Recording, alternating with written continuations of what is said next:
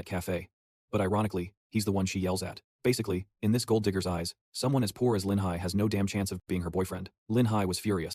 But what could a poor guy like him do? He just sluggishly crawled back to his dorm bed. Just then, his phone started blowing up with notifications after updating to the new version of WeChat. Curious, Lin Hai opened it to take a look. Taishang Laojun, 10 friends, Tai Bai Jingsing, Long Shen, Tian Lei, Dian Mu, Donghai Longwang, Li Tiaguai, Zhuling Shen, Jutian Xuanu, Chang A, and Tuota Tian Wang all entered the chat room. Lin Hai stared blankly at the notification, wondering where this group of people with such strange IDs came from. Maybe they had added him to the group by mistake. But after scrolling through the messages, Lin Hai discovered that someone was about to hand out red envelopes, so he decided to stick around to see if he could snag any. I am the manager, but this is a trading counter, not a red envelope giveaway counter. If you want red envelopes, please tag Cai Shen. Do you have an ID? Taishang Laojun messaged the group. Immediately after, the person named Cai Shen piped up, "What's this got to do with me? Whoever wants red envelopes can hand them out themselves. I'm just here to watch the show." After that, Cai Shen was ganged up on by the whole group. He was so pissed off he could die, and finally had to compromise by sending a red envelope to the group chat. Lin Hai immediately tapped on it, but contrary to his expectations, he didn't get any money but instead got a notification that he had received 1 merit point. What the hell is a merit point? Lin Hai couldn't figure out what kind of scam these people with weird nicknames were trying to pull. All he knew was that their messaging speed was making his phone overheat from vibrating non-stop. All the messages were piling on to criticize Cai Shen, calling him too stingy for giving out so few merit points. Then, a new notification appeared in the group saying that Cai Shen, due to shortness of breath, had his blood and qi rush to his heart, causing him to cough up blood and lose 10 years of cultivation. Lin Hai could only give a wry smile after reading it. This group of people was really full of antics. Just then, someone with the ID 2U sent him a friend request. He wasn't sure if the avatar was a real photo, but it looked really cute, so Lin Hai quickly accepted. Immediately after, 2U sent him a message. "Great Immortal. Would you like the Moon Palace Immortal music of Fairy Chang'e? It only costs 10 merit points, and I can even throw in a picture of Fairy Chang'e bathing. I only have 1 merit point. Will that work?" Lin Hai replied blankly, but to his surprise, the other party immediately agreed, making him feel like he had just been scammed. After that, 2U immediately forwarded him 2 things. One was the Moon Palace Immortal music, and the second was the picture of Chang'e bathing. So they were legit, after all. Although it was just a picture taken from behind, just looking at her back, you could tell she was a beauty stunning enough to give someone a nosebleed. While Lin Hai was captivated by the picture, someone burst into the dorm room. Just from the voice, he knew it was Liu Liang. He brought some hot news. Their school's music department belle, Liu Xinyue, was singing at the Tongguo bar. Lin Hai had always loved listening to Liu Xinyue sing, so Liu Liang planned to drag him along. But right now, Lin Hai's mind had no room for such trivial matters, because he was holding the Moon Palace Immortal Music Cultivation Manual in his hands. Just a moment ago, Lin Hai had clearly only clicked on 2U's message, so how the hell did this thing actually appear in his hand? If that's the case, don't tell me that everyone in that trading group chat is actually real. Putting that aside for now, Lin Hai eventually went with Liu Liang to a bar to hear Liu Xinyue sing. The audience below was mostly men, and they all wore the exact same expression. Liu Xinyue truly lived up to her reputation as the school beauty. She had a gorgeous face, a great figure, and a beautiful singing voice. Liu Liang listened for a while. He noticed Lin Hai had been silent the entire time, and couldn't help but wonder why. When he turned to look, he saw Lin Hai completely lost in a state of bliss. He was practically drooling all over himself. Liu Liang just figured Lin Hai was down bad for her, like a terminal case of being girl crazy. How could he have known that Lin Hai was actually ecstatic about his magical phone? Suddenly, a loud crash echoed through the bar, interrupting Liu Xinyue's performance, and all eyes turned toward the source of the noise. It turned out to be a gangster with a buzz cut and covered in tattoos, who seemed pretty drunk and wanted to have a drink with Liu Xinyue. But it clearly wasn't just about having a simple drink. The bastard didn't even hesitate in the crowded place, stepping forward to grope her freely. Seeing this, many people in the bar were outraged. Yet, no one dared to stand up or fight for Liu Xinyue, because the tattooed man was a notorious gangster. He was known as Chiang Tukuo, and almost nobody dared to cross him. The sound of Chiang Tukuo's laughter, mixed with Liu Xinyue's cries for help, made Lin Hai's blood boil. Being a sucker for a pretty face, and with the girl of his dreams in trouble, he immediately shot up from his seat. Liu Liang quickly grabbed him. He whispered, "Are you out of your damn mind? That's Chiang Chok from South Street. You can't afford to mess with him." "That's right. Chiang Chok used to run with young Master Ye for years, and he has a lot of his goons here. We can't mess with him." The other friend who came with them chimed in. At that moment on stage, Chiang Chok had already pushed Liu Xinyue to the ground. He also ripped one of her dress straps, leaving her clothes in disarray. Seeing Chiang Chok's aggressive behavior, it was impossible to predict what he might do next. But Lin Hai couldn't take it anymore. Seeing the thug take another swig of alcohol and then lunge at Liu Xinyue, he yanked his arm free from Liu Liang and charged forward. First, Lin Hai slapped away Chiang Chok's filthy hand as it was about to touch Liu Xingyue. Then, he took off his jacket, draped it over her, and stood protectively in front of her before making a bold declaration. Brother Chiang, she's my girl. I wonder if you could give me some face in this crowded place? Having his fun suddenly ruined by some punk who appeared out of nowhere, Chiang Tukuo was obviously not pleased. To be more precise, he was furious. He snarled, "Who the hell do you think you are? Get the hell away from me now." Little did Chiang Tukuo know, he had messed with a daredevil. The moment the words left his mouth, Lin Hai lifted his leg and kicked the bastard square in the groin. "If you won't show me any respect, then I'll have to get rough," he said. Lin Hai's action made everyone in the bar freeze, while Chiang Chok crumpled to the ground in agony. Couldn't help but let out a piercing scream. A dirty move like that from Lin Hai could have very well ended his family line. While Chiang Chok was still screaming in pain, Lin Hai grabbed Liu Xinyue's hand, and they made a run for it. The people below either didn't care or hadn't reacted yet, waiting until Chiang Chok yelled, "Are you all stupid? Get after them. What the hell are you spacing out for?" Only then did Chiang Chok's underlings snap out of their daze. They hastily scrambled to their feet, grabbed weapons, and chased after Lin Hai and Liu Xinyue, while he himself pulled out a large knife. His eyes gradually turned vicious. It was clear he wanted to butcher Lin Hai. Down below, Lu Liang and his friend could only pray silently, hoping the thugs wouldn't recognize them as Lin Hai's friends. Otherwise, they definitely wouldn't make it back in one piece. Meanwhile, Lin Hai had already pulled Liu Xinyue quite a distance away. But because this damsel was in high heels, her speed was far from ideal. The group led by Chiang Chok was already hot on their heels. The knife in his hand swung wildly, already slicing off the tip of Liu Xinyue's hair. Lin Hai gritted his teeth. In this situation, Liu Xinyue couldn't run fast, and he didn't have time to stop her and have her take off those high heels. Lin Hai's mind raced, trying to find a solution to the problem, and then he remembered the Moon Palace Immortal music scroll he had just received. It contained a technique called the soul-suppressing art, though he had no idea if it was real or fake. But at this point, he felt he had no choice but to give it a shot. And so, as Chiang Chok swung his knife to strike once more, without a second thought, Lin Hai immediately activated the soul-suppressing art skill. Although his execution of the technique looked a bit clumsy, it surprisingly worked. Chiang Chok was hit by the move, and was sent flying back a good 10 meters, to the utter confusion of his underlings. And these lackeys didn't escape the same fate as their boss. After the effect of Lin Hai's soul-suppressing art wore off, their entire group had been utterly defeated. Chiang Chok was probably in the most pathetic state, with his head planted straight into the ground. To save time, Lin Hai quickly apologized to Liu Xinyue before sweeping her up in a princess carry. This way, they could run much faster. Before long, the two of them made it back to the gates of Jiangnan University. Once they were sure those thugs were no longer in pursuit, Lin Hai finally put the beauty in his arms down. "Thank you so much for today," Liu Xinyue said, wiping away her tears. Her adorable expression made Lin Hai's cheeks flush uncontrollably. He shyly scratched his cheek. "Haha, it's nothing, really. Upholding justice is just something I should do." Liu Xinyue nodded, and said, "It's getting late, so I have to go. I'll wash this jacket and return it to you tomorrow." Just as he was about to reply, she suddenly leaned in, planted a quick kiss on Lin Hai's cheek, and then dashed away. This unexpected move from the goddess nearly made Lin Hai's nose explode. Now, he was in no mood at all to think about that wicked woman, Wang Ting. After they were safe, Liu Liang kept pestering Lin Hai, asking how on earth he managed to escape alive yesterday. But because of the secret about the phone, you couldn't get a single word out of Lin Hai. The two of them entered the classroom, only to be met with a sight that made their eyes burn. Zhao Lei and Wang Ting were actually putting on another cringy display right here in a school setting. They really had no respect for anyone. Lin Hai would be lying if he said he wasn't angry. He had been by Wang Ting's side for so long. He was practically her lapdog.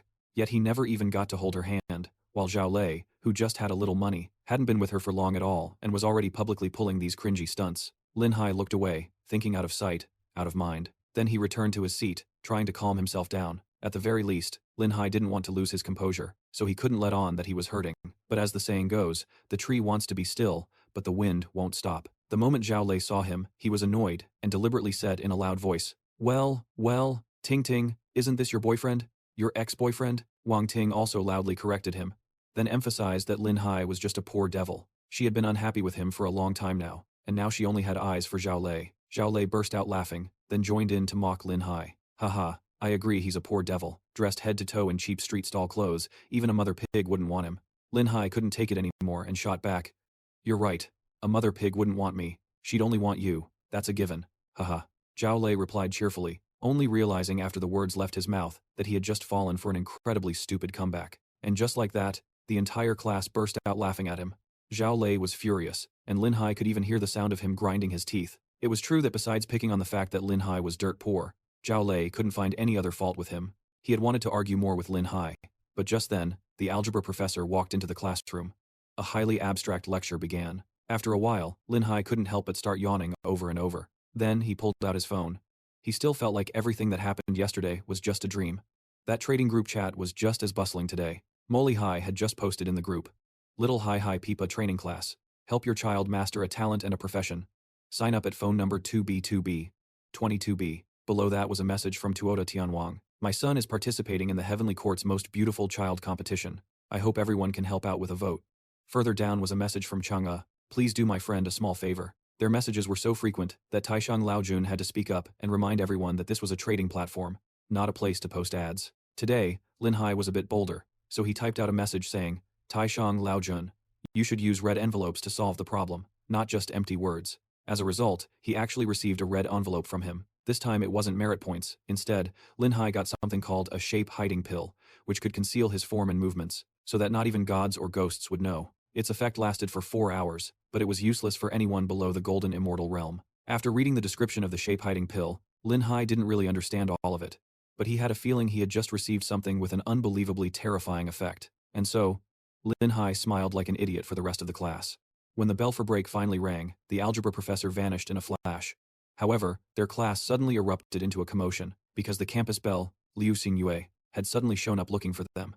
The moment Liu Xingyue appeared, even someone as pretty as Wang Ting seemed to fade in comparison. All the men were captivated by her beauty, and Zhao Lei was no exception. This instantly made her resent the campus belle. Liu Xingyue was the most beautiful girl on campus. With her innocent face, a top-tier figure, and an amazing singing voice, who wouldn't be smitten? Zhao Lei was certainly no exception, and seeing her looking around, you didn't need to guess to know she was here looking for someone. Zhao Lei was confident that he was the most outstanding person in the classroom, like a diamond surrounded by mud. So he assumed the beauty must be here to find him. Then, Liu Xingyue started walking toward Zhao Lei. This made him even more certain of his assumption. Meanwhile, Wang Ting was so angry she was grinding her teeth. The other students in the class also began to speculate whether the beauty had come to confess her feelings for Zhao Lei. Zhao Lei even stood up proactively, ready to welcome the beauty into his arms. He wanted the whole class to see what a suave man he was, but Liu Xingyue was about to embarrass Zhao Lei so badly, he'd want to dig a hole and hide in it. Just as he reached out his hand to greet her, she walked right past him without even a glance. Ah, I found you. So this is your class. I've been looking all over for you. The moment Liu Xingyue saw Lin Hai, her worried expression vanished, replaced by a relieved smile. This made her look even more beautiful. Yesterday, she said she would return Lin Hai's jacket today, and she really came to return it. And in such an attention-grabbing way, too. Zhao Lei was still frozen in place. His outstretched arm was forgotten. Giggles and whispers gradually filled the room. What is this situation? The goddess came looking for Lin Hai? This is just too absurd. Wang Ting said she dumped Lin Hai, but it doesn't look that way now, does it? Between Wang Ting and the campus belle Liu Xingyue, it's a no-brainer who you'd choose. Oh, look at Zhao Lei, how embarrassing. Wang Ting shot another death glare at Lin Hai. She was the one who cheated first, but seeing Liu Xingyue looking for her ex-boyfriend made her feel incredibly bitter. As for Liu Xingyue, she had now returned the clean and intact jacket to Lin Hai. It smelled really nice. It was the goddess's scent, and he couldn't help but keep sniffing it. Seeing this, the surrounding gossipmongers started chattering even more intensely. Damn, the goddess even washed his clothes by hand. Isn't that enough to make people burst with jealousy? Tisk, tisk. Lin Hai must have gotten with Liu Xingyue, which is why he dumped Wang Ting. Zhao Lei looked so smug just a moment ago. In the end, he was just picking up someone else's sloppy seconds. Ha ha ha. Their whispers weren't too loud, but they were loud enough for the scummy couple, the main characters of this drama, to hear. Wang Ting couldn't stand the humiliation. She burst into tears and ran out of the classroom. Zhao Lei quickly chased after her, but not before shooting Lin Hai a hateful glare and thinking to himself, just you wait, Lin Hai. Your time to cry will come soon enough. Lin Hai couldn't be bothered with that trashy couple. He was too busy sniffing the scent on his jacket. Once he had sniffed his fill, he turned to Liu Xingyue and asked, by the way, did you come looking for me just to return this jacket? Oh, well, there's actually something else. I was thinking I need to ask you for a favor, if you don't mind. Liu Xingyue shyly made a suggestion, and with that face, expression, and voice, it was really hard for Lin Hai to refuse. He immediately slammed the table and stood up, putting on a dramatic act of frustration, then said, of course I'll agree. Even if I have to climb a mountain of knives and cross a sea of fire, defy all logic, or even sell my body, I, Lin Hai, will help my goddess. Liu Xingyue chuckled. Cut the nonsense and get to the point. Yesterday, when you dealt with that Chiang Tukuo guy with that loud shout, I felt like you used a very special vocal technique. I was wondering if you could teach it to me? Consider it a way for me to defend myself later on. Lin Hai sat back down and then chuckled slyly. He thought it was some big deal, but it turned out Liu Xingyue was asking about the soul suppression art. So, Lin Hai said, half-jokingly, that he would teach her if she became his girlfriend. You're terrible! It's a deal then. Let's meet at the music hall tonight. I won't leave until I see you. Liu Xingyue tossed back the remark and then returned to her classroom. The sight of the two of them sitting so close, whispering and laughing together, simultaneously shattered the hearts of all the guys in Lin Hai's class. Inside a practice room in the music hall, the air was filled with the lively sounds of people playing instruments and singing. Lin Hai was sitting in a corner when his phone buzzed with a notification. As soon as he looked at his phone, a prompt appeared. Sun Wukong wants to add you as a friend. Accept or decline, he exclaimed in shock. It's Sun Wukong again. Quick, accept. An inquisitive message popped up. You just snatched an invisibility pill. Why not sell it to this old monkey? How about it? Lin Hai immediately typed back. It's just one pill. Why not gift it to the great sage? He calmly said, send. The other side immediately replied, kid, I like the sound of that. From now on, this old monkey will have your back. Lin Hai sent a message. Many thanks. He then immediately looked up as Zhao Lei approached with his girlfriend to introduce her. Brother Hu. This is Wang Ting, my girlfriend. Ting Ting, this is Brother Hu. He's the genius singer of the music department. She immediately bowed her head and said, hello, Brother Hu. Hu Wei, who was playing the piano, suddenly stopped. He looked up in their direction and said to Zhao Lei, your taste in girlfriends is getting worse and worse. Hearing this, Zhao Lei gave a forced laugh and said, Brother Hu, I heard you're close with the judges for this vocal competition, and Ting Ting wants. Hu Wei looked up towards the door and shouted, Xingyue. He immediately ran over to her, exclaiming, Xingyue, you're here. The surrounding female students immediately gathered to gossip. Look, it's the campus belle, Liu Xingyue. Is she here for Brother Hu? It must be. The campus belle and the talented genius are a perfect match, so romantic. Hu Wei walked up to Xingyue and said, I was just about to go look for you. I have some good news for you. She immediately held up her hands and said, please don't be so familiar with me, we're not that close. He gave a thumbs up, smiled, and said, Xingyue, I've already gotten to know the judges for the vocal competition. As long as you agree to be my girlfriend, the champion's title is guaranteed to be yours. Hearing this, Xingyue smiled brightly and refused. Thank you, but that's not necessary. I'll win the championship on my own merit. My boyfriend will be coaching me. At this, Hu Wei's eyebrows knitted together, and he shouted, Boyfriend? Impossible. How could you possibly have a boyfriend? He roared, his face full of agitation. It's impossible. Who is he? Tell me. Xingyue turned her head to look nearby, then she immediately ran towards Lin Hai. He was startled when Xingyue grabbed his arm, thinking to himself, what the heck? Then, she turned her head back and said, he is my boyfriend. Hu Wei's face stiffened. He froze on the spot, and immediately after, gasps of surprise rang out. Zhao Lei also shouted in shock. Lin Hai! The surrounding crowd immediately started buzzing loudly. The campus belle has a boyfriend. Is this big news? Where did this kid come from? To be able to land the campus belle, his ancestors must be smiling down on him. Quick, go inform young Master Wang and young Master Lu. Knowing that Liu Xingyue had a boyfriend, Zhao Lei, on the side, frowned and wondered to himself, what is this guy doing here again? Lin Hai looked down and pondered. Although he didn't know what was happening, the corner of his mouth curled up into a smile. He thought, but if it's an opportunity, you have to know how to seize it. Then, Lin Hai immediately raised his hand and wrapped it around Xinyue's waist. He looked up towards the other side, smiled, and said, hello, I'm Lin Hai, Xinyue's boyfriend. Hu Wei glanced over at Zhao Lei, thinking to himself, boyfriend, you've got to be kidding. All the clothes on this guy are knockoffs. Wang Ting immediately stepped forward, sneering contemptuously. Since when could Lin Hai tutor anyone? That's a real joke. Brother Hu, he's just a poor country bumpkin who can't even tell the notes apart. And he wants to tutor someone else. Hearing this, Xinyue glanced at her and said, Wang Ting, you really are an idiot. Humiliating Lin Hai doesn't make you look any better. It only shows how pathetic you are. You sold both your dignity and your body for money. If I were you, I would have found a hole to crawl into by now. Hearing that, Lin Hai blushed and thought to himself, Xinyue is actually defending me. Hu Wei immediately raised both his hands and said, Xinyue, you shouldn't act on your emotions.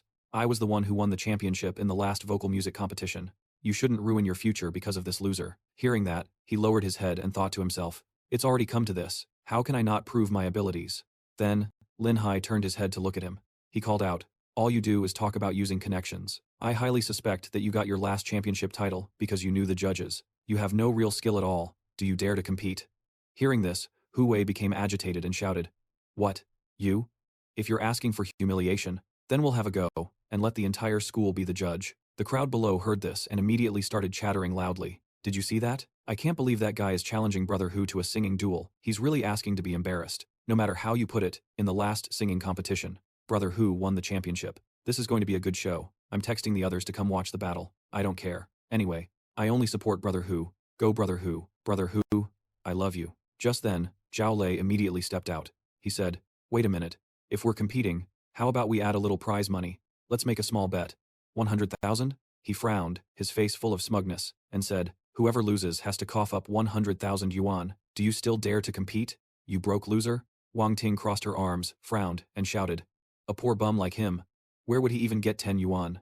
Zhao Lai chimed in from the side. If you don't dare to bet, then hurry up and get lost. Don't embarrass yourself here. Hearing that, he immediately agreed. Fine. Liu Xinyue cried out with a worried expression. Lin Hai. He smiled, winked, and said, Don't worry. Leave it to me. Right after that, Lin Hai held up 3 fingers and made a demand.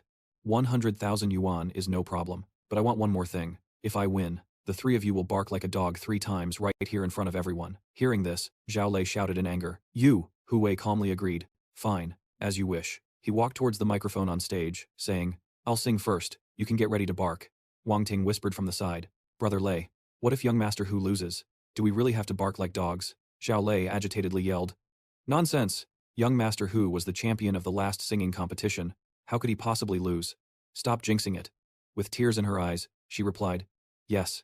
On stage, Hu Wei picked up the microphone and said, Fellow students, I'd like to dedicate the song, A Sprig of Plum Blossom to everyone. Right after that, a crowd immediately gathered around the stage, buzzing with excitement. I heard there's a singing competition here. Damn, isn't that young Master Hu? He was the champion of the last singing competition. We get to hear young Master Hu sing again. What a lucky day. That kid doesn't know his place, daring to have a singing contest with young Master Hu. I'm always rooting for young Master Hu. Hu Wei closed his eyes and began to sing with a passion as vast as the grasslands. His voice rang out, always becoming the clouds at dawn, like the sun high above shining down on us. The crowd below shouted with captivated eyes, Hu Wei, I love you. The audience listened fanatically as Hu Wei sang, A sprig of winter plum, standing proud in the snow, its fragrance blooming only for that person.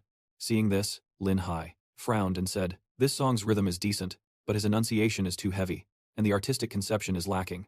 Moreover, he's committing the biggest taboo, which is singing with a raised larynx. If he had to sing a song with many high notes, it'd be a miracle if he didn't choke. I really wonder how he won that championship title. Hearing this, Liu Xinyue was startled and thought to herself, How can Lin Hai notice these details? Even I couldn't find any flaws. She stared intently at him and smiled softly. After the song ended, the audience below shouted excitedly, Brother Hu, I love you. Mr. Hu, I want to have your babies. That was amazing. Brother Hu is incredible. Then, Hu Wei pointed down at Lin Hai and called out, It's your turn, boy. Lin Hai smiled and replied, All right, watch me. He stepped onto the stage and gripped the microphone, letting out a cold snort. Then, he calmly raised his hand and snapped his fingers. Seeing this, Wang Ting frowned and thought, This Lin Hai kid seems different than before. The crowd below immediately started shouting agitatedly, What are you posturing for, you trash? Get off the stage. How dare you compete with young Master Hu? You really don't know your place. Idle Hu. Let me protect you. Get lost. Throw a shoe at him. Right after that, the crowd instantly froze when they heard Lin Hai start to sing. You are the most beautiful in my heart. He closed his eyes, his mouth continuing to croon each line of the song. Everyone else stared up, wide-eyed and dumbfounded. Hu Wei and his 2 friends also stared in astonishment as each melody seemed to materialize, swirling around Liu Xinyue. She looked around herself and let out a gasp of surprise. Liu Xinyue looked up at him and thought, Is this song for me? She placed a hand on her chest, feeling her own heartbeat. How moving. The crowd below was stunned, shedding tears as they said, That sounds amazing, so impressive, so admirable, it's crushingly good. Right after that, thunderous applause erupted from the crowd. The watch on Zhao Lei's wrist spun endlessly, his face turned pale, and he stood frozen in place. The surrounding crowd, all smiles, clapped non-stop. They shouted excitedly, This song is so pleasant to the ear, it's completely mesmerizing. The feeling lingers even after the song is over. From now on, I'm a fan of Lin Hai. And don't anyone try to stop me. I'm going to find a new romance and forget that guy, Hu Wei. The crowd kept raising their hands and shouting, Lin Hai is the real king of singers, king of singers. Lin Hai looked down below and thought to himself, It seems the Moon Palace Immortal music scroll is really useful. Then he turned his head and glanced at Hu Wei's group behind him. He frowned angrily, thinking, Damn it, this stinking brat. Wang Ting, also pale-faced, asked, Did we really lose just like that? Hearing this, Zhao Lei spoke up. Just look at the audience's reaction. It's obvious. He took out a card, flicked it towards Lin Hai, and said, This is 100,000. This might be a huge amount for you, but to me, it's just pocket change. The pin is 6 zeros. He immediately reached out and caught it. He brought the card to his nose, took a deep sniff, then looked up. Seeing this, Liu Xinyue stared intently at him. Hu Wei turned to look at him and shouted, Lin Hai, I'll remember you. Just you wait, let's go. Right after that, Lin Hai, who was behind, immediately stopped him. Hold on. A slight smile played on his lips as he said, Have you already forgotten what we just agreed on? Whoever loses has to bark 3 times like a dog. Hu Wei was startled and shouted, What? Lin Hai said, with a calm expression. Didn't we say it from the very beginning? Whoever loses barks 3 times. Are you trying to go back on your word? Everyone here heard it, didn't they? The crowd below immediately got excited and shouted, "That's right, we all heard it. Don't be a sore loser. The rich kid is in for it now. This loss is going to cost him big time." They kept raising their fists and shouting, "Bark!" Zhao Lei looked at him and asked tentatively, "Young Master Hu, do we really have to do this?"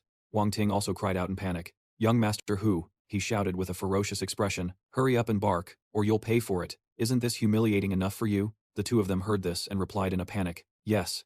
Then, Zhao Lei and Wang Ting, with red faces, quietly mimicked the sound of a dog barking. The surrounding crowd gathered around the two of them, laughing and jeering loudly. Zhao Lei and Wang Ting were so embarrassed they felt like they could pass out right there.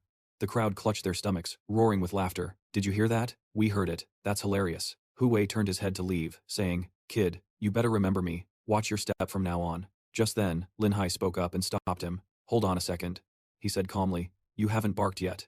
Hearing this, Hu Wei was startled and yelled, "What?" Hu Wei scowled and shouted in anger. "Kid," he asked with a fierce look, "I'm warning you. Don't push it. It's better to leave some room so we can meet again. Do you have any idea who I am?"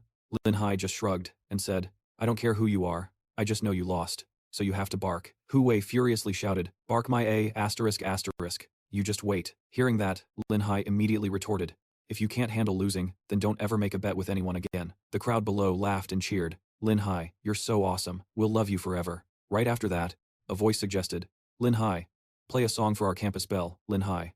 We haven't heard enough yet." Hearing this, he smiled and agreed.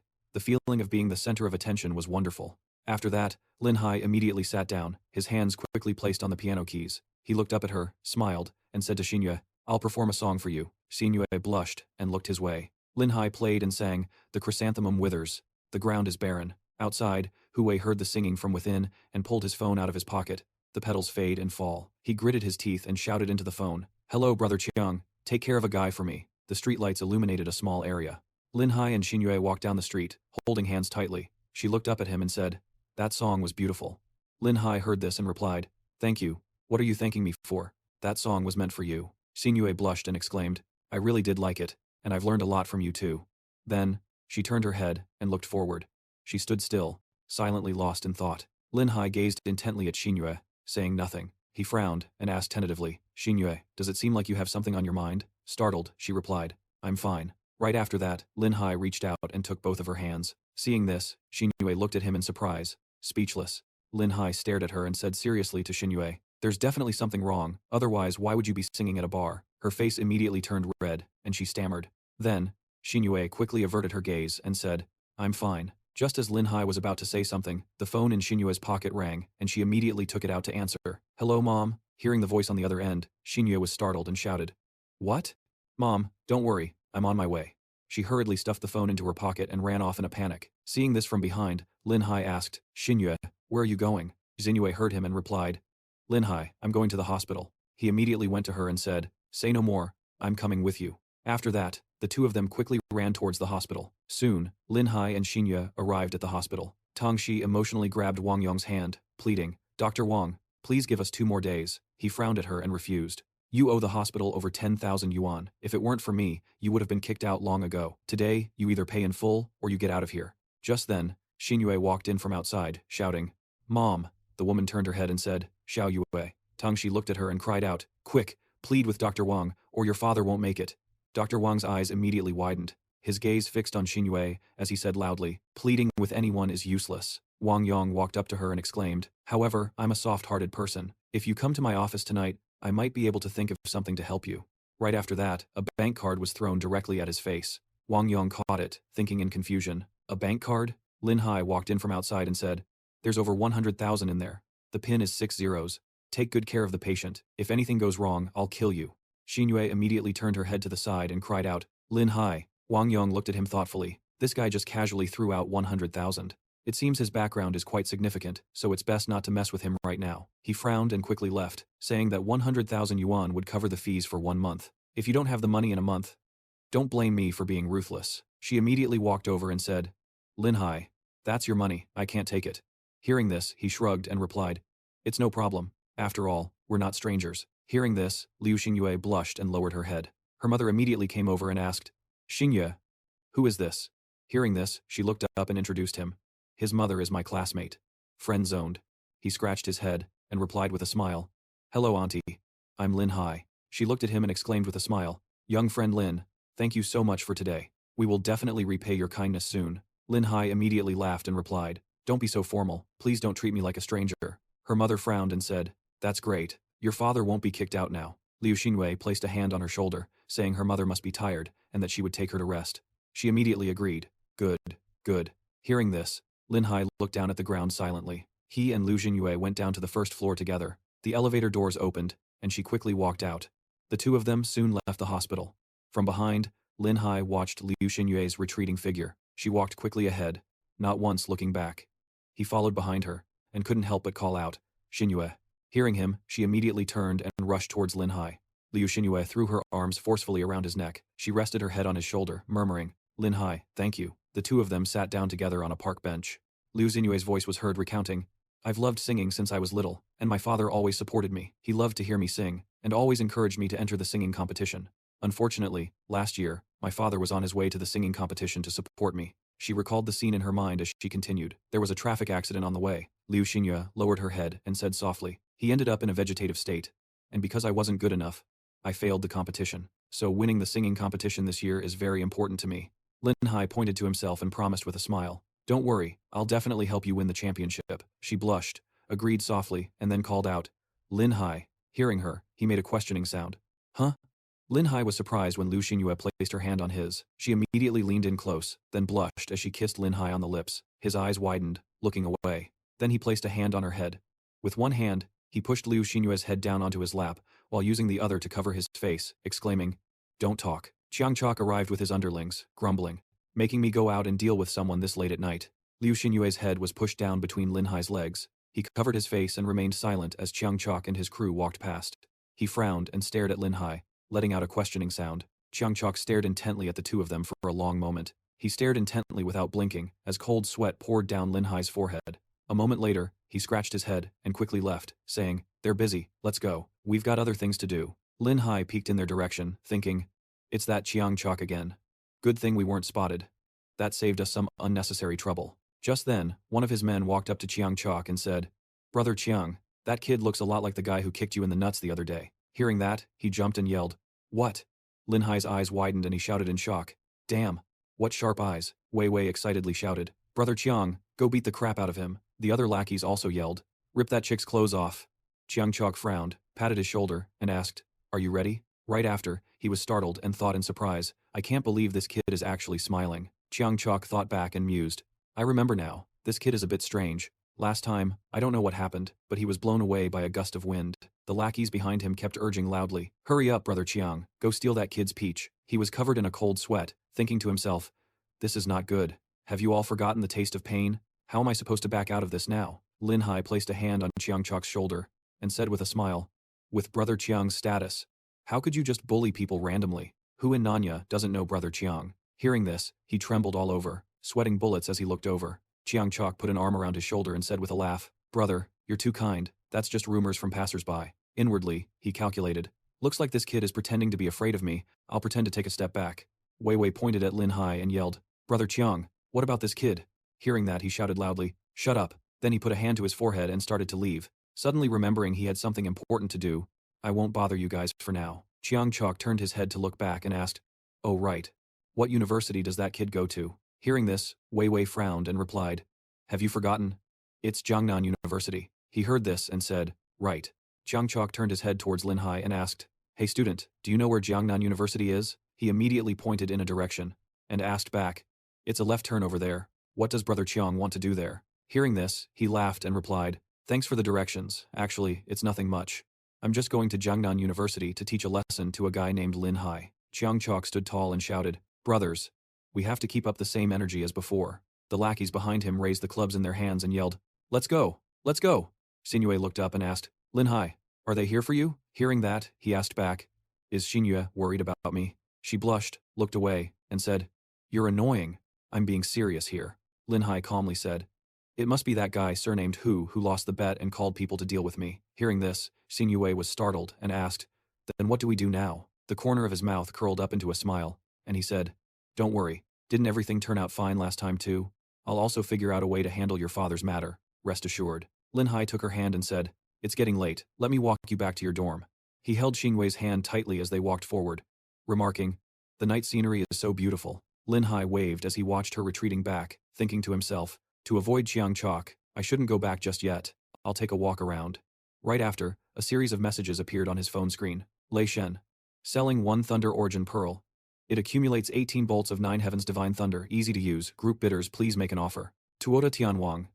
80 merit points. Neja. 180 merit points. Tuota Tianwang. 280. Neja. 380. Tuota Tianwang. You idiot, we're family. And you're still haggling over every little thing. Cai Shen laughed his head off. I'll go collect the payment right away. Lin Hai looked at the screen, thinking that maybe the strange people in the group could cure her father's illness. He had exactly 300, so he could ask. He typed a message on his phone. Need to buy a pill. Immediately after, a message popped up. Little Fox Immortal, I need to buy a pill that can cure someone in a vegetative state. Lin Hai held his face in his hands, watching the messages flash on the screen. Erlang Shen, a person in a vegetative state? Is that a plant that cultivated into a spirit? Chang Yi. I don't know. First time hearing about it. Zhu Baji. To deal with plants, you should find the professional. Wu Gang. Wu Gang. Little Fox Immortal. Just say the word. Which one do you want me to chop? I'll chop first and you can pay later. Right after that, his phone chimed with a notification. As he brought it up, a virtual image appeared. Tu Yu, with her hands on her hips, said with a smile, Great Immortal. Do you need to buy a pill? I have all kinds of medicine here. Hearing this, Lin Hai excitedly asked, Do you have a pill to cure someone in a vegetative state? She calmly replied, I don't. Hearing that, he practically collapsed. Tu Yu's voice rang out, asking, Great Immortal, what is a person in a vegetative state? Hearing this, Lin Hai replied with a wry smile, It's a person who is alive, but has no way of waking up. She immediately exclaimed, Then their soul must have left their body. I often hang out with Taishang Laojun's medicine boy. Let me ask him about your situation, and see what kind of pill would be effective. Hearing that, he laughed and shouted, Great, thank you so much. Lin Hai smiled and thought to himself, It seems that even minor characters can be a big help sometimes. Then he asked, Oh, right. Do you have anything that can quickly improve a person's physical fitness? Lin Hai's mind went to him as he calculated, since he was being followed by Chiang Chok, a fight was inevitable, so it was better to prepare early. Tu Yu held out her hands and replied, I'm just a pet. How would I have a treasure like that? Jinhua Yao did refine some foundation pills, but his pills are only good enough for mortals to eat. They have no effect on us at all. Hearing this, he shouted excitedly, Heck, that's exactly for mortals to use. Quick, give it to me. Immediately after, a notification announced that he had received 1 foundation pill. Lin Hai replied, Great. Right after, she winked, held out her hand, and said, 10 merit points. He averted his gaze and said, I don't have any. Hearing that, Tu Yu replied, 5 merit points. Lin Hai lowered his head and said, I don't have that either. She immediately covered her face and started crying loudly. Great Immortal, you can't bully a poor rabbit. Hearing this, Lin Hai was startled.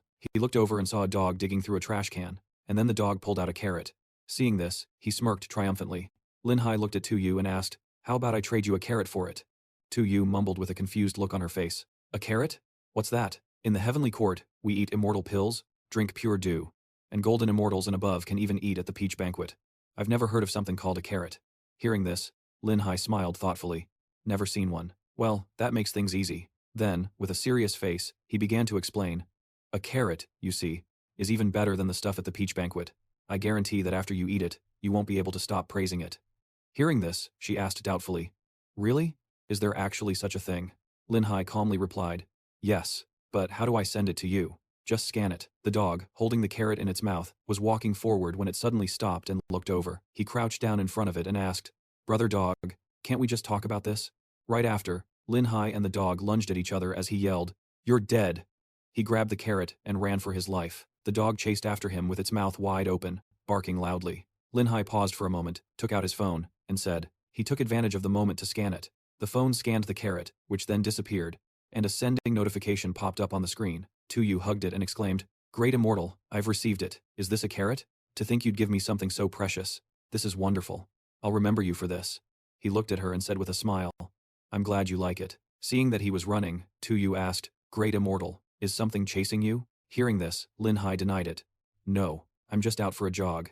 I have to hang up now. He closed his eyes, thinking to himself that he was really becoming a worse person, even tricking the feelings of a rabbit. Right after that, a notification sound came from his phone. Lin Hai wiped the sweat from his forehead and muttered, Finally escaped from Big Bro Dog.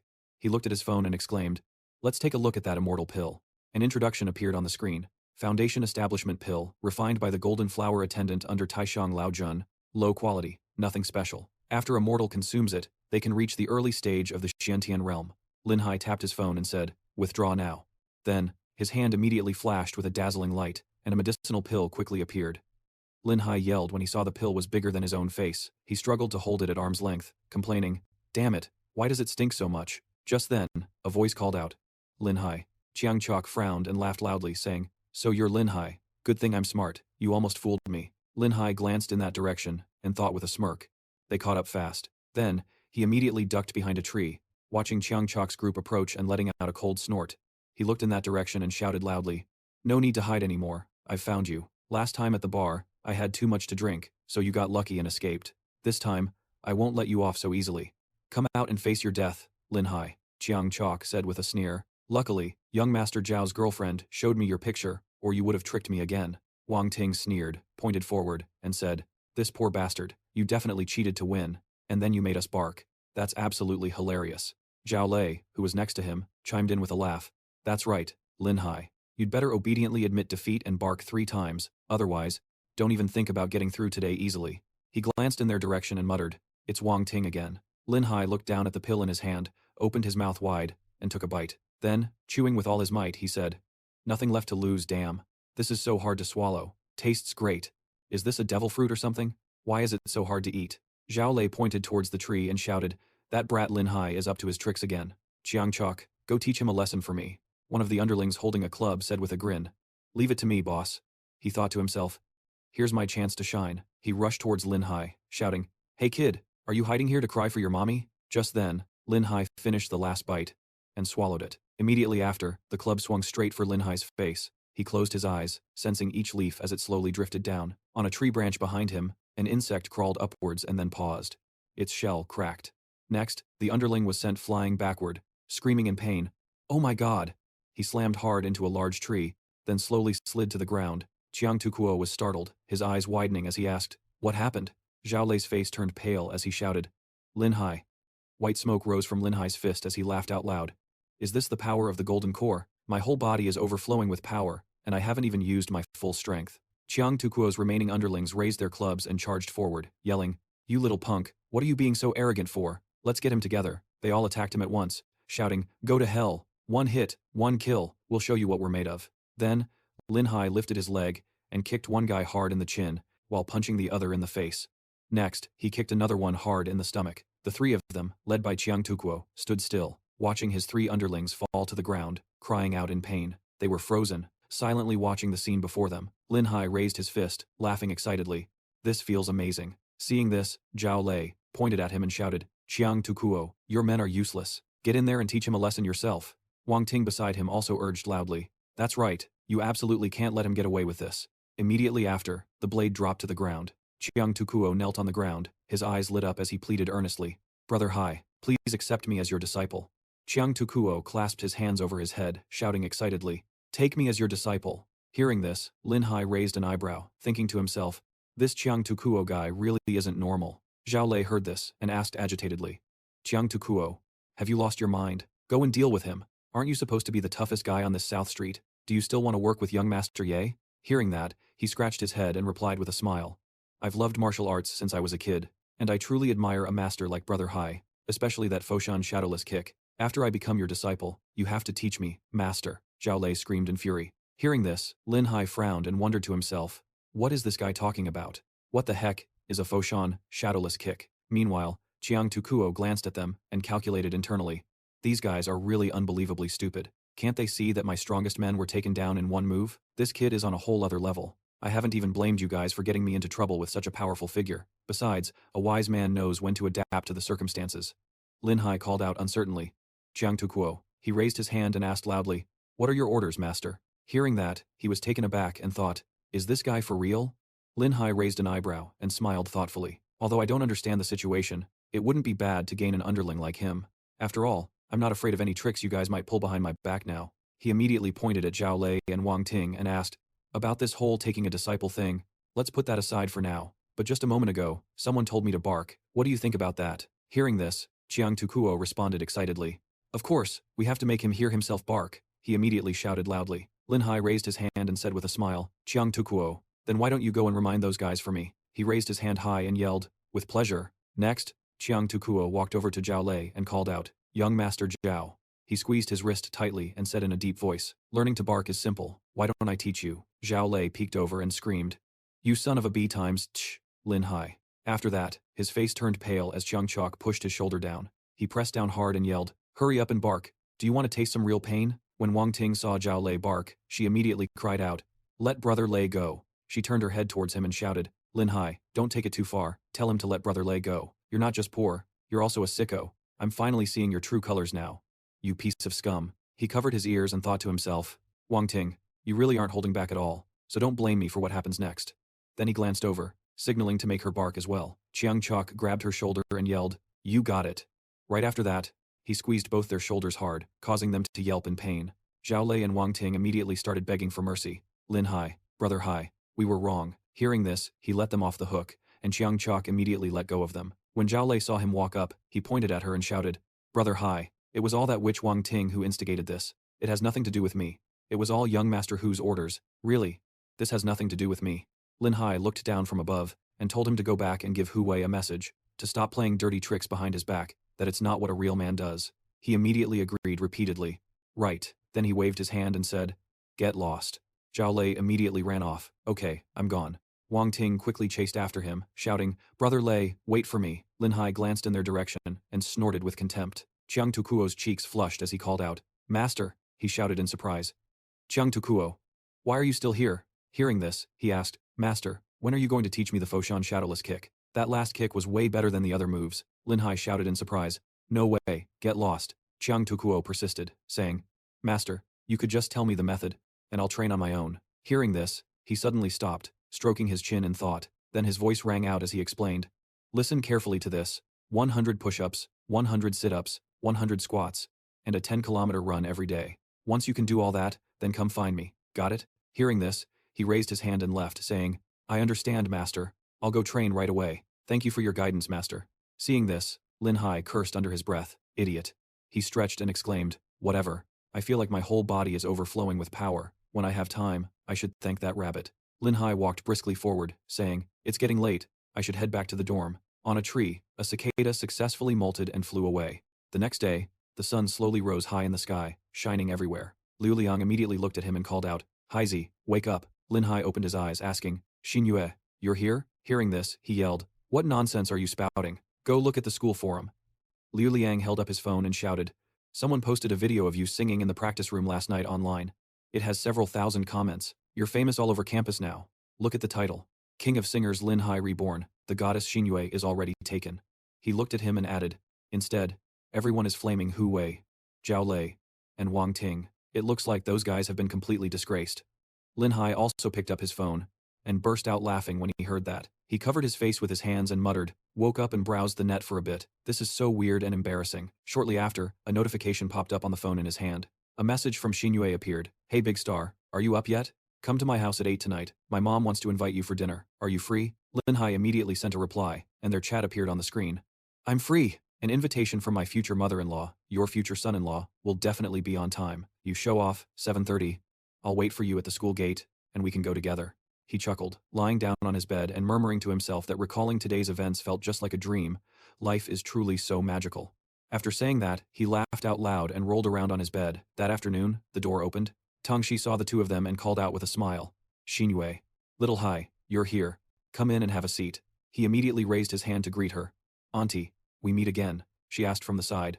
Mom, is dinner ready yet? She gestured inside the house and said, not yet. You two come in and chat for a bit. I'll get back to cooking. It'll be ready soon. Xin Yue said. Make yourself comfortable. I'm going to change my shoes. Hearing this, Lin Hai replied, no need to be so formal. He looked around and asked, wait, if you and Auntie are both home, then who's taking care of Uncle at the hospital? She immediately explained. My mom had my younger sister go to the hospital for a while. Lin Hai looked over in surprise, a wide smile on his face as he asked, you have a younger sister? Hearing this, Xin Yue retorted, why couldn't I have a younger sister? Lin Hai chuckled and replied, great, a younger sister. Then he was startled when he saw the family photo on the table. The picture was a photo of Xin Yue's family of 4. Just then, Tangxi brought out a dish, smiling as she said, time to eat. He sat down, looked at the feast on the table, and exclaimed, Auntie, This is way too much. Hearing this, she laughed and replied, "You're exaggerating, Little Hai. We really have to thank you for this. We should have treated you to a meal at a hotel, but with our family's current situation," Lin Hai asked while chewing, "Auntie, how could restaurant food ever be as delicious as this?" Hearing this, Tangxi laughed and said, "I'm glad you like it."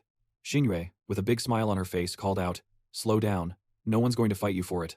Honestly." After they finished eating, Tangxi picked up a basket and walked to the door, saying, "Xinyue, I'm heading to the hospital. You can keep Little Hai company." She immediately replied, "Okay." The door closed with a loud thud. She turned to him and said, "Lin Hai, go have a seat over there. I'll get you a glass of water." He turned his head and said, "Thank you." Then, Lin Hai took the glass of water, thanking her again. Xinyue also sat down next to him. After drinking the water, Lin Hai blushed, wondering why the atmosphere suddenly felt a bit awkward. He turned his head to look at her, and she happened to look over at the same time, then blushed and quickly turned away. Next, Xinyue jumped up and ran to the kitchen, saying, "I'll go wash some fruit for you." Lin Hai immediately let out a sigh of relief, muttering to himself, "Why am I so nervous?" Just then, the phone in his pocket rang. He immediately took it out and exclaimed, "It's the Great Sage again." A message appeared on the screen. "Yesterday, after I, the Great Sage, took your invisibility pill, I took a tour of every nook and cranny in the heavenly court. I wonder what the Great Sage managed to get." Lin Hai sighed to himself, realizing, so this monkey used the invisibility pill to go steal stuff. A new message appeared on the screen. "Here's something I, the Great Sage, conveniently picked up from Erlang Shen's place for you." He reached out and selected the Heavenly Eye Divine Ability, then sent a reply, "Many thanks, Great Sage." Next, he closed his eyes and exclaimed, "Time to learn." A golden light flashed around Lin Hai's body, and a sound was heard. The current comprehension level of the Heavenly Eye Divine Ability is level 1. Immediately after, he opened his eyes and looked forward with confusion. Lin Hai picked up a glass of water and said, "It's nothing special." Lu Xinyue came out with a plate of fruit, saying, "Have some fruit." Hearing the sound, he looked over. When he saw her underwear, he spat out the water in his mouth and his eyes widened as he gasped, "Whoa, what's wrong with you?" Lin Hai rubbed his eyes hard with 2 fingers and said, "Nothing. I just choked on my water." Then he looked again in astonishment. Liu Xinyue, holding the fruit plate, heard this and asked, "You can choke on water?" Lin Hai blushed and thought to himself, "So, this is the Heavenly Eye Divine Ability. It's so powerful." She bent down to place the fruit on the table and said, "Have some fruit to freshen your breath." Immediately after, Liu Xinyue let out a confused cry as he grabbed her hand and pulled her forcefully. Lin Hai pulled Liu Xinyue onto the sofa, licked his lips, and exclaimed, "I prefer to freshen my breath another way."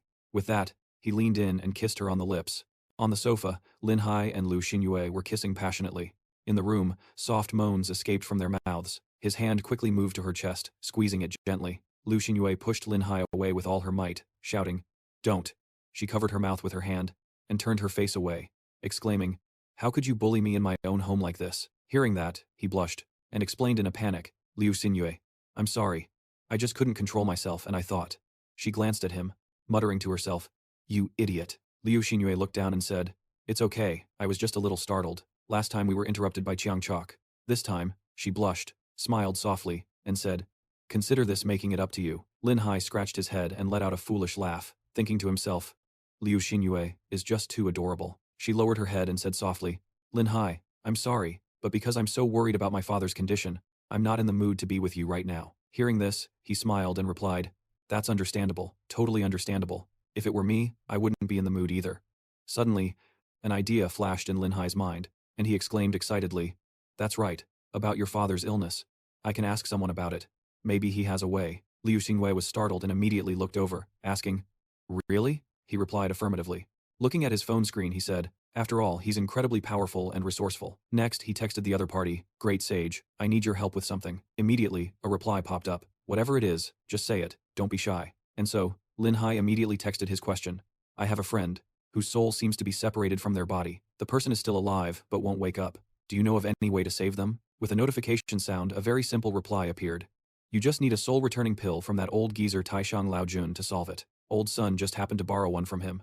So I'm giving it to you." Seeing this, he let out a joyful laugh and exclaimed, "I knew he was incredibly powerful and resourceful. Liu Xinye, your father is saved." Lu Xinyu excitedly grabbed his hand and shouted, "Lin Hai, are you telling the truth? My father, he's really saved." He looked at the screen and said, "Let me see." Lin Hai looked at his phone screen and cursed under his breath, "Damn it." Below was a notification, "Soul returning pill, a sacred soul returning medicine, not a deity, so it won't have any effect." His face immediately turned pale, and he muttered to himself, "I've been scammed. I just finished bragging to Xinyu, and now this." That old trickster Taishang Laojun. Seeing his expression, she immediately asked, What's wrong?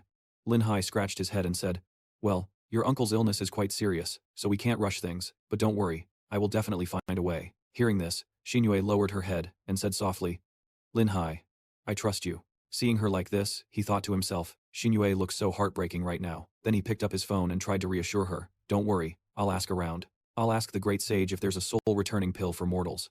Immediately after, the words, don't have appeared on the screen. He frowned and thought, this won't do, I have to tag Taishang Laojun and ask him directly. Lin Hai immediately sent a message asking, Taishang Laojun, is there a soul-returning pill that mortals can take? The other side quickly replied, there is. Next, he was startled by the words that appeared, 10,000 merit points. Lin Hai immediately jumped up and shouted, you old trickster. That night, Lin Hai and Xinyue were walking down the street, holding hands. She looked ahead and exclaimed, that was fast, we're already at the dorm. He looked up and added, yeah. Xinyue raised her hand and said with a smile, I'm heading in. Lin Hai looked down at her and said, Xinyue, get some good rest, and just leave your uncle's matter to me, okay? She looked up and replied, okay. Under the moonlight in his dorm, Lin Hai looked at his phone, thinking to himself, I have to ask Taishang Laojun, maybe he has a way. He then immediately sent a message to inquire, Taishang Laojun, is there a cheaper version of the soul-returning pill for mortals? Right after, a series of messages appeared before Lin Hai.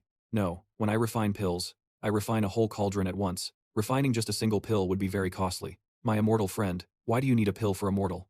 No reason. I was just asking. Speaking of mortals, it makes me want to descend to the mortal realm. It's a pity the immortal and mortal realms have been separated for 3,000 years. He frowned, staring at his phone, and thinking, looks like there's no other way. Forget 10,000 merit points, I can't even get my hands on a single one. It's not like I can always trade carrots with him. Just then, a message popped up. Erlong Shen, did Lao Jun forget to send out red envelopes today? I almost forgot. I'll send them out right now. Lin Hai reached out and tapped the red envelope. Immediately after, he shot up in shock and yelled, holy crap! The screen displayed the item's description. A heart-clearing pill. A sacred medicine to dispel inner demons. Useless if not consumed by a deity. A message from Sun Wukong appeared on the screen. Kid, you snatched a good one. The heart-clearing pill is a divine medicine for transcending tribulations. Don't sell it for less than 1,000 merit points. Seeing this, he laughed excitedly and said, looks like this is some good stuff. He then replied, thank you for the advice, great sage. He frowned and quietly wondered, but who would want to buy it? Then, he lay down on his bed and mumbled, am I supposed to go around asking every deity, excuse me, are you planning to transcend a tribulation soon? That's so exhausting. Lin Hai closed his eyes and mumbled softly, even though I made a firm promise to Liu Xinyue, but it seems there's really no way now. He let out a sigh and whispered, what on earth am I supposed to do? Just then, his phone chimed. A notification appeared on the screen. Mo Li Hai has sent you a friend request. He mumbled in confusion. Mo Li Hai. He immediately sent a message asking, fellow Taoist, is that heart-clearing pill you snatched for sale? Lin Hai jumped in surprise, exclaiming, oh, shoot. He quickly covered his screen with his hand and glanced down. Below, Liu Liang was playing a game, shouting about hiding in the jungle. Seeing this, Lin Hai thought to himself. Luckily, no one noticed. Lin Hai immediately looked back at the screen and exclaimed, it's true what they say. You can search high and low and find nothing. And when you're not looking, someone comes knocking. Yes, of course it's for sale. Make me an offer. Mo Li Hai tentatively asked. How about 300? Hearing that, he immediately shook his head and thought, good thing the great sage warned me beforehand, trying to bully someone clueless like me, huh? Mo Li Hai exclaimed in surprise. How about 500? I can't go any higher. Lin Hai raised an eyebrow and thought, I'll just give you a look. You figure it out yourself. Seeing this, he immediately cried out, 600. And I'll even play a song for you on my pipa for free. Hearing that, he frowned and said, I know a thing or two about music myself. I can play for you instead. After that, Mo Li Hai lowered his head and fell silent. Seeing this, Lin Hai wondered in confusion. Why isn't he saying anything? Don't tell me he doesn't want to buy it anymore? I have to be patient. Maybe he's saving his big move? He raised his head and asked, I only have 600 on hand. Can I trade something else for the remaining 400? Seeing this, he smiled to himself. He finally couldn't hold back his big move. He then raised his hand and said, all right, tell me what you have to trade. If I don't like it, I won't take it. Ma Li Hai looked up and said, Tang Bohu's 100 beauties at a night banquet. Lin Hai was immediately startled and shouted, what? The next day, Lin Hai made a call and said, hello, Xinyue, are you free? Do you want to go somewhere with me? I'll wait for you at the construction site. After a while, she arrived and saw him holding a large wooden box, so she asked, Lin Hai, where are you going? What's that in your hands? Hearing that, he replied, a treasure. Lin Hai, with a big smile, added, I've already called a car, let's go. Just get in the car and you'll find out where we're going. Xinyue heard this and muttered, so mysterious, huh? The driver turned his head to look back and asked, hey kid, Is this your girlfriend? She's so pretty. He immediately said. That's right. He grabbed the steering wheel and instructed, going to Wangu Tang, huh? Hold on tight, we'll be there in just over 10 minutes. Hearing that, Xinhui asked, Lin Hai, what are you going to Wangu Tang for? He calmly replied, you'll know when we get there. Before long, the car stopped at Wangu Tang. The driver turned the car around and left, saying, don't forget to give me a 5-star rating. Lin Hai, holding the wooden box, called out, let's go inside. She replied, okay. The two of them walked in, talking and laughing. Wu Gang, watching from inside, muttered to himself, where did this country bumpkin come from? The girl looks decent enough. He placed the wooden box on the table and said to the clerk, I want to sell a painting. The man raised an eyebrow and exclaimed, sell a painting? What painting? Let me tell you up front, our shop doesn't just accept any piece of junk. Lin Hai's expression immediately darkened. Xinhui frowned, thinking to herself, how rude. He slammed his hand on the wooden box and said, do you accept paintings by Tang Bohu? Wu Gang was startled and exclaimed, Tang Bohu? He waved his hand dismissively and said sarcastically, are you kidding me? Any authentic works by Tang Bohu that still exist have long been lost. We don't take fakes, get lost. Hearing this, Lin Hai picked up the wooden box and said, they really have no eye for quality. Xinhui, come on now, with an authentic work by Tang Bohu, are you afraid no one will want to buy it? Zhao Dei ran out from inside the shop to ask, wait, did you say that's an authentic work of Tang Bohu? Wu Gang exclaimed upon hearing this. He held the wooden box and answered affirmatively, that's right. Hearing that, the man pointed at Lin Hai and shouted loudly, sir, this kid is here to cause trouble. Trying to sell a fake Tang Bohu piece. Zhao De frowned and shouted loudly, young man, passing off a forgery as an authentic work by Tang Bohu and trying to sell it is just a blatant scam. Hearing that, he sneered and said, you haven't even looked at it and you're already calling it a fake. I see this Wangu Tang of yours is nothing but an empty reputation. I think you're the real scammers. Let's find another shop. The man immediately shouted to stop them. Wait a minute. Zhao De yelled with a serious face. Even if it's a forgery of a Tang Bohu piece, there's a huge difference between a work from the brush of a great artist and that of a hack. Seeing how pretentious you're being, kid, do you dare let me see just who forged your painting? Lin Hai gave a cold laugh and agreed. Fine, why wouldn't I dare? He thought to himself. Just wait until you realize it's authentic. We'll see how humiliated you'll be. After that, the black cloth on the box was slowly pulled away. He reached out and opened the outer wooden box, then took out the scroll. Lin Hai held the scroll with both hands and asked, are you ready? As soon as it was unrolled, the 4 characters for Ye Yu Bai Nu Tu appeared, and Zhao De immediately shouted in agitation. Hold on, he slammed his hand hard on the table. Zhao De pointed at Lin Hai and yelled, Ye Yu Bai Nu Tu? That's taking the joke too far. I've been in this business for many years, and I've never heard of Tang Bohu painting anything called Ye Yu Bai Nu Tu. This thing of yours can't even be considered a forgery. It's clearly a blatant fraud. So young and already scamming people instead of learning a proper trade. Get out, or I'll have someone throw you both out. Hearing this, he closed his eyes and sighed without saying a word. Just then, Hu Wei came up from behind and said, that's right, he is a scammer. Wang Ting immediately spoke up, asking, Lin Hai, what's with the act? A poor bum like you. Where would you get anything valuable? If you're not a scammer, what are you? Seeing the two of them, Zhao De immediately exclaimed, oh my. Isn't that young Master Hu? And young Master Zhao too. Lin Hai glanced in their direction, thinking to himself, it's these guys again, always sticking to me like ghosts. Zhao De ran over with a big smile and said, oh my, young Master Hu, are you here to pick out a gift again? My shop has recently acquired quite a few new antiques. Hu Wei looked over and called out, Xinhui, you're here too? She turned her head back toward him and said, are we that close? Xinhui blushed and exclaimed, Lin Hai, let's go. I don't like these people. He immediately agreed. Hearing that, the other man immediately raised his hand to stop them. Hold on, kid, don't be in such a hurry. Weren't you here to sell a painting? Do you dare unroll it and let me see where you bought this street stall garbage? Right after that, the crowd on the street began to murmur loudly. Hey, I heard someone is selling an authentic work by Tang Bohu at Wangu Tang. Really? Let's go take a look. An authentic work by Tang Bohu? I want to see it for myself. Let's go. The crowd chattered while looking at Lin Hai inside. Is that the guy? Who's selling the authentic work of Tang Bohu? I'm dying to know. I heard it's a fake. He's just a scammer. We rushed over for nothing, and it turns out to be a scam? Kids these days. This punk really messed with the wrong crowd today. Hu Wei let out a cold laugh and shouted, what's the matter? Don't you dare open it. If you're feeling guilty, just admit it now. Admit you're a scammer in front of everyone here. Wang Ting yelled from behind. Confess now, under the discerning eye of young Master Hu. You scammer. Lin Hai glanced over at them and thought, these pests are determined to humiliate me in front of this crowd. I let you slip away before, but this time you've walked right into my trap. He turned to face him directly and asked, I don't mind showing you, but what if the painting I'm holding is authentic? Hearing this, Hu Wei stiffened for a moment. Then he pointed at Lin Hai and burst out laughing. Look at this guy, everyone. So cocky, acting as if he's really holding an authentic painting by Tang Bohu. he asked back emotionlessly. And what if it is real? Hu Wei pointed right at him and shouted.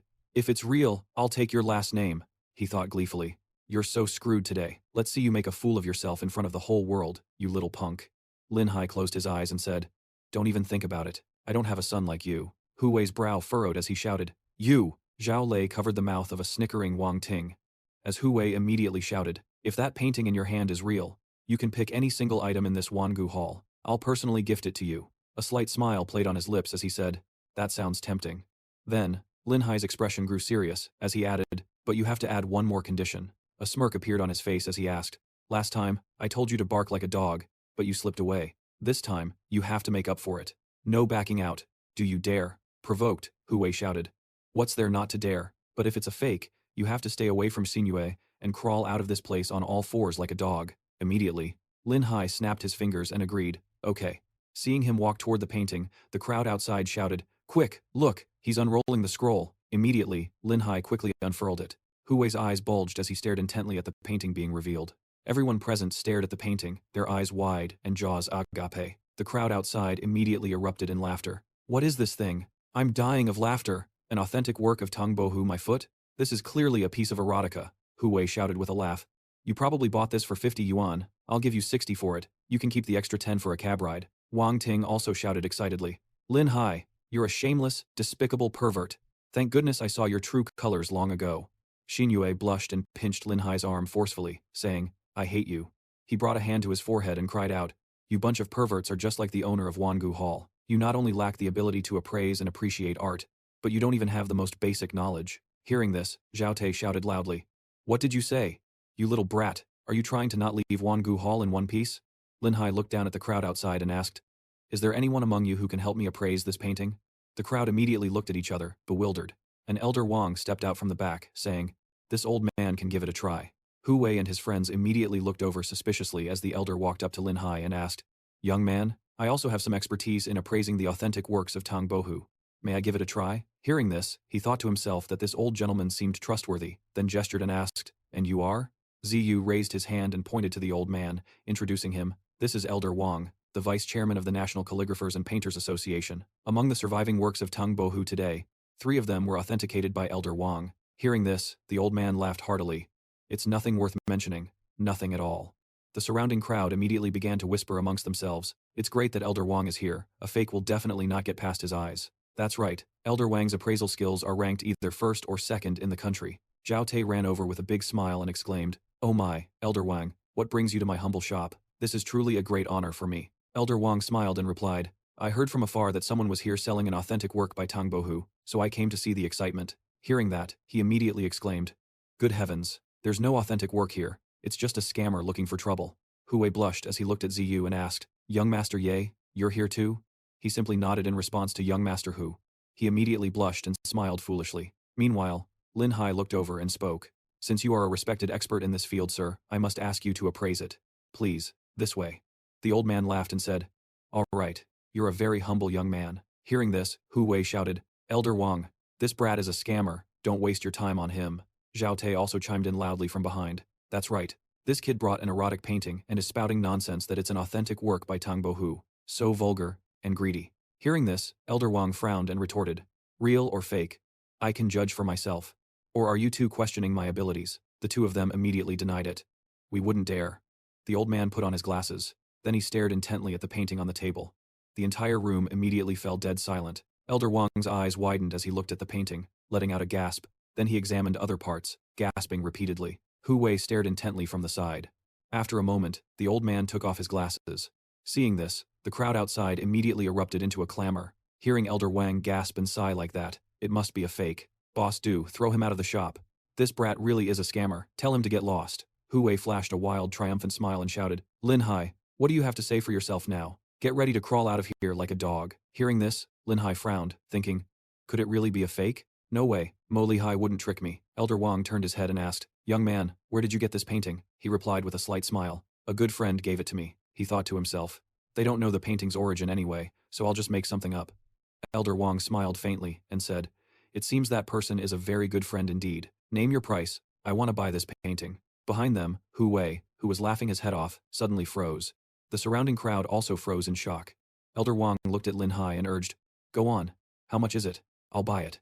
They immediately froze on the spot and exclaimed, "No way." Seeing this, Wang Ting shouted loudly, "This old geezer is definitely in cahoots with Lin Hai, he's a scammer too." Zhao Lei immediately covered her mouth and yelled, "Shut your mouth, haven't you made enough of a fool of yourself?" Lin Hai looked at the old man and said, "Since old Master Wang is kind enough to want to buy it, I'll offer a friendly price, 10 million, as a thank you for helping me with the appraisal." The crowd behind them heard this and exclaimed, "This brat is asking for 10 million right off the bat. Isn't he afraid of biting his tongue?" Liu Xinye, who was beside him, whispered, "Lin Hai, is this painting really worth that much? You shouldn't be toying with the old gentleman." Old Master Wang stroked his beard, laughed heartily, and said, "This young lady doesn't understand. This painting is similar in size to Tang Bohu's Jiangting Tangu Tu, and a painting like this, Imperial 100 Beauties, has never appeared in the world before. The auction price for Jiangting Tangu Tu was already 11.5 million yuan, so for him to sell this painting for only 10 million is more than friendly." Hearing this, Lin Hai laughed and said, "You're too kind, old Master Wang. If this paltry 10 million can build a good relationship with you, then this junior has already profited." But in his heart, he thought painfully, "I was clearly prepared, but I still got ripped off. Oh well. Forget it." Tu Yu came over and said, "Give me your payment information. I'll transfer the money to you right now." Lin Hai was startled when he heard that, thinking to himself, as expected of a rich person, talking about transferring 10 million yuan as casually as if it were 100 yuan. Immediately after, the phone in his hand chimed with a notification. He looked at the screen, his head covered in sweat, thinking, tens, hundreds, thousands, 10,000s. Oh my god, my hands are shaking uncontrollably. Lin Hai trembled all over and laughed, thinking that he had become a tycoon, and the feeling of starting a new chapter in life was amazing. Wang Ting, with a beaming face, exclaimed, "Lin Hai, I still love you so much, let's get back together." He and Liu Xinye immediately shouted in unison, "In your dreams." Hu Wei glanced over and sneered, "What a stroke of blind luck. Let's go." Lin Hai turned his head to look, asking, "Hold on, is young Master Hu planning to welsh on his debt?" His face darkened. He roared, "You!" Hu Wei turned his head and shouted, "Who's backing out? So what if I lost? Pick whatever you want." I said, if I lost, I'd give you an item, and this young master can afford it. Lin Hai crossed his arms and said, "You'd better keep your word." He immediately turned and looked around, saying, "In that case, I won't be polite. This one looks good." Lin Hai looked at the item in the glass case and said, "This one looks expensive." The guy standing behind him saw this and thought to himself, "Damn it, you better not pick something too expensive." Right after that, his eyes landed on a spot, and he called out, "This is the one. Shopkeeper, how much is this painting?" Hearing this, Zhao Te spoke up. "This painting dates back to the early years of the Qing dynasty, but its author is still unknown. The imagery in the painting is relatively crude. The price is around 100,000. When Hu Wei heard this, he immediately burst out laughing. "A country bumpkin is still a country bumpkin. Even when I let you choose, you can't pick out anything expensive, or are you afraid this young master can't afford it?" Hearing this, Lin Hai laughed and said, "In that case, I'll take the most expensive one," he shouted angrily. "You!" Liu Xinye, standing beside him, couldn't help but burst out laughing. He took the painting down and said, "I'll take this one. Please wrap it up for me, shopkeeper. I also have to thank you and young Master Hu. My trip here today was not in vain at all." Lin Hai held the painting and exclaimed with a laugh, "Many thanks to the great young Master Hu. I've already made 10 million yuan this morning, and on top of that, I got a generous gift from young Master Hu for free." He walked over, gave a wink, and asked, "Xinye, don't you think I'm amazing?" Hearing this, she smiled and replied, "Amazing," while thinking to herself, "And cute." Lin Hai blushed and asked again, "I have something even more amazing. Want to try it?" Hearing this, Xinye blushed and exclaimed, "What nonsense are you talking about, with so many people around?" Seeing her reaction, he immediately threw his head back and laughed heartily. Hu Wei flipped him the bird and shouted, "Lin Hai, you little punk, don't get too cocky. We'll see about this." Lin Hai called out nonchalantly, "Young Master Hu, don't be in such a hurry to leave. You rich folks sure are forgetful. There's still the matter of our bet that you haven't fulfilled yet." Hearing this, he was startled and yelled, "What?" Hu Wei turned his head back and roared, "You little punk, don't you go too far." He closed his eyes and said calmly, "Too far? If you have the guts to make a bet, you should have the guts to lose. If I were the one who lost, I doubt you would have let me walk out that door so easily." Hu Wei scowled, gritted his teeth, and roared, "You." Tu Yu also spoke up, "Young Master Hu, this isn't a good look." Hearing this, he was startled and exclaimed, "Young Master Ye." Lin Hai stared intently in their direction. Hu Wei clenched his teeth so hard he was trembling, then he closed his eyes and shouted loudly, "Fine, I have the guts to bet, so I have the guts to lose." After that, Hu Wei faced Lin Hai and barked loudly. Seeing this, he laughed and called out, "Young Master Hu, why so polite? I only said you had to bark 3 times. Hearing this, he was so angry he was fuming, and roared at Zhao Lei and Wang Ting, "What are you standing there gawking for? You two, bark for me too." The two of them asked in surprise. "Us?" Hu Wei furiously shouted. "What do you mean us? I told you two to bark, So bark. Zhao Lei and Wang Ting immediately started barking, while silently complaining to themselves. Why did we get dragged into this? Outside, the crowd immediately burst into loud laughter. They watched as Lin Hai and Xinyue left, whispering amongst themselves. She turned her head and asked, Lin Hai, was the painting you just sold really an authentic work by Tang Bohu? Hearing this, he smiled and replied, of course it was real, otherwise, who would be willing to spend 10 million on it? Hearing this, Xinyue asked doubtfully, did a friend really give you that painting? Lin Hai pouted and replied, nope, I just found it. He pointed forward and said, let's go, we're going to karaoke, we can't forget about that. But wait, I have to take this painting back to the dorm first. Hearing this, she smiled and agreed, okay, the two of them headed towards the dorm together. Afterward, Lin Hai let out a startled cry. A group of people looked over and shouted excitedly, look, it's Lin Hai. The female students surrounded him, yelling, Lin Hai, you're a god. Lin Hai, I love you. We've been waiting for you for so long. Teach me, I want to sing too. Surrounded by the crowd, Lin Hai just laughed in response. The next morning, Lin Hai sat up in bed. Startled by his phone ringing, he yelled, oh crap, for crying out loud. He clutched his head with one hand and groaned. Oh, man, I failed to snatch it again. Don't these deities have anything better to do in the morning than just stare at their phones? Lin Hai looked at his phone screen and muttered to himself, time to say good morning to Xinyue. Why do I get the feeling she was acting a little strange yesterday? A reply popped up in a flash. The sleeping beauty finally awakens, only to start chattering away in the morning. I've been up for ages, you know. He stared at the screen, wondering, was it just my imagination? Just then, a notification appeared on the screen. You have one unread message. A message from 2U immediately popped up. Great Immortal, last time you asked me to inquire about the person in a vegetative state, I've already asked around at Jinhua Tongzi's place. I'll give you his contact information. You can ask him about it. Lin Hai looked at his phone screen and exclaimed. And sure enough, there was a friend request, which he accepted. Jinhua appeared and asked, Great Immortal, do you need a soul-returning pill for a mortal to consume? Hearing this, he asked back, that's right. Can you refine one?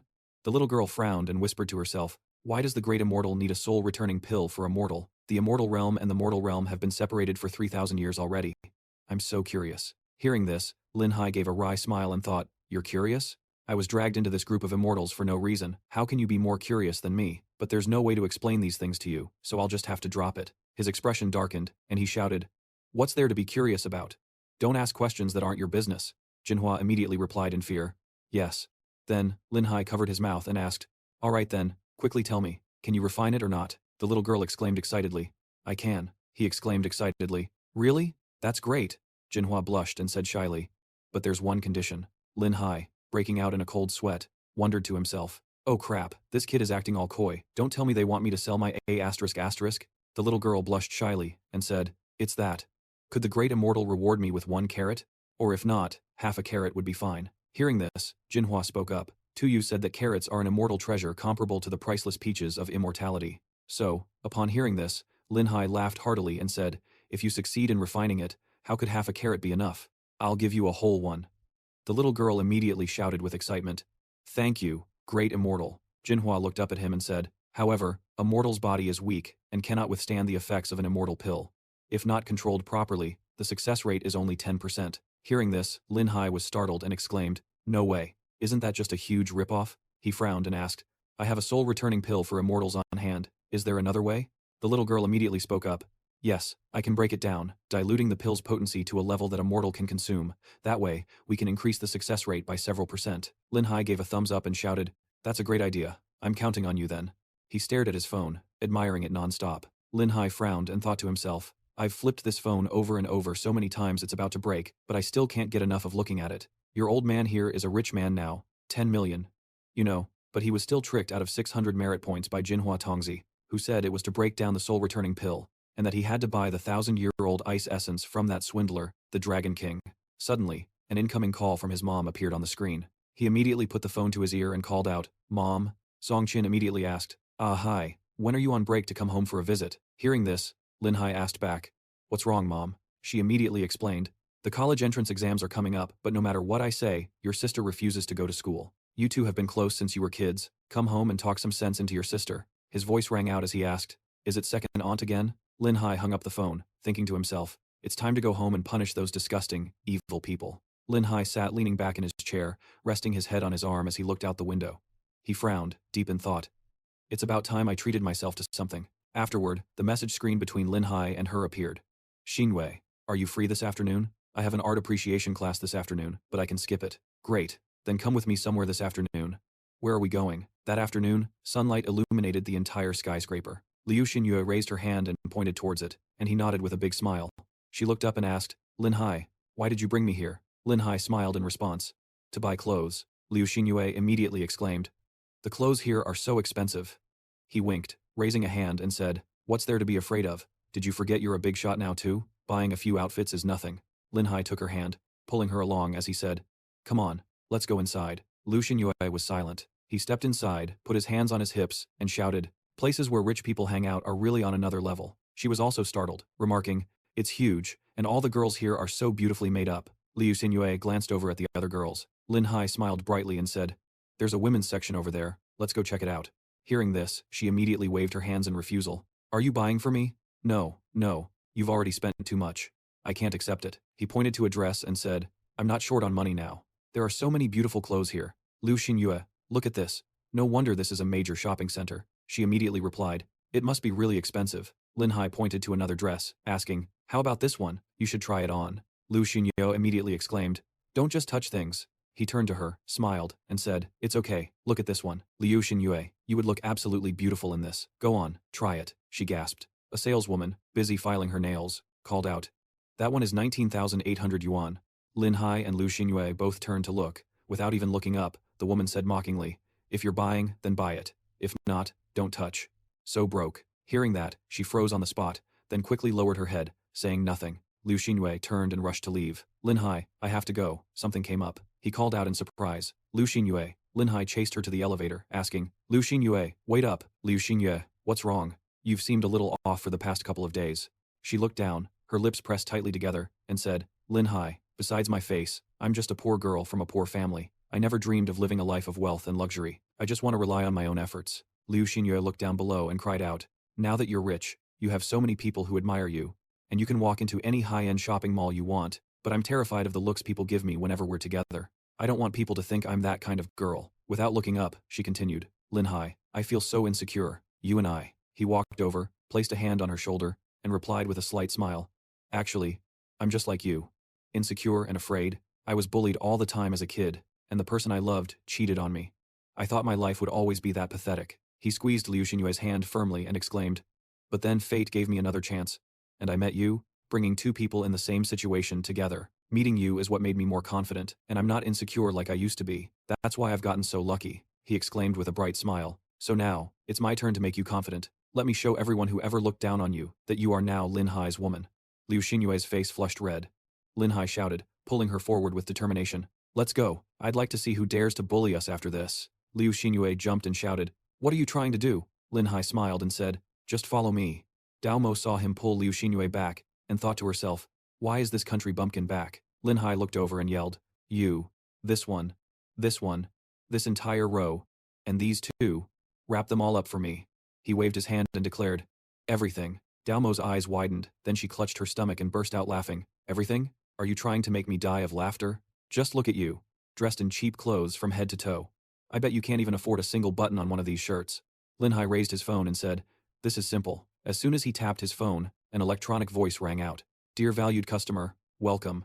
She was startled to hear the notification sound. The current balance in your account is 100,547 yuan. He held up his phone, smiling slightly as he asked, so, is this enough to buy the clothes in your store? Dao Mo's eyes lit up, and she bowed deeply, shouting, more than enough. Oh my goodness, big boss. Sir, I am so sorry. I completely misjudged you. I'll start packing your items right away. She thought to herself. So he's a big spender. I'm going to make a killing on commission. Liu Xinyue immediately grabbed his hand and exclaimed, Lin Hai. He turned his head to look at her and gave a wink. Half an hour later, Dao Mo wiped the sweat from her brow and said with a smile, sir, I've finished bagging all of your outfits. The total comes to 5,117,900 yuan. I've taken the liberty of rounding it down for you, so you only need to pay 5,117,000 yuan. Her eyes were gleaming as she smiled and said, sir, will you be paying with cash or by card? I can get the invoice for you right away. Dao Mo saw him clipping his nails and asked, what a big spender. Sir, is there anything else you need? Lin Hai pointed to the side and said, you know, I suddenly think the clothes in that shop over there look pretty good. Let's go buy from them instead.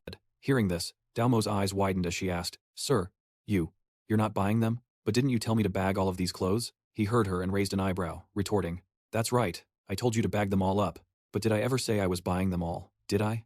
Lin Hai flashed 2 middle fingers and laughed loudly. Are you an idiot? Who buys out an entire clothing store? Not only is your attitude terrible, but there's something wrong with your brain too. You should stop selling clothes and go home to sell potatoes instead. He took Liu Xingyue and left, saying, let's go, we're going to another store. She called out in a low voice. Lin Hai, that was really mean, treating her like a joke like that. Lin Hai smiled at her and asked, who told her to be so snobby and look down on people? Giving her a taste of her own medicine, don't you feel a little happier now? Liu Xingyue lowered her head, blushing, and replied in a small voice. Yeah. Dao Mo watched the two of them walk away and let out a loud scream, her face twisted with rage as she yelled, you damn couple, you've gone too far. Then, she immediately took out her phone and dialed, crying as she spoke. Brother Chiang, your little sister is being bullied. Meanwhile, Lin Hai and Liu Xingyue were busy trying on clothes in various styles, after which they looked at each other and smiled. Lin Hai slung a jacket over his shoulder and asked with a grin, it's true what they say, clothes make the man. Liu Xingyue, what do you think? Dressed up like this? I look pretty sharp, don't I? Hearing this, Liu Xingyue covered her mouth to hide a laugh and said, who even describes themselves like that? He scratched his head and exclaimed, all right, we're done shopping for ourselves, now it's time to pick out some outfits for Teacher Yu. Can you help me choose? She immediately agreed. Okay. Elsewhere, Dao Mo was holding her face in her hands, sobbing. Chiang, you have to stand up for me. They're bullying me way too much. I've never been humiliated like this before. Chiang Chok immediately tilted his head back and blew out a puff of smoke. With a cigarette dangling from his mouth, he exclaimed, last time, that guy named Hu dragged me and my boys out in the middle of the night to deal with that punk Lin Hai.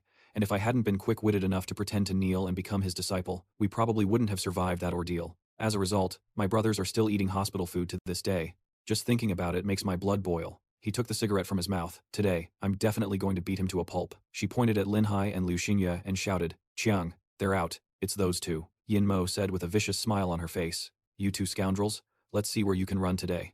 Lin Hai glanced over and exclaimed, isn't that Chiang Chok? What a coincidence. Is he waiting for someone here? She immediately turned her head back and asked, Chiang, do you know each other? Chiang Chok immediately dropped to his knees, clasped his hands above his head, and shouted, Master, please accept this disciple's bow. Hearing this, Yin Mo jumped in shock. What the hell? Yin Mo's eyes widened as she shouted, Chiang, what's wrong with you?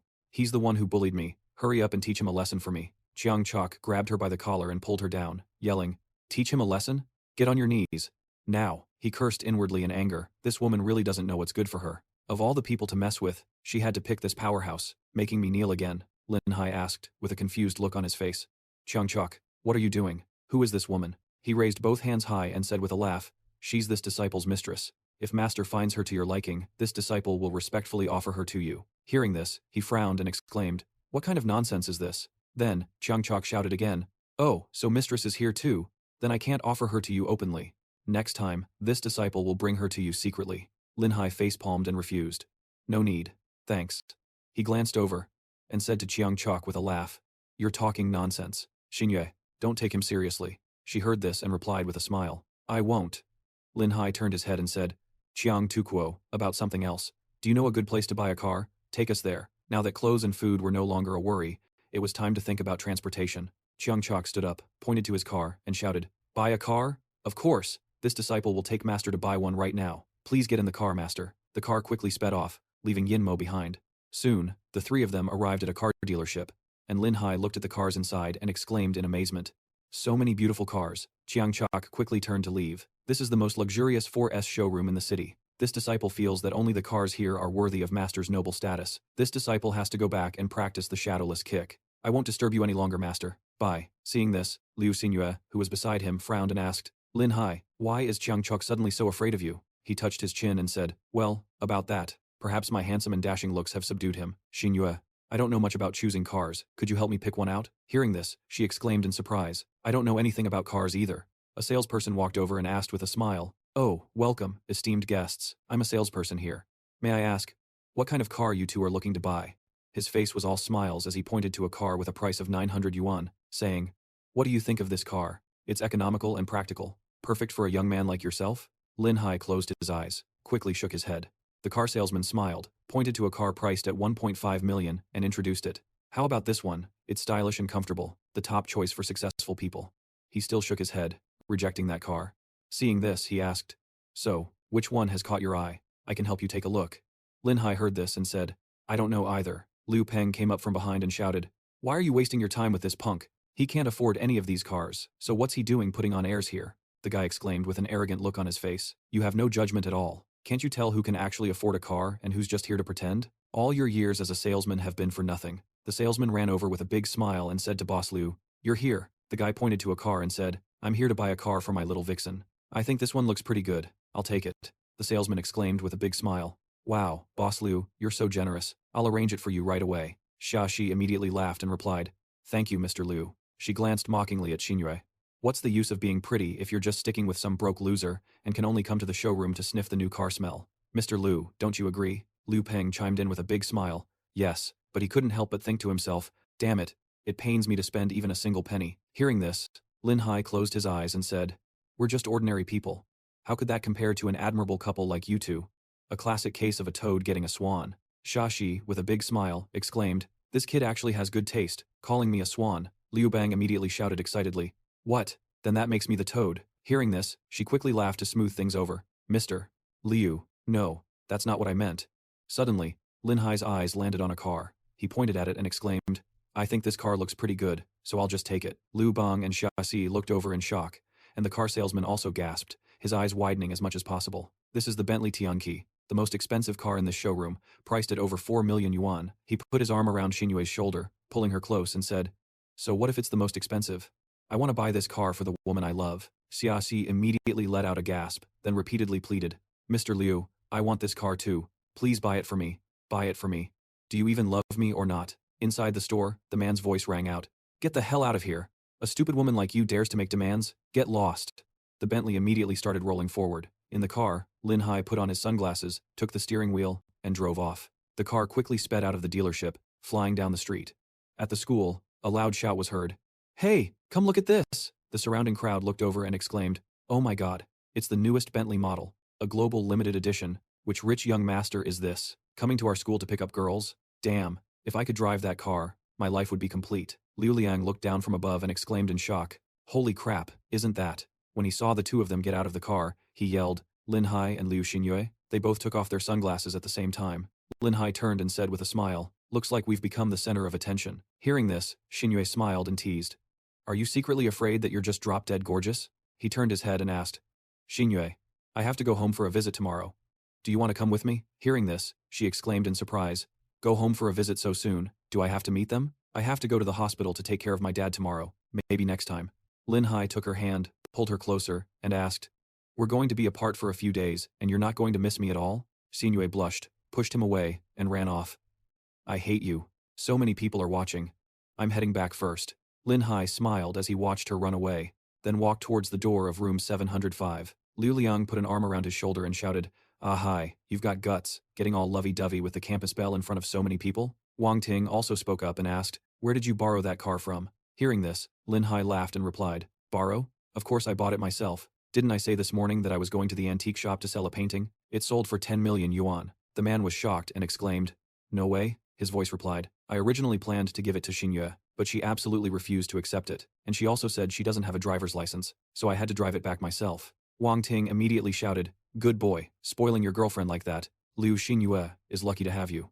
From inside the bedroom, a voice asked, "Lin Hai, now that you have money, shouldn't the big shot treat us to something?" Hearing this, he said, "All right, but I have to go home for a visit tomorrow first. When I get back, I'll treat everyone to a huge feast." Excited voices immediately rang out in agreement. The black Bentley sped along the country road, continuously racing forward. Inside the car, Lin Hai let out a laugh, and on the road, the surrounding cars simultaneously moved aside when they saw his vehicle. Lin Hai saw a figure standing by a car, waving frantically, so he immediately slowed down, approached the spot, and rolled down his window to ask, "What's the matter?" Wang Hao looked at Lin Hai and called out, "Brother, our car broke down. Could you give us a ride to Lancheng Town in Yutian County? We have something urgent." Qingshan also opened his car door and stepped out.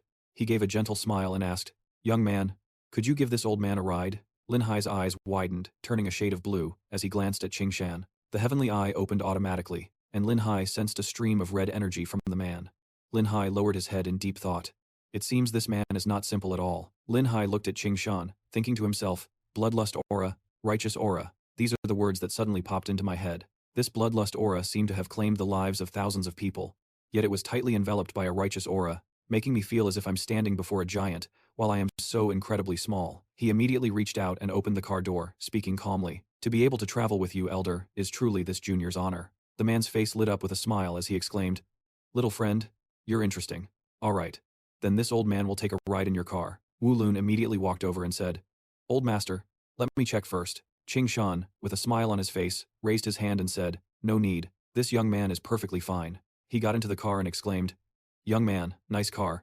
Very comfortable. Qing Shan turned his head to instruct Wang Hao outside. Little Wang, you wait here for the tow truck. Little Wu and I will go on ahead. Lin Hai looked straight ahead and called out, Sir, please hold on tight. He immediately smiled brightly and replied, All right. Wang Hao stood still, watching the car drive away. In the car, Qing Shan looked ahead and asked, Young man, where are you headed?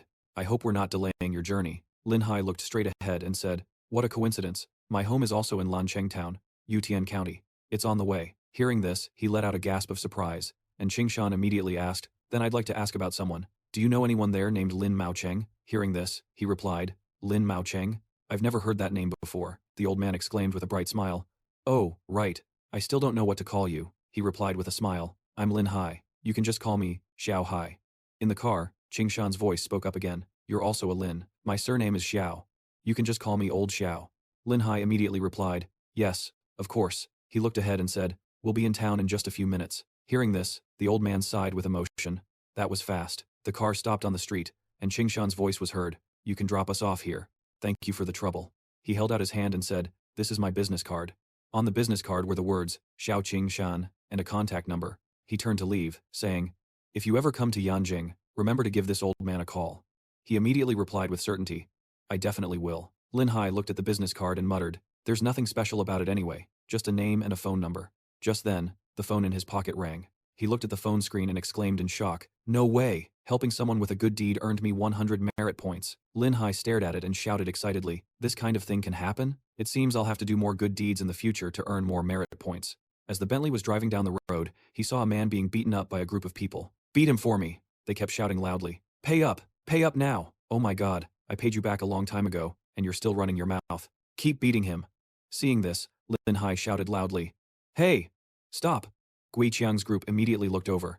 The guy lowered his cigarette, blew out a puff of smoke, and said, Well, isn't it Heisey? Looking pretty slick, huh? Driving a four-wheeler back to the village. He exclaimed with a serious face, Gui Qiang, long time no see. Lin Hai walked over and asked, What's going on here, right in the middle of the street like this? Uncle Wang, what trouble did you get into now? Wang Zhu exclaimed in surprise. Oh, hello. Gui Qiang looked at him and asked, This old geezer Wang Zhu borrowed 500 yuan from me. He still owes 300 yuan and is now trying to weasel his way out of paying. Heisey, tell me, doesn't he deserve a beating? Hearing this, the man immediately shouted, I only owe you 200 yuan.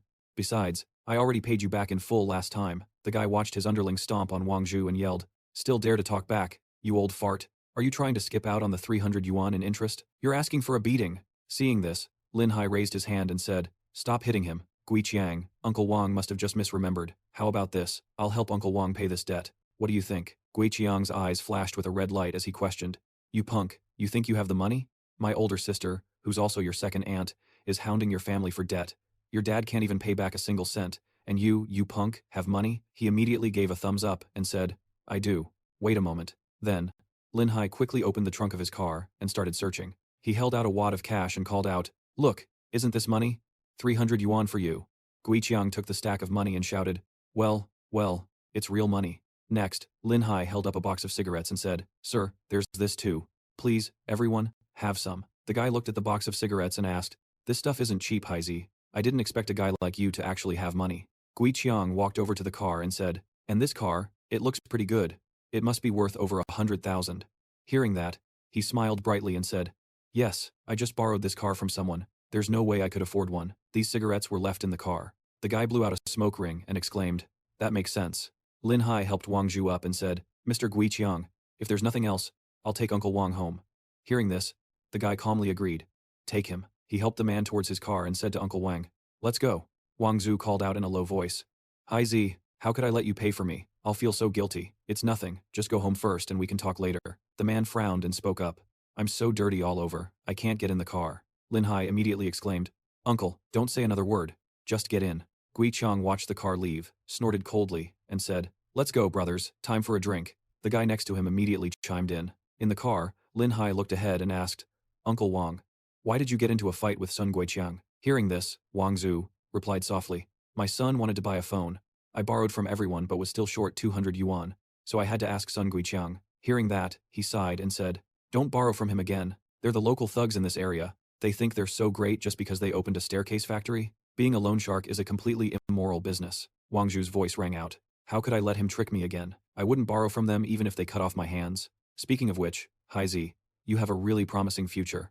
I haven't seen you in a few months and you're already driving such a nice car back to the village. If my son were even half as successful as you, I'd be content." Lin Hai immediately cut in. "Uncle Wang, I already told you, this car is borrowed. I'm not trying to fool you. This one is much more high-end than Second Aunt's Japanese car." After arriving at a spot, he spoke up and asked, "Uncle Wang, can I drop you off here?" The man immediately agreed, replying, "Okay, I've really troubled you this time." Lin Hai held up a bill and said, "Take this 500 yuan and go to a clinic to get checked out. You're pretty badly injured." Hearing this, Wang Zhu immediately waved his hands to refuse. "Oh, Hai Zi, I really can't take any more of your money. You know us farmers, we're tough as nails, we can take a beating." Seeing this, he immediately held out the box of cigarettes and said, "Then take this instead." The man scratched his head, smiled, and said, "Oh well. For this, I won't be polite." Lin Hai drove forward and said, "Then I'll be on my way." Uncle Wang Zhu immediately waved his hand and said, "Go on now." His voice rang out, saying, "I'll come visit when I have some free time." His face was full of smiles as he said, "Okay, you have a bright future." Elsewhere, a yellow car stopped right in front of the house. Song Qin's voice came from inside the house. "Second aunt, there's only 5,000 yuan left in the house. I'm giving it all to you. For the rest, please give me some more time to pay you back." Guiji immediately shouted, "How is 5,000 yuan enough? I lent you 30,000 in the beginning. This 5,000 only covers the interest." Hearing that, the woman gasped in shock. "About this," Song Qin said, looking up, "please give me a few days. You see, Yun Yun is about to take her college entrance exams, and I need to buy her some nutritious food so she has the energy to study." Hearing this, the woman shouted loudly, "What do her college exams have to do with me? When you borrowed the money, you promised to pay me back today. Why are you going back on your word now?" Lin Wen immediately explained, "We're not going back on our word, we really just can't come up with the money right now. I'll pay you back as soon as we have it." Guiji shouted from her chair, "Have money? When will you ever have money? Even if you sell this house, look at this rundown shack, how much could it possibly be worth? I think your Lin family will never be able to get back on its feet in this lifetime." Hearing this, he lowered his head and let out a sigh. Just then, Lin Hai's voice was heard from outside. "Dad, Mom, I'm home." Song Qin was startled and called out, "Ah Hai, you're back?" When she saw him, she froze in surprise. Song Qin exclaimed in astonishment, "Son." Lin Hai smiled gently at his mother. Seeing Song Qin freeze, Lin Hai thought to himself, "Mom must be so stunned by my handsome and stylish appearance that she's speechless. Hurry up and say I'm handsome." Someone changed into a really impressive outfit before coming home. Song Qin frowned and asked, "Ah Hai, have you eaten yet?" He was immediately taken aback. He took off his sunglasses, thinking to himself, "A mother is always a mother, only concerned about my well-being." Lin Wen immediately stood up and called out, "Ah Hai, what are you doing standing out there? Hurry and come inside." Lin Hai immediately called out, "Dad." He smiled gently and said, "It's good that you're back." He looked at the two of them, thinking emotionally, "I've only been away for 2 months, but my parents have aged so much."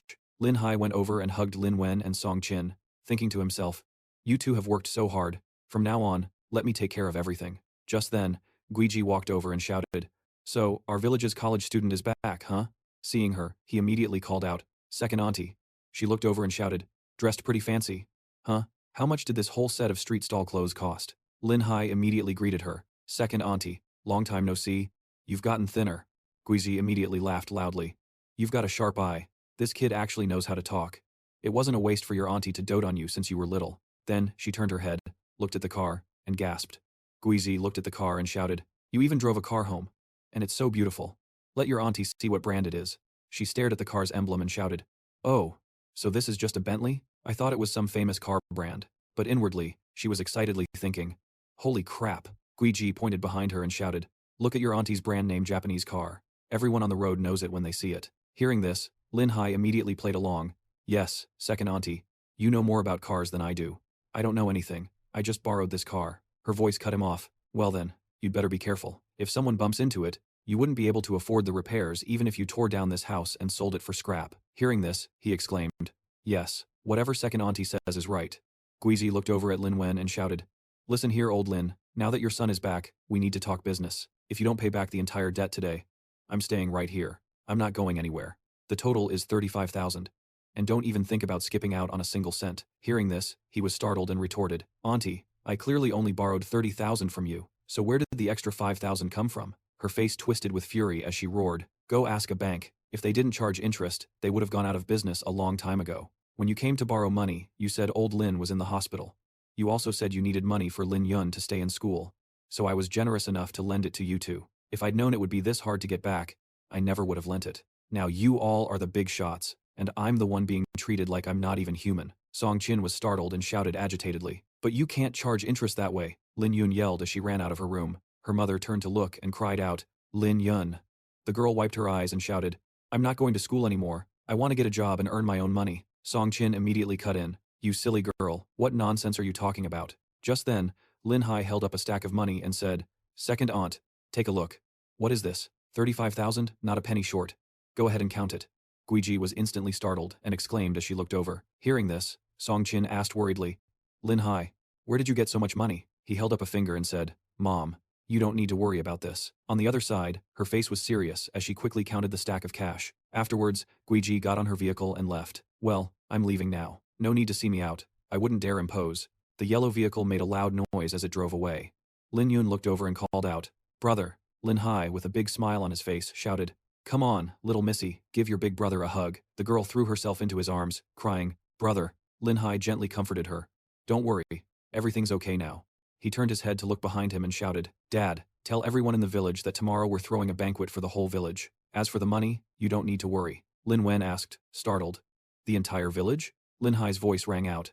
Everyone has helped us out over the years. We can't be ungrateful. But Dad, don't invite Sun Guiji or her brother, Sun Guiqiang, and their bunch. His father heard this and replied loudly. Got it. He held up the Qingshan business card and said, I also need to take this opportunity to invite an old gentleman. In the square, the villagers sat at tables, chattering endlessly. It's so lively today. Yeah. Lin Wen's son is throwing a party for the whole village. Oh my. This must have cost a fortune. Isn't he just a college student? How does he have so much money? That's what you call a promising future. They looked towards Lin Wen and Song Qin and exclaimed, Lin Wen, Song Qin, you two can really enjoy your good fortune now. Lin Hai has such a bright future. That's right, I knew that kid Haizi had potential ever since he was in diapers. You're lying. When Lin Hai was little, didn't you say he wouldn't amount to anything when he grew up? Who said I ever said that? Don't you go spouting nonsense. Haizi really made his parents proud. Hearing this, the two of them kept smiling in response. Lin Hai leaned against the doorframe, listening to Lin Wen laugh loudly. How embarrassing. The corner of his mouth lifted into a faint smile. Inside Guiji's house, her face was filled with anger as she slammed her hand on the table. Guiji's face was filled with rage as she roared. This is infuriating. I don't know what shady means that brat Lin Hai used to get his dirty money, but he dares to disrespect his second aunt like this. Throwing a party for the whole village, and not even telling me. I treated his family so well, and he's so ungrateful, forgetting everything. He truly has no conscience. She immediately picked up her phone and shouted, No, I can't swallow this anger. I have to make a phone call to get back at them. I have to teach their family a lesson. If this continues, they'll be walking all over me one day. On the other side, Lin Hai took out his phone to check the time. Lin Wen walked over and asked, Hi, has the honored guest you invited arrived yet? The villagers have been waiting for a long time. He turned his head and said, He'll be here soon, Dad. Just wait a little longer. Lin Hai's eyes caught sight of a white car pulling up. Qingshan got out of the car and said with a smile, I'm here to get a free meal from my young friend. Seeing this, he laughed and shouted, He's here! Lin Hai quickly walked over and asked, Elder Xiao, I can't believe I had the honor of inviting you. I hope it didn't take up too much of your time? Hearing this, he immediately burst into laughter. Qingshan raised one finger and laughed loudly. Little brother Lin, you're overthinking it. When someone's treating, how could I, Xiao, possibly pass up a chance for a free meal? Besides, it's been a long time since I've had the chance to enjoy the unique delicacies of the countryside. Young man, don't you let me go home disappointed. He gestured inside and said, Of course that won't happen. Elder Xiao, please take the seat of honor. Hearing this, he exclaimed, You're too kind. Then, Lin Hai poured Qingshan a glass of wine and introduced it. Elder Xiao, this is a wine we brewed ourselves. Please try some. Hearing this, he smiled and exclaimed, Then I absolutely must try it. He turned his head and said, Dad, the feast can begin now. Lin Wen exclaimed in response, All right. Then immediately ran to urge them on. Bring out the food. The chef immediately called back, I'm on it. Waiters began bringing out the dishes one by one. Meanwhile, Lin Hai, with a beaming smile, said, This junior would like to toast Elder Xiao. Qingshan smiled in response. All right. Wu Lun immediately came over and whispered, Old master, the young miss also gave us specific instructions. He laughed, cutting him off. If you don't tell and I don't tell, who will know? I'm in a great mood today. One drink won't hurt. Just then, an iron staff was slammed hard onto the ground, making a loud bang. Lin Wen and Song Qin looked over. Lin Hai also froze and turned his head to look. Gui Qiang and his cronies swaggered over, shouting, Well, what's all this? Throwing a party and you don't even invite your brothers. Gui Qiang walked over, looked around, and yelled, "The food doesn't look half bad, and the wine's probably good too." He walked through the now silent crowd, shouting, "So lively, huh? So festive." Guiqiang went up to a table and roared, "Get up!" Then he sat down, propped his leg on the table, and screamed, "Your old man likes this spot. Someone, pour me some wine." Lin Wen put on a smile and said, "Guiqiang, you're here? That's great. Here, let me pour you a drink. Let's drink." The man swatted the cup away, sending it flying, and roared, "Get the hell aside." Guiqiang glanced in a certain direction and yelled, "I see your son's got a little bit of a future now, so your family decides to treat us like strangers."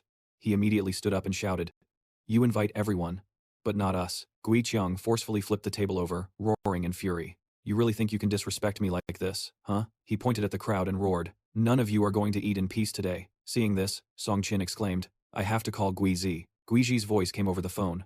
"Who is this?" She immediately began to explain. "Hello Guiji, it's me, your brother Guiqiang is."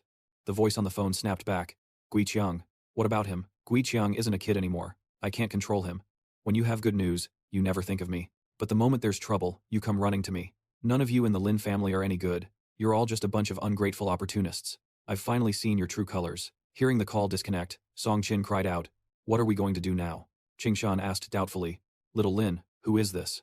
Lin Hai heard him and replied, "He's a relative." He couldn't help but exclaim, "A relative like this is unacceptable. He can't be allowed to disrupt everyone's peaceful lives. He must be criticized." He raised both hands and said, "After all, he's an elder of my generation." Hearing this, Qingshan exclaimed in surprise, "An elder who does wrong must be criticized even more. We can't tolerate this kind of person." Guiqiang, who was nearby, perked up his ears to listen. Guiqiang pointed at him and shouted, "What? Criticize? Is this old geezer trying to make me laugh my head off? Who the hell are you to criticize me?" Qingshan pointed to himself and asked back, "You're calling me an old geezer?" The guy took his cigarette and let out a sarcastic laugh. "So what if I called you that? Don't think you can act high and mighty with me just because you're old. If I'm not happy, I'll beat you to a pulp. This is my turf. Even the cops can't do anything to me." Wu Lun snorted coldly and stood up, but Qingshan stopped him with a hand. Lin Hai glanced over and said, "Elder Xiao, I'm so sorry for this offense. I didn't expect this to happen. Let me go over and apologize to him." Hearing this, he said, "There's no need to pay attention to someone like him. Let's just continue eating." He immediately bowed his head and replied, "Yes, sir." Guiqiang raised an iron rod and yelled, "This old man refused the easy way, so he'll get the hard way." Lin Hai immediately raised his hand to block. "Elder Xiao, be careful." Wu Lun instantly reached out and grabbed the iron rod. The guy used all his strength but couldn't pull it back, so he could only roar, "What are you waiting for? Charge." Just then, Peng Kai arrived and shouted, "Stop!" Then, looking at the scene, he immediately gave a loud order, "Cuff everyone involved in the fight."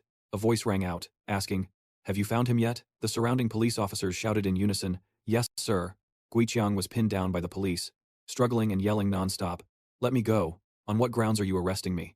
They immediately shouted, "Behave yourself, state your name." He stammered in reply, "Sun Guiqiang."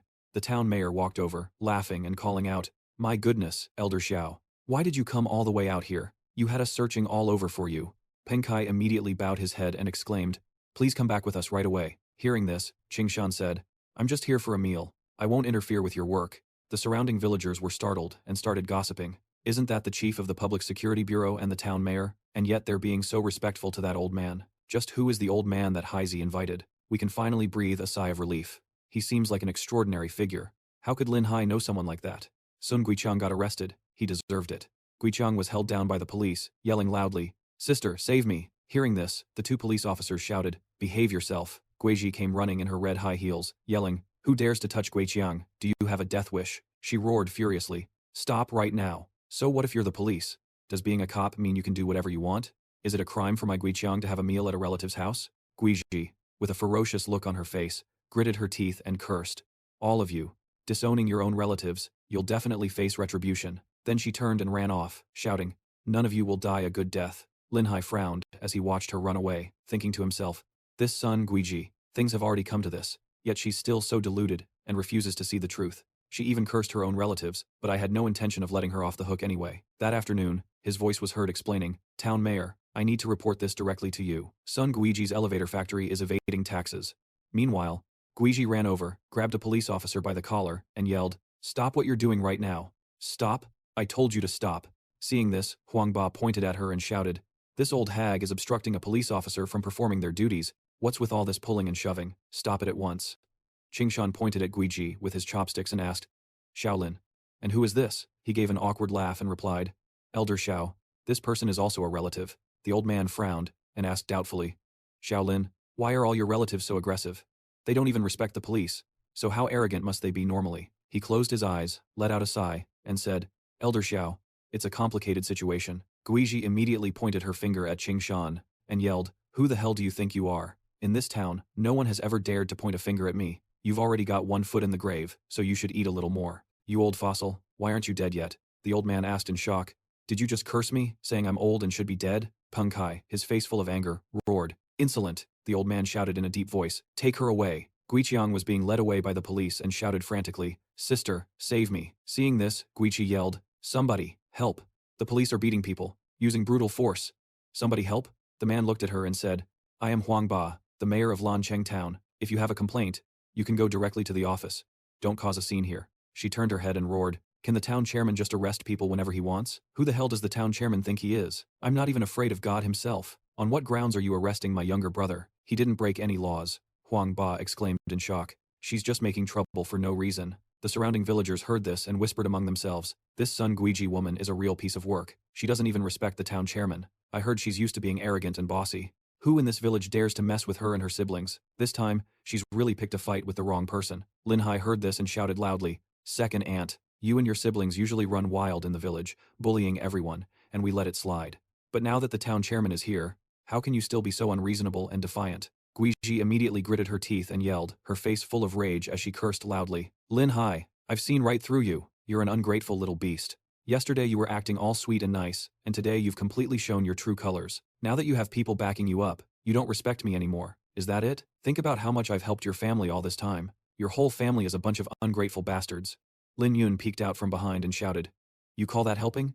Not long ago, I asked to borrow 30,000 from second uncle. When you found out, you came straight to my house without a word and raised hell. Just a few days later, you were screaming and demanding that we pay back 35,000. You came over to cause trouble every single day. My family never had a moment of peace because of you. Guiji clenched her fists tightly, roaring in fury. I was generous enough to lend you money, so of course I'm going to charge interest. You get interest when you deposit money in a bank, don't you? Your whole family shouldn't be so damn heartless. Lin Yun couldn't hold back anymore and yelled, Was it you who lent us the money? It was Lin Hai's second uncle who lent it to us. When your aunt found out, she scratched his face all up. Hearing this, she screamed, Fine, so your whole family is ganging up to kick me while I'm down. Huh? Fine. You say Guiqiang has been terrorizing the village, so where's your proof? Making baseless accusations, I'll sue you all for slander and have your entire family thrown in jail. Lin Hai immediately held up a folder of documents and called out, Second aunt, he said with a slight smile. I have a file right here. Lin Hai explained with a frown. Last night, I went to the trouble of visiting the villagers who have been bullied by your family, and gathered plenty of evidence of Sun Guiqiang's fraud and extortion, intimidation, and loan sharking. It even includes the victim's thumbprints for confirmation. I'm about to hand this file over to the police. If the investigation proves that we're slandering you, then by all means, arrest us. But if the investigation proves that everything in this file is true, then second aunt, you should know your own brother better than I do, shouldn't you? Her face broke out in a cold sweat, and she lunged forward to snatch the file from his hand. I don't believe it. Let me see it. Give it to me. Lin Hai held the file high, and said, Chief, I'll hand this file over to you. Peng Kai took the file, handed it to his subordinate, and said, Investigate this thoroughly. The subordinate immediately replied, Yes, sir. Right after that, Guizi immediately collapsed to the ground. The surrounding villagers felt the ground tremble and shouted, Oh my God, it's an earthquake. Her face full of desperation, she begged, Little Hai. Oh, Little Hai. Please save Guiqiang. Save Guiqiang. He's your uncle after all. Lin Hai closed his eyes and calmly replied, Second aunt, if you knew this day would come, why did you do it in the first place? Guiji immediately turned to Lin Wen and Song Qin, crying out, Eldest brother, sister-in-law, I'm begging you. Please put in a good word for my brother with the police. I'm begging you. He turned his back to her and said, I don't have that kind of power. Guiji turned to the other villagers and shouted, Fellow villagers. When no one responded, she gritted her teeth in frustration. Late that night, Liu Xingyue called and asked, Is everything okay at your home? Lin Hai smiled and replied, Everything's fine, don't worry. She asked with a bright smile, When are you coming back to school? He couldn't help but laugh and tease her. Miss me already? Liu Xingyue laughed in response. In your dreams, her voice came over the phone as she asked, Did anything interesting happen on your trip home? Lin Hai replied with a faint smile, I did. I met an incredibly formidable old man, he slowly explained with a slight smile. Thanks to him, the local tyrants who have plagued the villagers for years have finally been rounded up. Liu Xingyue exclaimed in surprise. He's that incredible? The next morning, Lin Yun got out of the car. Seeing this, Lin Hai couldn't resist teasing her. What's this? Finally willing to go to school? The little girl immediately made a face at him and said, I'm heading to class. He put on his sunglasses, leaned back with his hands behind his head, and smiled. Now this is a beautiful life. Even the air feels so fresh. Suddenly, his phone chimed with a notification. The corner of Lin Hai's mouth curled up as he chuckled to himself. I've completely lost all hope of snatching red envelopes in this deity group chat. An image from the previous day flashed in his mind, and he exclaimed, Oh, right. Yesterday, Lin Hai had seen his father clutching his leg and asked, Dad, is your leg still bothering you? His father clutched his leg and explained, After I fell at the construction site, it never fully recovered, and it still affects my walking. He's constantly in pain. The doctor also said it's incurable. He picked up his phone. I remember Li Tieguai used to sell medicinal patches. Let's give it a try and ask. Li Tieguai, who was sitting down, let out a sound, stretched, and said, That was a great nap. Lin Hai looked at him and asked, Li Tieguai, do you still have any of those dogskin plasters you used to sell before you became an immortal? I want to buy one. Hearing this, Li Tieguai asked doubtfully, Fellow Taoist, how did you know that I used to make dogskin plasters before becoming an immortal? He covered his mouth and said with an air of profound mystery, This great immortal can find out such things with a simple divination. He immediately clasped his hands and exclaimed, Great immortal, your divine powers are vast. This humble one is in awe. Lin Hai immediately pressed on. All right, this immortal won't waste any more words on you. Now speak up. Hearing this, Li Tieguai said in a low voice, I have one piece left. But it's the one I kept as a souvenir from, before I ascended to the heavens. He asked impatiently. Just name your price. How much will you sell it for? He looked down at the floor and said, It's not for sale, but if the great immortal can help me with one thing, I can give it to you for free. Hearing this, Lin Hai was startled and urged him on, saying, What is it? He thought to himself. So he wants to set a condition. Li Tieguai looked at him and said, If the great immortal could deduce things from before my ascension, then you must also know. I had a wife and a son. I want to know where they are now, after many cycles of reincarnation, and if they are living well. Lin Hai hesitated, thinking to himself, so Li Tieguai was married and had a child. I didn't expect him to be such a sentimental person, but I'm not a real immortal. Asking me to find someone is like looking for a needle in a haystack. Right after that, his figure immediately vanished, leaving only his voice behind. Thank you, great immortal. The plaster has been sent. Oh, right. My son has a lotus-shaped birthmark on his butt, which I engraved with magic before I ascended. No matter how many times he reincarnates, it will never disappear. Lin Hai raised his hand and muttered. He went offline, I haven't even… Oh, crap. Do immortals play dirty tricks too? Then he took the plaster, opened the door, and called out, Dad, here, try this plaster and see how it feels. Hearing this, his father asked doubtfully, What kind of plaster? His mother reminded him from behind, Plasters don't work on your father. We've tried so many before and none of them helped, did they? Hearing this, Lin Hai immediately interrupted. This plaster is different. It was made by a successor of Li Tieguai. Hearing that, she shouted, That's a scam. Li Tieguai himself has a crippled leg. How could he possibly cure anyone else? He immediately stuck the plaster on his father's knee, saying, Just give it a try, Dad. His father was startled and yelled, Why does it stink so bad? Immediately after, the plaster began to emit a yellow light, affecting his father's knee. Lin Hai and his mother cried out in surprise at the dazzling light. The muscles on his thigh also began to ripple and bulge. His father immediately kicked his leg forward forcefully, shouting, Mighty Vajra kick. The novel's author suddenly appeared, shouting, I never wrote it like that. Stop spouting nonsense. It's all the artist's ridiculous drawing. The artist appeared and said, Just kidding. At Myth KTV, Hu Wei kicked Chiang Chok hard, yelling, Shut your mouth, get lost. He raised his head to look at Hu Wei standing there. His eyes flashed with a bright red light as he roared, Chiang Chok, still meddling in my business. I'll wipe you all out. After that, Hu Wei turned to look behind him and saw Liu Xingyue standing there, his eyes flashing red. He said with a wicked smile, Xingyue, I didn't expect to see you here, but since you've rejected my advances, I don't need to pretend anymore.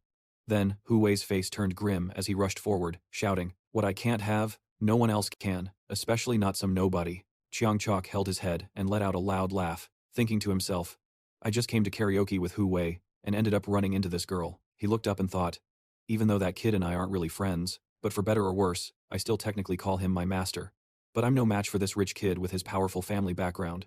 I can't help, even if I want to. Anyway, I managed to send him a text in time, so I guess I've done my part. Meanwhile, Lin Hai was speeding there in his car. A message from Chiang Chok popped up on the phone.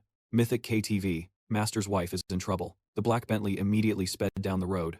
Back at the KTV, Hu Wei let out a wicked laugh and lunged at Liu Xingyue. He licked his lips with a big grin. Just give up.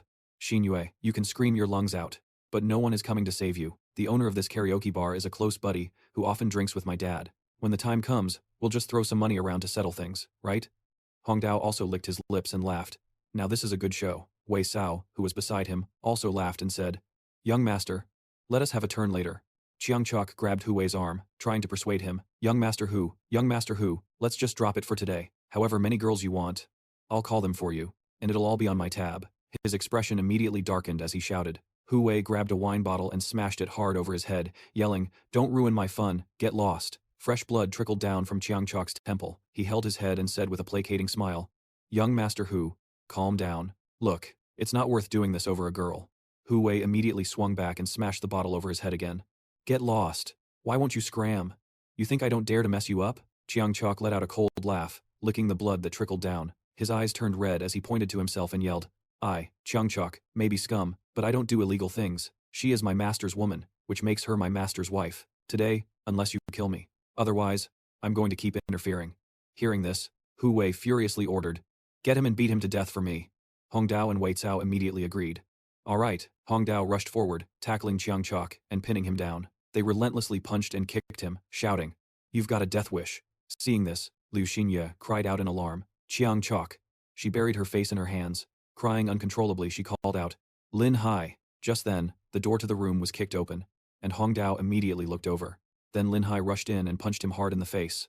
Hong Dao was sent flying backward, crashing hard onto the table. He and Liu Xinye exclaimed in shock, "Lin Hai, it's you." Hu Wei's face darkened. "You're dead." Wei Cao immediately raised his fist and charged forward, saying, "This little brat is really..." Lin Hai immediately kicked him, sending him flying. Seeing Wei Cao fly towards him, Hu Wei gritted his teeth and cried out, "Lin Hai!" Liu Xinye shouted, "Lin Hai, don't worry about me, save Chiang Tukuo first. He was beaten half to death, protecting us." He looked down, then reached out to help him up and asked, "So this blood-soaked person is Chiang Tukuo? Chiang Tukuo, can you hold on?" Chiang Tukuo, covered in blood, trembled and said, "Master, if only you had taught me the shadowless kick sooner, this would have been great." Seeing him pass out, Lin Hai was startled and yelled, "Chiang Tukuo." He immediately lifted him up and said, "Hang in there." Then he turned his head and shouted, "Xin Yue, with me." She immediately ran over and said, "Okay." Lin Hai's face darkened as he glanced back and said, "Hu Wei." His face was cold as he threatened loudly, "You just wait." The Bentley immediately sped down the road. Xin Yue sat in the car, wiping her tears and crying, "That Hu Wei is completely insane. If Chiang Tukuo hadn't protected me." Lin Hai glanced back and thought to himself, "This Chiang Tukuo guy looks dumb and oafish. But I never expected him to be so righteous and loyal. In that case, I, Lin Hai, will absolutely not be ungrateful." Outside the emergency room, one of Chiang Tukuo's underlings, who was also hospitalized after being beaten by Lin Hai before, looked inside and asked, "How is it?" Kong Jung replied, "Can't see anything, it's all covered up." Lin Hai looked at his own uncontrollably trembling hand and thought, "Why is my hand shaking like this?" Just thinking that if I had been a little late, I can't even imagine what Xinyue would have gone through. Luckily, Chiang Tukuo was there to buy me some time. The light in the emergency room went out, and a doctor came out, taking off his mask. Tan Shou immediately ran over to ask, "Doctor, how's brother Chiang?" Kong Jung also chimed in, "Is he going to be okay?" The doctor immediately shook his head and exclaimed, "We've managed to save his life for now, but he has multiple hematomas in his brain. The situation isn't optimistic. We'll have to keep him under observation for the next 2 days." Hearing this, he was shocked and yelled, "What?" The doctor lowered his head and added, "If he can pull through, he'll survive. If not, my hands are tied." Lida cried out, "Brother Chiang, you have to make it." Kong Jung, his face filled with rage, roared, "Damn it, it's all that bastard Hu Wei's fault. After all the loyalty our brother Chiang showed him, he treated him worse than a dog." He immediately turned to leave. "I'm going to kill that son of a b times t," Lida shouted from the side. "We'll go together. If we die, we die together." Lin Hai lowered his head and shouted, "Stop, all of you stay put. I'll go." His phone rang. He immediately picked it up. "Hello." Hu Wei's voice came on the line. "Lin Hai. Is Chiang Tukuo dead yet?" Hearing this, Lin Hai furiously yelled, "Hu Wei, I was just about to come looking for you." Right after, his taunting voice came through. "That's right. It's me, your young master. What? Surprised? You want to get revenge on me, don't you?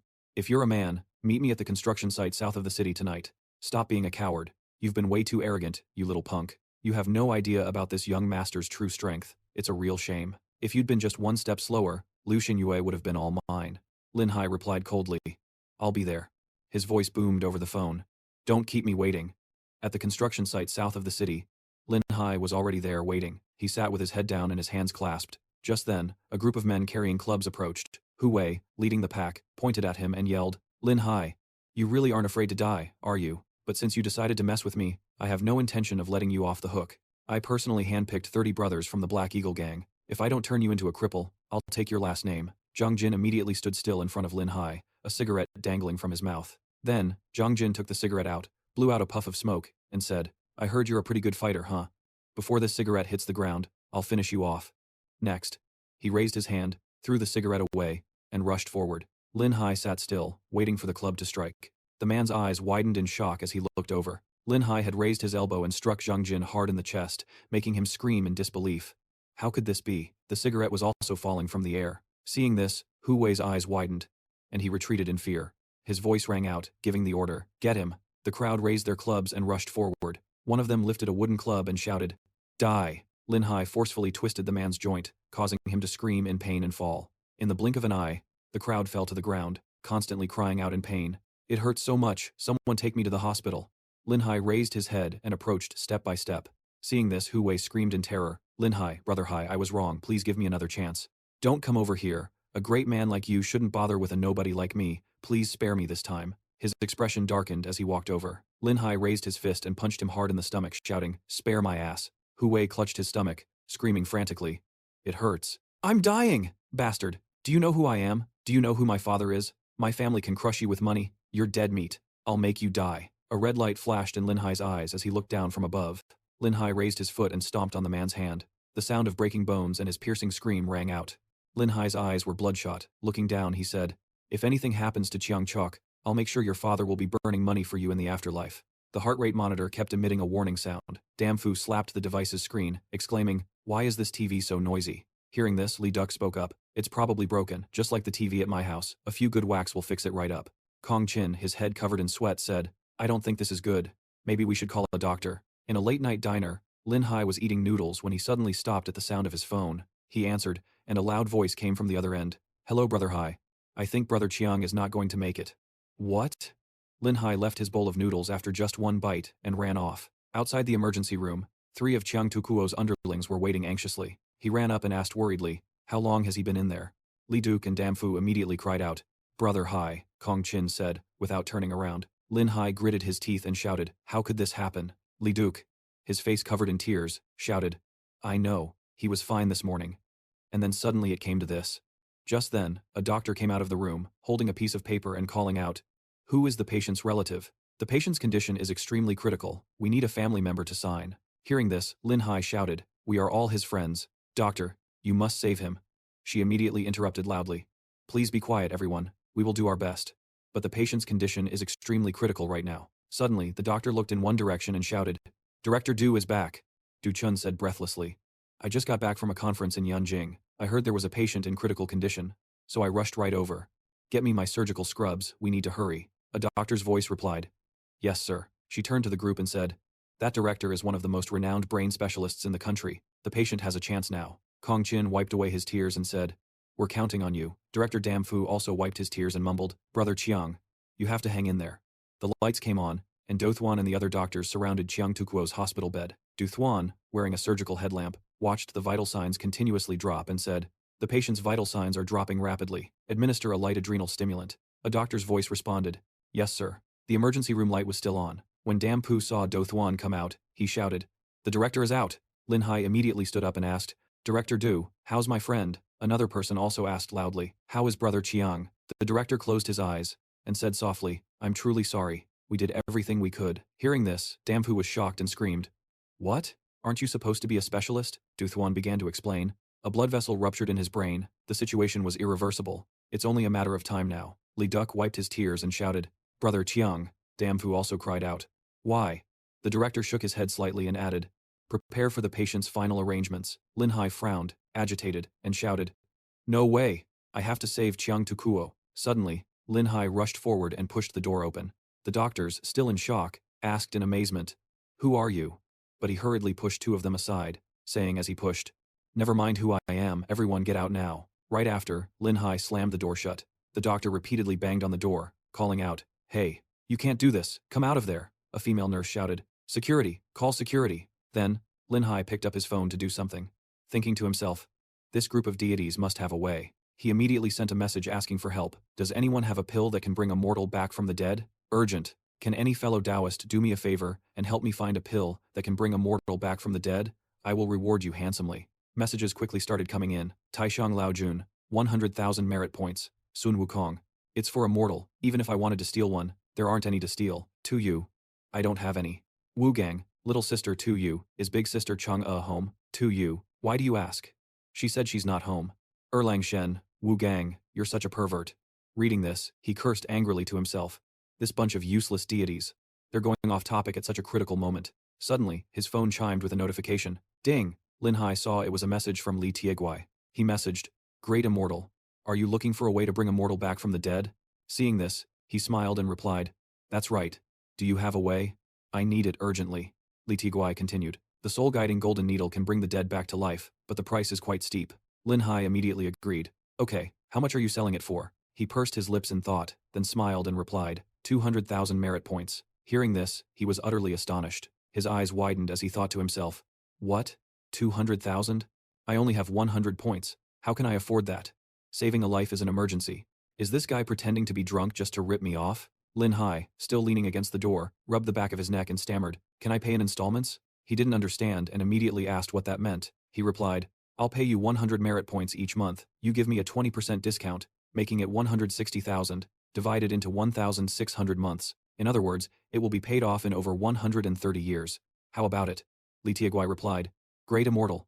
You must be joking.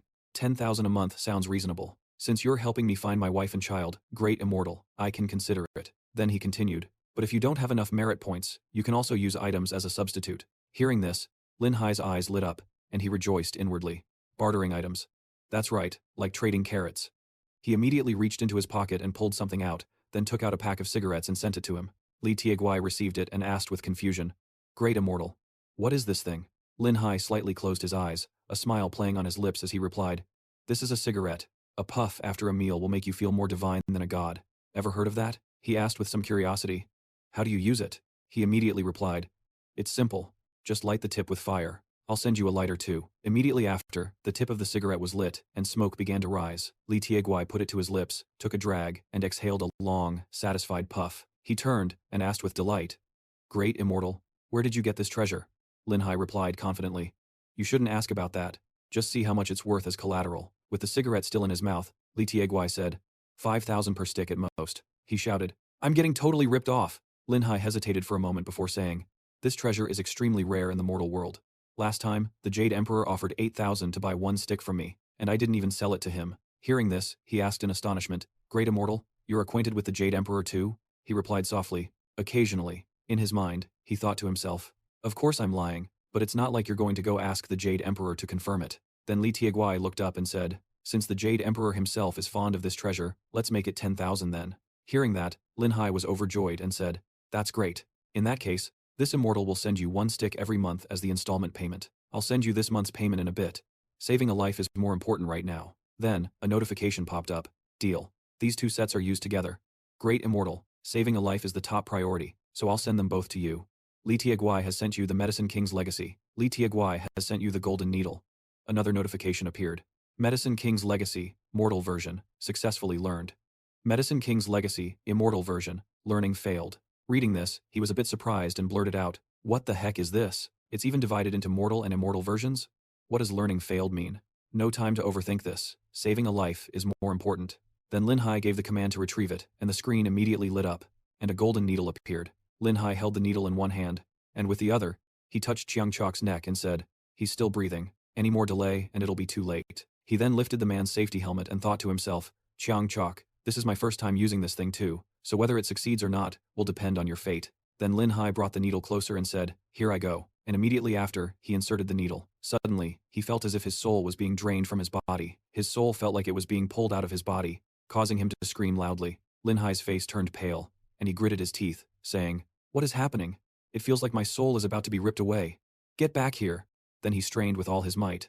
The veins on his body bulged more and more clearly as he tried to pull it back. At this moment, the needle had been inserted.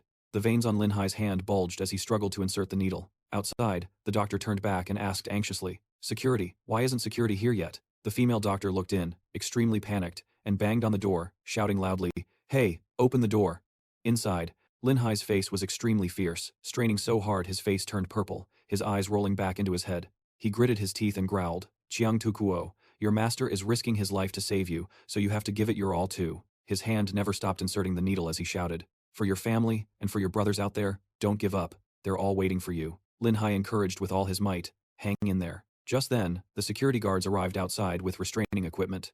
They shouted, "Stop what you're doing." Then he was restrained, his hands cuffed behind his back, forcing him to the ground. The guards shouted one after another, "This is outrageous. Take him to the police station, and be cooperative." The doctors also rushed in. They said in a panic, "Quick, check the patient."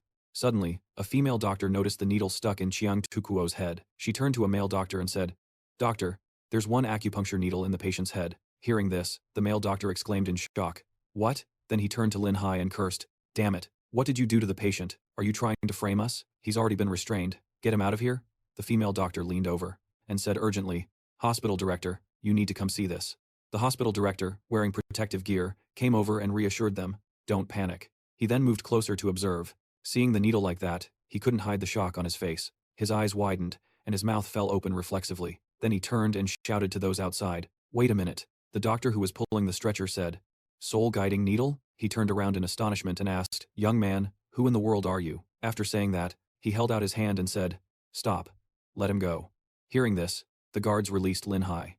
Once freed, he raised his hands to rub his wrists. Lin Hai, still very worried, turned back and said, "Hospital director, please check on the patient. If there's nothing unusual, he should be fine." On the other side, the other patients were crying with gratitude, saying, "Brother Hai, thank you." After that, Lin Hai clutched his stomach and walked away, instructing as he left, "Absolutely do not touch that acupuncture needle." The hospital director watched him go, without saying anything, just watching.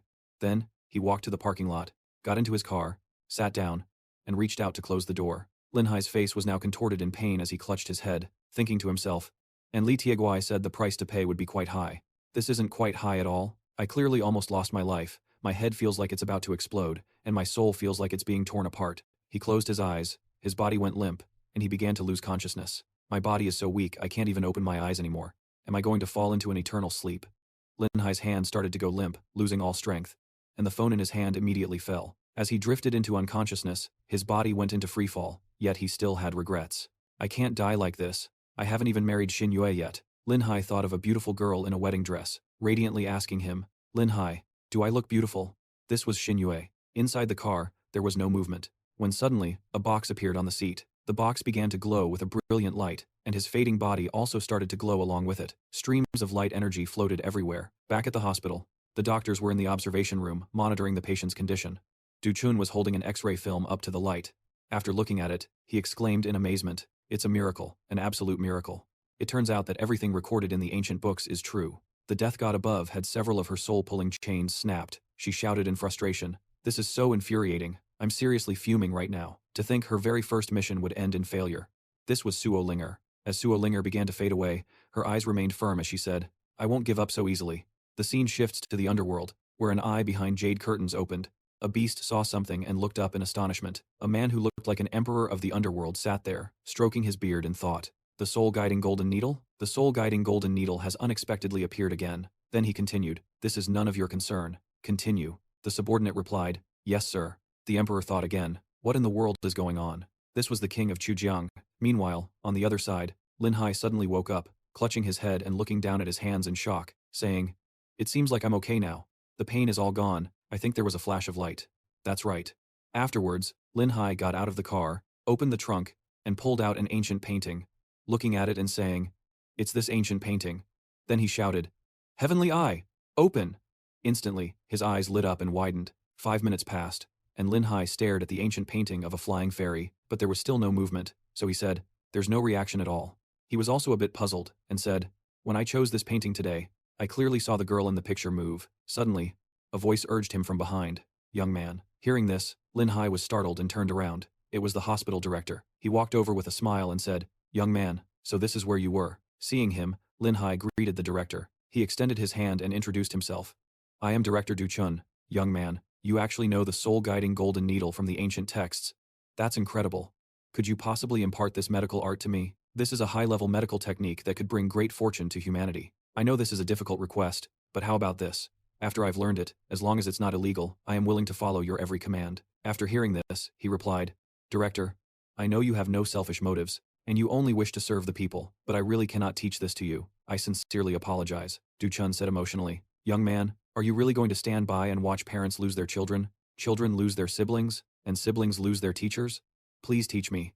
I'll introduce you to my daughter's college friend, Lin Hai said with some annoyance. Oh man, you're even trickier than Chiang Tukuo. After saying that, he turned around and ran off, shouting as he ran, I have to go. Something came up. Seeing this, the director reached out, calling for the young man to save more people. I will not give up. Taxi! Hurry up! Lin Hai sat inside the car, trembling like a leaf, his teeth clenched in fear, glancing back to see Du Chun still shouting behind him. I will not give up. He raised a hand to his temple, thinking to himself, geez, this old man is even more persistent than Chiang Tukuo. However, what the director said proves that Chiang Tukuo is fine, so I can finally rest easy. Suddenly, his phone chimed with a notification. Ding! Golden Flower Boy, Great Immortal, the soul returning pill has been successfully analyzed. I still need to adjust its potency a bit, but if all goes well, the project can be completed by tomorrow. Seeing this, Lin Hai raised his hand in excitement and said, awesome, this means I can save Liu Xinyue's father, but I won't tell her just yet. I'll give her a big surprise then. Then the car sped off. Inside, he was celebrating silently. He could finally rest easy. A moment later, Lin Hai got out of the car, when he suddenly frowned slightly, looking ahead. Up ahead was a group of thugs, each one puffing on a cigarette, some standing, some sitting, and some leaning against a car. Lin Hai sighed at the sight, thinking to himself that he couldn't rest just yet. This was the ground floor of the dormitory. A pair of feet stepped forward, shoes thudding on the ground, a cigarette still dangling from his lips, smoke curling from it. He had a cold expression, with a long scar running across his face. He glanced over and said in a cold voice, You're Lin Hai. Do us a favor and come with us. Seeing this, he replied casually with a hint of mockery. Go where? To have some tea? He thought to himself. These guys seem to be from the same crew as the three from last time, the ones from Oli. The man turned his head and said, You'll find out when you get there. Then he took the cigarette between his fingers and gestured. Immediately, his underlings behind him understood, nodded, and ran forward, saying, Yes, sir. But suddenly, both of them were knocked to the ground, crying out in pain. Ouch! Li looked a bit surprised. Meanwhile, Lin Hai raised a finger and beckoned provocatively, saying, If you want to take me, let's see if you've got what it takes. Suddenly, before he could finish, he was startled to see a fist flying toward his face. But Lin Hai quickly dodged to the side, his face still showing surprise, muttering to himself, So fast? Then, before he could recover, he was shocked to see an elbow strike coming. Instantly, Lin Hai leaned back as if sitting down to dodge the next attack, thinking, That was close. Suddenly, the man swung his leg, startling him. Still in his backward-leaning position and unable to get up, he looked up, gritted his teeth, and exclaimed in alarm, I'm done for! Instantly, that powerful kick slammed hard into Lin Hai's body, making a loud clang as if hitting a steel frame. Then, his entire body was sent flying back several feet. Li's lackeys, watching from the side, sneered contemptuously. This punk is finished. Once Brother Dao unleashes that kick, he's guaranteed to have at least 3 or 4 broken ribs. A guy in the middle, still with a cigarette in his mouth, recounted his boss's achievements. 3 or 4 broken ribs is getting off easy. I once saw Brother Dao kill a healthy horse with a single kick. Another guy on the side added, Serves him right for resisting. If he had just surrendered obediently, none of this would have happened. Suddenly, over on the other side, Lin Hai jumped back up. The 3 of them, who were still mocking him, turned pale at the sight, their eyes bulging and their mouths wide open, in astonishment. Meanwhile, Li's leg was trembling, and he thought to himself, Could this punk have practiced the Golden Bell Shield technique? I can't believe his body is as hard as steel. Lin Hai stood up straight, and said with a sarcastic smile, Does your leg hurt? You should hurry home and see a doctor. Suddenly, a noisy crowd started to gather behind them, and excited voices could be heard from the crowd. Isn't that the king of singers, Lin Hai? What's he doing? Really? Oh my gosh, I have to go get his autograph. Seeing this, one of the henchmen said, Brother Dao, the students are gathering. Li, looking a bit flustered, said, Let's get out of here for today. Then he turned to leave, but before going, he turned back to curse. You punk, consider yourself lucky today. After that, they got in their car and drove away. Lin Hai silently watched their car drive away, but then he clutched his chest, his face contorted in pain as he cried out, It hurts so much, oh my god, ugh, it's killing me. Lin Hai had now returned to the dormitory, and as he opened the door and walked in, Liu Liang came out and asked, Haizi, who were those guys downstairs just now? He let out a sigh and replied, I don't know, but they're probably Hu Wei's accomplices. Hearing that, he said with a bit of anger, Next time you're in trouble, just call us. How could we just stand by and watch you get bullied? Wang Bang, who was behind him, also said, That's right. Hearing this, Lin Hai placed a hand on Liu Liang's shoulder and said, There's no need. You guys are no match for them. I'm happy enough that you care. You're truly worthy of being my, Lin Hai's, good brothers. After saying that, he went into the bathroom and slumped down, his hand on his chest. Lin Hai's hand clenched in pain. He lowered his head slightly, his eyes darkening as he thought to himself, It hurts so much. So there are enemies this terrifying. Lin Hai's face scrunched up, sweat pouring down from the pain. He thought to himself, it seems just eating foundation establishment pills isn't enough. This so-called early Xiantian stage, it seems I still need to learn some real kung fu. I was almost taken down by that scar-faced guy. Suddenly, Lin Hai's eyes widened as if he remembered something, and he exclaimed, that's right. Then he picked up his phone, thinking happily, I can ask him for guidance, he'll definitely have a way. Then he raised his hand and tapped. Lin Hai put the phone down, raising both hands. He continued to think, no matter how you put it, he was the childhood idol of so many boys. At this moment, the phone screen was still waiting, and Lin Hai silently prayed, please, you have to be online. Then the phone chimed. Asterisk ding ding asterisk, connection successful. Immediately, the phone screen lit up, and a pair of cross-legged feet gradually appeared. Then the full figure was revealed. He emotionally shouted, great sage. At this moment, this character was baring his sharp teeth, opening his mouth to eat something, making a crunching sound. Hearing the call, he immediately glanced over. This was Sun Wukong. He sat with one leg up, still holding a peach in one hand as he asked, kid, what do you want with this old monkey? Lin Hai's eyes lit up, and he clasped his hands together gratefully, saying, great sage, this little immortal would like to ask you for a martial arts manual. You must grant this humble wish of mine. Wukong immediately asked, this old monkey only has immortal techniques. I don't have childish things like martial arts manuals. Hearing him ask this, he raised a finger and said, then, great sage, do you have any immortal techniques that someone at the early Xiantian stage can learn? Wukong asked back, early Xiantian stage?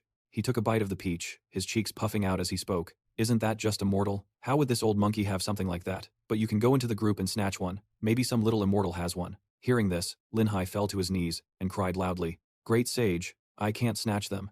Is there any way to successfully snatch one? He continued. Those guys in the group all use magic to snatch things.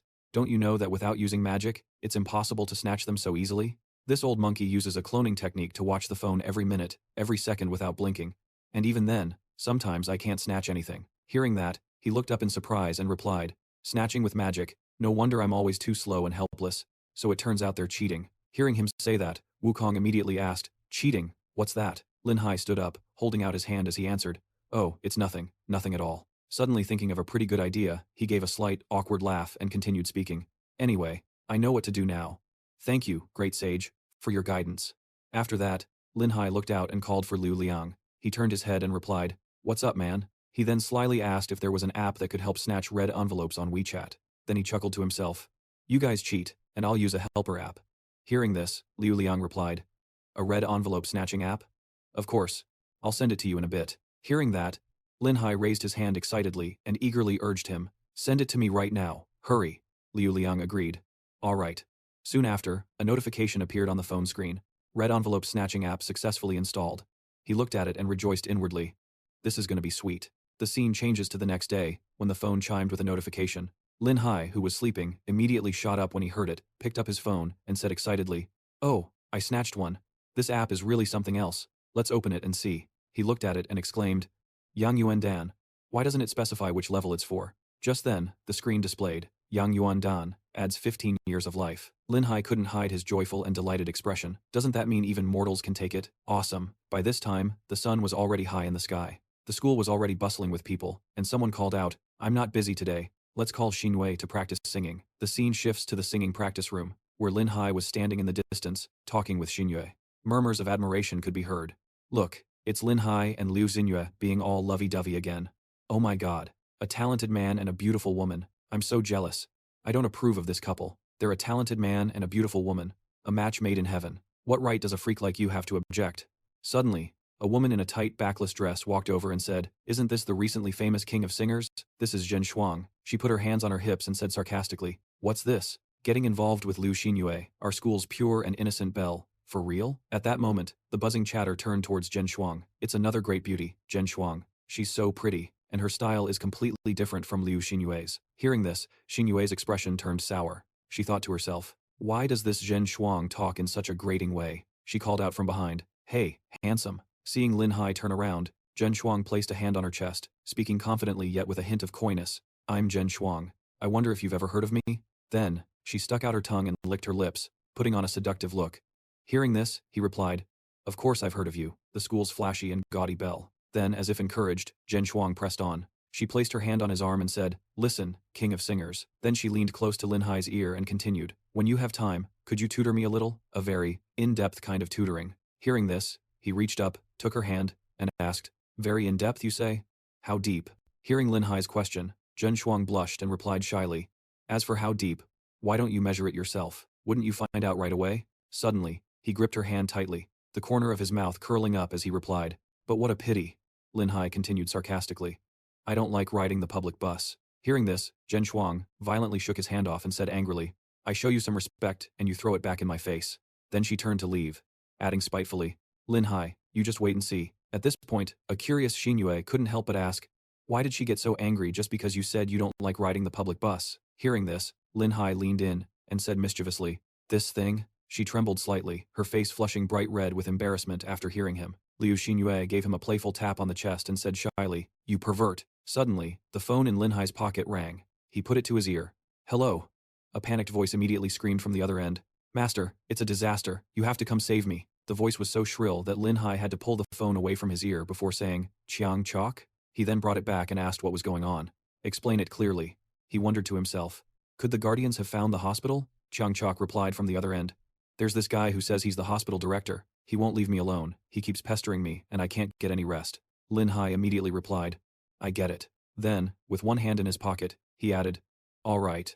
I'll head over there in a little while." After saying that, Lin Hai hung up and looked over at Liu Xinyue. Their eyes met, and they both burst into laughter as if they'd just shared a joyful moment. The scene shifts to Zhengnan Hospital, where a terrified scream echoes, "Don't you come any closer, get lost, I already told you, I don't know anything, stop bothering me." Du Chun was grabbing Chiang Chok by the shoulders and shouting, "How could you not know? You're Lin Hai's #1 disciple. He must have taught you the soul-guiding golden needle technique, right? If you have any conditions, just name your price. If it's within my power, I'll definitely agree to it. My daughter has a classmate who..." He was terrified and tried to push him away. "Get lost. If I knew anything about that soul-guiding stuff, I would have already stuck myself with a needle. Do I still have to stay in your hospital? I want to rest. Just let me go." The three people on the other side quietly watched them argue. The director was still incredibly stubborn and pleaded, "No way, you have to teach me, don't be so stingy." Chiang Chok kept trying to shoo him away. "What the hell do I know? I'm just a thug. Master, save me." Lita then asked, "Is this guy a director or a terrorist?" Kong Zheng, a bit annoyed, asked, "Should we give him a good whack?" Hearing this, Tan Fu said, "Go ahead. 1 second later, you'll be torn to 100 pieces by the families of the patients down there." He then looked down at the courtyard and continued, "Down below, the families of the other patients are cheering endlessly with gratitude. Director Du, thank you for saving my life. If it weren't for you, I would have been dead long ago." Someone raised a red banner. "Director Du, my husband specifically told me to personally bring this award banner to you to express our whole family's gratitude." On the banner were the words, "Healing hands that bring back the spring, Huatuo reborn." And someone else brought up a basket of eggs, shouting emotionally, "Director Du, you saved my daughter's life. These are country eggs I personally brought from my hometown in Shandong. Please take them home and enjoy." At this moment, Lin Hai had also arrived. He stood calmly watching the large, cheering crowd. Then he glanced aside and thought to himself, "I didn't expect this Director Du to be so highly respected in everyone's hearts. It seems he truly is a good doctor." After thinking, Lin Hai went up to Chiang Chok's room and opened the door. When he saw him arrive, he was overjoyed and exclaimed, "Master, you're here," Lin Hai said with a smile. "Chiang Chok, I see you're all right. That's great. Didn't you say Director Du was bothering you? How come I don't see him anywhere?" Chiang Chok lay down slightly, holding his head, and said, "A moment ago, the director received a notice about an emergency case, so he rushed off to save a patient in critical condition. From what they were saying, it seems to be a patient in a vegetative state, in bed 96 on this floor." Hearing this, he was momentarily surprised and thought to himself, "The patient, in a vegetative state, in bed 96, isn't that Xinyue's father?" Immediately after, Lin Hai ran outside, dashing like a madman while thinking, "It must be him, damn it." What was happening now? He picked up his phone and said, "I have to find Jinghua Tongzi immediately." Lin Hai sent a voice message that said, "How's the soul-returning pill coming along? It's urgent." The other side quickly replied, "It should be done tonight." He typed back while running, "I need it right now. In 10 minutes at the latest." The other side quickly responded, "Great Immortal, if it's that urgent, my only option is to divide the pill into several parts for the patient to take in multiple doses. If we do this, whether or not he ultimately wakes up will depend on his luck." Seeing this, Lin Hai immediately replied, "Just do it that way." His face was now full of determination, his brows furrowed as he thought, "Saving him is more important. If he still doesn't wake up in the end, I can still figure out a way to get another soul-returning pill. I promised Xinyue I would definitely save her father. I absolutely cannot let her down."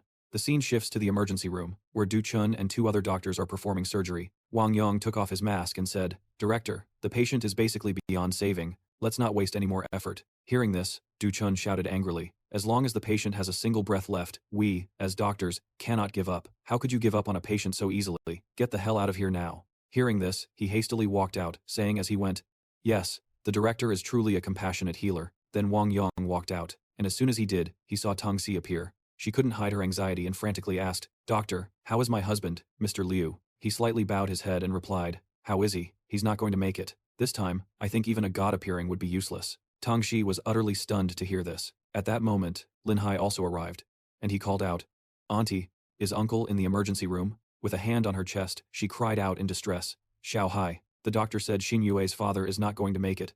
What should we do now? Hearing this, Lin Hai reached out a hand to reassure her, Auntie, don't worry. I have a way. Let me go in and try. Tang Zi was surprised and asked, really? But just as he was about to enter, Wang Yong blocked the doorway with his arm and said, what do you think you're doing? Do you know this is an emergency room? Unauthorized personnel are not allowed. Then he continued, I remember you now, aren't you the one with a lot of money? But in this situation, having even more money is useless. Where's that girl, Xinyue? Her father is on his deathbed, why hasn't she come to see him? Just as he finished speaking, a hand grabbed his head and twisted it sideways. Lin Hai was furious, his brows knitted together, as he slammed Wang Yong's face against the door and said, I'm warning you. If you keep getting in the way, he gritted his teeth and warned in a low voice, I'll take you out right here. Seeing this, the man was too scared to say anything more. Then, Lin Hai let go of Wang Yong and walked in. Although frightened, the man outside still tried to shout after him, you stop right there. This is a matter of life and death. Can you even take responsibility for it? Inside, Du Chun saw this and asked, what's going on? Wang Yong walked in and pointed, saying, Director, this guy is completely out of line. I tried everything to stop him, but he just forced his way in here. I couldn't stop him, and even hit me. Hearing this, he looked over and said, get out. Wang Yong gestured and said, did you hear that? He told you to get out. Just then, Du Chun turned to look at him and repeated, I told you to get out, leaving Wang Yong completely stunned. Huh? Lin Hai approached and asked, Director, how is the patient's condition? He lowered his glasses and said tensely, it's not looking good. His vital signs are dropping rapidly. I can only temporarily delay his death. Meanwhile, Linner was focused on the chain, thinking, it was as if the god of death was dragging him away. She looked down, smiled confidently, and said, I won't fail this time. Then, Linner used her chains and strength to pull Liu Shan's soul out of his body. A female doctor looked at the electrocardiogram and said in a panic, Director, the patient is crashing. Hearing this, Lin Hai gritted his teeth and said, there's no time, I have to take a risk. Then he took out an acupuncture needle. Seeing this, Du Chun asked, are you going to use the soul-guiding needle? Lin Hai replied, yes, don't say anything. Immediately, Lin Hai inserted the needle. As a result, his entire body went limp, as if he'd lost his soul. Lin Hai cried out in pain. Over with Liu Shan, his soul returned to his body. Seeing this, Linner cursed angrily. Damn it, it's that guy again. As Lin Hai lost his focus, the needle came loose, and he let out a sharp cry. She seized the opportunity to grab the chain again. Linner looped the chain over her shoulder and said, with determination, I won't let you get your way again. Then she used all her strength to pull up Liu Shan's soul, constantly cheering herself on. Come on, Sua Linner, heave-ho. Just then, his phone suddenly chimed. He lifted it to look and said with great effort, the pill is here, take it out. Then, a pill fell out of the phone. The pill quickly fell to the ground. Du Chun bent down and picked it up. He held it up, looked at it, and asked, what is this? And where did it fall from? Lin Hai shouted from behind. Quick, make him drink it. Hearing this, the director immediately agreed. Oh, okay. Then he went over, removed the oxygen mask, and brought the pill to him. Very quickly, the pill was placed in Liu Shan's mouth, and he quickly swallowed it. Immediately, a sizzling sound was heard, and his soul returned. On the other side, Linner was pulled off balance and fell to the ground, crying out in pain. Ouch! The female doctor turned and said, Director, the patient's vitals have all stabilized. Meanwhile, Linner was squatting on the ground crying, failed again, bullying a ghost is just too much. At that moment, Lin Hai reached out and pulled out the acupuncture needle. He breathed a sigh of relief, silently celebrating that luckily, the duration was quite short, so he didn't suffer the near-death pain like last time, but this was still more than enough to handle. Du Chun, witnessing the recent scene, raised his hands and exclaimed in amazement, the soul-guiding needle, and that pill. Lin Hai, just how many skills do you have? Lin Hai turned to leave, then glanced back and said nonchalantly, right now, I just want to rest. I'll leave the rest to you, Director. A moment later, Xinyue was surprised to see him come out. She said worriedly, Lin Hai, how's my father? Lin Hai replied, Xinyue, you're here? Your father is fine now. Hearing that, Xinyue rushed forward and hugged him, saying excitedly, really? Lin Hai. Thank you. Seeing this, Ding Shi, who was standing to the side, also clasped her hands gratefully and said, Lin Hai, thank you, he replied. It's all right now. Wang Yong watched the emotional scene and said smugly, I am his primary attending physician. How could I not know the situation? Can't you people see he's deceiving you? He's clearly just spouting nonsense. The person is probably already dead by now. He let out a sinister smile, thinking to himself, damn, this girl is a total knockout. I'd willingly give up a year of my life for a chance with her. Suddenly, a pair of feet stepped out, accompanied by a voice full of gratitude. Little Lin, you're truly incredible. Du Chun walked out with a bright smile and said, the patient's family can rest assured. The patient is out of critical condition. Then he turned to the female doctor who was also coming out. But I discovered the dosage the patient took last night was incorrect, double the normal amount. Head nurse, go get yesterday's doctor's orders for me. She replied, yes sir. At this moment, Wang Yong was terrified and hurriedly explained, Director, there's nothing wrong with the doctor's orders. I wrote them myself. There's definitely no problem. No need to look. Du Chun glanced back at him and said in a cold voice, if there's no problem, what's the harm in taking a look? He stammered, well. Then, terrified, Wang Yong turned to leave. I have something to do. He unknowingly bumped into someone. But when Wang Yong looked up, he was stunned to see Lin Hai in front of him. The test results came back quickly. Du Chun took them and looked, his eyes widening in shock, his brows furrowed as he said, just as I thought. There's a problem. Seeing this, Du Chun slapped the test results across Wang Yong's face and said coldly, go explain yourself to the police. I knew there was something wrong with you, so I already called them. He immediately dropped to his knees, crying and begging, Director, it was just a moment of carelessness, just a lapse in judgment. Please give me another chance. The director shouted, what are you doing? But suddenly, a foot slammed into Wang Yong, followed by a curse. Careless my a asterisk asterisk. He looked up in shock towards Lin Hai. Lin Hai said with utter disgust, careless? I think you've lost your damn mind. Do you realize you were intentionally trying to commit murder? Wang Yong, with a pained expression that couldn't hide his cruel cunning, continued to cry and beg, Director, I've dedicated 20 years to this hospital. If not for my merits, then for my hard work. Please, spare me this one time. Hearing this, Du Chun could only sigh in disgrace. Shortly after, the police car arrived. 2 police officers escorted Wang Yong into the car. In the distance, 2 men were shaking hands, and Du Chun's voice could be heard. Well now, why would Chief Peng come personally for such a small matter? Peng Kai replied, you called me personally. How could I not come? I heard you saved a patient who was as good as dead. That's another great deed to your name. The director heard this and replied, the one who saved the patient wasn't me. It was a very young man. Hearing this, the other man gave a slight laugh and said, you're joking again. Du Chun looked up and asked, I'm not joking. How is your esteemed father doing? Peng Kai closed his eyes slightly, replying with a hint of sadness, my father's illness is relapsing more and more frequently. You've examined him many times but still haven't found the cause. Even you are helpless in this matter. I've done everything I can, but I'm starting to lose all hope. Hearing this, the director immediately raised a finger and said cheerfully, I was helpless before, but now, there might be a way. Peng Kai was surprised and asked, really? Du Chun replied, yes, let me introduce you to someone. He definitely has a way. Meanwhile, in the parking lot, Lin Hai's car was parked. Inside, the air was thick with the scent of passion. Liu Xinyue was sitting on Lin Hai's lap. The two were sharing passionate kisses. She, full of shyness, said in an emotional voice, Lin Hai, thank you. He replied, I already promised you. Afterward, the two leaned their heads against each other affectionately. Suddenly, a hand knocked on the car window, startling Lin Hai, who cursed. Oh, damn, he said loudly in shock. Who is it? The director. Then he rolled down the car window. Du Chun was standing with the bureau chief and reached out to introduce them. Little Lin, let me introduce you. This is the bureau. Lin, let me introduce you. This is Peng Tao, the chief of the Public Security Bureau, and he wants to ask if you're free. Before he could even finish, Lin Hai had already sped off in his car, his angry voice echoing back, not free, I've got something to do, so I'm leaving. The man watched him go and said, it seems we came at a bad time. After Lin Hai dropped Liu Xinyue off, he walked along, cursing bitterly. Ugh, seriously. They're experts at ruining the mood. I didn't even get to kiss her.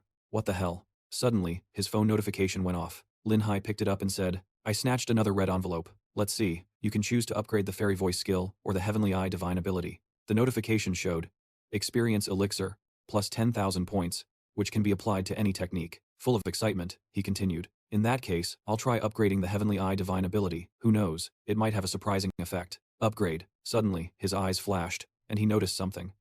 Then, Lin Hai looked around and said, it doesn't seem to have any effect. Suddenly, his eyes widened, as he felt a strange power surge within him. Then, Lin Hai's vision penetrated through a house, passing through the door, to the gushing showerhead, and then straight into a steam room, filled with beautiful women, relaxing inside. His nose suddenly started bleeding as he exclaimed, this really does come with a surprising bonus. Just then, his phone rang. Lin Hai immediately picked it up. Hello, Dean? On the other end, Du Chun said, Lin Hai, the police have confirmed that Wang Yong was ordered by someone else to kill Liu Shan. Lin Hai asked coldly, who gave him the order? he replied. Wang Yang hasn't confessed to that yet. Hearing this, Lin Hai frowned and thought, could it be those Hu Wei people? Du Chun continued. Little Lin, can you come and check on Peng Tao's father? He's suffering from a very strange illness. Even I can't figure out what it is. His father and I are old friends, and I can only watch helplessly, unable to do a thing. Please, help me out. Lin Hai sighed and replied, all right, I'll go take a look when I have time. Du Chun's joyful voice came from the other end. That's wonderful. As Lin Hai started walking, he said he had to hang up. I've got something to do. I'm hanging up now. He saw Lu Liang and Wang Peng and immediately asked, Lu Liang, Wang Peng, why are your faces all black and blue? Did you get into a fight? Seeing him, they said with some joy. Haizi, Liu Liang, full of frustration, began to explain. Haizi, that Huang Shan and his guys are going too far. During the stone gambling match, they forced us to give up a stone we'd picked out. And if that wasn't bad enough, when they cut it open and found nothing inside, they beat us up too. Wang Peng, who was behind him, also nodded, and quickly added, that's right. Hearing this, Lin Hai clenched his fists, his eyes blazing with anger, and growled, what? They dare to mess with people from room 705? Let's go. We're going to get some payback. The scene shifts to the stone gambling hall, where inside, a guy was sitting next to two different colored stones, crying out, I'm ruined. I'm totally ruined. Meanwhile, an old man was lifting a stone and happily shouting, I've struck it rich. Elsewhere, Lin Hai, Liu Liang, and Wang Peng were arriving. He turned and asked, where is Huang Shan? Lu Liang replied, I'll look for him. Suddenly, a voice called out, Brother Lin. Ye Ziyu appeared from out of nowhere. What a coincidence. You're here for stone gambling too. Seeing him, Lin Hai replied cheerfully, Young Master Ye, you're here too? He couldn't quite recall his name. The man just smiled and said, forget Young Master Ye. I'm older than you. Just call me Brother Ye. How about I call you Xiao Hai? He smiled softly and replied, sure, Brother Ye. Then, Ziyu remembered how much Elder Wang loved the painting and said, speaking of which, Xiao Hai, Elder Wang absolutely loves your painting. I heard that after returning to Yanjing, he takes it out to study it every single night. Hearing this, Lin Hai gave a friendly and modest smile, replying, it's good that he likes it. It seems Elder Wang's gun is still working well. But inwardly, his expression was full of judgment. Elder Wang is such a dirty old man. That painting is an erotic one. He looks so prim and proper on the outside. After that, he turned and went inside, raising a finger and pointing as he said, since you're here, you should pick a stone and try your luck. Consider it a gift from Brother Ye. Lin Hai was a bit surprised and exclaimed, Brother Ye, you're being too kind. A moment later, Ziyu stood before the shelves of stones, placed his hand on a large stone, and asked, what do you think of this one? Seeing this, he laughed heartily. Brother Ye, I don't know anything about stones. If you let me choose, I'd pick this one. Hearing that, he gave a wry smile and said, I'm telling you, Xiao Hai, this isn't the way to save your brother Ye some money, is it? Suddenly, a curse was heard. Why are you two idiots back again? Liu Liang, who was standing behind Lin Hai, said with a resentful look in his eyes. That's Huang Shan, one of the 4 rich young masters of Jiangnan University. Huang Shan looked extremely arrogant, and arrogantly pointed, shouting, a moment ago, these 2 idiots made me lose money for nothing. I gave you a beating, and I'm still not satisfied. And now you've come crawling back on your own. I thought you guys went to find some stone gambling expert. Turns out it's just a layman. Young Master Ye, if you don't want the stone from before, then your little brother here will buy it. Lin Hai, holding the green stone in his hand, said, since young Master Huang has taken a liking to it, I'll let you have it. I have no objections. Huang Shan scowled and shouted at the man holding the boulder, then I won't be polite. On the other side, Ziyu looked at Lin Hai and said, Xiao Hai, this stone looks like it has a high chance of having green. Why don't you want it? Hearing this, he also smiled and replied, I think the color of this one is prettier. With a helpless expression, he said, then let's cut it open and see? He thought to himself, who judges a stone like that? A dark-colored boulder was placed on the table, and Huang Shan ordered, cut it open for me. The craftsman rolled up his sleeves and replied, all right. A nearby person pointed towards the crowd and said, look, look, someone's cutting a stone, let's go watch. The crowd started buzzing. Wow, this stone has a 100% chance of having green. Looking at its appearance, the jade inside definitely won't be small. The saw was brought near the boulder amidst the crowd's shouts. It's cutting, it's cutting. The boulder was cut open, revealing green inside. Everyone shouted, it's a win. Huang Shan smiled at the crowd's chatter. This time he's definitely struck it rich. He's rich, he's rich. If only I could be this lucky. With a smug look, he laughed and thought to himself, that idiot. Huang Shan continued to order, cut it wider. There's definitely a treasure inside. The craftsman prepared to cut the stone and replied, yes. But when it was cut open, there was nothing at all. The people behind him were gossiping. While he was so angry he gritted his teeth. Damn it, what the hell is this? Turns out it's just a piece of trash. From the outside, it looked like a sure thing. What a pity. Not giving up, Huang Shan shouted an order, keep cutting for me. Hurry up and keep cutting. The people around started talking again. Oh my god. It's a huge win. He was startled, and looked towards the direction where a bright light was coming from. What's this? Everyone rushed over, saying, they're cutting over there too, let's go see. The cut stone revealed a sparkling green color. The crowd started to praise him. This guy struck it rich. He's good. You can't tell just by looking at him. Let's rub off some of that good luck. Suddenly, two well-dressed men approached Lin Hai. Brother, sell it to me. 200,000. I'll pay 300,000. He smiled with satisfaction and said, everyone, don't be so quick to bid. I'm going to pick 2 more stones, and I'll sell them all at once. Huang Shan angrily pushed through the crowd, came closer, and said, even a piece of junk like this can turn out green. Talk about a blind squirrel finding a nut. Lin Hai wasn't one to be trifled with and shot back. It's just luck. I wonder if young Master Huang made a profit or a loss. Veins popped on his face as he shouted angrily, I'm not short on this kind of chump change, and you shouldn't get too cocky. You talk as if every stone you pick can turn out green, huh? Not knowing his own limits, Huang Shan thought to himself, this bastard knows full well and is still asking just to mock me. Lin Hai turned to look, a slight smile on his lips as he thought, don't get heated. The real show is yet to come. Ziyu walked over with his arms crossed and a smile, saying, Little Hai, it seems you know a thing or two about stone gambling, huh? He turned to look and replied cheerfully, Brother Ye, you flatter me. This is my first time playing with stones. He tilted his head and said generously, come on, let's go pick some stones. I'll pay for them. If there's a profit, it's yours. If it's a loss, it's on me. Lin Hai felt that wasn't right and replied, even between brothers, we should be clear about money. Brother Ye, let's do it this way. If there's a profit, we'll split it 50-50. If it's a loss, you'll cover it. Ziyu immediately agreed. All right, it's a deal then. Please. The crowd continued to buzz. They're buying again, let's follow them and see. Following him were Liu Wang and another person, all 3 holding stones. Lin Hai said, Master, please cut these 3 stones for me. A dark aura surrounded Huang Shan. He frowned and said, this punk is acting like he's so damn lucky. I don't believe you have such wicked luck. Over at the cutting station, a light shone again. Look quickly, he's cutting 3 more stones. Oh my god, it's green, it's green. The light took Huang Shan by surprise. He said, what the hell? It's really green? All 3 cut stones sparkled brightly amidst the crowd's gasps of admiration. My god, this kid is a beast. Judging by the quality, they're all top grade. He's hit the jackpot. He's hit the jackpot. This also made Ziyu say in admiration, Little Hai, now I can't help but admire you. These stones combined must be worth at least 2 million. Lin Hai just smiled brightly and said, just good luck. That's all. Meanwhile, Huang Shan was so angry smoke was practically coming out of his nose. He said, this stings. It really stings, he said to Ziyu, then turned to the other 2. Later, after the transaction is complete, I'll transfer half to Brother Ye, Liu Wang, Peng. You 2 will each get 500,000. His words made everyone around exclaim, this guy's all right, so generous. He looked a bit unhappy and said, Little Hai, if that's the case, won't you be left with nothing? This share is mine, you should just take it. Lin Hai wagged his finger and said, no, he said with a confident expression, I've just spotted an even better stone. Lin Hai looked at it and nodded, a masterpiece. Truly a masterpiece. Ziyu was also surprised and asked seriously, Little Hai, are you serious? He replied with a smug smile, with this one, the previous stones are just small fry. Lin Hai gave a thumbs up and said loudly, awesome. The stone gambling den, a massive yellowish stone, was the subject of many amazed whispers. You've got to be kidding, that thing has been sitting here for 10 years. This is just a worthless rock, how could this be? There's a treasure inside this rock. Oh my god, no way, no way. After that, there were many comments from many people, all of them words of praise. But this young man isn't simple. He picked 4 stones earlier, and all 4 were hits. That's right, it's definitely not because of his luck. He must be an expert on stones, turns out he's a hidden master. Damn it. If this rock really has a treasure inside, it must be worth at least hundreds of millions. Lin Hai slapped his thigh and held up 5 fingers with a cheerful face, saying, Boss, 500,000. But he was surprised when many people started bidding very high. Oh my god, the bidding has started. I want to buy it too. 600,000. I'll pay 650,000. 700,000. Without hesitation, Lin Hai shouted loudly, 1 million. Don't even think about snatching it from me. Then he turned to the bewildered Zihai and said, Brother Ye, you have to lend me the money, but he still said it was no problem. Suddenly, a loud voice shouted, Hold on, I'll pay 10,000.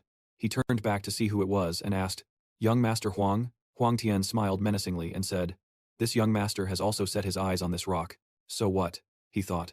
The brat's expression changed instantly.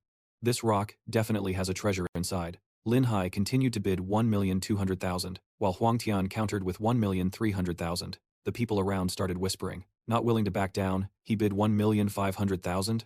He just laughed and said, 2 million. Lu Liang quickly tried to stop him. Haizi, don't compete with him anymore. Lin Hai's face darkened as he asked loudly, Leave me alone, young Master Huang. Are you determined to make things difficult for me? Seeing this, Huang Tian sneered and said, make things difficult? The highest bidder wins. If you've got the guts, just bid higher. He thought to himself, looking at his reaction. It seems my guess was damn right. Perhaps Lin Hai was truly angry, as he shouted loudly, I'll pay 5 million. I must have this rock. His words caused the crowd to buzz even more. Oh damn, he boldly bid 5 million just like that. It seems this rock must contain an imperial green inside. That's right. If I had the money, I'd jump in too. Oh damn, he's gone crazy. This didn't faze Huang Tian, who bid even higher, 6 million. Competing with me? Yikes, this gave him a bit of a heartache, so Ziyu quickly came to support him and asked, young Master Xiao Hai, if you don't have enough money, I'm here for you. Suddenly, Lin Hai placed a hand on his forehead and cried out loudly, making the other two have to support him. The two of them said, Haizi, what's wrong with you? Quick, help me over there. Seeing this, he said triumphantly, that brat is done for. If you don't have the guts, you shouldn't be here making a fool of yourself in front of so many people. Hurry up and take him to the hospital. This rock belongs to me now, boss. Cut it open quickly, damn it. But inside, Huang Tian felt a great weight lifted as he thought, thankfully that brat gave up. If he had kept shouting higher prices, I probably couldn't have handled it either. The people here also started buzzing and followed to watch the show. Oh my god, did he really buy it? Let's hurry and watch. My heart is about to jump out of my chest. The rock was cut open bit by bit, and then there was nothing. Someone said, there's nothing. I don't see any green. Huang Tian still didn't believe it, and continued. You've only cut a tiny bit, how can you see anything? Cut deeper inside. They cut deep enough, but there was still nothing. A few people even said, there's nothing. Nothing at all. Not even a hint of green. As they chattered away. Angry, he directly ordered the stone cutter, saying, seriously, stop all the noise, isn't this a big rock? Cut it smaller, even smaller, cut it just like that for me. But in the end, there was nothing at all, and many people shouted, it's still just a rock, nothing but rock. Some people were regretful, but others jeered with all sorts of comments. It's just an ordinary rock. I told you so. How could a rock like this possibly contain a treasure? Spending 6 million on a worthless stone. This is just plain stupid. Good thing I didn't jump in on the bidding. Huang Shan gritted his teeth in anger, looked at Lin Hai, and said, you damn brat, he suddenly yelled. You dare to screw with me. But he just smiled. Huang Shan, furious, roared, you dare to screw with me. Lin Hai didn't seem scared at all and said, what are you talking about, young Master Huang? Didn't you say that whoever bids the highest wins, and that you had to buy it no matter what? He rushed forward, yelling, you dare to set me up. Huang Shan threw a punch and shouted, go to hell. But Lin Hai dodged it, sneering, hilarious. I didn't even know if this rock had a treasure in it, so how could I have set you up? Get out of the way.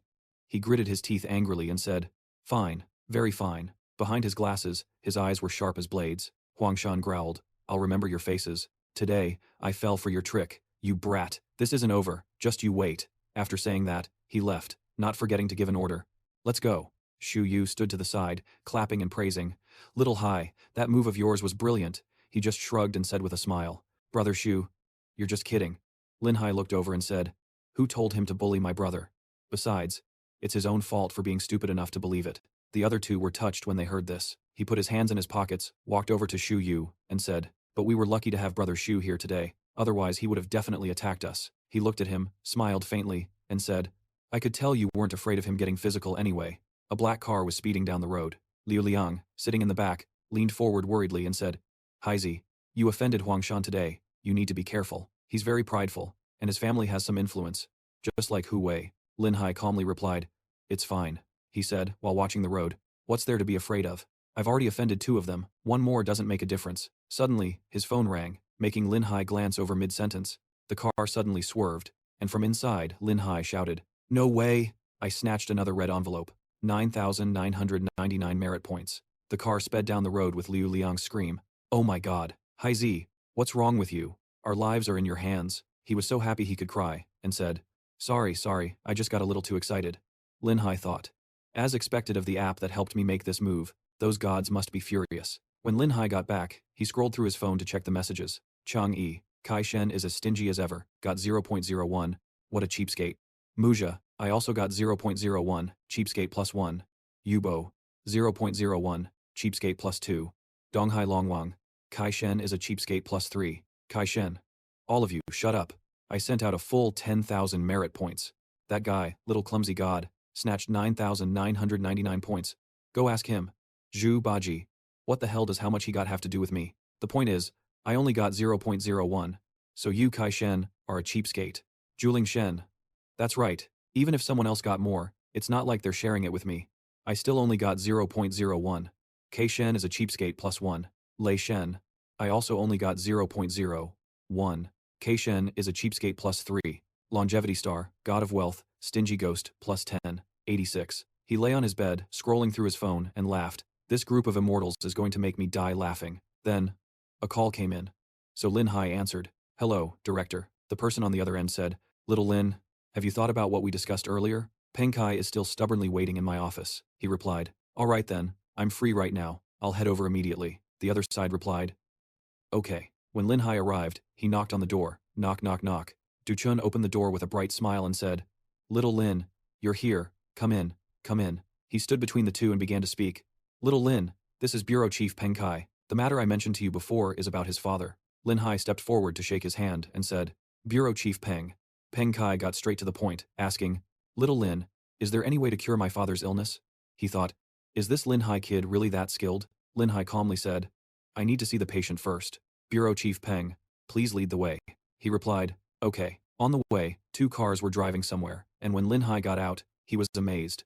The house seemed to be glowing. He looked at it and said, Bureau Chief Peng, I never expected you to live in such a luxurious place. You're joking, Little Lin, Peng Kai said. My old man had a bit of a business. There's no way I could afford a villa like this on my own. Lin Hai was led into the villa, and he requested they drop the subject. Just take me to see the old gentleman, Peng Kai agreed. All right. The three of them went upstairs and into a room, where he said, Mom, I've brought the doctor. Chi Jiao turned around and said, Tao, you're here? This is Professor Smith from Stanford University's School of Medicine in America, invited by little Xue. With him here, Dad's illness will surely be cured. Peng Kai was surprised and asked, when did little Xue invite him? Why didn't she tell me? Suddenly, a girl's voice rang out.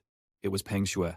And she said, Tisk tisk, who told you to invite people who can't even cure Dad? And he's supposed to be some famous director and expert too. So who did you bring this time? Look at him, dressed like a country bumpkin. Faced with that attitude, Peng Kai shouted, Peng Xue, don't be so disrespectful in front of others. She glanced at Lin Hai and said sarcastically, Big brother, don't think you can lecture me just because you're some measly bureau chief. And don't just bring any random person into this house. Just look at him, he's a total hick. If he's not a country bumpkin, what is he? He turned to see who it was and his face went pale, because behind Peng Xue was a ghost. He shrieked, oh my god, a ghost. Lin Hai pointed at her, his face pale with panic, and yelled, there's a ghost. Hearing this, Peng Xue also screamed back, how dare this country bumpkin insult me? Look at this piece of trash you brought home, get him out of here now. This made Peng Kai intervene, angrily saying, Little Xue, stop talking nonsense. Peng Kai then looked at him and asked with concern, Little Lin, are you all right? Meanwhile, Lin Hai clutched his chest, looking unwell, and asked, Director, do you believe that ghosts exist in this world? Chi Jiao, still looking at the person on the hospital bed, said, Tao, we need quiet to treat your father. Please ask Director Du and any unrelated people to leave, and don't bring them here again. Peng Kai's expression turned a little unhappy as he said, Mom, about this. Suddenly, the ghost flew towards Lin Hai, causing him to flail his arms and shout, don't come over here, don't you come over here. But the ghost passed right through Lin Hai and flew towards the person lying on the bed.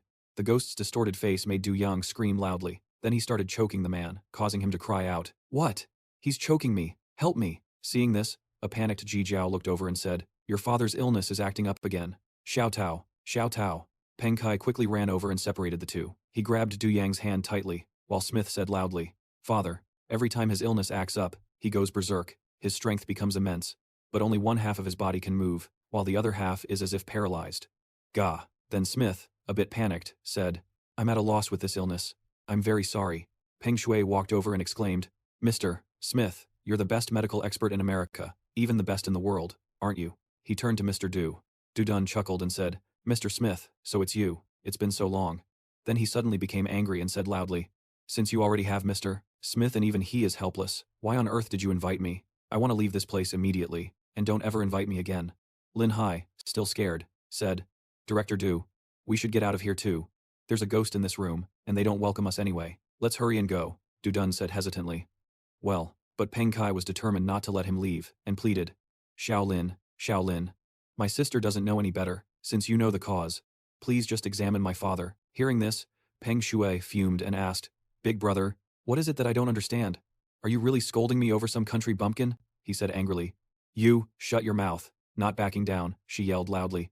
I won't shut up. This is our house, and I have the right to kick out anyone I please. Ji Jiao turned around and sighed. Xiao Peng, just tell them to leave, then come back and help hold your father down. Du Yang had another fit, making Ji Jiao scream. Oh my god, hold him down tight. Lin Hai's face was now drained of all color as he turned to Du Dun and said, "If their family enjoys all this chaos, then let them have it. We should just leave them be." His expression was helpless as he said, "Sigh. Let's just go home then." Inside the villa, Peng Kai called out, "Director Du, Xiao Lin." Lin Hai hugged his arms and said, let's go, just leave them be." That night, he tossed and turned, unable to sleep. Suddenly, Lin Hai's eyes shot wide open. It was the ghost from that morning, right in front of him with a terrifying face. This made a terrified Lin Hai bolt upright, yelling, "Ghost," before diving under the covers to comfort himself. Oh my god, it was just a nightmare. This won't do, I have to think of a solution. Under the covers, he scrolled through his phone. The screen displayed, "The first little fox needs an exorcism treasure. Requirement. Must be able to eliminate ghosts, demons, and other unclean things. Erlang Shen, why waste energy on this? If you see a ghost, just kill it and be done with it. What a violence freak. Donghai Longwang, demons and ghosts run for the hills the moment they see me. Why would I need to eliminate them? Celestial Master Zhang, why eliminate them at all? When you encounter demons and ghosts, just catch them and raise them as pets to cure your boredom." His eyes lit up, and he said, "That's it, Celestial Master Zhang, I'm saved. Add friend." A message notification chimed, ding ding. A person appeared on the phone and said, "Fellow Taoist, what seems to have frightened you?" Seeing this, Lin Hai bowed his head and begged, "Celestial Master, please save me." The person held out his hand and said, "Fellow Taoist, take your time and explain." Still scared, he replied, "I encountered a ghost. I ran into a female ghost before but didn't pay it any mind. And now it's haunting me." The Celestial Master stroked his beard and said, "Fellow Taoist, do not panic. I have a treasure here that will guarantee you won't be disturbed." Lin Hai asked joyfully, "Really?" The man started beating around the bush.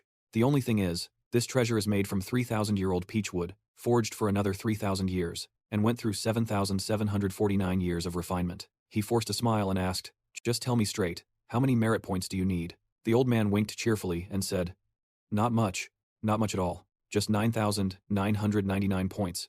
You're not getting ripped off or taking a loss." But Lin Hai frowned and thought, "Damn it, you know I just snatched that much, so you're trying to take advantage of the situation, aren't you?" Lin Hai had no other choice but to put his hands together and beg, "It's too expensive. Can you make it a little cheaper?" The Heavenly Master said, "No discounts, my dear." Although he was angry, he gritted his teeth and accepted. "All right, it's a deal. Hand over the treasure." Lin Hai thought to himself. He hadn't even had a chance to warm his hands with those 9,999 points. When he received the treasure, his face twisted into an ugly scowl as he said, "Damn it, what is this? This is clearly just a keychain charm. What kind of demon can this possibly drive away? I want a refund, a refund." The Heavenly Master spoke as he gradually faded away behind a blue light. "Once a treasure is sold, it cannot be returned, fellow Taoist. The treasure's function is limited by your magical power. Only by infusing it with immortal energy can it become a true peach wood sword. But even in its current state, it can still repel demons. Just wear it around your neck, fellow Taoist." Lin Hai cursed inwardly. He reluctantly put it around his neck and said, "Whatever. I guess this is it." Exhausted, Lin Hai flopped onto the bed. Phew. Suddenly, a blue light emanated from around him, and Lin Hai said, "It feels so cool and refreshing. There's really something different about this." And so he slept until morning, still in a very deep sleep. The phone rang, and as Lin Hai woke up, he stretched. "I slept so well." He took off his pants while still in bed, and didn't forget to answer the phone. Liu Xingyue answered on the other end. "Lin Hai, we're going to pick up Dad from the hospital today. The director said he doesn't need to be hospitalized anymore." Lin Hai replied, "That's great. I'll come help too." A black car was parked under a tree, with Lin Hai inside. He scrolled through his phone and said, "I also managed to snatch a spirit beast pill. Does that mean I have to go catch a spirit beast now? Next time I see that Heavenly Master, I'm definitely going to beat him up." Arriving at the hospital, Lin Hai quickly got out of the car, saying as he ran, "I'm screwed. I'm late because of traffic. And this is my first time formally meeting the elders." Before he had run far, he saw a patient being rushed into the hospital, with doctors around them urging, "The patient was found last night, but it was only this morning that we discovered he no longer had any signs of life.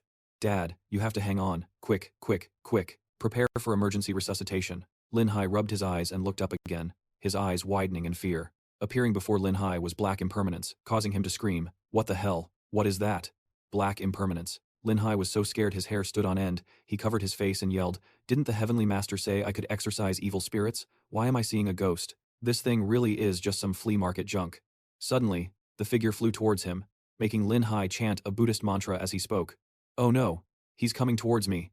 Amitabha Buddha, Amitabha Buddha." Then, the pendant on his necklace lit up, startling black impermanence. The light shone on him, forcing him to shield his eyes and scream. Black impermanence was thrown back several feet. "Ouch, ouch, ow." He sat on the ground clutching his cheek while Lin Hai panicked and ran away, saying, "The peachwood sword actually works, but whatever."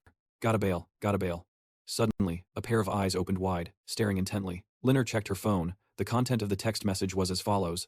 Linner, Soul Reaper number 7, was suddenly attacked. Go over there and check it out. Yes, Royal Father. Then she flew off somewhere. Linner stood before the man and asked, what just happened? He didn't hesitate to report everything. Your Highness? This subordinate is also unsure. I was in the process of locking the soul and returning as usual, when a sudden flash of light knocked me away, and then that light vanished without a trace. Linner put her hands on her hips and commanded, you are dismissed. Her phone lit up with a message asking, daughter, is it resolved yet? Hearing this, Linner replied, Royal Father. According to what Black Impermanence said, this is what happened. King Yama said, so that's how it is. Could it have been the work of a mortal? And there's also the reappearance of the soul-hiding golden needle, plus the immortal elixir that emerged before. Linner, you need to stay in the mortal realm and investigate this thoroughly. Do not return for the time being. Hearing this, Linner couldn't help but feel overjoyed, asking excitedly, really, Royal Father? I've long grown tired of being a soul reaper. It's both annoying and dull, and I can't even see the sights of the mortal world. It's no fun at all. Thank you, Royal Father. Soul reapers are required to have their 5 senses sealed, preventing them from seeing the mortal world's sights so they don't overstep their authority with mortals. Then, your Royal Father will help you relinquish your status as a soul reaper. She pulled down her hood, shedding her identity as a soul reaper. Linner floated in the air, looking down at the city, and said, so this is how beautiful the mortal realm is. Linner frowned, saying with determination, whoever caused all this trouble, I will definitely catch you. A car was parked in front of the villa. Inside, Lin Hai was fiddling with his necklace. He stared at the pendant, deep in thought. Ever since he ascended to the celestial level, whenever a ghost or demon appeared nearby, it would automatically activate. It happened before at Peng Tao's house, and another time at the hospital. So it has this function too. It seems that as long as I have this, they won't dare to come near. Lin Hai rested his chin on his hand, looking at the person on the bed and thinking, if that's the case, Tianya must also be able to see her father-in-law's soul, which would allow her to monitor his health. Let's give it a try. He closed his eyes and said, open. Suddenly, his eyes snapped open, and he looked forward. Nothing happened. So Lin Hai kept looking and wondered, why is there no soul shadow? Hasn't he fully recovered yet? But since he's already awake, recovery is just a matter of time. Then, a girl's voice came from behind. Why are you staring at my father? He turned around and replied, huh? Before him was a girl in a see-through shirt. As she spoke, his nose started bleeding. It was Xing Qing. She frowned and said loudly, now you're staring at me? Is there mud on my face or something? Lin Hai turned away, covering his nose with his hand and said, no. Tang Zi, who was carrying a plate of fish, saw this and said, Xiao Qing, he's your sister's friend. Mom told you to call him for dinner, don't be rude to him. Xing Qing seemed unhappy and retorted, I'm not being rude. He was the one staring at me like an idiot. And he even got a nosebleed. Lin Hai, still covering his face, coughed a few times and said, sorry, I've been running a bit hot lately, probably from eating too much seafood. He peeked at Xing Qing through a gap in his fingers and thought, I don't get why this girl has been so hostile towards me since the moment she saw me this morning. Her personality is the complete opposite of her sister's. Then, everyone sat down at the dining table, and Tang Shi said, come on, Xiao Hai, eat up. Lin Hai replied politely, thank you, auntie. She said, what's there to thank me for? We're lucky to have you. Xinyue's father had just regained consciousness, but Xinting was still very upset, saying loudly, Mom, why do you have to be so polite to him? He didn't stop to help us. He must have some ulterior motive. Xinting turned and raised her voice at her mother. This guy is definitely trying to trick my beautiful sister. Tang Si immediately retorted, Xinting, what kind of way is that to talk?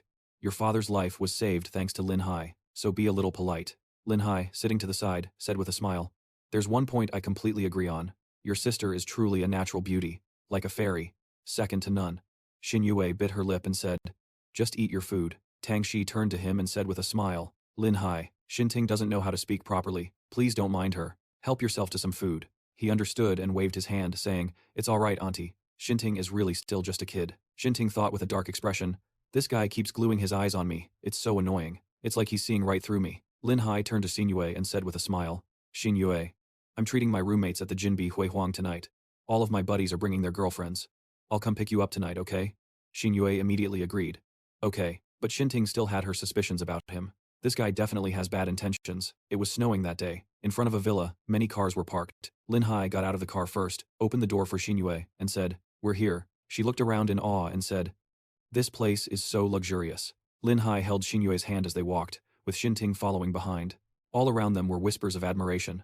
Look at that girl. She must be a celebrity, right? It's possible. A luxury car carrying beautiful women, and 2 of them no less. He's really living the dream. Liu Liang saw them and asked, Haizi, you're here? Hey, who's that behind Xinyue? Perhaps because of the cold, Lin Hai's cheeks were flushed red. He explained that it was Liu Xinting, Xinyue's younger sister, who insisted on tagging along. Xinting scowled, crossed her arms, and said, "As if I wanted to come here.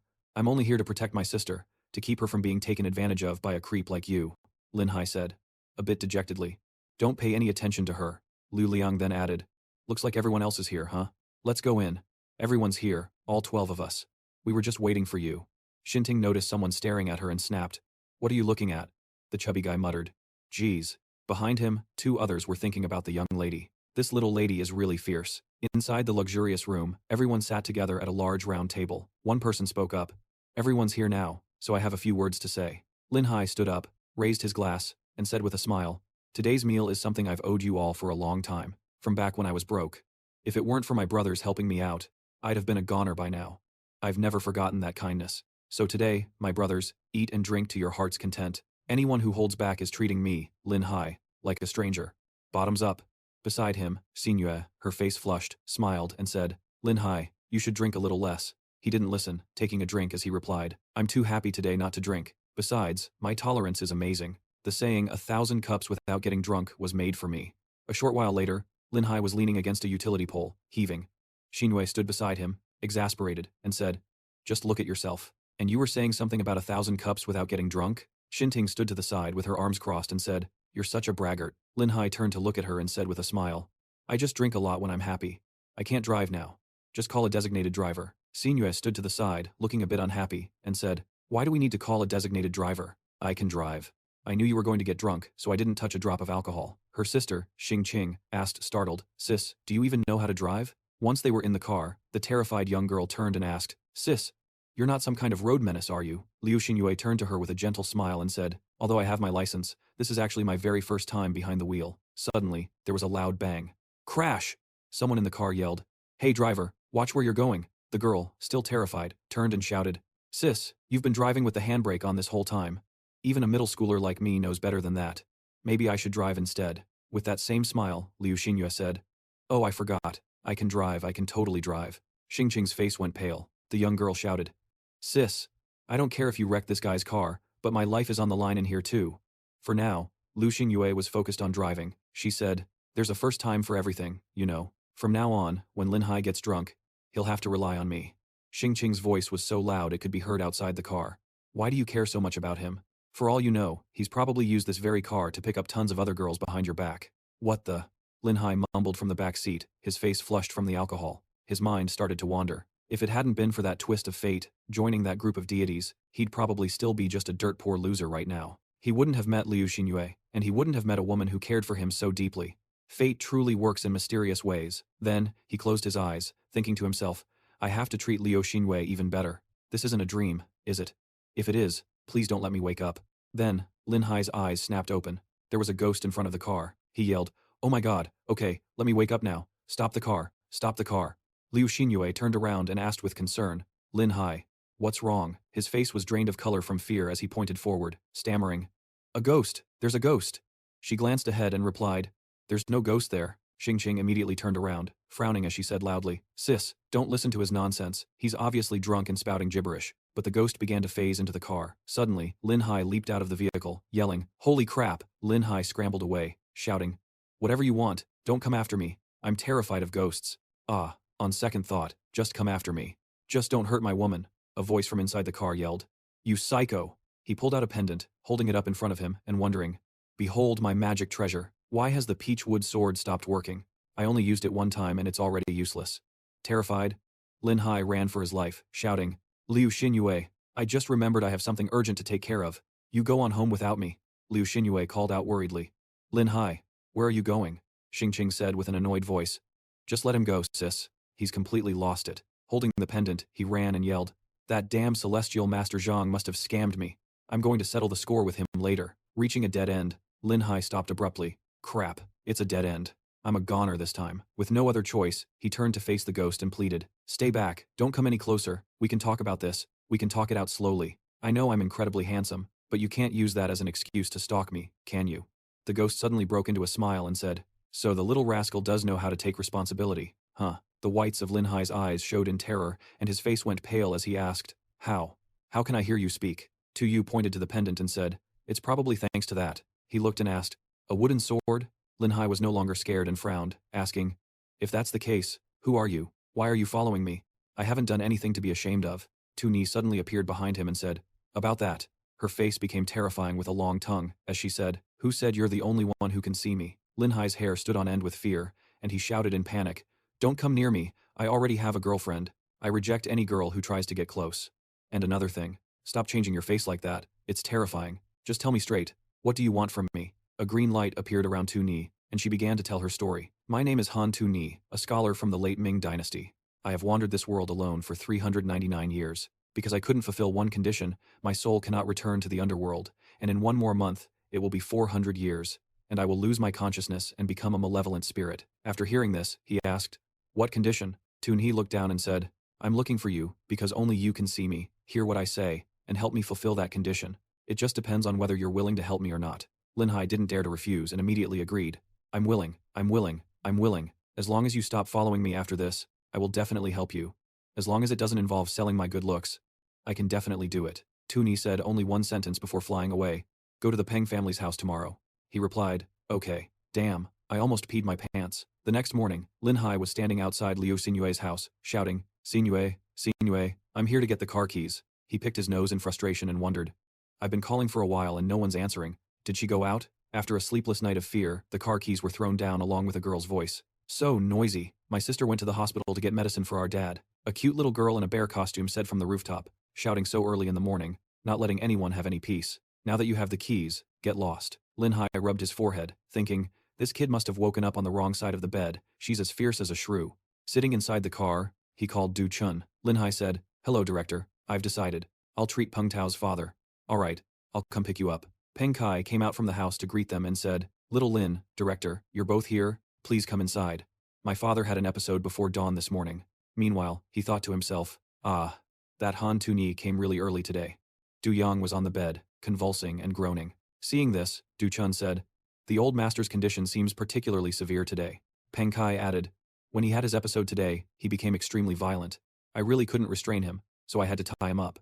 Suddenly, Tu Ni emerged from Du Yang's stomach and said, don't pity him, her face is scarier. Furthermore, he is reaping what he sowed. Hearing this, Lin Hai asked, tell me, what should I do? Du Chun turned to him, puzzled, and asked, little Lin, who are you talking to? Peng Shui, maintaining her attitude, said loudly, why is this country bumpkin in our house? Aren't you going to throw him out? Aren't you afraid he'll dirty our home? Honestly, Peng Kai said angrily. Peng Shui, that's enough. Lin Hai turned to her with a smirk and said, I don't know what I did to offend you. Originally, I wasn't going to charge for the treatment. But now, thanks to you, I've decided to charge 5 million yuan. If you bark another word, I won't hesitate to raise the price. Peng Shui was provoked and shouted, brother, did you hear that? He's just a scammer, he said. Our house is haunted, and now he's trying to pull his tricks on us. Hurry up and restrain him. Peng Kai shouted, shut your mouth. With a serious expression, he asked Xiu'er, if you want me to help you, you have to help me with something too. She gave a ghostly laugh and agreed. All right. Lin Hai, annoyed, covered his ears and said, make her shut up, she's so annoying. Xiu'er just said, simple, then possessed Peng Shui. Suddenly, a liquid started dripping from below her. Drip, drip. Ji Jiao frowned at her and said, Xiao Shui, what's wrong with you? Then she glared angrily at Lin Hai and said, what did you do to her? Lin Hai asked, tilting his head to look at Ji Jiao. Some talented international student, huh? She can't even control her own bladder. I'll fix that for her later too. I told you, your house is overrun by ghosts.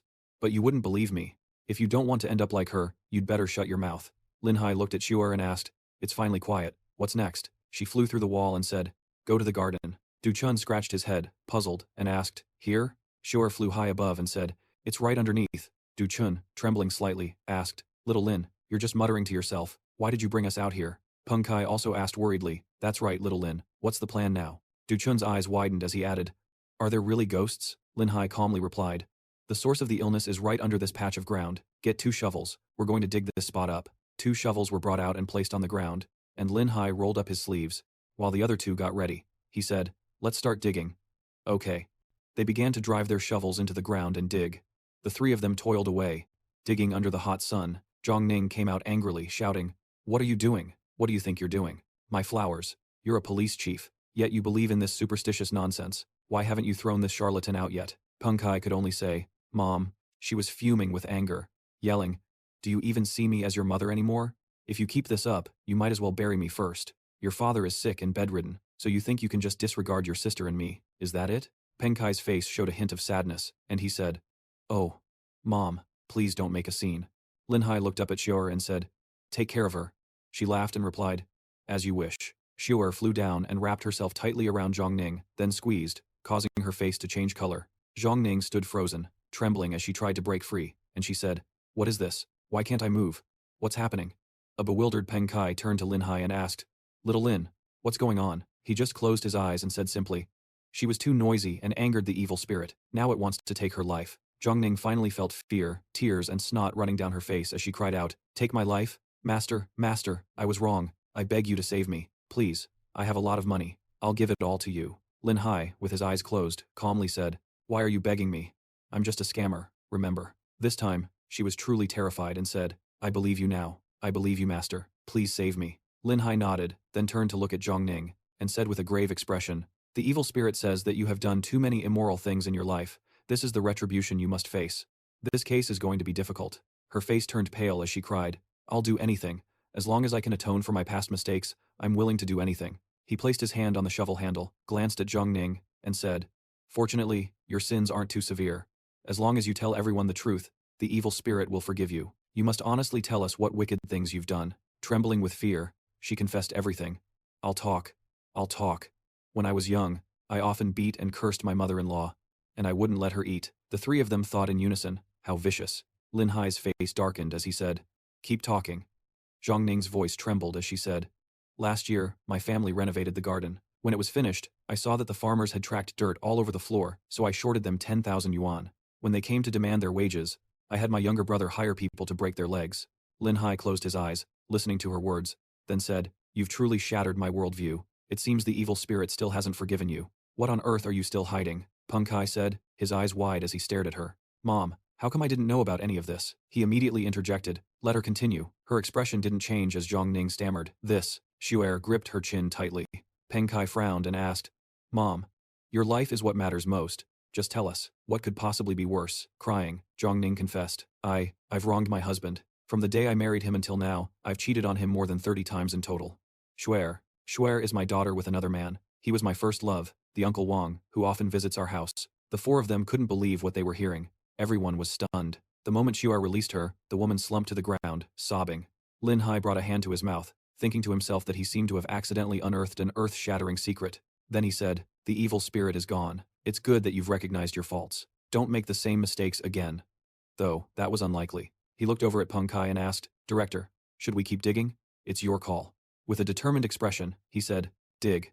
We've come this far. What else is there to say?" When the three of them had dug deep enough, their tools struck something hard. Seeing this, Du Chun said, "Looks like there's something here." Lin Hai followed his gaze and replied, "Careful. Let me handle it." He brushed away the soil with his hands, revealing a bone. Scrape. Peng Kai froze in shock, while Du Chun frowned and said, "I can't believe there's a skeleton buried here. Could a murder have taken place?" Lin Hai knelt on one knee, his face grave, and said, "This is the cause of the illness we've been searching for." Upon seeing this, Du Chun immediately took out his phone and spoke loudly, "Notify the police department immediately. Investigate the identity of the deceased." Lin Hai examined the skeleton and said, "That's not necessary.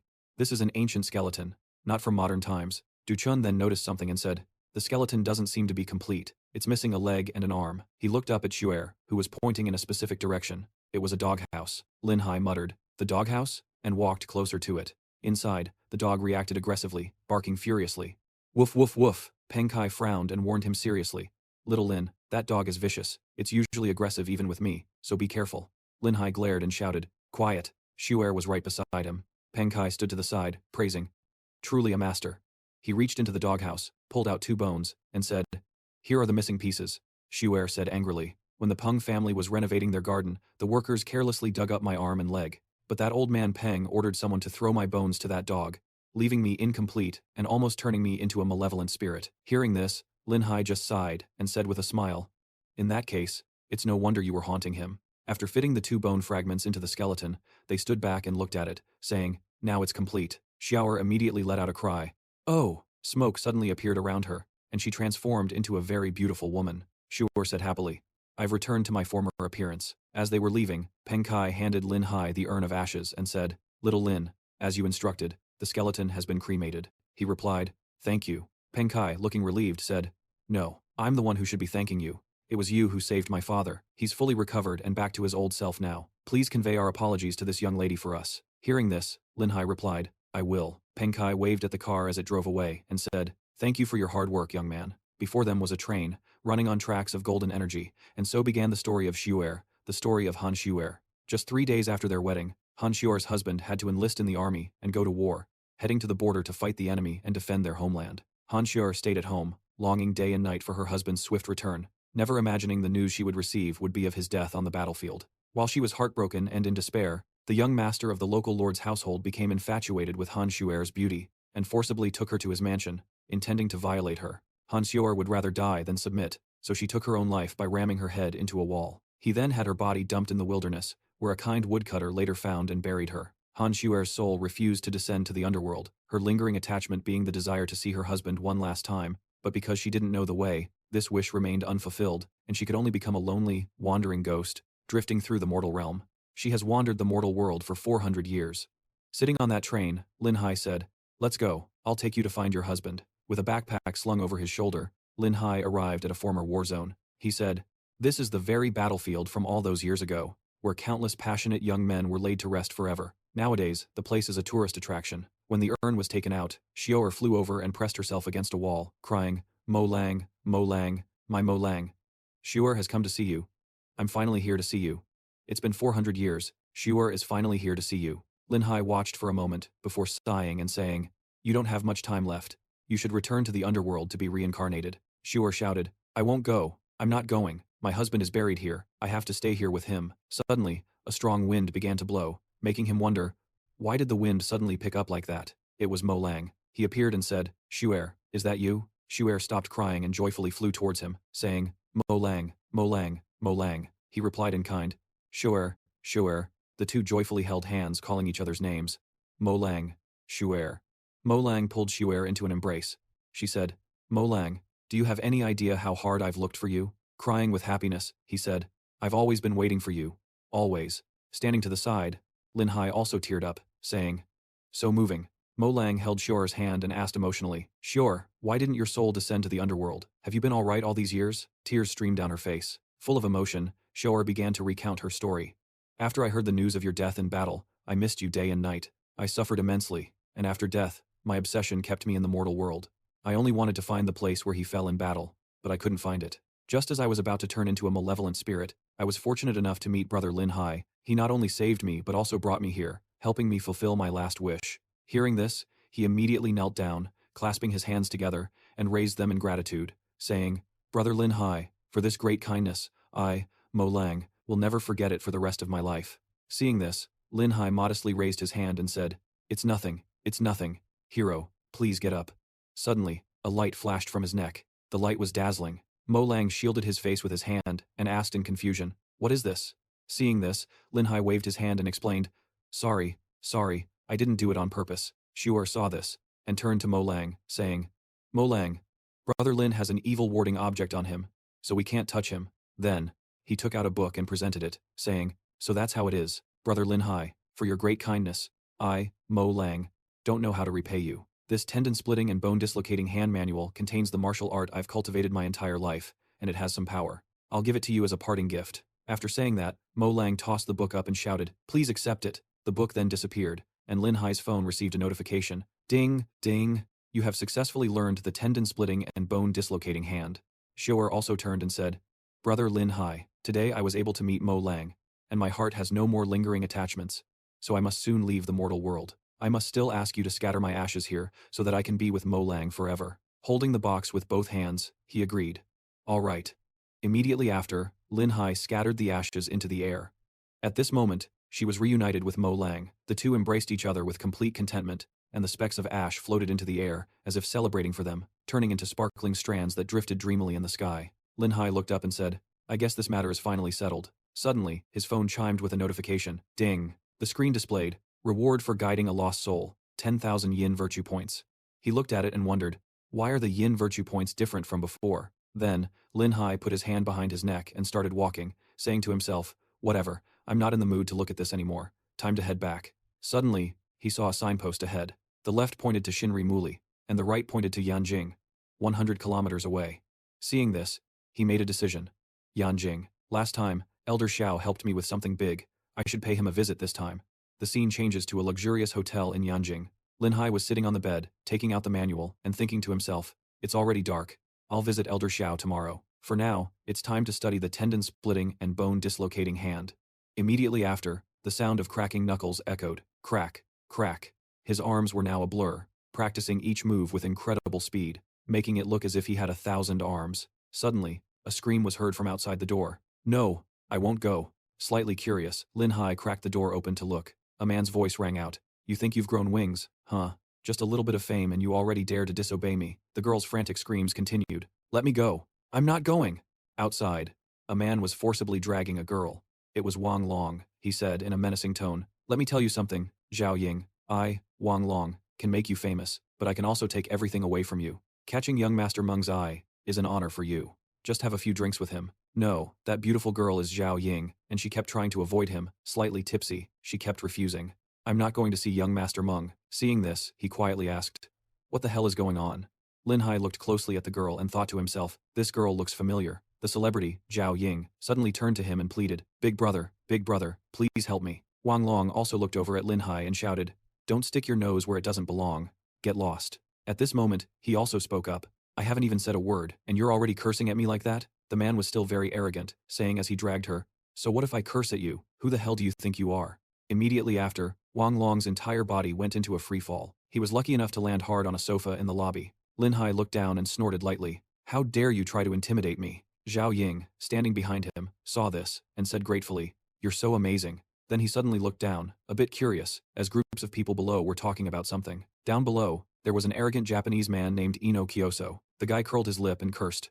A bunch of ignorant, uneducated fools. A scheming-looking woman. That was Yu Bing. Hearing this, she turned around and shouted loudly, you damn soldiers, you lot. These are distinguished guests from IV. Don't you have the decency to get out of their way? A tall, burly young man at the head of the soldiers, Jiang Jian, spoke up. I just accidentally stepped on his foot, and I already apologized. Hearing this, Yu Bing furiously yelled, you think an apology is enough? These shoes of Mr. Ino Kyoso are worth over $10,000. You damn soldiers, you've dirtied these shoes. Can you even afford to compensate for them? That guy. Kyoso then started cursing something in Japanese. She replied, yes, yes. Bowing respectfully as she spoke, Yu Bing pointed and said, listen up. Ino Kyoso won't accept an apology from trash like you.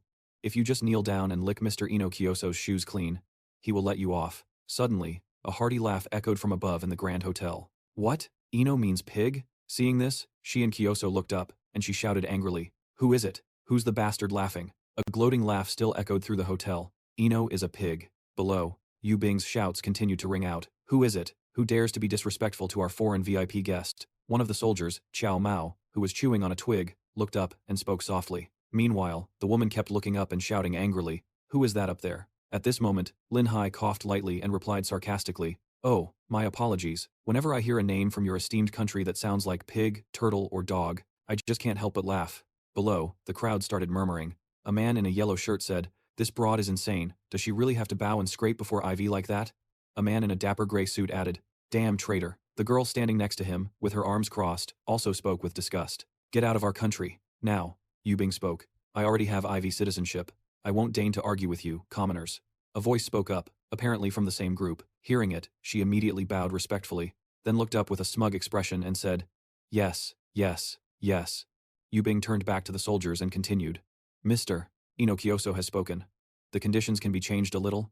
You just need to kneel, take off the master's shoes, and wipe them clean. Hearing this, Qiao Meng called out in anger. Oh, but Yi Jian, not wanting any trouble, decided to go along with it. We just came here to eat and don't want to cause any trouble. It was my fault, so it's no problem for me to wipe it off. With that, he bent down, reaching out to touch Kyoso's leg. Seeing this, the man let out a satisfied grunt. Suddenly, a pebble shot out from nowhere and hit Kyoso's elbow. Enraged, he swung his arm to strike Yi Jian, but luckily, Yi Jian managed to block it in time. Seeing this from the side, Yu Bing shouted, Mr. Inoue, don't hit him. Lin Hai appeared out of nowhere, pointing and shouting, oh hell, this dwarf is hitting someone. It's on now. If you're a man, charge with me. Immediately, a furious man in a blue shirt rolled up his sleeves and said resolutely, that's right, they protect our country abroad. We can't let them come home just to be bullied by these foreign mongrels. Beat them to death.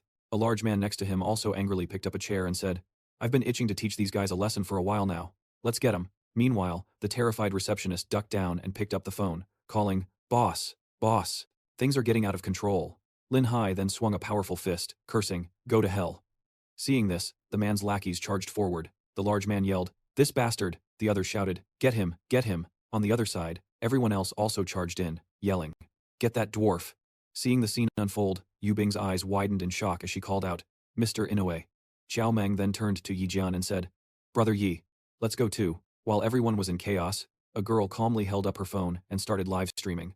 Comments flooded the screen. A Gosu is live streaming. Awesome fight. Beat those Japanese guys to death. They don't even know who they're messing with. Why aren't those soldiers fighting back? So stupid. Soldiers have discipline. They can't just attack whenever they want. If you don't know anything, just shut up and let the world be at peace. Might as well give that woman a beating too. Forgive me for being blunt, but any man who hits a woman is total scum. The commenter above is disgusting. The large man reached out and lunged at Lin Hai, growling, Go to hell. Then, his giant hand landed on Lin Hai's shoulder, but in an instant, Lin Hai twisted his arm and slammed him hard onto the ground. The man screamed in agony. His eyes nearly popped out of his head. Looking down from above, Zhao Ying's eyes lit up with admiration as she praised him endlessly. So amazing, so amazing. The brawl raged on, with the Japanese men relentlessly beating up the locals. Seeing this, Qiao Meng said anxiously, Brother Yi, there are too many of those dwarfs. Our people are going to get hurt. He looked down and continued. He leaned in slightly and added, It looks like they've all trained in judo. Ordinary people are no match for them. Suddenly, after a moment of silence, Yi Jian's brow furrowed as he shouted, Fine, screw it. If we get punished, we'll all face it together. Let's take care of those dwarfs. Just as one of the Japanese men was about to launch a powerful attack, a foot suddenly flew up in front of his face. It was Yi Jian's. He flew forward, landing a powerful kick right in the man's face, sending him flying backward and spitting blood. Suddenly, a man arrived with guards in tow, shouting, Who is it? Who dares to cause a ruckus in my, Meng Shu's territory? I, Meng Shu, brought 200 guards with me. He then looked up and exclaimed in shock, Huh? Meng Shu was completely surprised, standing with the guards and watching the chaotic brawl unfold before him amidst loud shouts and arguments. Beat the hell out of them, you bastards. Don't you understand plain language? Shut your mouth. Sorry? Sorry, my ass. Go to hell, he shouted. Stop. Then turned to order the guards. Surround all of them immediately. The guards obeyed and rushed forward. Yes, sir. Suddenly, Meng Shu looked around and spotted a Japanese man kneeling on the ground in pain. Kyoso's face was now covered in bruises and cuts, and he had even lost a few teeth. He struggled to look up, his face filled with rage, causing a shocked Meng Shu to stammer, Mr. In-Out, how did you end up like this? Kyoso's entire body trembled with pain as he said bitterly, damn it all. Just then, Yu Bing appeared out of nowhere, crying in panic, Mr. Meng, your company's most valuable partner has been treated with extreme disrespect right here on your territory. If you don't handle this matter properly, it will severely affect the partnership between your company and Mr. In-Out. Hearing this, Meng Shu looked over at Lin Hai, raised his hand, and said decisively, You're the ringleader, and you were fighting the hardest. Tie this guy up for me. Hearing this, Lin Hai simply glanced up and scoffed. Suddenly, Yi Jian and his soldiers stepped forward. He wiped the sweat from his chin, his expression fierce, and said, We're the ringleaders. Seeing him, Meng Shu's tone changed, and he asked awkwardly, Brother Yi, what are you doing here? Yi Jian heard this and asked back, You know me? Meng Shu gestured with both hands as he explained, Have you forgotten me? I'm Meng Shu. I used to run with you back in the day. What on earth happened here? Yi Jian tilted his head slightly to the side and replied, These guys tried to make me shine his shoes, and then they tried to attack me, so a conflict broke out. Hearing this, Yu Bing shouted, He's lying. He was clearly the one who dirtied Mr. In-Out's shoes first. Meng Shu heard this and said with difficulty, This is. Just then, a subordinate came up from behind and whispered in his ear, Young Master Meng. The guys from Country IV were in the wrong just now. Someone already recorded a video and posted it online. If we don't handle this well, public opinion will turn against us. After hearing this, Meng Shu thought with some anxiety, Damn it, offending In-Out means losing a business deal, but offending Xiao Yi. Then, he pushed up his glasses, turned to Kyoso, and said, Mr. In-Out, let's just hand this matter over to the police. After all, there are security cameras at the scene that recorded the entire incident. I believe the Yanjing police will definitely assess the actual situation and give you all a most satisfactory resolution. Hearing this, the man became furious and shouted loudly in his native language. The woman beside him, also angry, translated, Mr. In-Out says, You all just wait, this isn't over. After that, Kyoso's group escorted him away, while Yu Bing repeatedly bowed in apology. Meanwhile, Yi Jian turned to Lin Hai and asked, My friend, what's your name? Lin Hai smiled faintly and replied, My name is Lin Hai. Immediately after, all the soldiers raised their hands and said in a solemn voice, Brother Lin Hai, and to all our fellow countrymen present here, thank you for your righteous actions. Salute. Seeing this, Lin Hai and the others around him scratched the back of their necks, laughing shyly. One of the men laughed loudly. Well, who told them to be so damn arrogant? A bald guy in the middle said angrily. Next time there's a fight, we'll definitely be on the front lines. Another person behind him added. That was so satisfying. Seeing this, Lin Hai closed his eyes in satisfaction. Meanwhile, Meng Shu said confidently, Brother Yi, since you're here for a meal, this one's on me. I've already arranged for a private room, just leave the rest to me. Yi Jian put his arm around his shoulder and said, Brother Lin, they say you don't truly know someone until you fight them. How about we have a drink? Lin Hai rubbed the back of his neck and replied with a friendly smile. A drink? If you guys don't mind that I'm a lightweight, then I won't be shy. What's wrong with being a lightweight? As long as you don't wet your pants, you're good. Watching the conversation from above, a slight smile appeared on Zhao Ying's lips as she softly called out to Lin Hai. The scene shifts to the drinking table, where he and the others are raising their beer mugs. Yi Jian said, When drinking with a true friend, 1,000 cups are not enough. Brother Lin, it's fate that we met today, let's have a drink. Lin Hai also raised his glass in agreement, replying, All right, let's drink. Xiao Mao came over, raising his beer mug gratefully and said, Today was honestly more satisfying than going into battle to kill enemies. If Brother Lin doesn't look down on us soldiers, from now on, we're brothers. Another round, he raised his beer mug and said, Bottoms up. The banquet was now filled with cheerful laughter and playful banter. In the army, there's an unwritten rule. The first 3 drinks are down together, and after that, it's every man for himself. Come on, let's down this third glass. Didn't you guys say you couldn't drink much? After the party, Lin Hai and Yi Jian stood leaning against a railing, chatting. He said, You soldiers are really generous, but the discipline is too strict and too tough.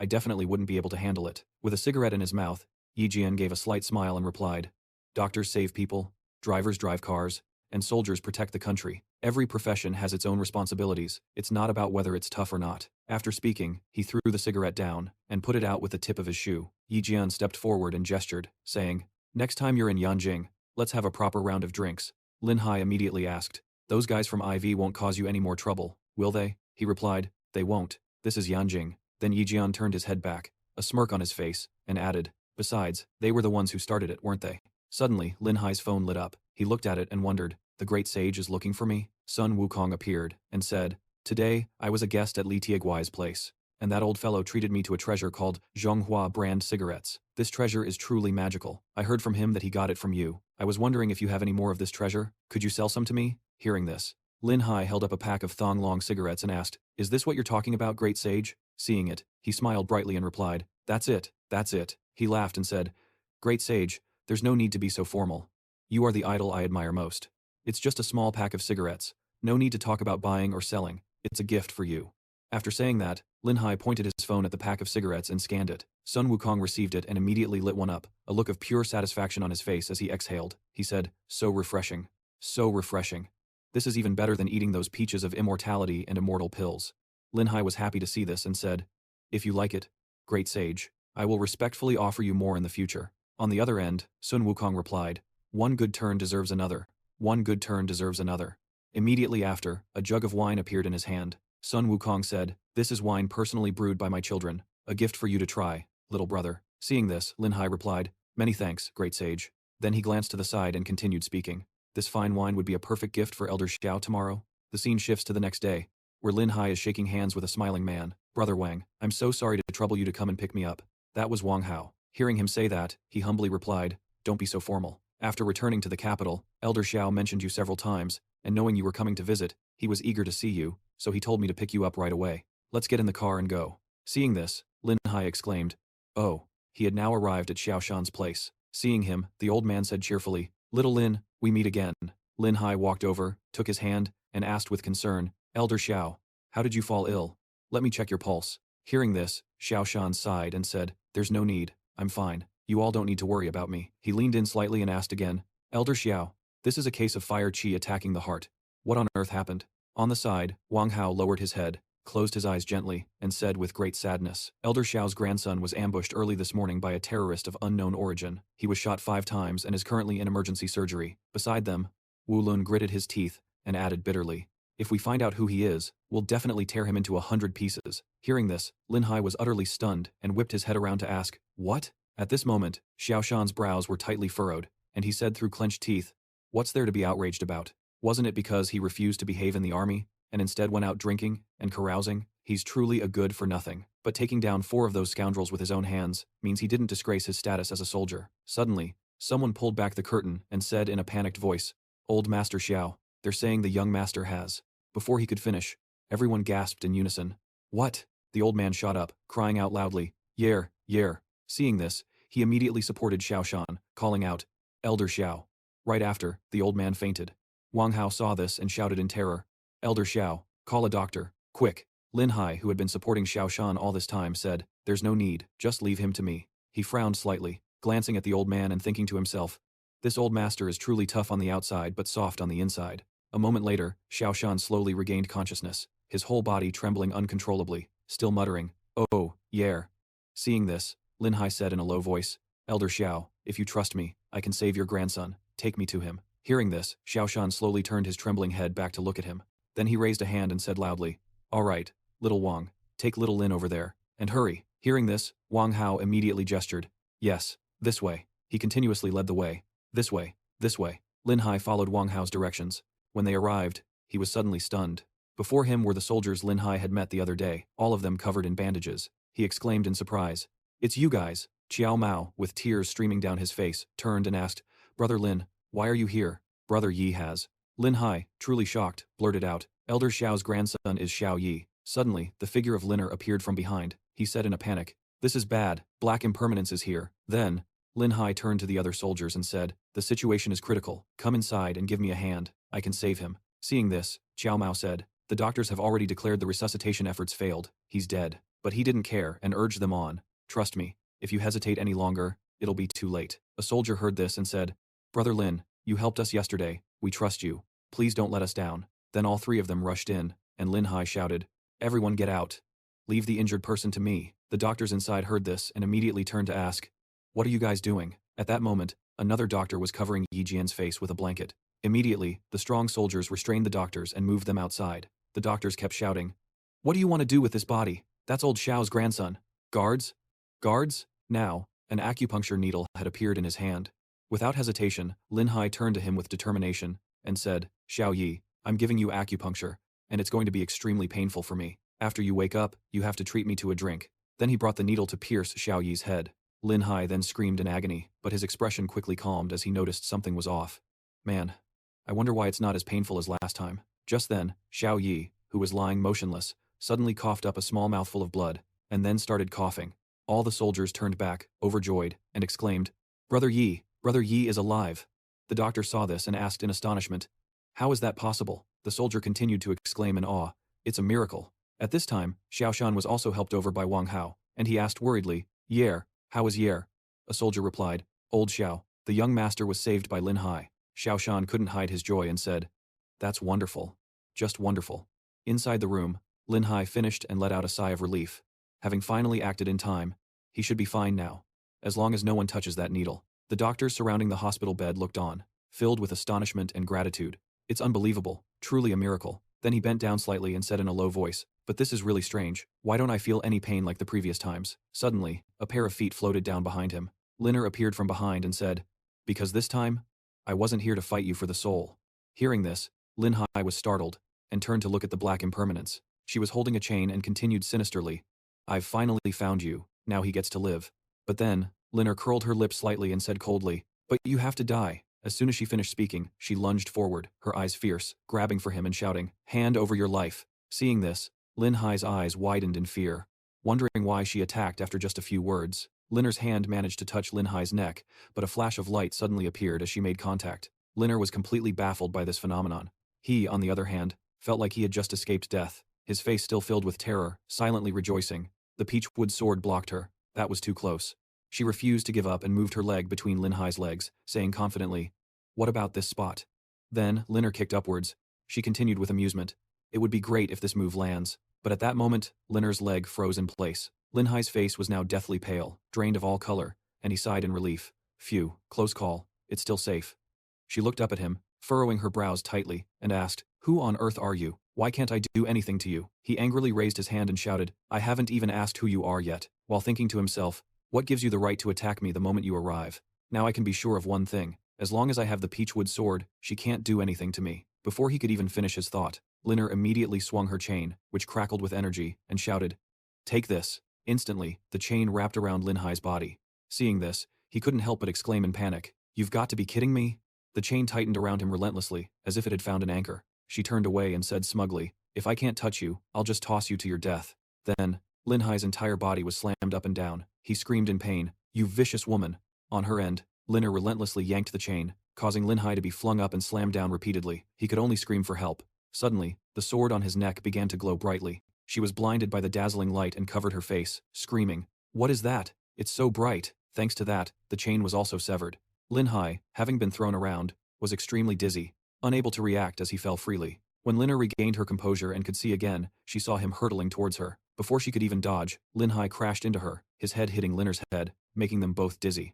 Then, the two of them fell headfirst to the ground, crying out in pain, "Ouch! Ow!" Lin Hai came to his senses. He gently raised a hand to rub his head, and then looked up in astonishment. In front of him was the sight of Linner turning towards him. Seeing this, Lin Hai got a nosebleed, but more importantly, her face was buried in his crotch, leaving Lin Hai even more stunned. Just then, Linner pulled out a knife from somewhere, her face still dazed and blushing as she yelled, "I have to kill you." Then she turned and plunged the knife downwards, cursing in his direction.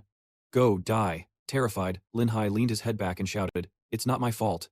Suddenly, at the most critical moment, a burst of light swelled up and threw Linner off. She screamed again, and her whole body was sent flying, becoming a star in the sky, along with a warning, "You just wait. I, Lin Chuer, will not let you go." Lin Hai lay sprawled out, sighing in relief. "I'm saved."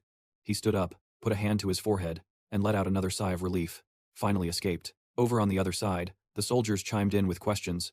"Brother Lin, are you okay? You were just tumbling around by yourself over there." "Brother Lin is no ordinary person. How could mere mortals like us understand the things he does?" That's right, that's right." At this moment, a grateful Xiao Shan spoke up, "Little Lin, you must stay today so that I, Xiao, can thank you properly." Hearing this, Lin Hai didn't hesitate and scratched the back of his neck, asking lightly, "I'm starving. Is there any food to eat?" Thinking it was something serious, the old man burst out laughing after hearing him.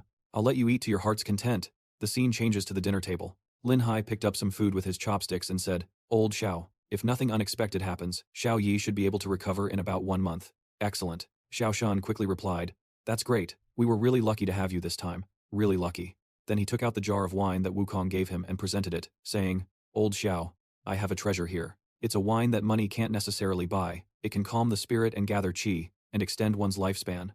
So I specially brought it for you to try." The old man took it, opened the lid, and praised, "Wow, what an aroma, what an aroma." Xiao Shan held up the jar and praised it profusely. Good wine, good wine." After taking one sip, all the fatigue in his body vanished. Then, cheerful laughter filled the dining table. Lin Hai then turned and asked, "Elder Xiao, could Xiao Yi's ambush be related to what happened at the hotel last night?" Xiao Shan maintained his cold demeanor and said, "Little Lin, just leave this matter for the police to investigate. We just need to wait for the results." After that, his eyes narrowed as if shooting sparks, and he said in a cold voice, "I believe they will definitely give this old man a satisfactory answer." Hearing this, he didn't ask anything more, just nodded with a faint smile. Meanwhile, elsewhere, curses rang out. "Damn it! Damn it!" Inside an abandoned house, the sounds of bitter anger echoed even more clearly. "These idiots dared to launch an ambush on their own. I've been patient for so many years. Our plan was almost ruined by them. Aren't they afraid of exposing the entire organization? Have them all disembowel themselves. Disembowel them all." On the floor, Japanese men were lying strewn about. Everyone was beaten black and blue, covered in blood. From a distance, figures holding swords gave the order, "Get rid of everyone involved in this matter, then chop them into pieces, and feed them to the pigs." Damn it. Subordinates. Obey the order. "Yes, sir." Scene changed to the train station. A bustling crowd of people pulled suitcases and bags. Lin Hai was also casually walking with a backpack on his shoulder. Finally back. With a smug look on his face, he wondered to himself, "I wonder if Xingyue misses me." Suddenly, on the other side, Chiang Tukuo was waving and calling out, "Master, over here." Lin Hai glanced over and said, "Chiang Tukuo, you seem pretty excited, huh?" He then asked with concern, "How are you feeling?" Hearing that, he started waving his arms and legs around, confidently replying, "I've fully recovered. Look, master." The people around saw this and judged him a little. So cringe. Chiang Tukuo then raised his hand and said cheerfully, "Master, when are you going to teach this disciple the Foshan Shadowless Kick? This time, this disciple really wants to learn." Embarrassed, Lin Hai covered his face with his hand, turned away, and replied softly, "Let's talk about it later. Let's go quickly. This is so embarrassing." He said, "All right then, please get in this disciple's car." Then the two of them got in the car and headed off. The car sped down the road. Inside the car, Chiang Tukuo turned and asked, "Master, didn't you ask this disciple to help find a house?" This disciple found a really good real estate agent. How about I take you to see it right now? He agreed, replying, that works. Let's go take a look now. Hearing that, he immediately turned onto another road. Suddenly, another car unfortunately collided with the rear of their car with a loud bang, startling them both. Chiang Tukuo quickly turned the wheel, letting out a curse. After that, both cars quickly pulled over to the side of the road. Up ahead, several cars and groups of people were blocking their way. Lin Hai turned to Chiang Tukuo worriedly and asked, Chiang Tukuo, are you okay? He was stunned, staring straight ahead as he answered, I'm fine. We've been surrounded by the Black Eagle gang. On the other side, a guy holding a club walked out, laughing menacingly. We've been waiting for you guys for a long time. A scar-faced man and his underlings came out, and he immediately recognized them, the Black Eagle gang, the scar-faced guy. Uli had a half-smoked cigarette in his mouth, white smoke curling upwards. With a ferocious look in his eyes, he slung a club over his shoulder, and said in a cold voice, let's see where you run this time. Over here, Chiang Tukuo put out his hand to stop Lin Hai. Master, you go first. This disciple will hold them off for you. He had just gotten out of the car and closed the door, saying, no need. Ao Li rushed forward, placed his club on Lin Hai's shoulder, and said, it's too late to run now, punk. Last time, we were in a crowded town, but this time, we can really go all out. I know your body is tough, so this time I brought a steel pipe to smash you. Then, he flashed a sinister grin, raising the pipe, preparing to attack, and said non-stop, stop wasting time, let's get this over with, let's see what's tougher, you or this steel pipe. But quickly, Lin Hai ducked, dodging Uli's attack, and smiled confidently. Think it's that easy? He was completely stunned that his attack missed, stumbling past him. The pipe slipped from his hand, clattering to the ground. Then, Lin Hai lunged for the pipe and grabbed it. In a flash, he had it in his hand. Lin Hai then turned back to look at Uli with a provocative and confident expression. Seeing this, his jaw dropped in astonishment. Before he could even react, Lin Hai unleashed a series of attacks on Uli. Each blow was accompanied by a taunting question. You're so arrogant, aren't you? Aren't you supposed to be so tough? Why don't you try something? He was now on the defensive, screaming in pain, and was finally beaten to exhaustion, collapsing to the ground. The underlings shouted, Scarface. Over here, Chiang Chok's eyes lit up, and he raised a hand in praise. Master, you're freaking awesome. Then, Lin Hai propped the pipe on the ground and crouched down, asking in a cold voice, actually, last time at school, you were the lucky one. Speak, who sent you? Seeing Oli remain silent, he forcefully twisted his arm back, growling, not talking, huh? I'll cripple your arm, Uli screamed in agony. Then Lin Hai let go, closed his eyes slightly, and said, even if you don't talk, I know it was Hu Wei, he shouted back bitterly. You already knew, and you still wanted to cripple my arm. At this moment, he was filled with rage, his veins bulged, his eyes sharpened, flashing with furious electricity, and said, what's wrong? You're used to bullying honest people, but when an honest person bullies you for once, you act all wronged? Instead of having you hound me time and time again, I'll just end it with one decisive blow and send you to be with that Hu Wei guy. Instantly, Uli's entire body was covered in bandages. He was sitting in a wheelchair, still shivering uncontrollably, when a voice next to him asked, Old Four, how did you end up in this state? Wen Jun, Luo La, and Ning Ji were furious. Wen Jun spoke, raising his hand. Luo La added bitterly, that Lin Hai has gone too far with his bullying. Our Black Eagle Society, and him, are mortal enemies. The scene changes to the street outside. Chiang Chok's car sped down the road. He drove while exclaiming, Master, you're a real beast. Scarface will be in a wheelchair for a while now, but this also means we've offended the Tian Ying Society. Chiang Chok turned to Lin Hai and continued, that Scarface has 3 more brothers, and each one is cunning and ruthless. I'm afraid this will lead to endless trouble. Hearing this, he sighed and replied, when you're used to being bitten, you don't feel the itch anymore. I'm used to it, it's fine. Then Lin Hai put his hands behind his head, leaned back in his seat, and said, take me to see the house, I want to take a shower. He was drenched in sweat from that brief workout just now. He agreed immediately. The car soon arrived at the house, where a young woman was already waiting. The car slowly pulled into the property. The woman was Xiao Wu, who quickly bowed. Sir, you've arrived. I'm Xiao Wu, the real estate agent. This house is absolutely worth every penny. If you miss out on this one, you won't find another like it. Let me show you inside, sir. Lin Hai got out and looked up at the entire property, thinking to himself in amazement.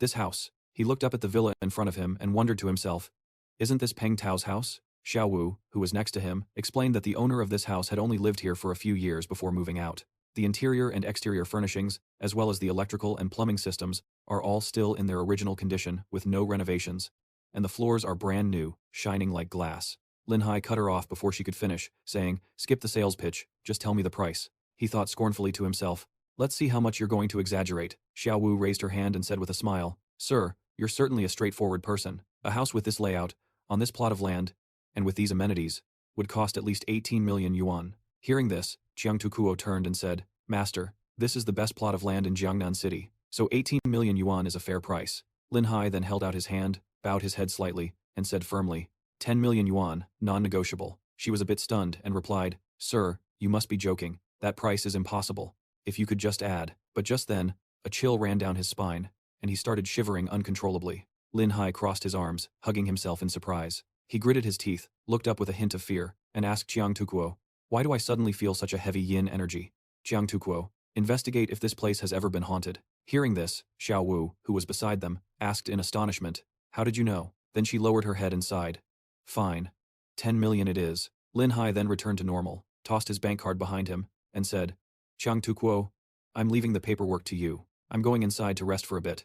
Jiang Tukuo caught the card and replied cheerfully, yes, master. With that settled, he walked to the door. Lin Hai grabbed the door and pushed it open, then he stepped inside. He then plopped down on a nearby sofa, sighed, and said, I never thought I'd get to live in a luxurious villa.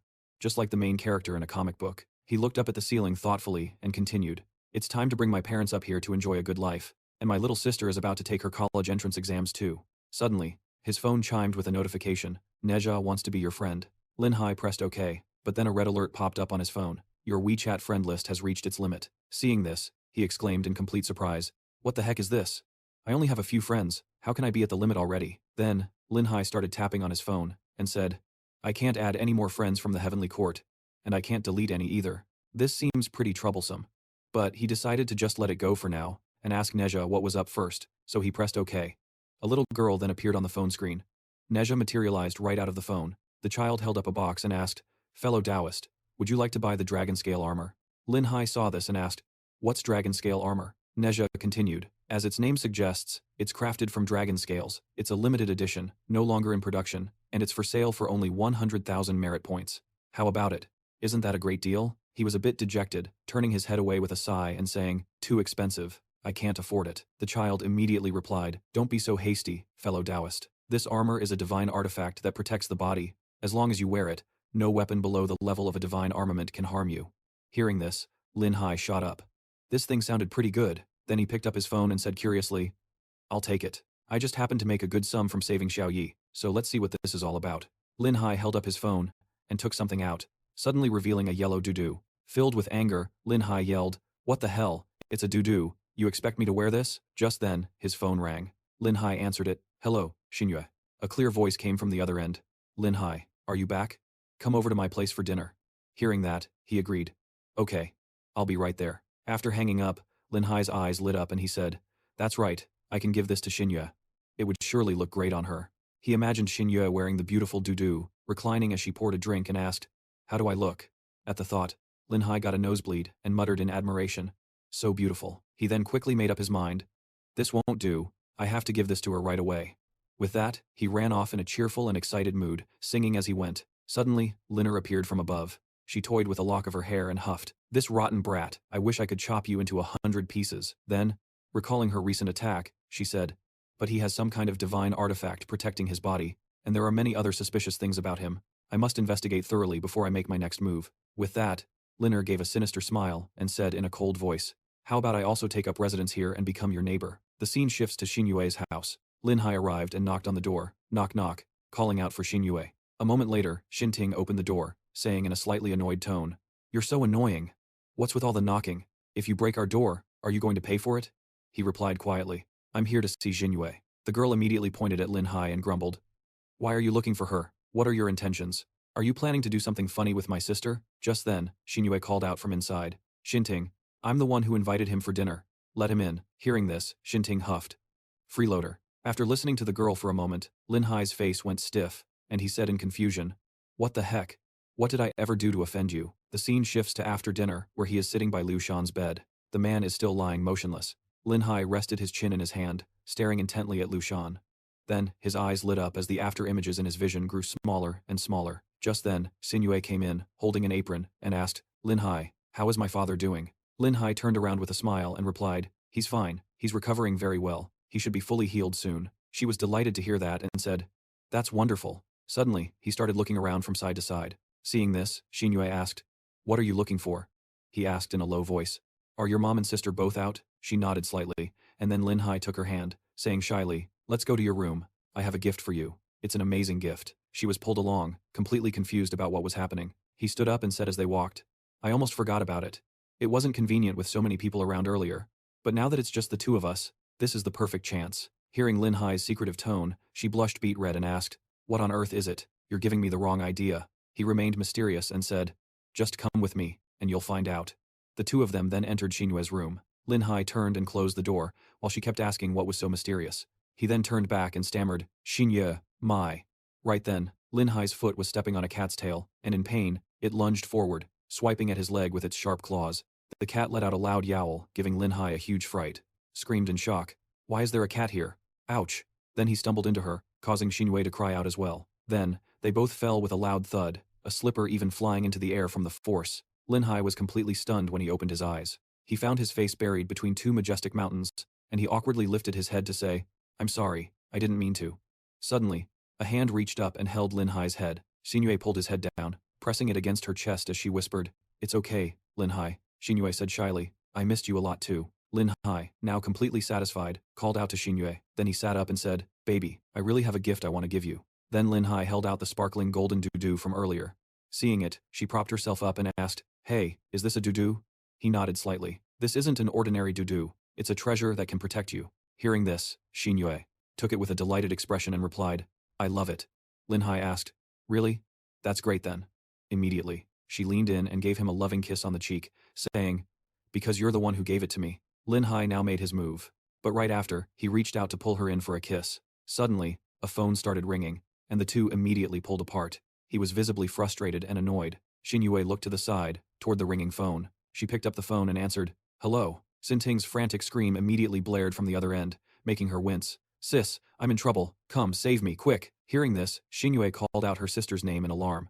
Elsewhere, at Jiangnan No. 1 High School, a group of students stood in a circle, seemingly laughing and joking around. But in the middle of them was Xinting, who had just been painfully slapped. A blonde girl with a cigarette dangling from her lips said with her arms crossed, You need to be taught a lesson. You think you're so high and mighty, don't you? Another red-haired girl said angrily, her hands on her hips. I heard you were talking trash about our boss, Tan Xiaohong, behind her back. Who gave you the nerve? You little b times to. Another thuggish-looking guy sneered, and you still dare to call for help? Go ahead, it's useless. Everyone knows your family is nothing but a dad who fakes being paralyzed and a good-for-nothing mother. The girl continued, and a sister who's nothing but a cheap bar singer selling herself for money. After she finished, they all burst into loud laughter. Hearing this, Xinting screamed in frustration. You're lying. My sister is not like that. She's a very hard-working person, and she's my idol. I won't allow any of you to insult her. Apologize to my sister right now. Hearing her say that, they all leaned in menacingly and sneered. Apologize? Did all that studying fry your brain or something? Why don't we just strip her, take some photos, and post them online? That's a great idea. It's not like we haven't done this before. Yeah. We're not scared of her snitching to the teachers. Seeing this, Xinting cried out in fear. Please, don't. The young girl then broke free and made a run for it. As she ran, Xinting screamed, Help, while the bullies quickly gave chase, yelling, Grab her! Just as their hands were about to grab her hair, one of them snarled through gritted teeth. Once I catch you, you're so dead. Suddenly, a hand shot out and grabbed the wrist that was reaching for her. The guy, Jin Sen, yelled out as his wrist was gripped tightly. Ouch, that hurts. You, where did this guy come from? Get lost. Xinting looked over in surprise, and in the next moment, the bully's entire body was lifted off the ground and into the air. Jin Shen screamed in terror, Let me go, you bastard. Lin Hai swiftly threw him down, shoving his head into a nearby trash can. Seeing this, the little girl emotionally shouted, Brother-in-law! After finishing, he dusted off his hands. Jin Shen was flipped backward, crying out in pain before screaming loudly. He stood up with garbage all over him, resentfully and frustratedly stammering, I spit on you. Lin Hai raised his phone to his face and snapped a few pictures, even teasing, This is a great angle, don't cover your face. Seeing this, Jin Shen exclaimed, How scary. Lin Hai's eyes now opened fiercely as he said softly, Captured an interesting moment, didn't I? On the other side, Xingqing stood huddled to one side and called out, Brother-in-law. Hearing the little girl say that, he flinched and said, It's a miracle. Usually you're always cursing me out. This one brother-in-law made him feel both happy and worried. Ah, the red-haired girl walked over at this moment, saying with a twitching smirk, Hey old man over there, who are you? Lei Qiang also spoke up from behind. You dare interfere in our boss Hong's business? Hearing them call him that, Lin Hai wondered to himself. Old man? He looked at his phone, picked his nose with one hand, and casually replied, Didn't you see the little girl call me brother-in-law? You're all high school students. Since when do high school students dare to bully their classmates so openly? Hearing this, she shouted angrily, Do you know who I am? Chiang Chok from South Street is my big boss's boss. Can you even afford to mess with us? Go ahead and tell the teacher. The teacher can't do anything to me. She got away this time. But what about next time? And the time after that? If you've got the guts, then hit me. I'm not afraid of you. Just then, the sound of a number being dialed came from the phone. Lin Hai lowered his head, sighed, and said, "Ringleader. I don't hit women. But someone else might have a way." Then the other side picked up, and he said softly, "Hello, have a few words with your little brothers and sisters." A shouting voice came through the phone. "Damn it, who's causing trouble? Pissing off my Chiang Choks, master? I'll break your legs. Do you still want to survive in the streets?" His words struck them like lightning. All three were stunned, their mouths agape, and exclaimed, "Boss Chiang." Then, all three of them knelt down, crying and begging for forgiveness. She spread her arms wide, tilted her head back, and shouted, "Big brother, we were blind to not recognize a great person.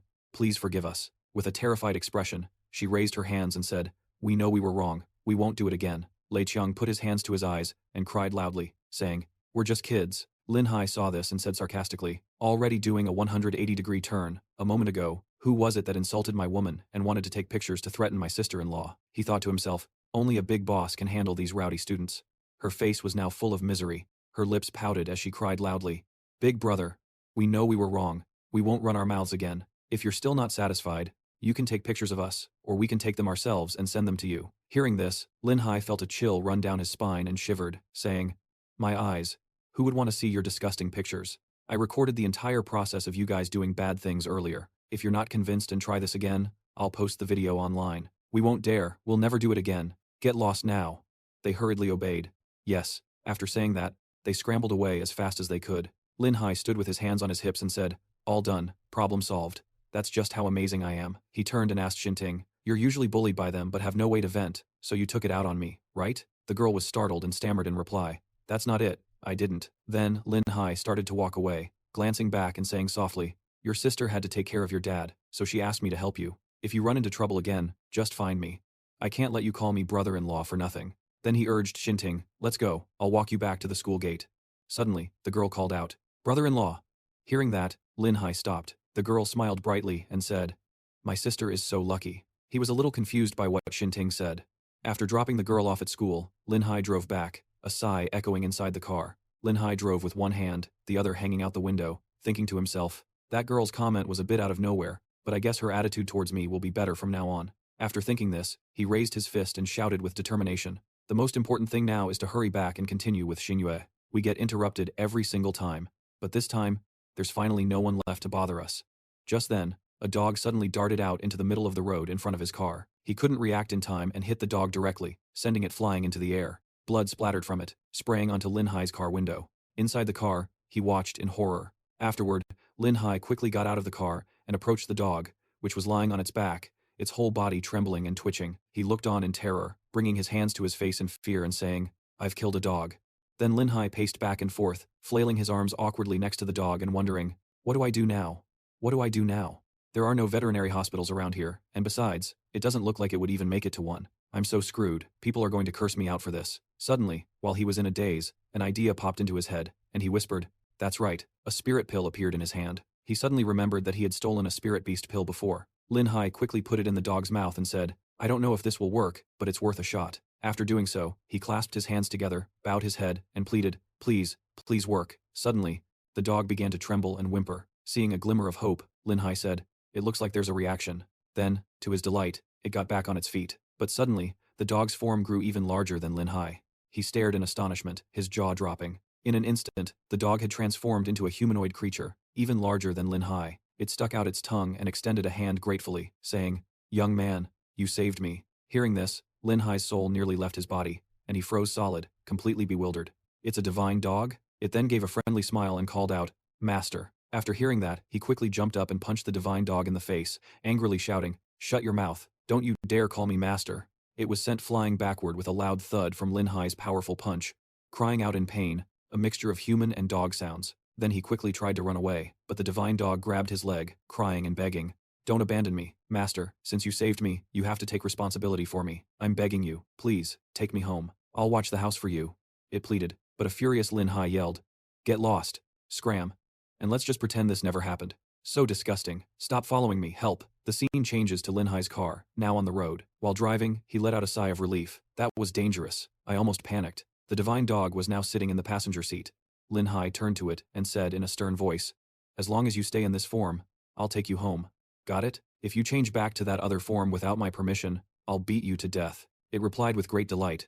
"Yes, master," he continued to instruct. "Also, don't just open your mouth and talk whenever you want, and no lewd expressions."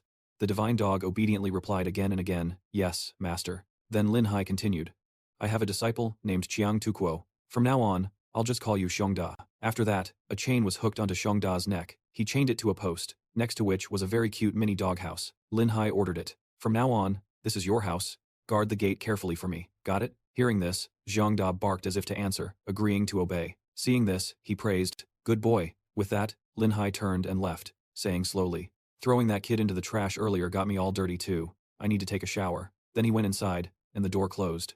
Lin Hai added one last instruction, "Stay put and be good for me." But suddenly, Xiongda's collar slipped off and fell to the ground. It stood up on its hind legs, a sly smirk on its face. "I am a divine dog now. How could this flimsy dog chain possibly hold me?" Then Xiongda quickly ran off, saying as it ran, "I'm starving. Let's sneak inside and find something to fill my stomach." Xiongda quickly went to the door and managed to open it. Peeking inside, it exclaimed in surprise, "This house is huge. I didn't expect the master to be this rich." It slipped inside nimbly, jumping from one spot to another to look around.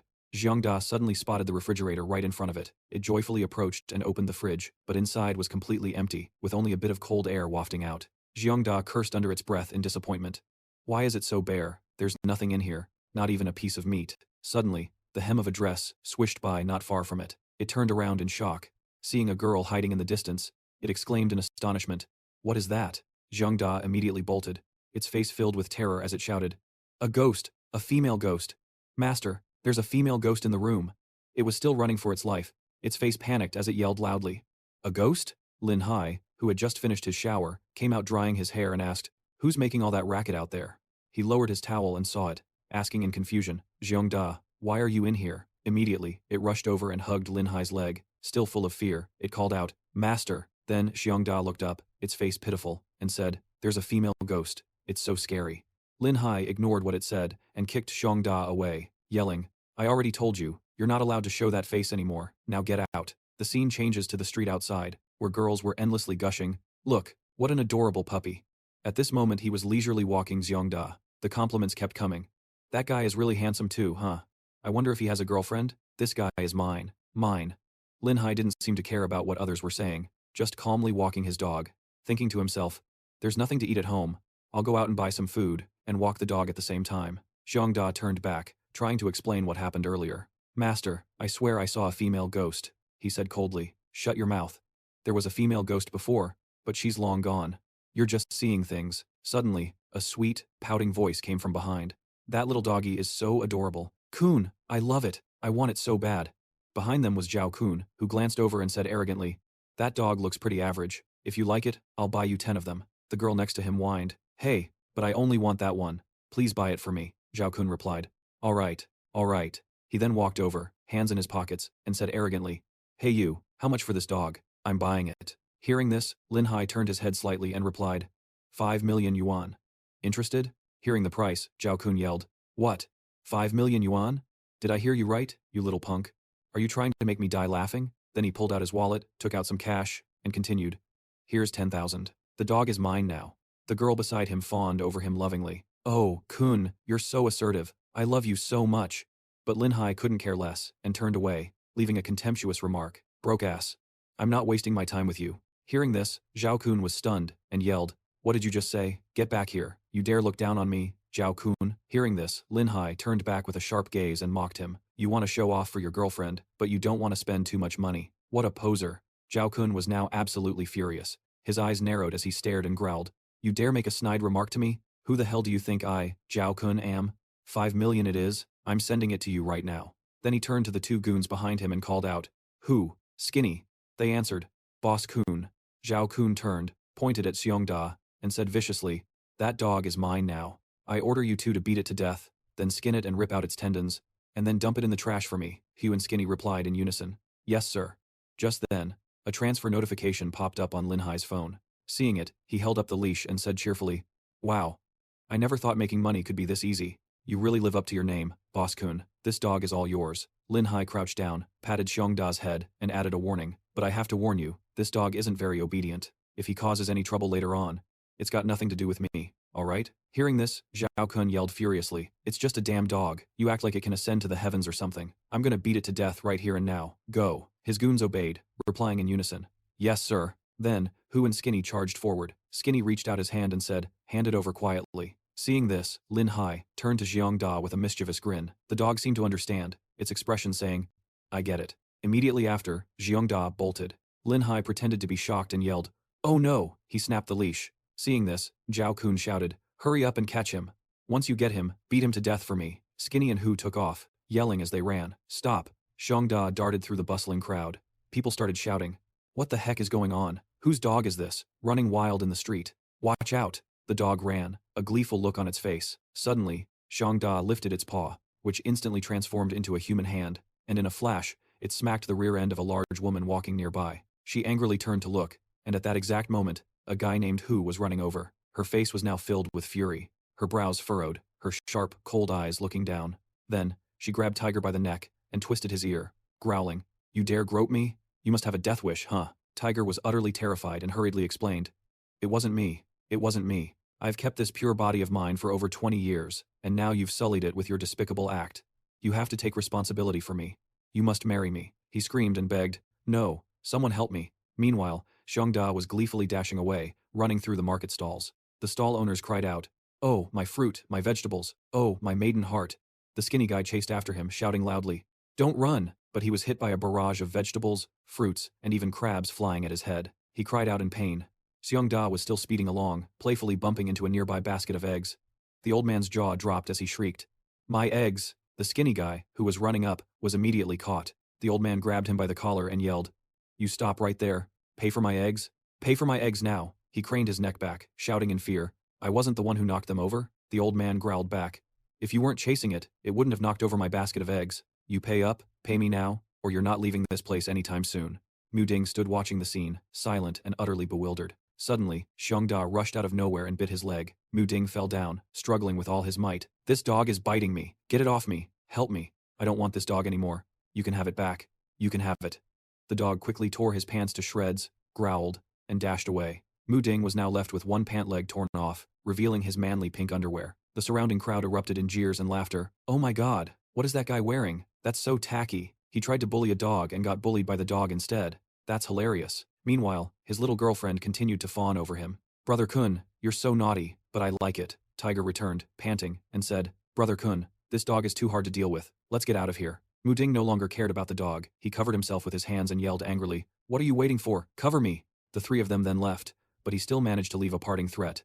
You little brat, just you wait. I won't let you get away with this. After everything was settled, Lin Hai was now carrying a bag of cooking ingredients. Xiongda looked up and said, Master, you've really offended that young master this time. He bent down and replied softly, I've offended too many people already. If he wants revenge, he'll have to wait in a long line. Just then, Lin Hai stopped to let Xiongda relieve himself when he turned and spotted a familiar yellow car. The yellow car had tinted windows. Lin Hai activated his divine eye, and his eyes flashed with light. Inside, the image of Zhen Shuang appeared, sitting on Ziyu's lap. The two were sharing a passionate kiss. Seeing this, he thought to himself, Ye Zimin, why is he with Zhen Shuang? Then, Lin Hai turned and walked away, his head lowered in thought. Could it be related to the singing competition? If so, it's hard to say whether he's a friend or a foe. The scene changes to the kitchen. Lin Hai was cooking and picked up his phone, where a newly composed message was displayed. Great Sage, this little immortal has specially sent you a few cigarettes. They've been sent over, please kindly accept them. He then replied cheerfully, very good, very good. This old son can't treat you poorly either. Let me think what treasure I should give you. Thank you, Great Sage, he rejoiced inwardly. How could a gift from the Great Sage be anything ordinary? Lin Hai looked at the screen, which now showed a single strand of hair, and continued to think.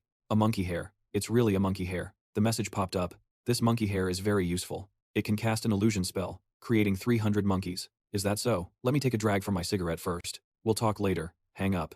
Lin Hai continued cooking and said, what do I need 3 monkeys for? It's not like I'm starting a circus. At this moment, Linner was hiding to the side, observing everything. She thought to herself, muttering alone, there's definitely something fishy going on. I'll take this chance to move forward and investigate. Linner frowned slightly, and continued to think. I've discovered that I can't get close to him because of that small wooden sword he wears around his neck. He only takes it off when he showers. After thinking it through, she smirked slightly. I have a plan. Meanwhile, on Lin Hai's side, he was still focused on cooking. Suddenly, the faucet handle broke off and the water turned on by itself. Water sprayed everywhere. Lin Hai quickly used the cooking spatula to cover his head, shouting loudly. What's going on? He was instantly soaked to the bone. After a bit of fixing, it finally stopped spraying. Lin Hai cursed. What the hell? Why did it suddenly break? All my cooking efforts are wasted, and now I'm completely drenched. I need to take a shower. Then he walked into the bathroom, taking off his outer shirt as he went, aggressively pulling it down and saying, I have to file a complaint. Then Lin Hai also casually took off the wooden sword necklace and tossed it onto a nearby shelf. He was taking off the rest of his shirt to get ready for his shower, when suddenly Lin Hai realized something and whipped around, crying out in shock. Linner was now leaning against the door. He couldn't help but say in astonishment, It's you? Her eyes lit up with confidence as she said, I told you, I'd definitely be back. After saying that, instantly, Linner propped her long, slender legs up on the wall at Lin Hai's eye level. He was terrified when he saw her pull out a knife. His eyes widened in shock. Linner raised the knife, a sinister smile on her face, and said, You don't have your protective charm anymore. Let's see what you can do now. Seeing this, Lin Hai became even more frightened, cowering as he stammered and asked, What do you want to do? She smirked slightly and said, Of course, I'll slice off your family jewels first, and then chop you into 100 pieces. But Linner didn't act immediately. Instead, she toyed with the knife, and said softly, But first, I want to ask you a few questions. If you answer honestly, maybe. Before she could finish, he hurriedly said, Ask away. Just ask. I'll answer honestly. Linner tilted her head and asked, Why can you see me? And even talk to me? Were you born with the ability to see spirits? Or did you learn some kind of supernatural power? Where did you get that protective talisman? Hearing this, Lin Hai lowered his head and replied, Last year, I was on my way home one night when I took a fall. After I woke up, I became like this. And as for the protective talisman, I just found it. She seemed skeptical, closing her eyes and saying softly, So, you had a yin encounter. He was dumbfounded, trying to hold back a laugh, thinking to himself, What the heck is this? She actually believed a reason I just made up. Linner brandished the knife again, asking coldly, Then what about the soul-guiding golden needle? Lin Hai, still terrified, answered, I also learned it after that fall. Hearing this, she moved her face closer, saying with a hint of impatience, Where did you fall? Where did you find the magic treasure? Speak up. Lin Hai glanced to the side and replied, I forgot. As soon as he said that, Linner lowered her leg, grabbed his arm, and yanked him, shouting, So you're the type who won't cry until you see the coffin. Lin Hai quickly shouted, Everything I said was the truth. You said you'd stop slicing me if I answered honestly. She menacingly raised the knife and asked softly, When did I say that? He said in shock. You? Suddenly, a figure rushed in. Xiangda appeared, holding a bracelet in its mouth as it jumped onto Linner's shoulder and barked happily. She turned to look, completely surprised. Then, it leaped over and dropped the bracelet. Lin Hai quickly caught it and praised it, Good boy. The bracelet then began to glow, blinding Linner, who raised a hand to shield her face and screamed. He seized the opportunity to grab her hand, hooked his leg around hers to trap it, and used his other arm to pull her into a chokehold, forcing her backward. He laughed with delight. Now let's see who's calling the shots. Linner was quickly put on the defensive. Her limbs were restrained by Lin Hai, and she cried out in pain. Lin Hai looked down and thought confidently, This magic treasure is truly incredible. Ghosts can't touch me, but I can grab them. Looks like I don't have to hold back anymore. Linner was now gasping for air, struggling to say through gritted teeth, Let me go. I'll kill you. Seeing this, he grew angry and growled, Still talking tough at a time like this? Even if you're a ghost, you're still a woman, yet you just tried to castrate me. I haven't even done anything to you. After saying that, Lin Hai applied more pressure, pushing her neck back further, and continued, This is me going easy on you. The pain made Linner burst into tears. He held his position and asked, Who are you? Why are you following me? And what's with all those weird questions? Speak up. She struggled to answer. Let me go, and I'll talk. Hearing this, he agreed. Fine. It's not like you can get near me anyway. Then he let her go. Linner collapsed to the floor, coughing uncontrollably and covering her mouth, feeling utterly humiliated. Lin Hai shouted, Cut the crap. Then he turned to put on his shirt. She seized the opportunity, angrily grabbing the shower head and raising it while cursing under her breath. You bastard. But when Lin Hai turned back around, she quickly hid it behind her back and forced a giggle. Now, their conversation echoed through the house. He asked, Suo Linger, an envoy from the underworld, investigating my identity? Linner pushed herself up from the table and said, That's right. According to you, you've not only encountered a ghostly fate but also an immortal fate. But you refuse to reveal the location. I must have an answer. Hearing this, Lin Hai crossed his arms, lowered his head slightly, and said, I've already told you everything I can. You can go back and report now. She quickly refused. No way. Until I can get more useful information from you, I'm not going back to the underworld. I've decided to stick with you. Sooner or later, you'll reveal your true nature. Lin Hai, displeased, replied, "Suit yourself, but let me be clear. I'm not paying for your room and board." Suddenly, Xiongda popped up and said excitedly, "Hey lady, you can sleep with me." Seeing this, Lin Hai furiously shouted, "Get lost, you mangy dog. This is all your fault." Just then, his phone started beeping. Lin Hai put the phone to his ear. Wang Peng. A rushed voice came from the other side. "Ah hi. My relative is in huge trouble. It's a matter of life and death. I've thought about it, and you're the only one who can save them." He asked, "Where are you?" The man replied, "The city's 5th hospital." Lin Hai said, "Wait for me." Then he hung up, stood up, and left. Before leaving, he turned back and called to Xiongda, "My friend's in trouble. I have to go out for a bit." Xiongda, "Follow me." The dog heard this and obeyed, "Yes, master." Then Lin Hai glanced to the side and asked, "What about you?" Lin Hai frowned and replied, "What else would we be doing at a hospital? Aren't you trying to save someone again? Let me tell you, stop snatching souls from the Soul Reapers, or you'll face retribution." He walked out, opening the door as he spoke. Retribution only falls on those who see death and do not save a life. Hearing this, she scoffed. Who does he think he is? The scene shifts to the hospital, where Lin Hai has now arrived. The cousin's parents immediately started weeping in anguish. The mother sobbed, "You must be Lin Hai. Please, I'm begging you to save my son, Wang Lei. Please, I'm begging you." Wang Bang also said frantically, "Hi, my cousin was beaten up by the developers during a forced eviction today and had to be hospitalized. He still had vital signs when he was admitted, but they suddenly said he was dead and would be cremated tomorrow. I'm sure he's still alive. The police have searched the entire hospital but couldn't find him." His father, with tears of worry in his eyes, said, "My son is a veteran. He's always been strong and healthy. How could he die from just a few blows? We just heard someone say their relative was also in this hospital and suddenly went missing. We're worried that." After listening, he asked in surprise, "Something like this happened? It sounds very strange." "Don't panic. Do you have any of Wang Lei's clothes here?" The father replied, "Yes. These are the clothes that were changed out before he was admitted. They're covered in blood." Lin Hai took Wang Lei's shirt, held it to Xiongda's nose, and said, "Xiongda, take a sniff and see if you can find him." The dog barked, came closer to sniff, then turned back to look at him, walked away, and called out, "Master, this way." Seeing this, Lin Hai followed Xiongda, running while looking back to say, "Don't worry, just wait for my news." Wang Bang raised his hand in a salute and replied, "Hi, we're counting on you." Then he quickly chased after Xiongda, who stopped to sniff at a certain point on the road. Lin Hai asked. This was the back gate of the hospital. Xiongda looked up and said, "The scent of the clothes owner and the smell of gasoline linger here. They probably left about 10 minutes ago." Hearing this, he commanded, "Heavenly Eye, open," but then saw nothing and said, "It's too far. I can't see any trace of them anymore." Suddenly, Xiongda spoke up, "Master, you forgot I'm a divine dog now. My sense of smell is 10,000 times stronger than a normal dog's. I can follow the scent to chase them." Hearing this, Lin Hai brightened up and said, "Bringing you along was a wise decision. I'll drive, you navigate." Then they both got in the car and gave chase. "Let's go." Very quickly, the two caught up to the other car on a deserted mountain pass. Xiongda said, "Master, that's the car. He's already very far out of the city." Just as expected, something shady is going on. After saying that, Lin Hai raised his phone to make a call. "Director Peng, are you asleep yet? I'm tailing a very suspicious vehicle. It seems to be related to the recent disappearances. Do you want to come check it out?" Director Peng's voice came from the phone.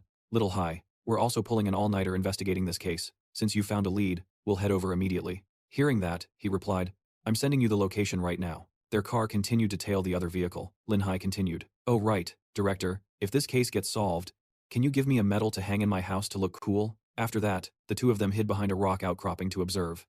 Ahead was a factory, he thought to himself. Another abandoned factory. Can't these bad guys ever pick a new spot to do their dirty work? Xiongda asked, "Master, are we going in there?" Lin Hai looked outside and replied, "I'd love to, but I don't have an invitation. It's probably better to wait for the police. I'm gonna get out and relieve myself first." Then he opened the car door and stepped out, but as soon as he did, a dark figure rushed forward and attacked Lin Hai. He was caught off guard and knocked flat on the ground. The masked man reported that the person following them had been subdued. Just then, a voice asked, "Is there anyone else?" Suddenly, the masked man glanced to the side. He saw Xiongda sitting calmly in the passenger seat, lifting a leg to scratch its mouth, and turned to report, "There's only a dog. It's not a threat." The voice on the other end commanded, "Never mind the dog. Just drag him over here." He obeyed, grabbing Lin Hai by his shirt and hoisting him up, replying, "As you command." The scene shifts to a dark room. Right now, there are two people, with their faces completely covered. On a stretcher, a shirtless young man lay motionless. Someone inside praised them. Two new ones have been delivered, and their physiques seem quite good. The other person said, "Look at these muscles and this skin. I can't resist the urge to start cutting right now." The person on the stretcher was none other than Lin Hai, lying motionless after the earlier attack. Beside him, two men dressed like doctors were holding up a set of surgical tools, preparing to do something sinister. Having found such good prey, they turned to each other and laughed gleefully. Suddenly, a hand shot up and grabbed both of them, causing them to cry out in pain as their heads were pulled back. Lin Hai sat up, forcefully grabbing them by the neck and smashing their heads together. Then he sat all the way up, looking at the men lying on the ground with massive lumps on their heads, and said softly, "Getting in here really wasn't easy." Then Lin Hai bent down and removed one of the men's masks. He quickly changed into one of their outfits, thinking to himself that the stench of blood was overwhelming. Just then, Lin Hai saw black tarps wrapped around numerous bodies, piled haphazardly on top of one another.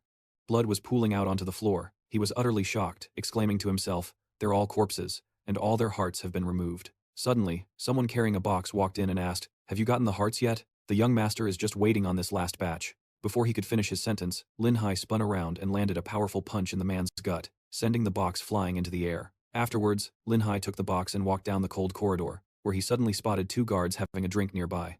A man wearing a bandana, with a scar on his cheek, turned to look. He then said to his companion, "Is that the heart from the guy named Lin Hai?" The other man chuckled. "This time, we've finally avenged Brother Scarface and the Black Eagle Gang," Scarface continued. "Once this batch of hearts is used, the young master's great undertaking will be complete." The other man immediately burst into a joyous laugh, "And we'll be able to do as we please." Hearing this, Lin Hai's expression remained unchanged, but his mind was racing with questions. People from the Black Eagle Gang, what's their connection to all of this?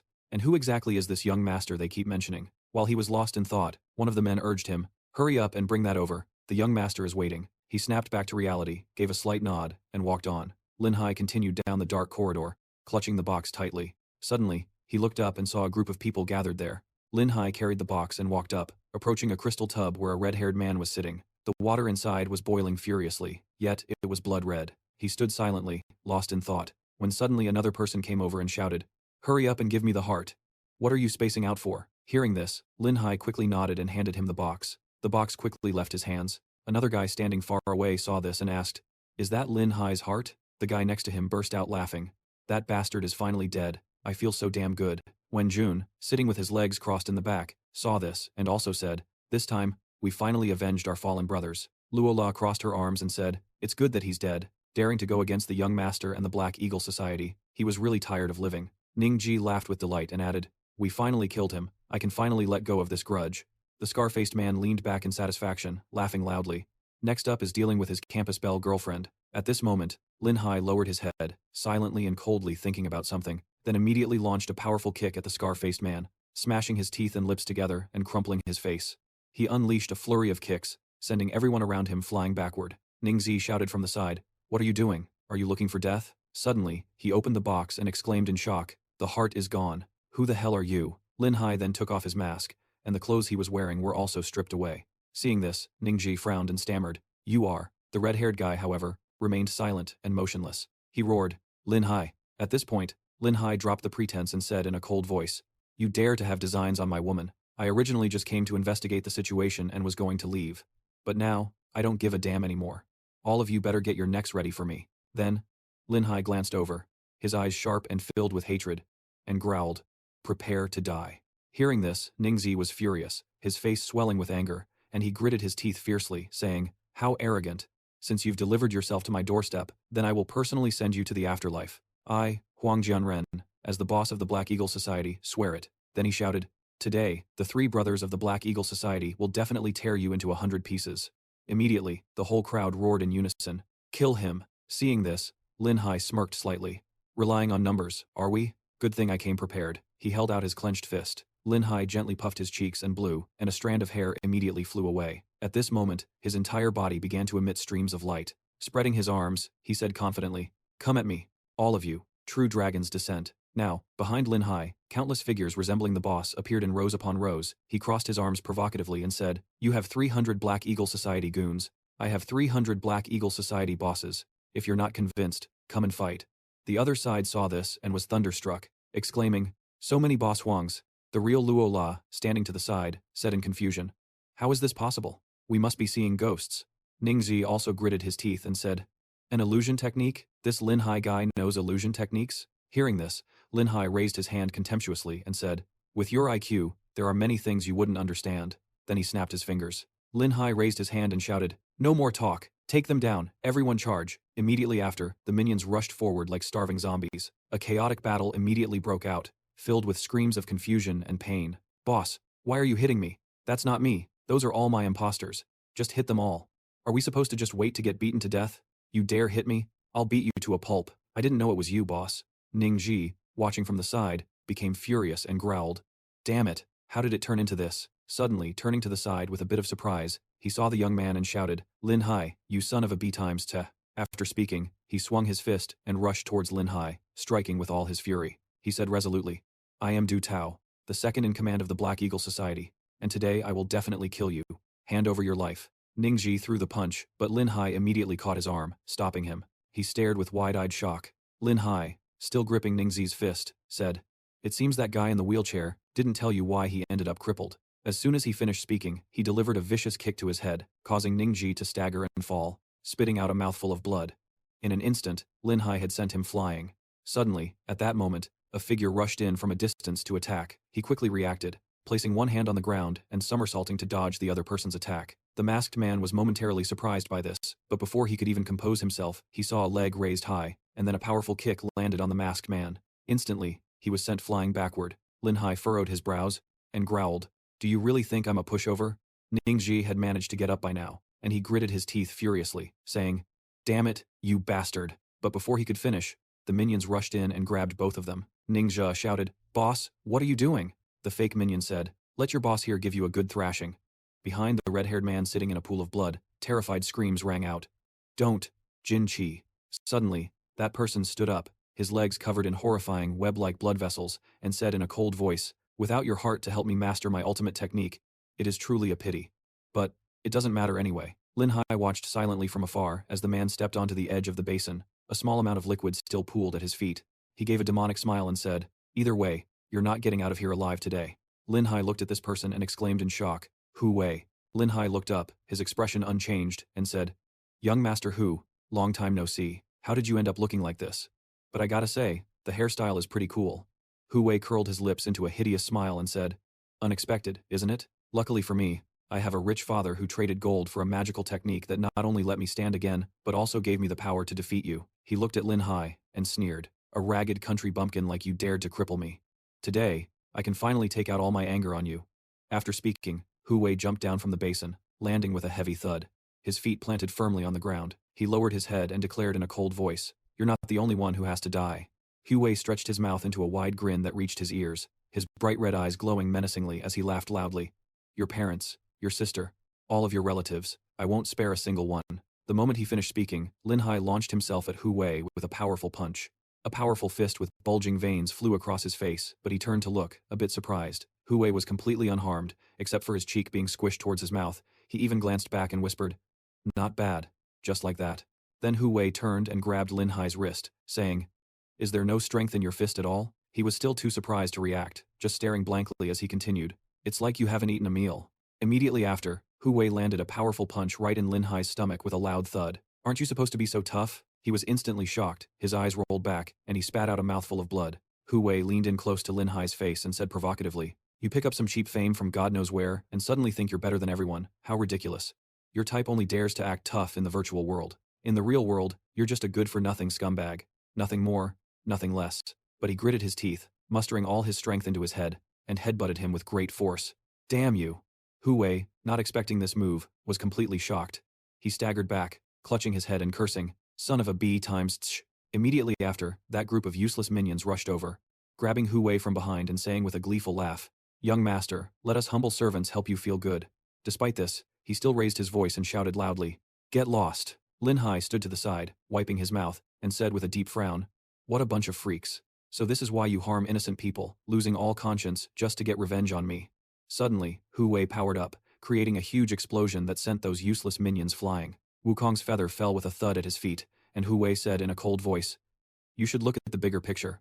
Lin Hai has obtained this ability. His eyes glowed, blood red, as he continued confidently, Conquering the world will be as easy as flipping my hand. Hu Wei tilted his head to one side with a sinister smile. But before that, then he turned back, sticking out a very long tongue, staring intently at him and shouting, I have to deal with you first. After that, Hu Wei opened his mouth wide as if to swallow everything, revealing 4 sharp fangs as he screamed, Open your eyes and see my true power.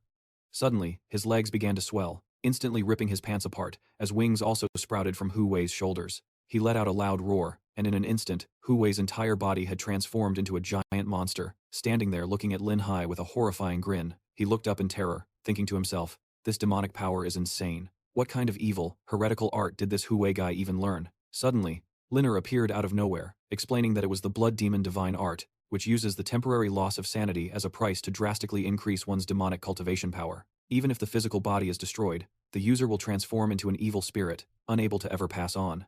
This is a demonic art that has been lost for over 1,000 years. How did he learn it?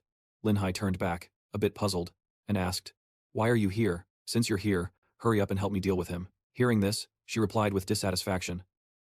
He's not a ghost. How am I supposed to deal with him unless you manage to kill his physical body first? Lin Hai replied, his face filled with fear. I didn't expect him to be this strong. It's more likely he'll beat me to death, Linner continued. This is your problem. Come find this lady after you've destroyed his physical body. Then, she disappeared, leaving him to turn back and call out in fear, all alone. Suddenly, Hu Wei reached out with a giant hand with massive claws, saying, "What are you looking around for?" He then slammed the ground with a loud thud right under Lin Hai's feet, launching him into the air. He then called out his name with amusement, Lin Hai. Lin Hai was now tumbling through the air, blood continuously spewing from his mouth. Then, Hu Wei swung his arm with immense force, striking Lin Hai's body with a powerful blow, creating a loud bang that sounded like an explosion. Hu Wei's face now looked incredibly ferocious as he taunted in a low voice. What's wrong, Lin Hai? Why aren't you acting so tough anymore? Didn't you love showing off so much?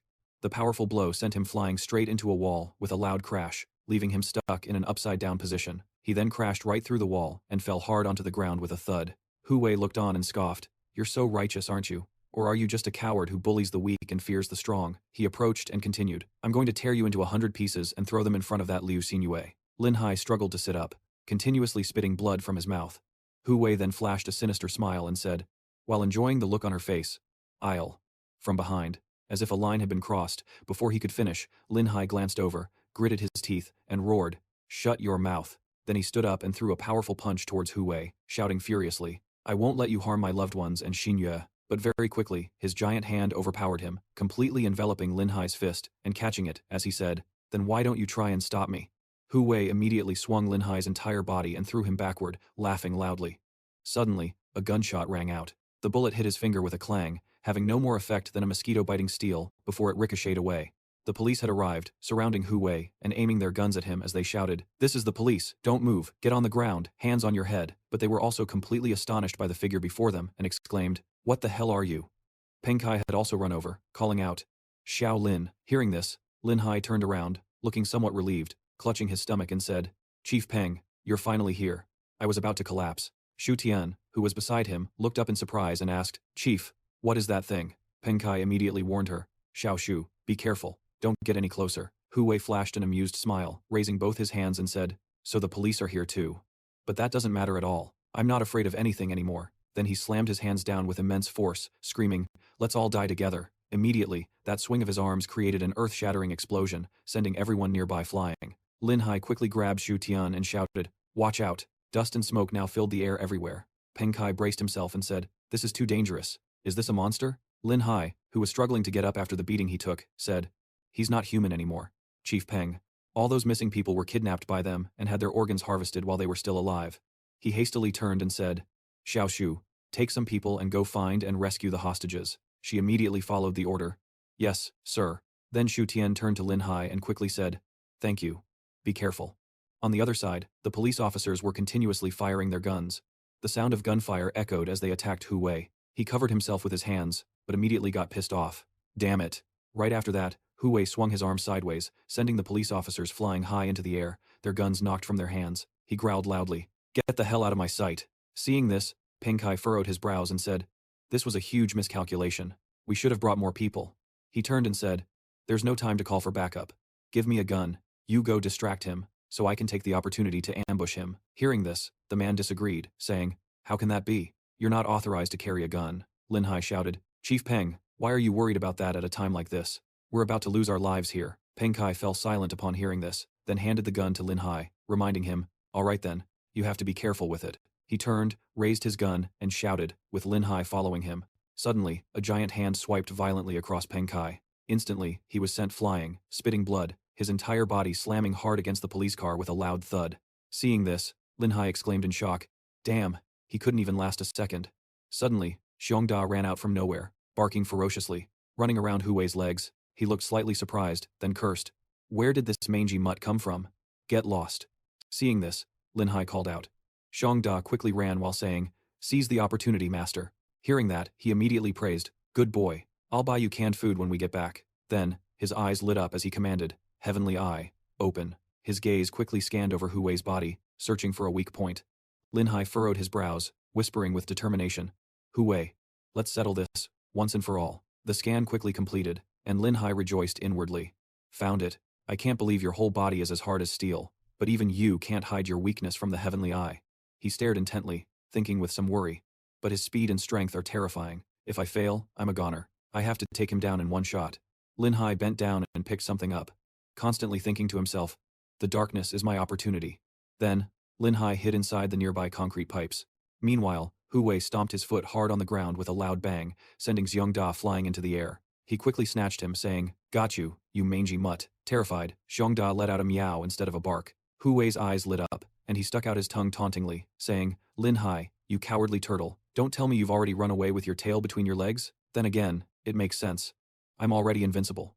Who could possibly be my opponent?" He raised the hand holding Xiongda high and shouted, "If you don't show your face, I'll swallow your mangy mutt whole." Up in the air, Xiongda saw he was about to be eaten, and cried out, "Don't eat me, master, save me."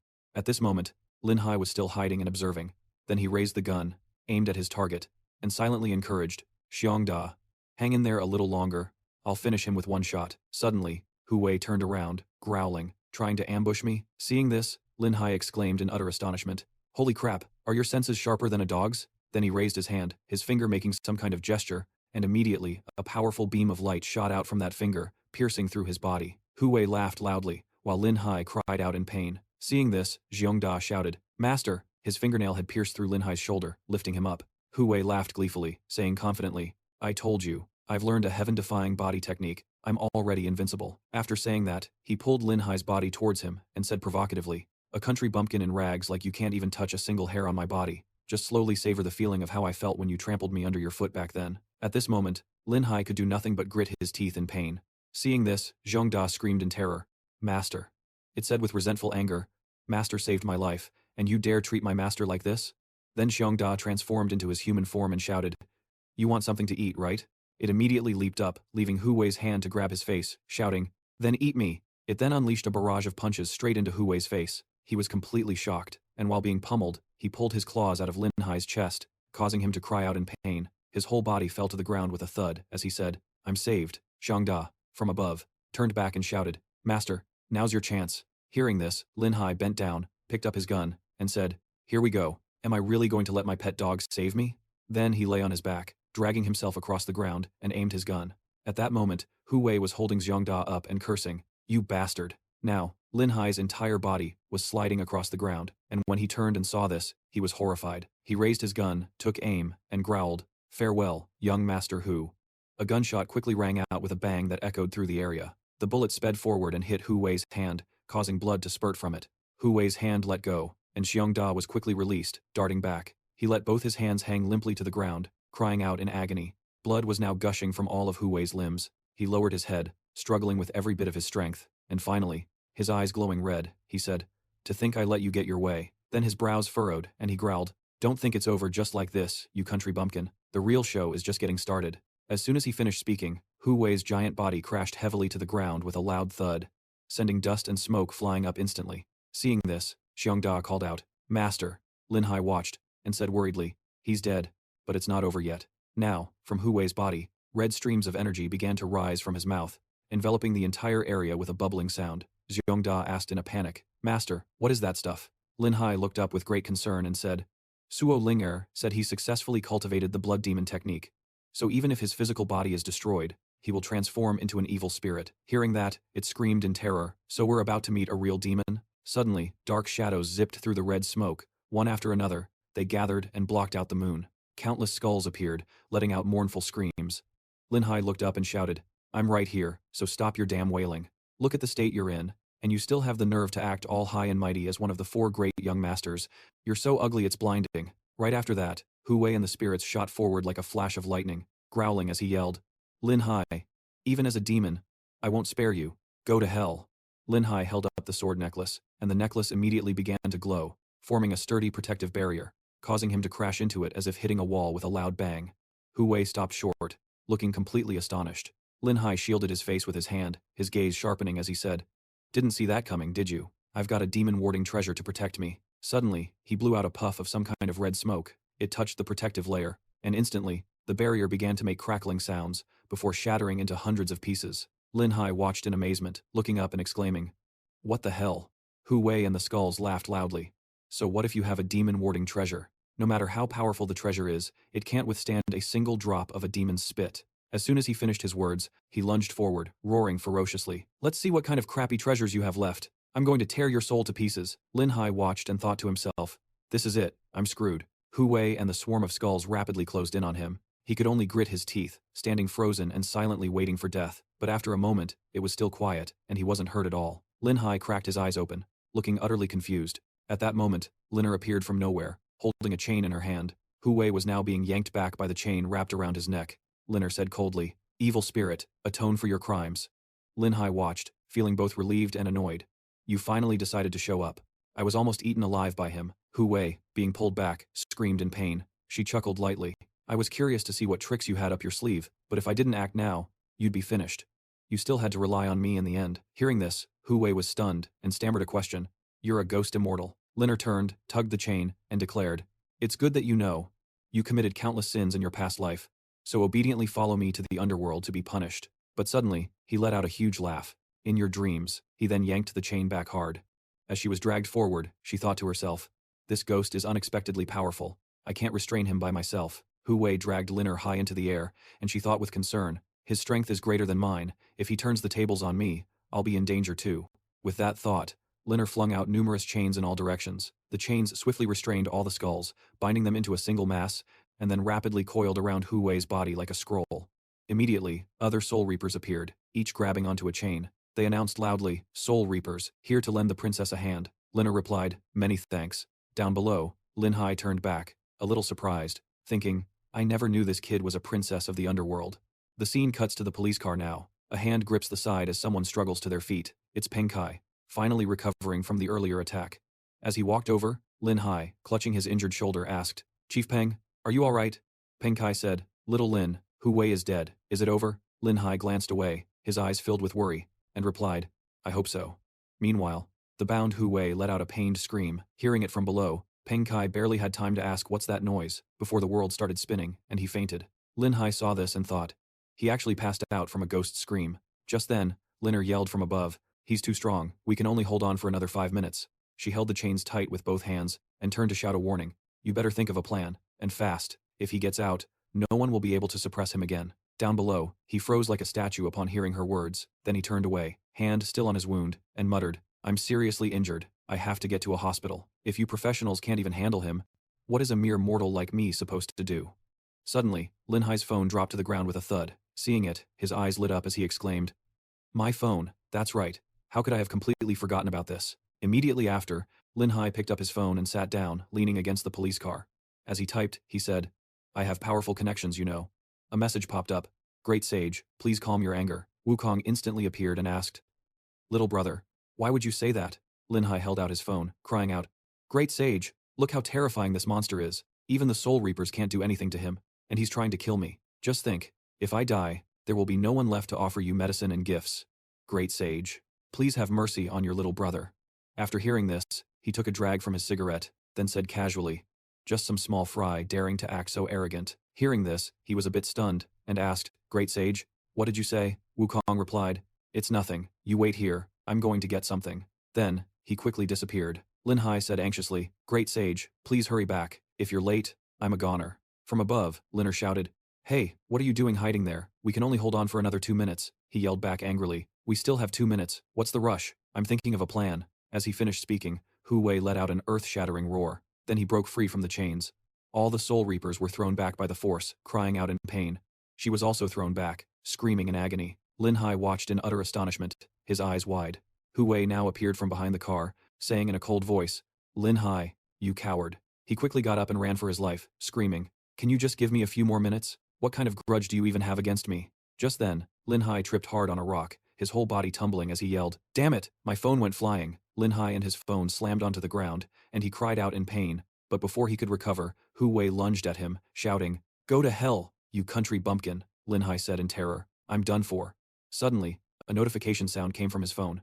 Sun Wukong has sent you a lightning-inducing talisman. The lightning-inducing talisman appeared on the phone. The lightning-inducing talisman is a magical artifact that can summon lightning. The mighty thunder god arrives to incinerate all things and exterminate evil spirits. Its power is immense. Sun Wukong, evil spirits fear lightning the most. Just blow that bastard up. Seeing this, Lin Hai replied, Thank you, great sage. Then he reached out and pressed accept. The lightning-inducing talisman quickly materialized. Lin Hai reached out and grabbed it, then immediately threw it out, shouting, This time, you're finished. At that moment, Hu Wei, still oblivious, continued to charge forward with a gleeful smile. Instantly, the lightning-inducing talisman stuck firmly to his forehead, causing Hu Wei to freeze. A bolt of lightning struck down from the sky, hitting him directly. Before Hu Wei could even understand what was happening, his entire body was struck by a thunderous bolt of lightning, creating a blinding flash that made Lin Hai shield his eyes. Afterward, Hu Wei's entire body turned into black smoke within the lightning, and everything gradually vanished. He frowned slightly and said, his soul was completely destroyed, never to be reincarnated. Hu Wei, you reap what you sow. You have only yourself to blame. Then Lin Hai smirked and whispered, You weren't as handsome as me anyway. At this time, all of his so-called underlings were being led away with hoods over their heads, and so, the incident came to a close. The police had arrested the entire criminal organization and the whole Black Eagle Society, and began to investigate the case thoroughly. However, Hu Lai, Hu Wei's father, had reportedly gotten wind of the news beforehand and fled, his whereabouts unknown. Lin Hai was now in the hospital, his wounds bandaged. He looked at Du Chun and said, This entire incident must not be disclosed to the media, and I get to enjoy a few peaceful days in the director's hospital. After all, it's not costing me a dime. Wang Lei's family has also been reunited, and everyone is very emotional, Lin Hai continued. Fortunately, the police found many survivors. Among them was Wang Peng's cousin, and also my pet dog. A spoonful of rice was brought to Lin Hai's mouth. He obediently opened his mouth and ate it with relish. Xin Yue was feeding Lin Hai, saying cheerfully, Don't rush. No one's going to take it from you. Chiang Tukuo on the side also picked up a piece and offered it, saying, Master, try the food your disciple made. But he lifted his foot and kicked at his face, saying angrily, Get lost, I don't eat food fed to me by a man. She sighed and said, Look at you, you're really something else. You just went out for a bit and managed to fall and break a bone. Your eyes are just for decoration. Hearing this, Lin Hai laughed with delight, and said, It's because my eyes are for decoration that I get to be fed and cared for so attentively by Xin Yue closed her eyes and said softly, Still, I can't believe that all the people who went missing before were all Hu Wei's doing. It's truly unbelievable, so cruel. At first, I even thought he was a decent and respectable senior. Chiang Tukuo, who was eating heartily, turned and said, Anyway, they've all been dealt with now. Hu Wei was killed by the police on the spot. His father, Hu Lai, is nowhere to be found, and the Hu Corporation no longer has a chairman. The whole group has fallen apart. It's so satisfying. This disciple can be considered to have gotten his revenge. He sat up and asked, But master, you've been in the hospital for over 1 month. Why haven't you recovered yet? He replied a bit irritably. You're so nosy, Chiang Tukuo. I know what I'm doing. Isn't it because master wants to be fed by mistress for a long time? Hearing this, she coaxed from the side. It's fine. He can stay in the hospital for as long as he wants. He's already taken a long leave of absence anyway. Hearing that, Lin Hai smiled triumphantly and said, Did you hear that? Did you see that? This is what a model wife is like. Try to learn from her. Understood. I've learned my lesson. Hearing that, he crossed his arms confidently and said, I can also become a good wife, which made the two of them freeze stiff after hearing it. Laughter echoed throughout the hospital. Scene change. Lin Hai's car is on the road. The car was moving slowly. He said happily, I couldn't hide it from you anymore, so I had to get discharged. These past few days, it was all thanks to Xin Yue taking care of me. Hearing this, Xin Yue replied shyly, It was nothing. Then she turned to him and said softly, But I hope you won't take such risks anymore. It scares me. Lin Hai paused for a moment and called out to Xin Yue. Tears fell from Xin Yue's eyes as she recounted. I heard from Wang Peng that you went to the scene. I know you're not an ordinary person. You have the ability to bring the dead back to life and eliminate the tyrannical, helping the weak like a superhero, always shouldering your responsibilities. But to me, you're just the man I love. Even if you get hurt just a little bit, it makes me toss and turn all night, unable to sleep peacefully. The car screeched to a halt. Lin Hai reached out and pulled her into his arms. Xin Yue continued. Lately, I've been having constant nightmares. I see you covered in blood. Lin Hai, if you do things that could potentially harm yourself, I hope you can think of me, he said softly. Xin Yue, I'm sorry for making you worry. Then Lin Hai held her close and comforted her. Xin Yue, don't worry, I won't take any more risks. Hearing that, she looked up and asked, Really? He replied, Really. From now on, I won't get involved in trouble anymore. I'll focus on my studies and find a decent job after graduation. I'll take care of you for the rest of our lives. Lu Xingyue heard this and smiled. I don't need you to take care of me. Lin Hai gently closed his eyes, thinking to himself, I'll have to say goodbye to the deities. I'll have to delete the deity group chat when I get back. This is more than enough for me to live on for the rest of my life. How can deities be more important than my wife? Suddenly, a bullet came out of nowhere, piercing straight through the car window. It pierced through, striking Liu Xinyue in the chest and shoulder, causing her to scream out in agony. His eyes widened in shock. Outside, a large group of men holding guns appeared, firing relentlessly. Bullets continuously riddled Lin Hai's car. An old man stepped out of a vehicle, shouting, "Lin Hai, you animal, you killed my son. Today, you will pay with your life. Shoot them. Kill them for me." The car was now being showered with a storm of bullets. Inside, he ignored the gunfire, pulling Liu Xinyue into his arms and reclining her seat. Lin Hai, covered in blood, looked at her motionless body and cried out in fear, "Liu Xinyue, no." He held Liu Xinyue's body, filled with rage, and screamed as if he wanted to kill everyone. Suddenly, in his despair, Lin Hai noticed something. At that moment, Liu Xinyue was wearing the bodice Lin Hai had given her. Seeing it, he rejoiced inwardly. "This is great." Liu Xinyue was wearing the dragon scale bodice. "I really love these deities to death." The car had taken too much damage and was now smoking. Lin Hai spat out a mouthful of blood, gritting his teeth and saying, "This is great." She just fainted. Then he kissed Liu Xinyue's cheek and said, "Liu Xinyue, I love you. I can't believe I have to break my promise so soon." Then, amidst the hail of bullets, the trunk of the car opened. Lin Hai threw a cushion down, then pushed her out, letting her land on the cushion with a thud. He got back into the driver's seat, his face full of scorn as he said, "Hu Lai, you're just as stupid as your son. After watching so many movies, haven't you learned not to mess with the main character?" After saying that, Lin Hai put his foot down, slamming on the gas pedal. The car, riddled with bullet holes, shot forward, crashing directly into the group of men. He yelled, "Go to hell with me." The car sped forward, ramming and flipping over the white car. A massive explosion erupted, with fierce flames raging. Everything was engulfed in a sea of fire, as thick black smoke billowed into the sky. Fire trucks had now arrived at the scene. Streams of water gushed from the hoses. The firefighters were working hard to extinguish the blaze. The charred bodies were also brought out, completely covered and carried on stretchers. On the TV, a news report was playing. According to the station's reporter, "We are reporting that at 1 p.m. today on Jiangdong Avenue, a traffic accident occurred. 2 cars exploded, and the scene erupted into an incredibly intense fire."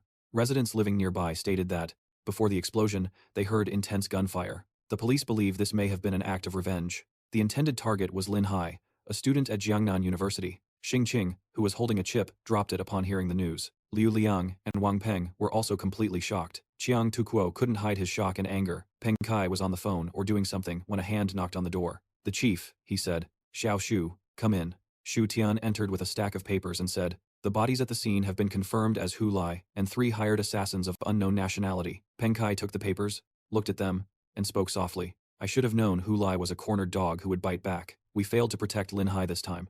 Arrange for his body and notify his family." She added, "Chief, Lin Hai's body wasn't found at the scene." Hearing this, he was stunned and exclaimed, "What?" Xu Tian said, "That's right, only Liu Xinyue was found at the scene, his girlfriend, unconscious on the side of the road. Not even a single strand of his hair was found." Then Peng Kai rested his chin on his hands, closed his eyes, and said, "Not found. Could it be he wasn't in the car? Otherwise, there's no way he could have survived such a violent explosion." She replied, "We've checked the cameras at the scene. We discovered that he was indeed in the car and never got out." He was a bit bewildered, bowing his head and muttering, "This Lin Hai kid really is a head-scratcher." "Oh right, how is that girl, Miss Liu?" Xu Tian replied, "She's been taken to the hospital. There are no major issues.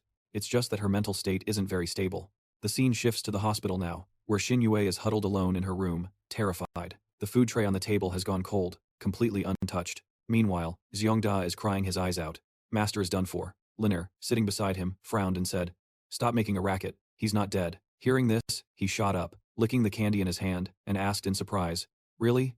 How do you know?" She replied, "When someone dies, there's a soul. But this princess hasn't heard any reports from my subordinates about finding Lin Hai's soul." Xiongda asked again, "Then where did Master go?" Lina replied, "How would I know?" Then she looked up with a sinister expression and whispered, "The mysteries surrounding this brat just keep piling up. I'm getting more and more curious." Elsewhere, an arm was hanging limply, motionless, when suddenly the index finger twitched slightly. Lin Hai was gradually waking up. Bandaged and bare-chested, he shot up with a loud shout. Lin Hai looked around, as if in some dreamlike world, with birds flying everywhere, and wondered, "Where is this?" Suddenly, a pair of a girl's legs floated up, and a voice spoke, "You're awake." Startled, he asked, "Who are you?"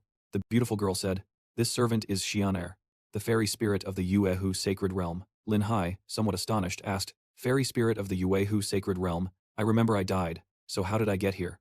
Did you treat my injuries? How can I get back?" Then, the fairy spirit flew over and said, "About that, She knelt down, leaning on the bed, and whispered, "Become the master of the Yuehu sacred realm, and Xianer." The fairy spirit licked her lips and said, "And you'll be able to return to your world." He looked on, completely bewildered. As the fairy spirit got closer, Lin Hai quickly said, "Wait, wait," he continued as if remembering something. "I remember now. You're the person from that ancient painting. How did I transmigrate into the world inside this painting? This isn't a dream, is it?" Lin Hai asked, a bit puzzled. "I clearly remember that Xingyue and I were attacked. What about Xingyue? Is Xingyue okay?" Hearing this, she looked confused and shook her head. Seeing this, he immediately asked, "Does that mean I'm the only one who came in here?" Then, Lin Hai pulled off the blanket, intending to get down, and said, "No way. I can't stay here. I have to go see for myself if she's okay. What if Hu Lai's accomplices are still around? That would be terrible." With that, he stood up, but forgot he was naked, and just said, "Xianer, about that thing you said about becoming the master," but then he realized and quickly covered himself. Xianling, who had been stunned just a moment ago, now quickly dodged away.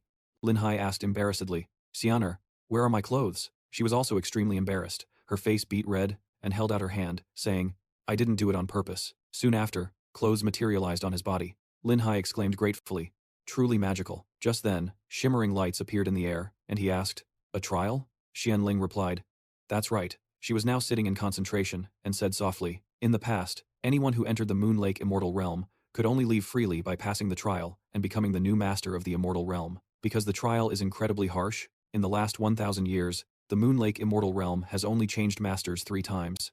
Lin Hai asked worriedly, "Then what happens to those who fail the trial?" Xianling opened her eyes and replied mischievously, "You'll find out when the time comes." He stammered, "That doesn't sound like a very good outcome. So what if I don't take the trial?" She replied, "Well," Xianling closed her eyes and said softly, "You've already been in the sacred realm for 20 hours. In another 4 hours, you will lose your eligibility for the trial, and it will be too late." Hearing this, Lin Hai furrowed his brow and said arrogantly, "Since you've put it that way, it looks like I'll have to take the plunge and attempt the trial. Besides, no matter how hard the trial is, it won't stop me, nor will it stop my determination to get out of here." Seeing this, Xianling snapped her fingers and said, "Then let's begin." Instantly, the bed vanished, and he began to freefall, screaming loudly. She flew up and said, "The trial consists of 4 major gates, and only by passing one stage will the gate to the next stage open."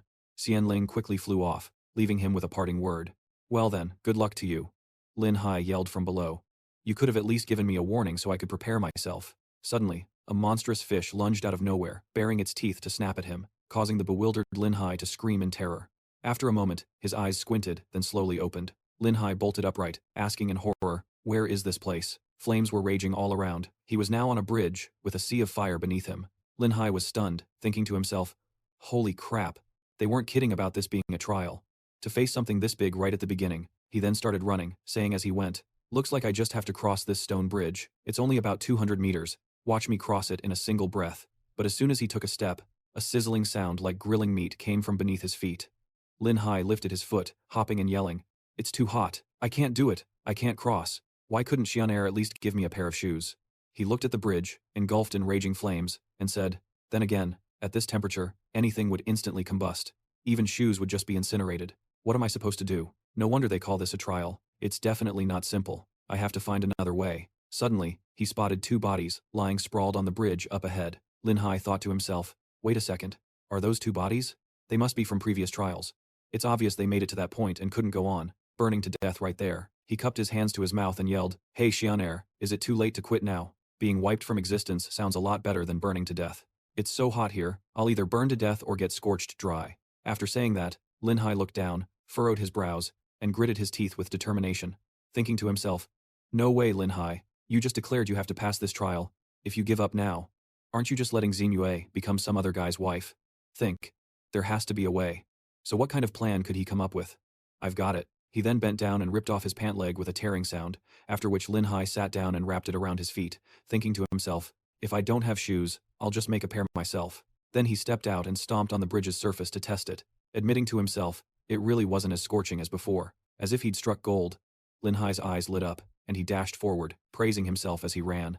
Just like that, he ran straight for the other side. "I'm such a genius," he shouted as he ran. "I'm running, I'm running, I'm running." But in his head, he thought, why does running feel so exhausting? It would be a miracle if he could run fast with cloth wrapped around his feet. Suddenly, his foot twisted to one side, and Lin Hai lost his balance, stumbling and falling as he yelled, "It hurts so much, I'm done for." Instantly, his whole body slammed onto the ground with a thud, and Lin Hai screamed in pain, while below, the flames blazed relentlessly, as if wanting to incinerate everything. The heat made Lin Hai grab his butt and jump up and down, yelling loudly, his whole body bouncing like a spring as he continuously screamed, "Ow, ow, ouch, ouch, ow, ow, ow, I'm dead, I'm dead, I'm dead." Lin Hai, in immense pain, looked at the long, endless bridge, and said, "What kind of damn trial is this? It's clearly designed to kill someone. I'm screwed. There's still a long way to go, and I've twisted my ankle. Now I can't move forward. And I can't go back either." Then he looked down below and mumbled, "A calm mind will naturally feel cool." Lin Hai furrowed his brow tightly and said softly, "Lin Hai, you're a genius. You'll definitely figure something out. You can't stop here." But soon, he was continuously jumping up and down in frustration, yelling, "Oh damn it, it burns like hell. How am I supposed to think?" Suddenly, the cloth wrapped around his foot came loose and was carried up by the wind. He yelled in surprise, "Oh crap, my shoe." The piece of cloth was now soaring through the air. It fluttered and glided above the blazing flames. Soon, Lin Hai saw it. He spread his arms and jumped up and down, saying, "I've got a plan." Lin Hai immediately knelt down, clasped his hands, and said, "Two seniors, this junior's cultivation is too low for today's trial, leaving me with no other choice but to borrow your cloaks to find a way to survive. Please forgive my offense." He then reached out and tore off the cloth, bending down to tie it to his tiptoeing feet. Instantly, a pair of makeshift wings appeared, complete. He looked at the flames and thought to himself, "The updraft here is so strong, it might be able to lift a person's weight, and besides, I'll die if I just stand here doing nothing. I might as well take a bold leap of faith." After thinking it through, Lin Hai took a deep breath, and then with a fierce expression, he leaped off, shouting, "Jump!" Quickly, his entire body plummeted down towards the blazing flames below, his speed of descent increasing, the heat blasting his face getting closer and closer, and just when his life was hanging by a thread, the cloak billowed out, and then Lin Hai's entire body shot upwards like a hot air balloon. He shouted joyfully, "It worked! I can fly." Just like that, Lin Hai spread his arms like a bird and flew over the river of fire, saying, "If I just fly to the destination like this, after all, they never said I had to walk across on foot. I really should take a selfie and post it on my Moments for Xinwei to admire." He was like a tourist on a scenic flight, shouting with excitement as he flew. Soon, the door at the end of the bridge appeared before him. Lin Hai landed down below, near the door. He approached the door, which quickly rumbled open. Lin Hai then removed the flying talisman, letting it drift away. He looked towards the two people lying there, then clasped his hands, bowing his head in prayer. "Please rest in peace." Lin Hai tiptoed inside, and the door immediately lowered behind him. He sighed in relief, saying, "Well, at least I wasn't burned alive." Suddenly, there was a pool of water up ahead. Lin Hai joyfully exclaimed, "Water!" He immediately rushed down, cupping his hands to drink and saying, "This is great. I was dying of thirst." Suddenly, a loud buzzing sound rang in Lin Hai's ears, and he immediately covered them, shouting loudly, "It's deafening! Where is that piercing sound coming from?" Lin Hai looked down at the pool of water as the buzzing sound echoed in his ears. Still covering his ears, he said in horror, "What is going on? This sound is so piercing. I only took a sip of water, and it nearly deafened me." Suddenly, Lin Hai looked up and whispered, "This is..." Above me are stalactites dripping water down. A drop of water falls, making a splashing sound, and ahead, a cave with rocks jutting out from a vast pool of water is revealed. He exclaimed in astonishment, "This stalactite cave is huge." Suddenly, Lin Hai noticed a stream of blood flowing down not far from him. He looked at the blood and then glanced to the side, where he discovered an emaciated corpse sitting nearby. Lin Hai immediately bent over and wretched, vomiting in disgust. He braced his hands on the ground, vomiting repeatedly, then stood up and ran onto the protruding rocks, saying, "There's no time to be sick." The chiming sounds continued to echo through the space. Lin Hai leaped across the rock outcroppings, the plinking sounds echoing ceaselessly. Suddenly, another person appeared before him, sitting with blood flowing into the water. He thought in horror, "I'm back at the starting point." Lin Hai furrowed his brows, thinking anxiously, "I was right. This place is actually a maze. If I just keep moving forward blindly, I'll never be able to escape." Lin Hai looked at the dead man with a sense of pity. This person had struggled so hard to cross the stone bridge, only to perish in this second maze. What a waste. Then he sat down, propping his chin on his hand, and thought, "But how am I supposed to solve this?" His shoulders slumped as he thought dejectedly, "If I can't escape, I'll end up just like that person, dead in this place. I don't have much time left." Then, Lin Hai furrowed his brow, trying to calm himself down. "Calm down. A maze definitely has an exit. There must be a correct path. If I just think calmly, I'm sure I can find it." The chiming sounds continued to echo ceaselessly in his ears. Just then, a drop of water fell from a stalactite, hitting the water's surface with a clear chime. The droplets fell one after another, glistening brightly. In the silence, they sounded like musical notes to his ears. Lin Hai suddenly jumped to his feet, looked up, and said, "I get it. It's musical pitch. I should have figured out something so simple right away." Lin Hai watched the droplets fall one after another, silently analyzing. This entire cave is actually a massive musical instrument, and those water droplets are the fingers playing an instrument. The various sounds of falling water are incredibly chaotic, but with careful attention. Within these jumbled melodies lies a complete piece of music. He visualizes the paths, doesn't he? By following the correct melody, one can definitely escape the maze. For those who don't understand music theory, it's truly difficult to recognize. Too bad for them, I have the Moon Palace fairy music, so it's not a problem. Right after that, Lin Hai stood up and started jumping. Let's give it another go then. He jumped according to what he had just visualized in his mind, his figure moving swiftly. Lin Hai, exhausted, complained. Hopping on one foot is freaking tiring. The foot he had twisted earlier was now completely swollen. Looking at it, he said, "Whatever, I'll cross that bridge when I get to it. My left foot is already swollen like this. How am I supposed to get through the next two stages?" Suddenly, Lin Hai turned to see a door and exclaimed with joy, "I see it, the big gate," he continued. As expected, my guess was right. I can't believe this piece of music is the famous high mountains and flowing water that's so widely known. Lin Hai quickly arrived and pushed the door open with a loud creak. He walked inside and closed the door with a loud slam. Suddenly, a blade flew towards him, and a horrified Lin Hai dodged by tilting his head to the side. He was completely stunned to see a person not far away lunging at him with a spear. This man was Wu Qi, his face covered in scratches and wounds, with a trickle of blood at the corner of his mouth. Wu Qi let out a sharp breath.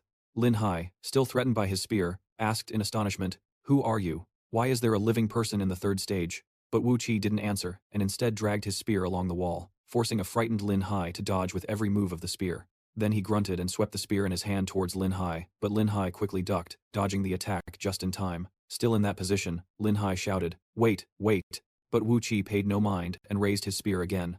Lin Hai bent his knees and sprang forward, tackling him sideways. Because of this, they both fell backward onto the ground with a loud thud. He pushed himself up and quickly said, "I'm saying, if we're going to fight, we should at least talk about the situation first."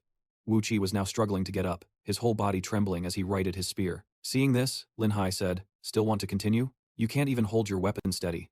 But right after that, he threw the spear, which zipped towards Lin Hai. Although stunned, Lin Hai managed to jump aside. He scoffed, "Piece of cake." Before he could finish speaking, Lin Hai grabbed his leg and cried out, "Oh my god, my leg.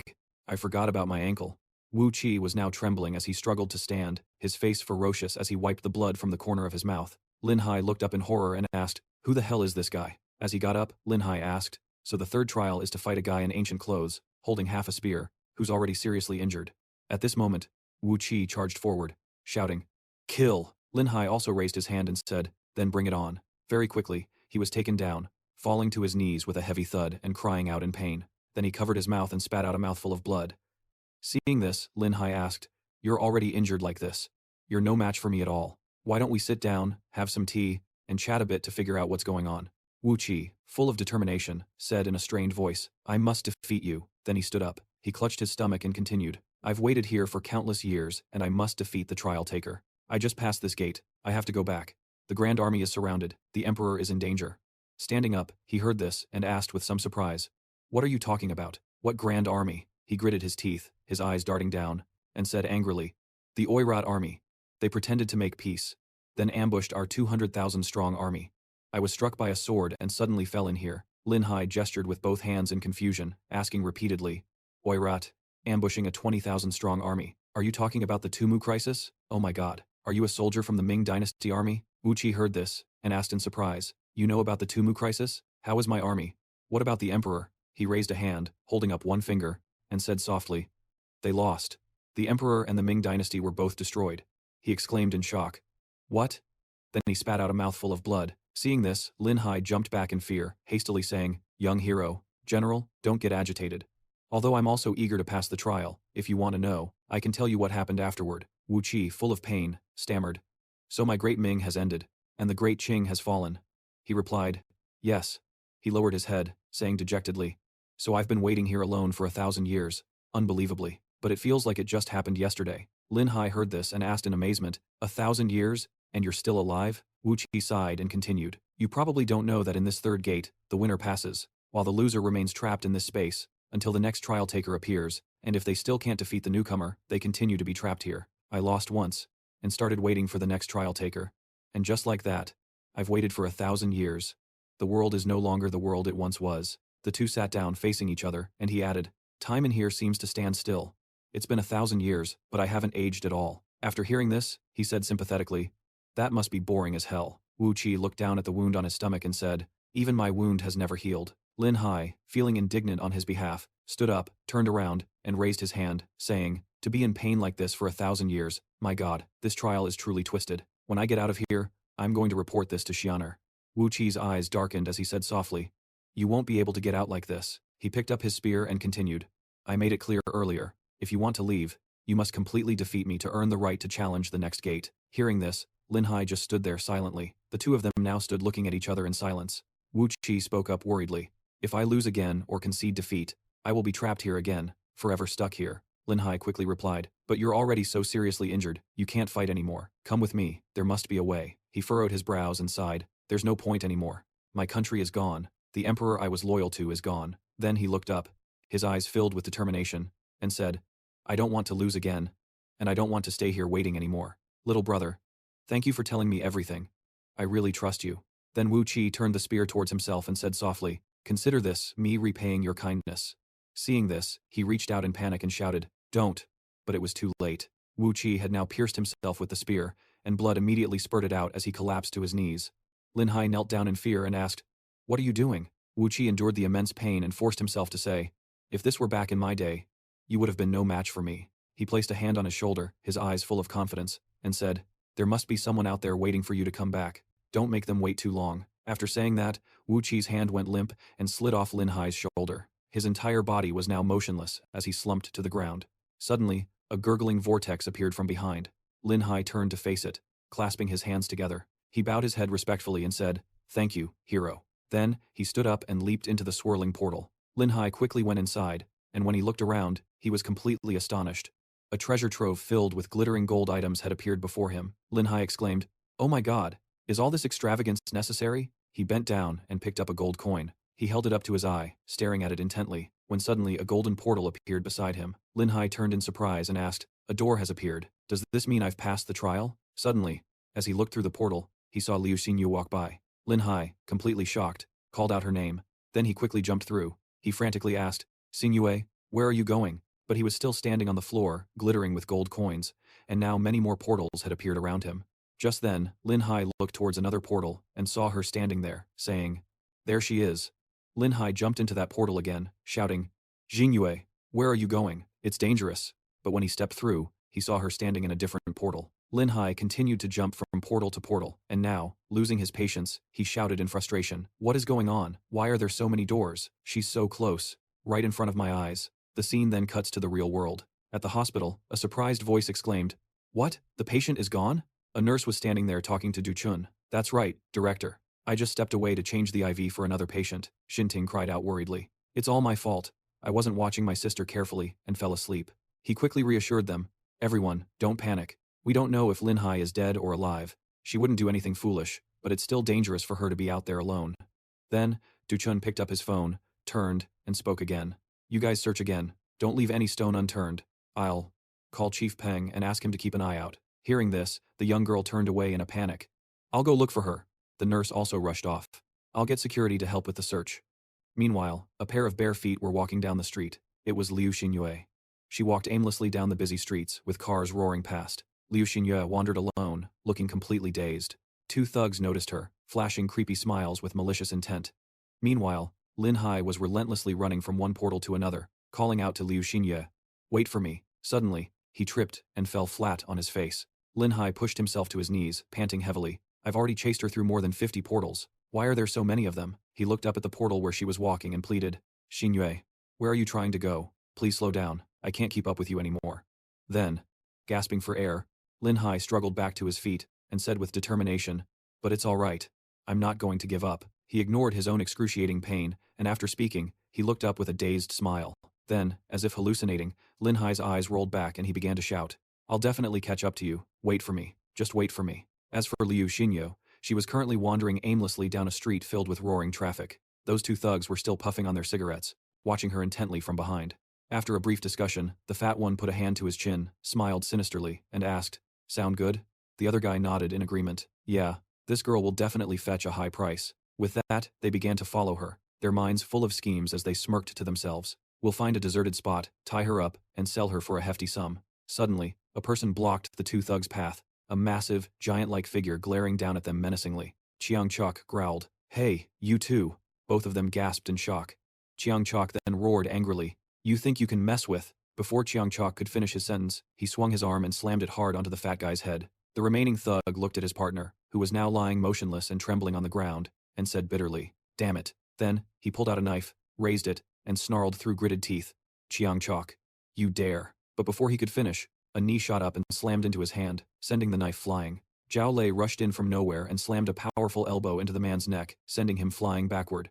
Seeing this, Chiang Chok asked, Who the hell are you? Zhao Lei turned and replied, Brother Chiang, I'm Zhao Lei. Brother Hai saved me once. My cousin, Wang Peng, is one of Brother Hai's classmates. Hearing that, he praised him. Not bad, you've got some skills. He quickly replied with humility. Thanks, Brother Chiang. I just served a few years in the military. After he said that, Chiang Chok slung an arm over Zhao Lei's shoulder and said, Kid, you've got some conscience. Knowing to protect his benefactor's significant other, he replied, It's the least I could do, Brother Chiang. Meanwhile, Liner and Xiongda were leaning against a wall nearby, watching the scene unfold. She looked up and said, Everyone is willingly protecting the mistress. She added softly, It seems this guy has helped a lot of people. Xiongda then looked up and asked, However, why did the mistress suddenly run to the accident scene? Liner, a little confused, asked suspiciously. This girl must have sensed something. Over with Liu Xingyue, she suddenly stopped walking, her hand rising unconsciously. Liu Xingyue took out the necklace with the small wooden sword, clasped her hands together, and bowed her head as if praying. Meanwhile, Lin Hai was sprawled on the ground, panting as he mumbled deliriously, I caught up, I. Lin Hai dreamily said, I caught up, I caught up. His eyes were crossed, his mouth was agape, and his tongue was lolling out like a madman, saying, I finally caught up. In his daze, he saw Liu Xingyue with her hands clasped, praying for him, muttering, Lin Hai, wake up. Her prayers echoed continuously in his head. Lin Hai, wake up. Lin Hai screamed frantically, the sound echoing endlessly. Wake up. At this moment, it was as if he realized something. His eyes widened in shock and returned to normal. Lin Hai now snapped awake, finding himself inexplicably crushed under a pile of gold. He struggled to crawl out, trembling, and gritted his teeth, saying, This is so uncomfortable, I can't breathe, I feel like I'm about to kick the bucket. Then Lin Hai took out his phone and shouted, Yang Yuan pill, out. He immediately popped the Yang Yuan pill into his mouth and swallowed it. Lin Hai propped himself up with his hands, coughing as he said, I'm finally back to normal. He quickly looked up and around, asking in alarm, Why am I lying here? What just happened? I was so tired I almost died. Suddenly, Lin Hai's face turned pale with fear. In front of him now was a pile of gold coins, but more than that, there were bejeweled hands and feet emerging from it. Lin Hai exclaimed, That is? Then he seemed to realize something was behind him. Lin Hai immediately pulled himself away, kicking the gold coins, which clinked against each other. He said in disgust, Get away! Get away! It's nauseating. Lin Hai thought in shock. This pile of gold wants to eat me. Suddenly, at this moment, a person standing on the pile of gold praised, Impressive, impressive, truly a talented person. He turned around, startled, and asked, Who? The person wore a mask, revealing only a sparse set of teeth, and said, To be able to complete the previous 3 stages to get here, you are already 1 in a million, truly exceptionally talented. He squatted down and introduced himself. I am the Wish God. The 4th stage of the Trial City. Success or failure is in your hands. Congratulations on successfully passing the 4th stage. I can grant you 1 wish. No matter what the wish is, I can grant it. The Wish God continued. Come on, state your wish. If you don't, you won't be able to pass. Hearing this, Lin Hai asked with some suspicion, Wish God, what kind of trick is this? He reached down and picked up some gold coins, then tossed them high into the air, letting them fall with a clinking sound. The Wish God said, Do you want countless riches? Then he picked up a golden goblet, pointed towards the beautiful women and said, Or a palace of beauties? As long as it has a physical form, I can conjure it for you. Speak, what do you want? Hearing this, Lin Hai asked hesitantly, Can I say my wish is for world peace? The Wish God shouted, No way. Then he jumped down, landing with a thud, and said, That's not happening. The Wish God stomped his feet furiously, and angrily shouted, Is that bland nonsense something you need to worry about? Say another one, or don't even think about passing this trial. He immediately covered his ears and yelled, Why are you yelling like that? Is there really such a thing as forcing someone to make a wish? He thought to himself, Very well. Then the Wish God held out his hand, offering gold coins, and asked, Young man, come here. Aren't you moved by these treasures? Take it, and all your wishes will come true. Lin Hai's eyes sharpened, asked in a cold voice, What if I don't make a wish? Hearing this, he clenched the coins and said, Then you die. Immediately after, swords and spears appeared, thrusting towards him. Lin Hai asked in astonishment, How are you able to do that? The Wish God looked up and tempted him. Just hold the gold and make a wish. He also smiled lightly and replied, You can do it too. You're too good at confusing people. Can't you be a little more obvious with your temptation? If I touch this, I'm dead, right? Then Lin Hai looked at the arms reaching up from the ground and said, the trial takers lying here, I'm afraid they all listened to you, and that's why they ultimately failed the trial. He suddenly said in a harsh voice, they are all a bunch of trash with overwhelmingly expansive desires. They couldn't control their greed, and that's why this happened. But you're not like that. Then the wish god raised his hand to take off his hood while continuing. We can both control our desires, and we came to our senses in time, but I couldn't betray my own desires, so I decided to stay here. Along with this treasure, he was completely revealed with a wrinkled face and eyes like some kind of sea monster, plus 2 whiskers just like a catfish. The wish god said, I made a deal with the treasure and achieved immortality. The condition is to sacrifice every life that passes through here. It's been over 1,000 years now. So honest of you. Lin Hai looked on, and exclaimed in surprise, wait, are you an alien? You're not really some kind of extraterrestrial, are you? He said with some dissatisfaction. No wonder you kept trying to tempt me into touching this gold. If I touched it again, I wouldn't be lucky enough to wake up. He snorted lightly and replied, since I've been guarding this place, not a second person has completely passed this test. You're just a lucky guy, that's all. You won't be so lucky next time. Lin Hai turned his head slightly, and let out a sigh. Maybe so. Hey. Then he crossed his arms and said seriously, I just noticed a detail. Every time you conjure something, you touch that gold. I wasn't on guard before, and carelessly picked up a piece of gold. And a door suddenly appeared right in front of me. Lin Hai's gaze sharpened as he recalled the time he was disoriented and said, because I was impatient to pass the trial, I rushed in without understanding the situation, which led to my mind losing control, and I almost lost my life here. I think this gold can conjure up whatever a person desires most, then lets them rush into it. And finally, while they're disoriented, it becomes even harder to escape, leading to death. The wish god said nothing, just turned away, and grunted a few times. He had him figured out. Saying nothing was a tacit admission. Lin Hai bent down, picked up a coin, and said, I get it now. So basically, if I don't touch you again, this won't end, right? Looks like I'll have to do it your way. Then he picked it up and screamed loudly, I'm about to be devoured. Lin Hai then casually raised his hand to pick his nose and said nonchalantly, just kidding, I was tricking you. Seeing this, the wish god exclaimed in shock, what? How is this possible? It can't be. He flicked away the booger he had just picked, and replied calmly, you can do it. So why can't I? Lin Hai's gaze sharpened as he thought to himself, it's a good thing I took the foundation pill. At the early Xiantian stage, I can control my mind while conscious. Otherwise, I really couldn't guarantee I wouldn't get disoriented again. I can only say I was truly lucky. He gnashed his sparse teeth and growled, impossible. The wish god bent down, holding out a handful of coins, and said, if even desire itself cannot conquer you. He spread his arms wide and shouted, then I'll just have to force you to stay. My strongest manifestation, don't even dream of passing this gate.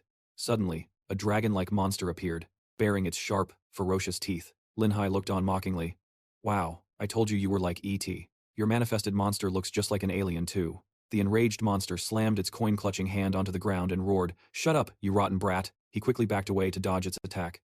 Lin Hai frowned deeply and muttered, now I can confirm that this gold can manifest whatever the person touching it is thinking. Simply put, either a person loses their mind and is controlled by it, or a person with a strong will controls it. The wish god retorted bitterly, that's right, and I'm not afraid to tell you, the stronger your will, and the more steadfast your heart, the more powerful the manifestation will be. Suddenly, the monster spat out a purple meteorite from its mouth. He looked at it, completely confused. The god declared confidently, a person's heart may be tempered for 1,000 years, but my will is already as steadfast as a meteorite. Immediately, the monster unleashed a terrifying force, and the wish god shouted, no one is stronger than me. It ends here. Swiftly, that blast of power shot towards Lin Hai. He raised the coin, his eyes sharp, and said, you've clearly never been in love. What could possibly make someone more steadfast than having love in their heart? With that, Lin Hai shouted, manifest. Instantly, the two powers collided, and his manifestation's power immediately overwhelmed the monsters. The god exclaimed in astonishment, this brat can manifest things too. Lin Hai chuckled again, you can do it, so why can't I? Then he waved his hand, and in a flash, Wukong appeared, the great sage, equal to heaven, the most powerful being in my heart. Lin Hai's expression immediately turned fierce. He curled his lip and said in a low voice, all right, I've wasted enough time, I'm running out of it. Let's just destroy this place. The wish god pointed and said, you rotten brat, stop putting on a show. Immediately, the monster charged forward. Seeing this, Wukong quickly raised his staff into a fighting stance and thrust it straight through the center of the monster's palm. Seeing this, the god trembled with rage. Meanwhile, Wukong was still holding it down, and the monster trembled in pain. Lin Hai danced around happily and said, even though this great sage is just a manifestation from my heart, he's not weak at all. He turned and said casually, doesn't this prove that I also have an unyielding will? Hearing this, the old wish god monster got so angry his mustache bristled. Then Lin Hai glanced over and continued, I should even thank you for awakening this secret within me, giving me hope to complete this trial. He shouted resentfully, In your dreams! Now the monster was spitting out another dazzling purple meteorite. Standing behind, he clasped his hands hopefully and said, Great sage, I'm counting on you. Immediately after, Wukong reached out his hand, piercing through the orb to the monster's astonishment. He quickly pulled the meteorite orb out of its mouth, then threw it back into that wide-open mouth. The monster instinctively snapped its mouth shut. Instantly, the monster's entire face swelled up, its eyes bulged wide, and rays of light shone out from within. Then, its whole body collapsed, much to the wish god's astonishment. In the blink of an eye, the monster exploded, sending blood and gore mixed with coins splattering everywhere. Suddenly, golden rays of light wrapped around Lin Hai, making him cry out. Lin Hai lowered his hands and peeked through his fingers to see a star-plucking hand manual appearing before him. He asked in surprise, Is this the reward for clearing the stage? A notification popped up, announcing that he had received one star-plucking hand secret manual. Suddenly, Lin Hai noticed something, and looking up, he saw that he had returned to the immortal realm. Xianling appeared from nowhere, bowed slightly, and said, Xian Heir pays her respects to the master. Congratulations, master, on successfully passing the trial and becoming the master of the Yuehu immortal realm. Lin Hai sighed in relief and said, That wasn't easy. Tell me, I didn't just crawl out of your chrysanthemum, did I? She quickly replied, From now on, master, you can enter and exit the immortal realm freely, and you can also manipulate any object within it. In other words, in the Yuehu immortal realm, the master is the one and only god. Furthermore, the ancient painting has merged with you, master, so no more trial takers will be able to enter in the future. Hearing this, he asked in surprise, A god? Am I that amazing? No wonder my leg isn't even swollen anymore. So, can I bring back the trial takers who have died? Xianling replied, You cannot. The trial takers who failed have lost their second chance at life. Then, she snapped her fingers and said, However, their souls are still trapped in the immortal realm, unable to pass on. The master can choose to summon and command them. That's all I need. Lin Hai also snapped his fingers, bowed his head, and said softly, Just their souls is good enough. Let me give it a try. He could truly feel himself resonating with the entire immortal realm. At that moment, Wu Qi was completely stunned, looking at his raised hands. He looked up and said, I'm alive again. I owe you a great debt. You will no longer be miserably imprisoned here. Hearing this, Wu Qi clasped his hands respectfully and said, Thank you, master. This humble general, Wu Qi, pledges to stay here and guard you. Seeing this, Lin Hai put a hand behind his head, laughed heartily, and said, That's even better. I was thinking the same thing. He turned to address them. All right, Xianer, Wu Qi, I have to go back now. The two of you, manage this immortal realm well for me. Xianling and Wu Qi clasped their hands, bowed their heads, and replied in unison, As you command, we respectfully see you off, master.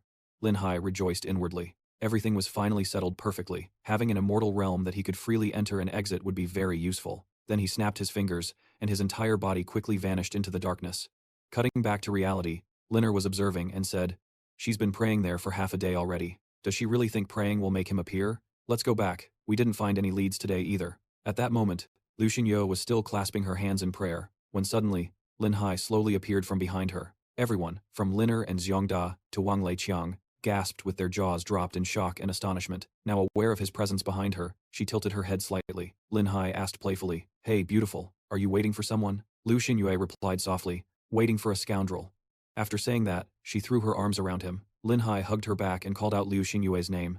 Two streams of tears were now flowing down Liu Xinyue's face. He held her and said, Don't you ever do something so reckless and scare me like that again. Liu Xinyue sobbed and replied, Okay, I promise you. Lin Hai leaned in, running his fingers through her hair, and whispered to her. She immediately reached behind and pinched his back. Lin Hai cried out in pain, Fatty Xinyue, when did you learn how to pinch people? The house was now filled with sounds of astonishment. Saved by a deity? Zhao Lei asked, still in disbelief. For real? Chiang Chok burst out laughing and said, Master is truly worthy of being called master. I believe you, master. Master always does extraordinary things. Lin Hai, with Lu Xinyue leaning contentedly against his chest, said, Right at the moment of the explosion, a deity just happened to be passing by and saved me. He said that he saw I usually do a lot of good deeds, so he saved my life and even brought me back. He thought to himself, I'll just bullshit my way through this. Hearing this, the man raised his hand and said, Since Brother Hai has returned safely, I'll be heading back first. If Brother Hai has any tasks for me in the future, just give me a call. He also said, Master, then I'll be going first too. He also raised his hand to wave. All right, and thank you all for protecting Liu Xinyue. I, Lin Hai, will not forget this. Then the two of them watched their car drive away, and Lin Hai leaned down to ask, Xinyue, why did you run to the accident scene? Liu Xinyue then showed him the necklace and said, Before you got into trouble, you stuffed this small pendant into my hand. When I held it, it was like I heard you trapped in a room, telling me to wake you up. I followed that sound and reached the accident scene. Seeing this, he thought to himself. So, that's how it was. I originally intended to leave it for Liu Xinye as a memento, who knew it would have this effect. Lin Hai quietly turned around. Linner was standing behind, hesitatingly thinking, but this matter is finally over. Except, at this moment, Linner raised 2 fingers, then pointed them towards him. Lin Hai glanced over, thinking, right now, this girl is the only one who's hard to fool. The more she finds out, the harder it will be to explain. I have to think of a way. Liu Xinye reached up and said, Lin Hai, I want to go back too. I suddenly ran out of the hospital. Mom and Xinting must be worried sick. I'll go out with you. It just so happens I also want to buy a few things, but I don't have a car anymore. Lin Hai replied with a slight smile. I can't drive you home. Then he immediately pulled her hand. Let's go quickly. Let's go, he hurriedly thought. Trying to escape. I can't give her a chance to ask. I'll just stall for now and figure it out later. Scene changed to late afternoon, as sunset fell over the city. At a phone store, Lin Hai pointed to a phone and asked, this cheapest phone, can it run games? The cashier replied, yes, it can, sir. He quickly decided, then I'll buy this one. Wrap this one up for me. He closed his eyes slightly and thought to himself, to fool that girl, I even have to spend money on a phone. I hope it has some effect. Suddenly, a voice rang out from behind. Isn't that the king of singers, Lin Hai? You're not dead yet? You earn so much money but you're buying such a piece of junk phone, saving money to buy a coffin? Mu Ting asked from behind. Young Master Huang. You know him? Huang Shan, who was beside him, replied, know him? Of course, I know him. I know his face all too well. Lin Hai heard this, glanced back at Huang Shan, and with an arrogant smile said, don't act so innocent. I've told you before. This isn't over between us. You stepped into my territory today, so it's your unlucky day. You screwed me over at the stone gambling last time, and I'm not just gonna let that slide. He spread his arms wide and confidently continued. This shopping mall is my uncle's property, so no one will care what I do here. If you don't get on your knees and apologize to me today, I won't let you walk out of this door. Mu Ting, emboldened, stepped forward and pointed, saying, and another thing, last time your dog tore my pants, and I'm going to make you pay for it. He turned around, looking a bit confused. Then Lin Hai casually asked, who are you? Enraged, Huang Shan rushed forward and growled, you little brat, how dare you play dumb and disrespect me? He shouted, get him. Immediately after, a guy with a beard and a backward cap rushed in, throwing a punch, but he easily dodged to the side. The guy's punch missed, and Lin Hai reached out to grab a nearby chair. He smashed the chair right into the guy's face, crushing it completely. Seeing his man fall to the ground, Huang Shan asked in astonishment, what just happened? He clenched his fist and praised inwardly, this star-plucking hand technique is really useful. Mu Ting, now a bit scared, said, young Master Huang, this guy's got some weird moves. I heard that young Master Hu was killed by this very brat. But Huang Shan waved his hand arrogantly. What's there to be afraid of? So what if he has some tricks? He's all alone. I brought plenty of guys today to take him down for good. Suddenly, a whistle blew, and security guards approached with their batons out, saying, who's causing a disturbance here? Mu Ting turned and said, it's security. Huang Shan, still full of arrogance, shouted, perfect timing, the security here works for my uncle too. Listen up, all of you, help us beat this guy to a pulp and then throw him out. Suddenly, Zhao Lei, who was also working as a guard here, saw Lin Hai and tipped his cap, saying, Brother Hai, I didn't expect we'd meet again so soon. What a coincidence. Are you in some trouble? He replied cheerfully. Zhao Lei, so you're a security guard here? I'm fine, just ran into a couple of rich kids. He continued, Brother Hai, I don't care if they're second generation or third generation rich kids.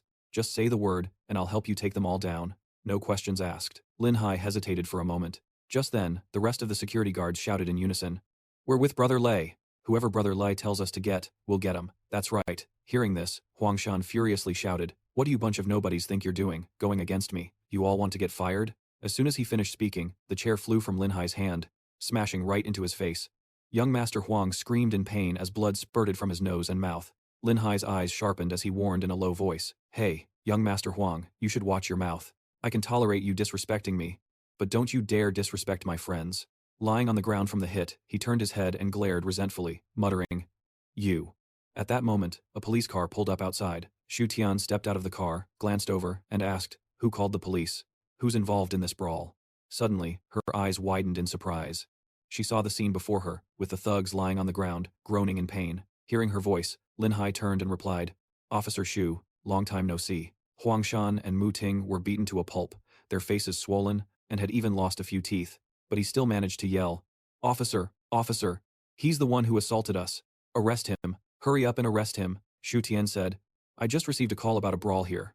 What exactly is going on? Lin Hai held out his hands, said nonchalantly, That's not what happened. He glanced over at the group and smiled faintly. It was young Master Huang's group who insisted on a martial arts duel with me, even though their skills were clearly inferior. It wasn't a brawl at all. Wang Lei immediately said, "That's right. I can vouch for that." Another guard added, "We can vouch for it too." Hearing this, he strained his neck to argue. "You're all lying.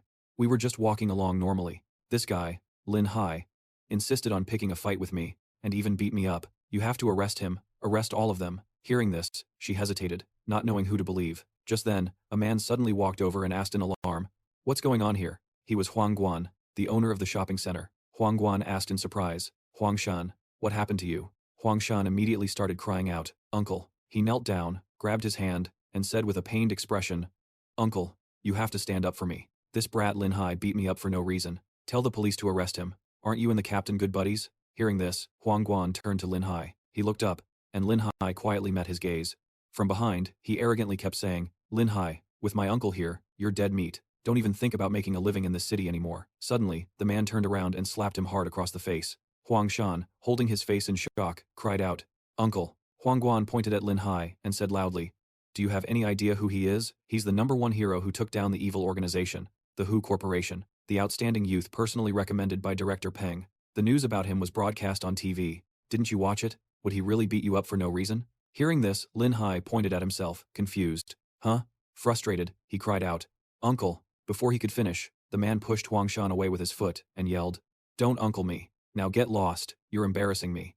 Huang Guan turned back and introduced himself. "Mr. Lin, I am Huang Guan, the owner of this shopping center. My nephew was being ignorant just now, and I apologize to you on his behalf." Lin Hai extended his hand and replied modestly, "Boss Huang, you're too kind. Young Master Huang and I were really just having a friendly martial arts match. It was nothing at all." But at that moment, the man pushed up his glasses and thought to himself, "A martial arts match? You beat my nephew's face to a pulp? Do you think I'm blind?" Then, Huang Guan said, "It's good that nothing happened. Then there's nothing more to it. I won't bother Officer Shu and Mr. Lin any longer." Then he turned to Wang Lei and said, "You guys get back to your posts. Hurry up." He immediately complied. "Yes, boss." Shu Tian turned to ask him, "Lin Hai, didn't you disappear? What happened? Where on earth have you been?" Lin Hai replied softly, "It's a long story. Officer Shu, you were in such a hurry. I doubt you were just passing by, were you? Where were you originally headed?" She continued. "I was on my way to inspect and seal the Jinbi Huihuang. It's an asset of the Hu Corporation, and it's going to be auctioned off in a few days." Hearing this, Lin Hai asked in surprise, "How much is the Jinbi Huihuang being auctioned for?" He was now carrying the bag with the phone, recalling Shu Tian's words, "The minimum bid is 200 million yuan." As Lin Hai walked back, he thought to himself, "That's the most luxurious 5-star hotel in this city, comparable to the Hono Hotel abroad. No wonder it has countless luxury cars under its name. If I could buy it, the rest of my life would be set." Then he let out a dissatisfied sigh, wondering to himself, "But where am I going to get that much money? Right now, even if I scrape everything together, I only have a few million yuan. Money doesn't just appear out of thin air, even in a comic book. And when did Director Peng get me that 10 Outstanding Youths award anyway? Can I even exchange it for cash?" Suddenly, he saw Wang Lei and the others leaving, so Lin Hai called out, "Wang Lei, what's going on with you guys?" He immediately replied, "Brother Hai." After asking what happened, Lin Hai was shocked. "You were fired?" Wang Lei said angrily. "That's right, that old manager Huang flipped faster than a pancake and fired us on the spot. After all, the guy we beat up was his nephew. He wouldn't dare do anything to you, Brother Hai, but getting rid of us is simple." Hearing this, Lin Hai placed a hand on his shoulder, reassuring him, "Don't worry, brothers, you all lost your jobs because of me. Lin Hai, guarantee I'll find you all new jobs. It won't take long, just go home and wait for my news." Wang Lei replied, "Okay." He and the other guards turned to leave. Wang Lei raised his hand confidently and said, "We believe in you, Brother Hai. We'll go home and wait for your news." He lowered his gaze slightly, thinking to himself, "If I can just win the auction for the Jinbi Huihuang, then it'll be a great deal that solves multiple problems at once. I have to find a way." Meanwhile, inside a room, an angry voice rang out, "Uncle, why did you let that Lin Hai guy go?" Huang Shan, standing behind manager Huang, said resentfully, "Isn't he just some stupid 10 Outstanding Youths award winner, or just some broke loser? Uncle, look at the state he beat me into. I can't just let this go." The man raised a steaming cup to his lips and chuckled lightly. "An outstanding youth. You don't understand anything."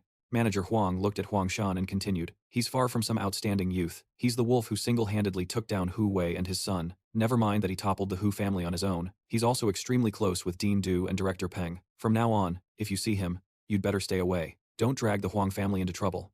Don't say I didn't warn you." Hearing this, he could only remain silent, not knowing what else to say. The scene shifts to a certain villa, where at this moment, A luxury blue car was slowly pulling into the compound. A woman spoke up. Young master is back. Ziyu stepped out and asked, Auntie Nan, where is my father? She replied. The master and madam went to take a nap after their meal, and they haven't woken up yet. It's already 5 or 6 o'clock. Go wake them up. I have something important to discuss with them. The woman replied, yes. He went inside and sat down, lost in thought. The Hu Corporation is in chaos right now, making it the perfect opportunity for an acquisition. I wonder if father will agree. Ziyu smiled to himself. Well done, Lin Hai. You managed to bring down the Hu Corporation all by yourself, even though you're just an ordinary college student. You're truly impossible to figure out. Suddenly, a frantic scream echoed through the house. Master, madam, he jumped up and asked. What's wrong? The scene cuts back to Lin Hai. He had returned home and was a little surprised to see Linner standing there. She smirked and said, well, I thought you wouldn't dare come back. I still have a ton of questions for you. Lin Hai casually replied, I just went out to buy you a gift. I'll give it to you in a moment, and you can ask your questions after that. After saying that, he presented the phone. She took it and asked, a cell phone? Are you trying to bribe this princess? You think you can bribe this princess just like that? He leaned back in his chair, held out his hand, and said, I just noticed your phone seems pretty ancient, so I upgraded you to a new one. The software is all set up and ready to go. I even downloaded a game for you, Linner asked confusedly. A game? Lin Hai replied. That's right, it's the game where you don't let zombies eat your brain. Let me teach you how to play. Linner immediately agreed. Alright, this princess is bored anyway. It's not too late to question you later. 10 minutes passed quickly, and she was now furiously tapping away on the phone. Oh no, they got me. Again. Lin Hai, behind her, called out with a wry smile. Princess Suo. Linner immediately shooed him away. Go away, don't bother me, he stammered. I haven't finished talking, she shouted angrily. What I? Don't disturb this princess while she's gaming. Lin Hai turned away, sighing in relief and thinking, it's finally settled. She's still just a curious little girl after all. How could she resist the allure of a game? Keep getting absorbed in the game, that way I can have some peace for a while. Suddenly, the phone in his pocket rang. Lin Hai picked it up. Director. Oh my god, little Lin. Du Chun's voice came from the other end. You really are back. When Chang Tukuo told me, I couldn't believe it. Give me the phone, let me talk. He was confused by that. On the other end of the line, Ziyu, who was on the phone, said, Little Lin, this is Ye Ziyu, the one who took you stone gambling before, remember? Lin Hai replied, Brother Ye, of course I remember. What's so urgent? He was currently in the hospital, where Ziyu's parents were on oxygen support. He continued, my parents suddenly collapsed in their room today. The doctor said they only have 3 days left to live. I know you have the ability to save people. Could I ask you to come and take a look? Brother Yi, don't worry, I'll be right over. It's just that I don't have a car anymore, so it'll take me some time to get there to help you. I'll send someone to pick you up. He was now quickly standing by the roadside, waiting. Suddenly, a yellow car sped towards him, then screeched to a halt in front of Lin Hai. A man who looked exactly like Ziyu got out, and Lin Hai looked at him in astonishment. The man frowned slightly and said, You're Lin Hai, the one who can save my parents, so why do you look like a scammer? Lin Hai realized and said, You're not Ye Ziyu, he replied. I'm Ye Ziming, his twin brother. Ziming was a bit more unconventional than Ziyu. He growled in a low voice. Kid, you'd better be able to save my parents. Otherwise, for humiliating Chen Shuang in front of so many people and causing trouble in the territory of Meng Shu, my underling, I'll settle the score with you for everything at once. As soon as he finished speaking, a fist flew straight into Ziming's face. He clutched his bleeding face, asking in shock, You dare to hit me? He now said fiercely. Are you here to pick me up or to threaten me? What happened to the last guy who threatened me? Haven't you heard? Either shut your mouth and take me to the hospital, or I'm going home to tuck in and get some sleep. Ziming frowned and cursed under his breath. What a mad dog. Then he turned around and said coldly, Get in the car. The scene shifts to the hospital, where Duchun and Ziyu saw Lin Hai arrive and called out, Little Lin, Little Hai, you're here? He asked softly. Director, Brother Ye, what's the situation? He explained the situation. The 2 patients were brought in around 6:30 this evening. Their condition is that all of their internal organs are failing rapidly, and they've both fallen into a coma. The machines and doctors couldn't find the cause. I think you're the only one who can solve this difficult problem. Little Hai, Ziyu said worriedly. You have to save my parents. I'll pay any price. Hearing this, Lin Hai gestured and said, Brother Ye, it's not about the price. You've treated me well. If I can help, I'll do everything I can. First, take me to see the patients. Hearing this, he gestured and said, Good brother, this way. The 3 of them then arrived where the parents were. Duchun said, This is the place. Lin Hai quickly reassured them, Calm down, let me take a look. Lin Hai approached Ziyu's father, placed a hand on his, then closed his eyes and concentrated, thinking, Heavenly Eye, open. Then, his eyes lit up. Streams of red energy were now rising from both of them. Lin Hai watched in amazement, wondering, What is this? Death energy. Ziming approached from behind and asked, Bro, is this guy you invited even legit? Don't let him end up giving our parents some quack remedies like in the movies. Ziyu turned and quietly scolded him. Stop talking nonsense. Little Hai is trustworthy. By the way, what happened to your nose? He replied, a dog bit it. Seeing this, Du Chun, who was on the side, asked, Little Lin, did you figure anything out? Lin Hai hesitated. Brother Ye's parents aren't sick at all. It's more like what? Lin Hai said in a cold voice, like they've been afflicted by an evil spirit. Everyone gasped in shock. What? An evil spirit? Ziyu asked in a panic. An evil spirit? Ziming said in disbelief. He decided Lin Hai was just a quack. He just declares it's an evil spirit? Next, he'll say we need to perform a ritual, won't he? Eldest brother. He's a total fraud. Let's just transfer Dad to a hospital in Yunjing. Ziyu turned back and said, Little Hai's medical skills have saved many people. I trust Little Hai, so you stay out of it. Ziming crossed his arms, rolled his eyes, and sighed. Eldest brother, you leave me speechless. Meanwhile, Lin Hai frowned and said, I don't have a solution at the moment, but a friend of mine might. I need to go ask him. He turned to leave, adding, Wait for me. Ziyu reached out and said, with full confidence, We're counting on you. Just then, Lin Hai took out his phone to call Li Tiguai. Soon, Li Tiguai appeared and said, Fellow Taoist, long time no see. Lin Hai quickly replied, Li Tiguai, this little immortal has recently encountered a pair of very strange patients. I've been racking my brain but can't figure out how to solve it. Lin Hai gestured as he spoke. Their condition is that they are surrounded by a red, blood-like mist. Their organs are failing, they're in a coma, and if this continues, they won't last more than 3 days. Hearing this, he replied, Based on your description, fellow Taoist, the situation is indeed not very optimistic. Li Tieguai, taking a drag from his cigarette, exhaled smoke and said, These two have likely encountered some kind of evil entity, or someone has placed a blood curse on them. Lin Hai then asked, So how can it be broken? He replied casually, Simple. The water from the Yaoqi pond can cleanse all impurities. Just get a scoop for them to bathe in, and it will be resolved. Lin Hai replied joyfully, Thanks for the advice, old bro. Li Tieguai heard this and was a bit confused by the term old bro. Then, Lin Hai looked at his phone. He thought to himself, Water from the Yaoqi pond. Doesn't that mean I have to ask the Yaoqi fairy for it? Lin Hai stared intently at his phone. He remembered his Heavenly Court friends list was full, so he decided to just tag her in the group chat. He quickly typed and sent the message. Is the Yaoqi fairy online? Could I please ask for a scoop of water from the Yaoqi pond? Yaoqi fairy. Immediately, the message page popped up. Zhu Baji. Water from the Jade Pond. This old pig wants some too. Erlang Shen. I didn't expect a fellow Taoist to have such a hobby. The 7 fairies. This little fairy is confused. A true master doesn't show his face. You've hidden it well. Jade Pond fairy. I have some. Chang'e fairy. I just used it. It's still warm. Wu Gang. Me too. After reading, he wondered in confusion. What the heck is this? Could it be that the Jade Pond water is something shady? Li Tieguai suddenly popped up and said loudly, Fellow Taoist, don't you know that the Jade Pond is where the fairies bathe? How could you ask for it so openly in the group? Lin Hai exclaimed in panic. No way. Why didn't you say so sooner? He slightly bent over and typed on his phone. My image is completely ruined this time. I'd better explain quickly. Immediately, the explanatory message was sent. This little immortal was foolish. Fairies, please don't misunderstand. I have a friend who was hit by a blood curse and urgently need Jade Pond water to break the curse. That's why I'm specifically asking the fairy for a ladle of Jade Pond water. Please. Fairy. Accept my request. Erlang Shen. Fairies. Please don't misunderstand. I have a friend who was hit by a blood curse and urgently need Jade Pond water to break the curse. That's why I'm specifically asking the fairy for a ladle of Jade Pond water. Please, fairy, accept my request. Zhu Baji. Fairies. Please don't misunderstand. I have a friend who was hit by a blood curse and urgently need Jade Pond water to break the curse. That's why I'm specifically asking the fairy for a ladle of Jade Pond water. Please, fairy, accept my request. Wu Gang. Fairies. Please don't misunderstand. I have a friend who was hit by a blood curse and urgently need Jade Pond water to break the curse. That's why I'm specifically asking the fairy for a ladle of Jade Pond water. Please, fairy, accept my request. After reading, Lin Hai said angrily, Oh crap, you're actually copy-pasting. And you call yourselves gods? A notification appeared on his phone. South Pole Immortal. Expand your friend list by one more friend. The fee is 100,000 merit points. He looked at it, a bit surprised, and asked, Huh? There's a feature like this? Then Lin Hai licked his lips and said, Whatever. I'll add the Jade Pond fairy first, and figure it out later. Notifications appeared, rejecting the friend request from the South Pole Immortal, and sending a friend request to the Jade Pond fairy. Just then, the phone chimed with a ding-ding notification. You have added the Jade Pond fairy as a friend. A message appeared.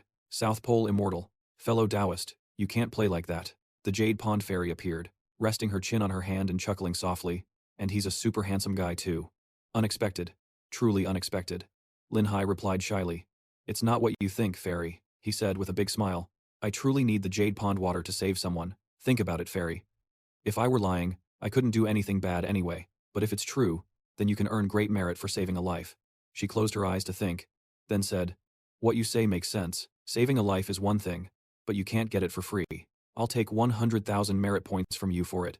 Lin Hai looked down sadly and said, "I don't have that much," the Jade Pond Fairy asked in confusion.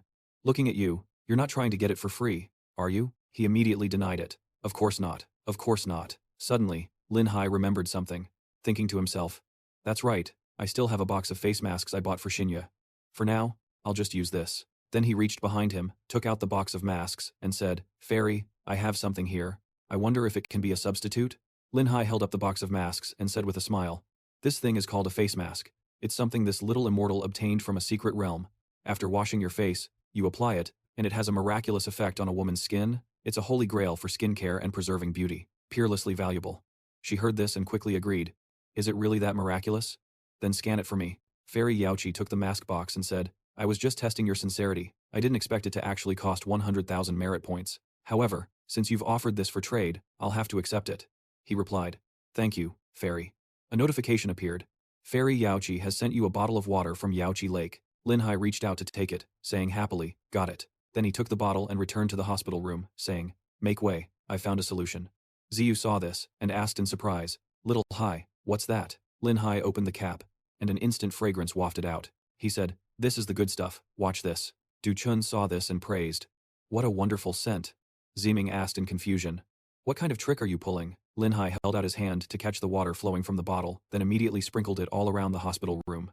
The droplets landed on people with a small, sizzling sound. He continuously poured and sprinkled it all around, the tiny droplets falling with a sizzling sound. Lin Hai focused and thought to himself, "Heavenly Eye, open."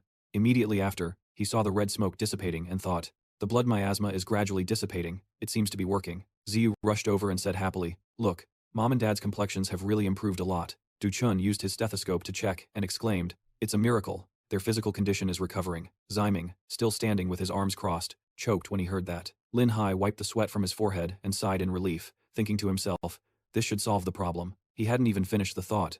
The two people who had just looked better now let out a grunt, and blood vessels quickly appeared. Ziyu shouted in panic, "Mom, Dad, why is this happening all of a sudden?" Seeing this, Du Chun raised his hand and shouted, "Notify the emergency room to prepare. What is going on?" His face turned pale, and he thought in confusion, "This makes no sense.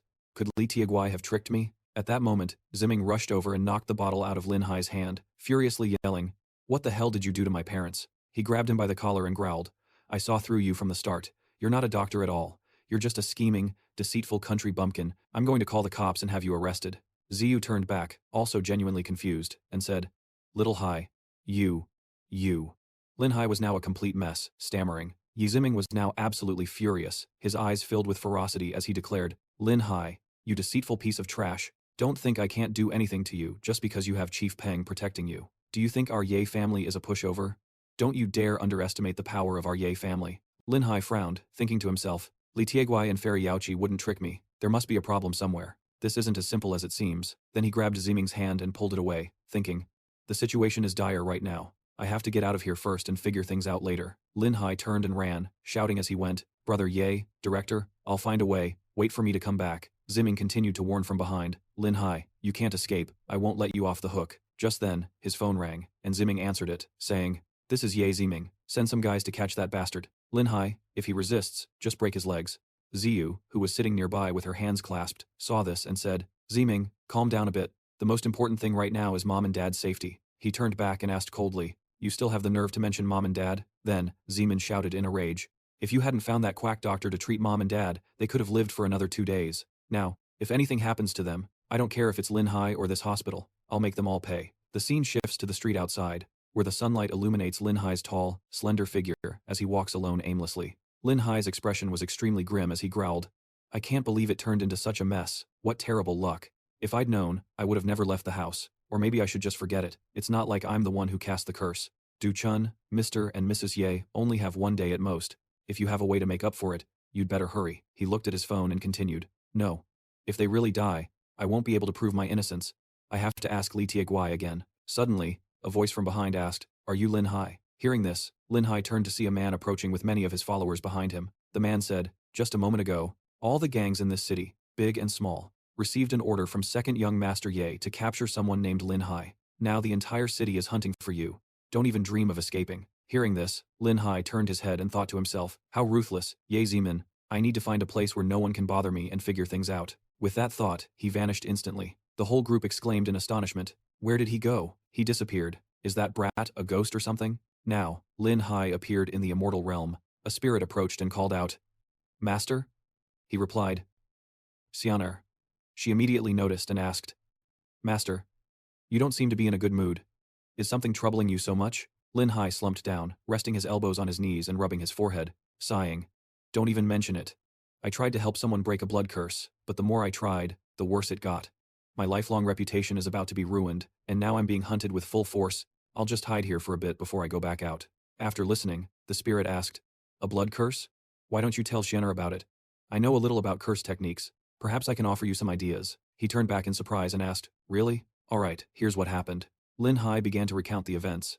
After I sprinkled the water from the jade pond, it actually got worse. She put a hand to her chin in thought and said, Based on your description, Master, they weren't hit with an ordinary blood curse, but the most malicious type of all.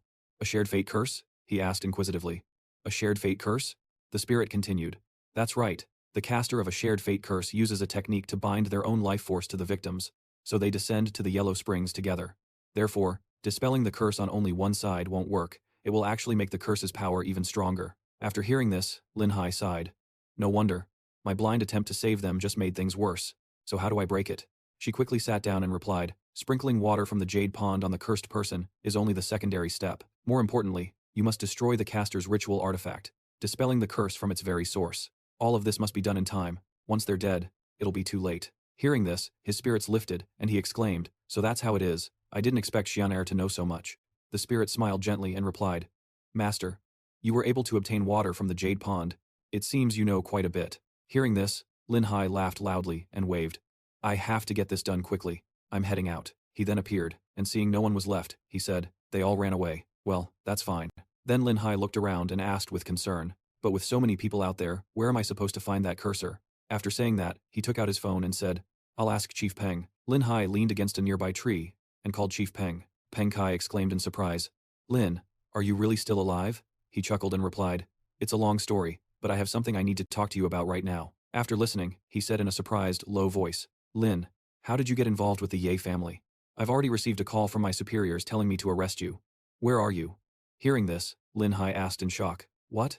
He then quickly said goodbye and hung up abruptly. Just then, the phone rang again, and Lin Hai answered. Immediately, Peng Kai said loudly, Lin, don't hang up so fast. I trust you, and besides, the official arrest warrant hasn't been issued yet. If you need my help with something, now is still the time to ask. Hearing that, he said, All right then.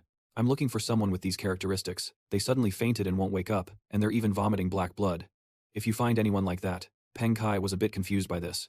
Then he said, If you're talking about someone who died today, then we have a case. We just received a call from a landlord reporting something, saying a female tenant died in her room, and was also vomiting black blood. Hearing this, Lin Hai exclaimed in utter shock.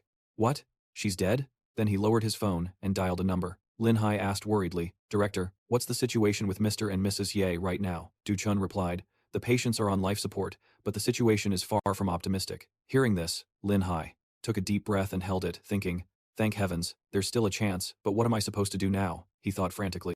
Lin Hai's face was flushed from holding his breath as he wondered in great confusion. The cursor is already dead, so, what can I do now? Sprinkling the victim with the lead-infused lake water is only a secondary measure. What's more important is to destroy the cursor's magical artifact, dispelling the curse from its very source. All of this has to be done in time. Once they're dead, it'll be too late. At this, Lin Hai let out a long sigh, thinking to himself, Her ghost. That's right, if I can just find her ghost and force her to hand over the cursing artifact, there might be a chance to turn things around. With that thought, he picked up his phone and said, I'm such a genius. Don't I have a princess at home who manages the Soul Reapers? If I ask her, she'll definitely help me. Linner appeared, crossing her arms in refusal. No way, get lost. I have to play my game. Lin Hai begged frantically. Oh, come on, Your Highness. A life is on the line. Please help me just this once, she replied coldly. I'm busy. He wouldn't stop pleading. However, this princess can show you a way. Linner asked. What way? She looked up at Lin Hai and continued. Last time, when you eliminated Hu Wei, you rescued many spirits that were slaughtered by the Hu Corporation. Didn't you earn 100,000 karmic points from that? He quickly replied.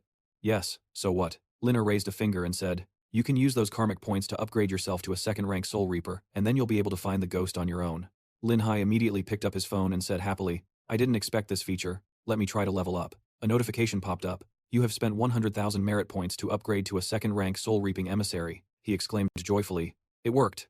Another notification appeared. Received 1 soul-reaping chain, and 1 soul-reaping emissary uniform. Lin Hai, in high spirits, turned to leave, saying, Awesome. I'll find a secluded place to try it on and see how it looks. He had now changed, putting on the tall hat. The emissary's outfit instantly appeared on Lin Hai's body. With the chain wrapped around one arm and held in the other, he praised himself. This should do it. I look pretty darn handsome. Lin Hai then raised an eyebrow, thinking to himself, I remember the chief said the deceased's name is Ying Tao, and the address is an apartment complex about 10 kilometers away, but I don't have a car, so how am I supposed to get there? Take a cab? Lost in thought, he suddenly noticed his surroundings, and wondered in surprise, why is it so pitch black? Do all soul-reaping emissaries have to work in an environment like this? This is just miserable. Then Lin Hai thought, let me try using my heavenly eye. Immediately, his eyes began to glow, and he could now see ahead. Lin Hai said joyfully, It works! I can see the outside world now. Just then, someone approached, and he quickly spotted them. Lin Hai ducked to the side, thinking anxiously, if people see me dressed like this, it'll be like seeing a ghost in broad daylight. I'd better hide.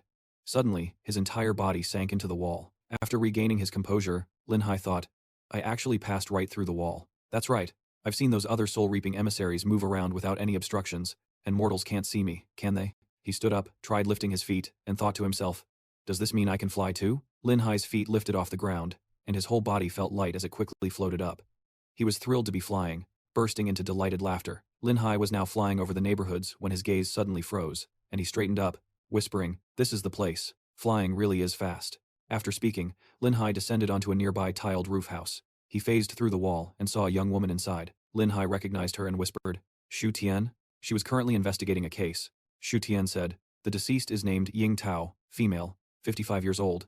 Time of death was a little over an hour ago. Sir, do you know if she has any other relatives? The man answered frantically, she doesn't. She's been renting a room here for several years, and I've only ever seen her by herself. He sighed and said, this woman didn't seem to have a job. She would often lock herself in her room doing superstitious rituals. She seemed a bit unhinged, and was always late on her rent. Now that she's died here, all the other tenants have moved out. Su Tian turned to her colleague and said, take her to the funeral home for now, and try to find information on her relatives. The man complied. Got it. She turned back and asked, superstitious rituals? Shu Tian was now standing before a wall covered in photos, each with a nail driven through the head. She exclaimed, that's so many photos. Shu Tian looked at a picture of a man, recognized him, and said, this is the great entrepreneur, Ye Long. She asked suspiciously, why is the wall covered with pictures of Ye Long? Did the deceased hold a grudge against Ye Long? Lin Hai now floated over, resting his chin on his hand as he thought. So, this Miss Ying Tao was the one casting the curse. That's right. What kind of deep-seated grudge was it, for someone over 50 years old to want to die with the Ye Long couple? He frowned slightly, his eyes filled with determination, thinking to himself, I have to find her ghost to get the answer. Suddenly, something black rushed from behind, zipping past Lin Hai's neck. He shot a cold glance to the side and asked, do all you ghosts enjoy being so disgusting? Lin Hai turned around and saw a woman in black, surrounded by a blazing red yin energy. He asked, and she replied with a bizarre, demonic smile, I am on Dao. Although my physical body is gone, the curse still affects me, making me 100 times more powerful than a normal ghost. You're just a small fry soul-reaping emissary, completely worthless in my eyes. Lin Hai looked at her and said coldly, you're ugly as hell. Hearing this, An Dao became furious, her mouth stretching wide as she roared. You dare call me ugly? Go to hell, he said sarcastically. You're already dead, and you still care about what people say about your looks? She immediately threw 4 flames towards Lin Hai, screaming, I am clearly 100 times more beautiful than that B times tech. If you're hit by the flames of the shared fate curse, your soul will also be lost in darkness. He quickly twisted his body to dodge those flames. Then Lin Hai landed and said confidently, in your dreams, my body is as light as a feather now. This is a piece of cake. But at that moment, the 4 flames turned back towards him. They zipped towards him. Lin Hai quickly sensed the danger and dodged, but suddenly another flame shot down from above, right at his face. At that moment, Lin Hai remembered when Ziming attacked him, and the peachwood sword activated again. Could it be that when the water from Jade Lake was sprinkled on it before, it also purified it? A protective barrier formed around Lin Hai, shielding him from the flames. Then, Lin Hai rushed forward, swinging the chain in his hand. The chain quickly wrapped around An Dao's neck. She screamed in pain, her tongue lolling out. His eyes lit up as he growled, be a good girl, and atone for your sins. My reputation is riding on you, Lin Hai said as he pulled the chain. This is a soul-reaping chain. Once it catches you, there's no escape. An Dao screamed in agony. He furrowed his brows and warned her, tell me where the cursed magical artifact is. Earn some merit for yourself so you can be reincarnated, and stop dragging two innocent lives into this. Hearing this, she threw her head back and laughed loudly. Innocent? Yi Long, and that B times TGH are far from innocent. Lin Hai thought to himself, this demoness has a damn annoying laugh. An Dao was still laughing gloatingly. He stepped on the chain, took out his phone, and said, Fairy Yaoqi, I need another ladle of water. Yaoqi appeared, and Lin Hai asked, Fairy, this humble immortal would like to request another ladle of Jade Lake water. How's the face mask working out? She was currently wearing a face mask and turned to say, It's no good at all, it has absolutely no effect. Hearing this, he thought with dissatisfaction, It has no effect and you still use it, that's rich. Yaoqi continued. However, after I replaced the essence with Jade Lake water, the results are amazing. Fellow Taoist, are you interested in a partnership to improve the mask and sell it to the heavenly court? Lin Hai happily agreed. Of course, I'm short on cash right now.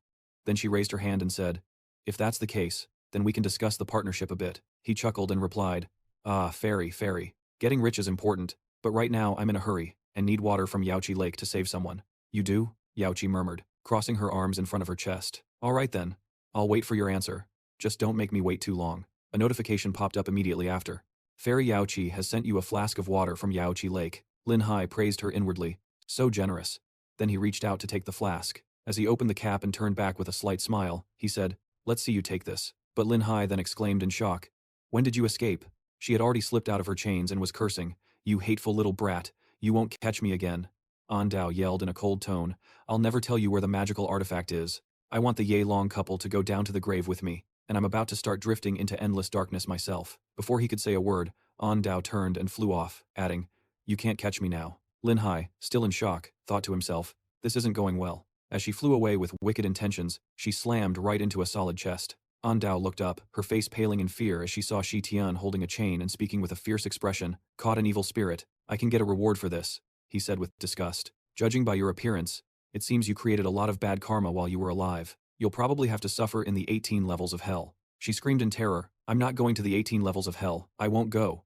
Seeing this, he called out, Hey, big brother over there, please wait a moment. Shi Tian raised an eyebrow, his eyes narrowing as he asked coldly, Huh? Who are you? A rookie? Trying to steal my credit? Lin Hai held out a hand to explain. No, it's just that this spirit is very important to me. Please hand her over to me. I'm willing to make a deal in exchange. The man closed his eyes and said scornfully, What are you trying to say? You dare to bargain with me? Lin Hai quickly added, Wait, this is a very serious matter. I hope you can make an exception, big brother. Shi Tian, who had now chained An Dao, crossed his arms and asked, An exception for what? He then turned to lead her away without letting Lin Hai say more, stating coldly, This was a hard-to-find evil spirit. The reward is handsome, and I have to report back to the underworld to claim it. I don't have time to mess with you. On his end, Lin Hai was completely shocked. He thought to himself, I can't let him go, but I can't fight him either. I wonder if this move will intimidate him. Then he called out, Wait, I'm very close with Princess Chu. She's the one who sent me to handle this. Hearing that, Shi Tian whipped around and asked, Princess Chu? He thought to himself, There's a rumor among the Soul Reapers that Princess Chu is very close with some brat from the mortal realm, even staying there for his sake. Could this be the kid? Shi Tian looked at Lin Hai and thought, If it's really him and he becomes my boss in the future, then I can't afford to offend him. I'd better just ask first. He turned back and asked, Do you have any proof? He quickly pulled out his phone and answered, Yes, Princess Chu is at my house right now. I'll let you hear her voice. I'm dialing now. Linner appeared on the screen and said angrily, What is it? You're interrupting my game again. Lin Hai whispered irritably, Why are you shouting so loud? It's nothing. Then he held the phone out towards Shi Tian and asked, Hey big brother, do you believe me now? The man looked at the screen and thought, It really is Princess Chu. And to think she's actually at his house. Song Shitian wasn't even angry after being yelled at by this kid. He changed his expression and said with a friendly smile, So it was you, young man. Seeing is believing, indeed. Since that's the case, I'll hand her over to you. So, after handing Ying Tao to Lin Hai, he cupped his fists, flew up, and said, I am Shi Chuan. Let's grab a drink together sometime. Farewell. Lin Hai heard this and thought to himself, Even the underworld has to worry about networking? Wait, who did he say he was? Shi Chuan. Lin Hai turned to look at her and said, Ying Tao, you're still under a curse. If you get caught, you'll really be sent to the 18 levels of hell. Let me break it for you. Immediately, her whole body emitted an aura and floated up. The curse on Ying Tao was broken, and she landed gently as a human.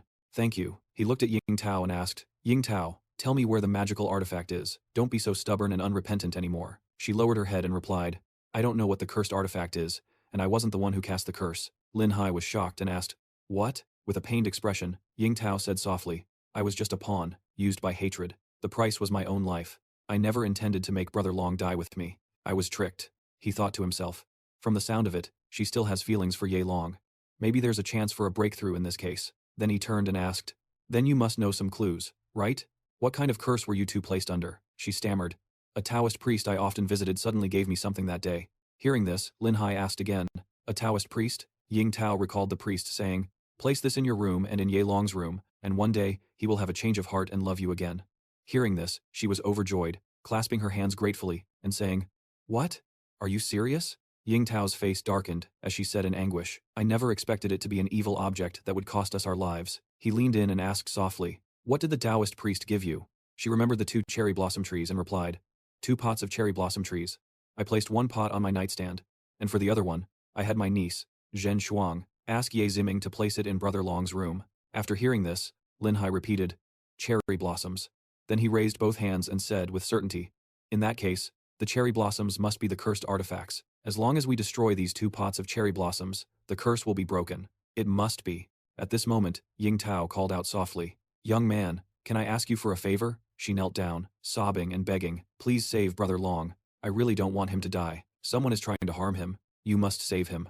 Ying Tao recalled the moments they spent together, saying, "Brother Long and I were childhood sweethearts. We grew up together, developed feelings for each other, and secretly promised to spend our lives together without our parents' knowledge. But unfortunately, our parents later had a falling out due to some conflicts, which directly led to us being cruelly torn apart." She recalled the fights that happened and continued, "But I couldn't help but secretly date Brother Long.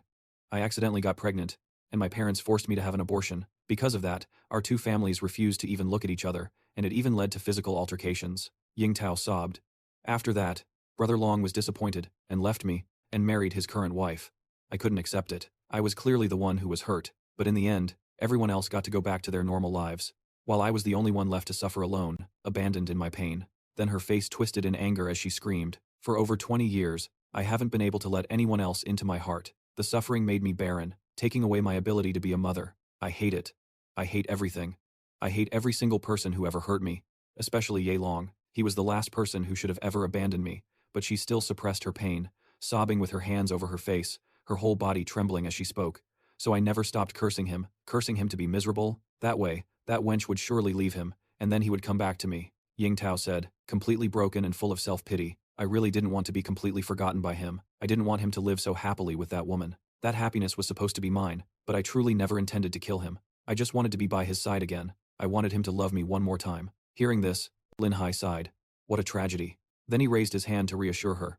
"Trust me, as long as we destroy the magical artifact, they will be safe and sound. Please, rest assured." Ying Tao suddenly grabbed Lin Hai's hand and said, "Wait," she said worriedly, "just destroying the magical artifact won't be enough. We have to expose the mastermind behind this to prevent Ye Long from being harmed again." He agreed. "All right, take me to the Taoist priest.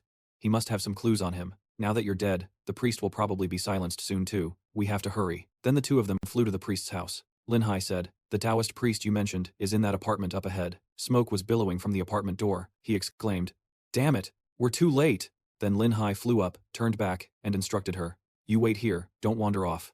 Let me go see what's happening." Ying Tao quickly replied, "Okay, for Ye Long's sake, I won't go anywhere." He said softly, "I'll be right back." At that moment, Lin Hai flew to the window, which was spewing thick black smoke. Inside, a gasoline can had fallen to the floor, and flames were erupting everywhere.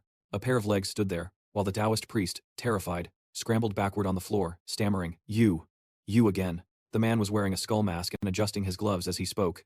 "You've outlived your usefulness. You stinking priest. The boss sent me to personally send you on your way." The priest begged in fear. "Please, spare me," said in a cold voice.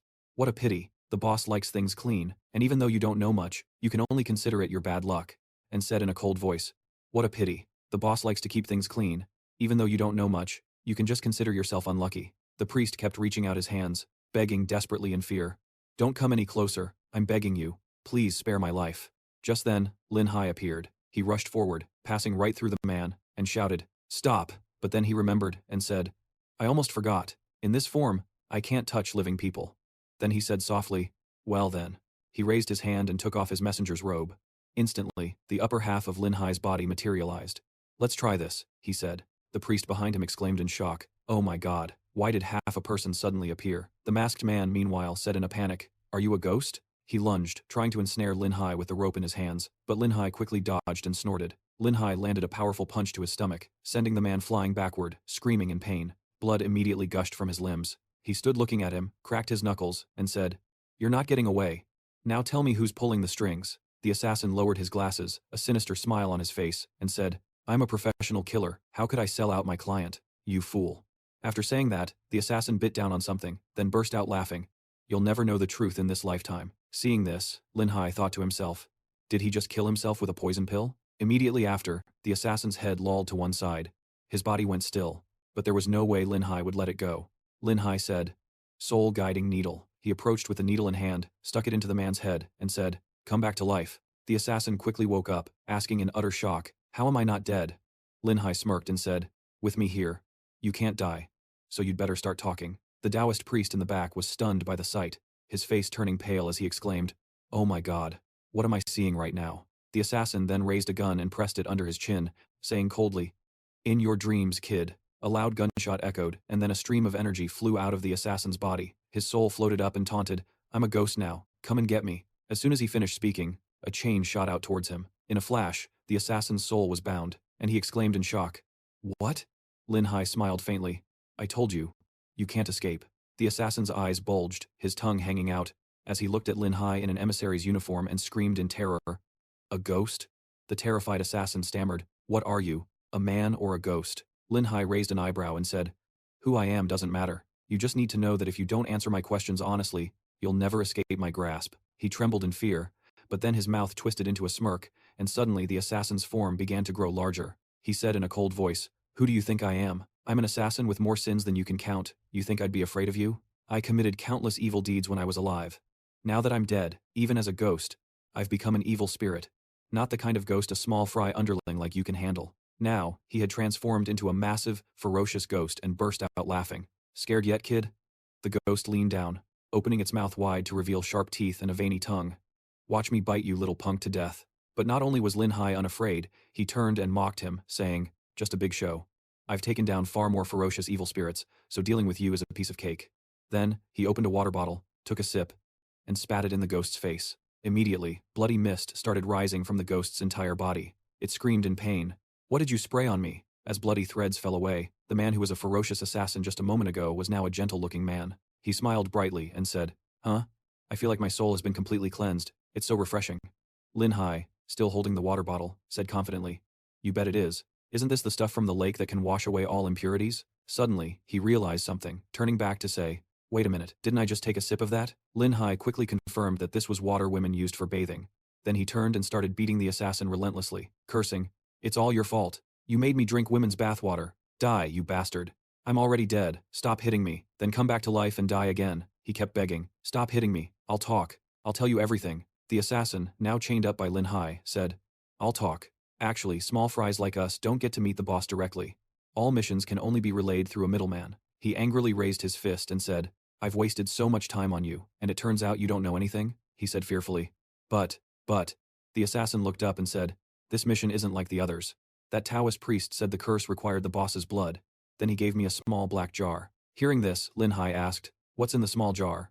The assassin continued, "Inside is a blood leech, which needs to feed on the boss's chest blood to cast the curse. I came this time to destroy the evidence, and it's probably all burned to ashes by now." After hearing this, he rushed forward and beat him relentlessly, shouting, "Why didn't you say so sooner? Why didn't you say so sooner?" The man cried out in pain, "I've already told you everything I know. Please spare me." Meanwhile, the Taoist priest was quickly gathering his belongings, saying, "Let's pack up the valuables quickly and get out of here." Lin Hai appeared at that moment, asking in a cold voice, "Old priest, where is that blood leech?" The man exclaimed in surprise, "Good heavens, it's the young man who saved me." He quickly replied, "The blood that the leech drank is the key ingredient to activate the curse, and it's all been poured onto 2 pots of cherry blossoms."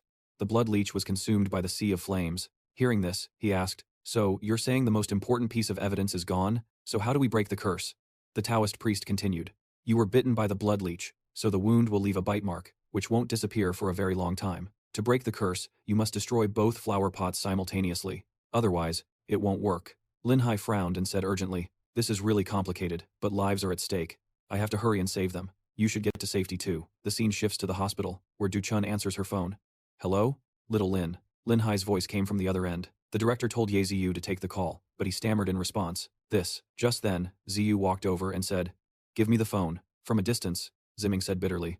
He still has the nerve to call. Where the hell is that bastard? I'm going to find him. He grabbed the phone and said, This is Ye Ziming. On the other end, he said urgently, Mr. Yi, listen to me. I've found a way to completely save your parents, but I need your help with something, and no one else can hear this if you still trust me.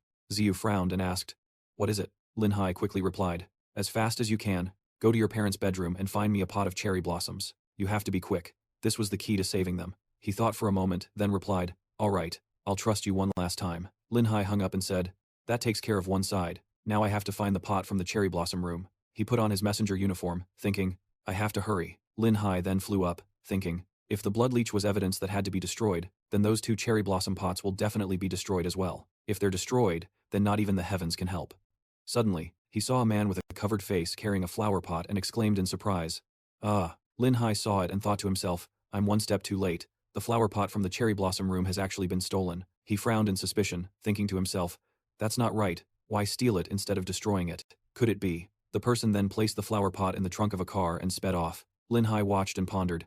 It looks like they're heading towards the hospital. It seems things aren't developing as I thought. He turned back and asked An Dao. An Dao, do you want to go to the hospital with me? She replied joyfully. Is that really possible? I really want to see Brother Long again. Lin Hai turned and said, Then come with me. Scene change. They quickly arrived at the hospital, and the guy stopped the car. Another guy came out and asked, You got the flowers? Give them to me. The person in the car asked where the other pot was. He replied, Someone's already gone to get it. Then the 2 of them carried the flower pots into a room. The guy with glasses said, Once both flower pots are here, we'll take them near the hospital room and burn them both. The guy in the helmet agreed. All right, but I really don't know why second young Master Ye wants to burn these 2 flower pots. He replied, Don't worry about things that don't concern you. He's paying us, so we just do the job. At that moment, Lin Hai slowly appeared. The guy with glasses shouted, Who's there? As soon as the words left his mouth, he pulled the 2 of them and smashed their heads together. The force so strong, it shattered the helmet's visor. Both of them quickly fell to the ground. Lin Hai reached out and took the flower pot, glancing over as he spoke. Second young Master Ye. Let's put on a little show. At this time, Lin Hai was walking steadily forward. Ziming was standing right at the door, and when he saw him, he yelled, Lin Hai, you damn swindler, you still dare to show your face. Ziming was a bit surprised, and asked awkwardly, That flower pot? What are you doing with that flower pot? Lin Hai calmly walked over with the flower pot and said, Second, young Master Ye, why are you so agitated?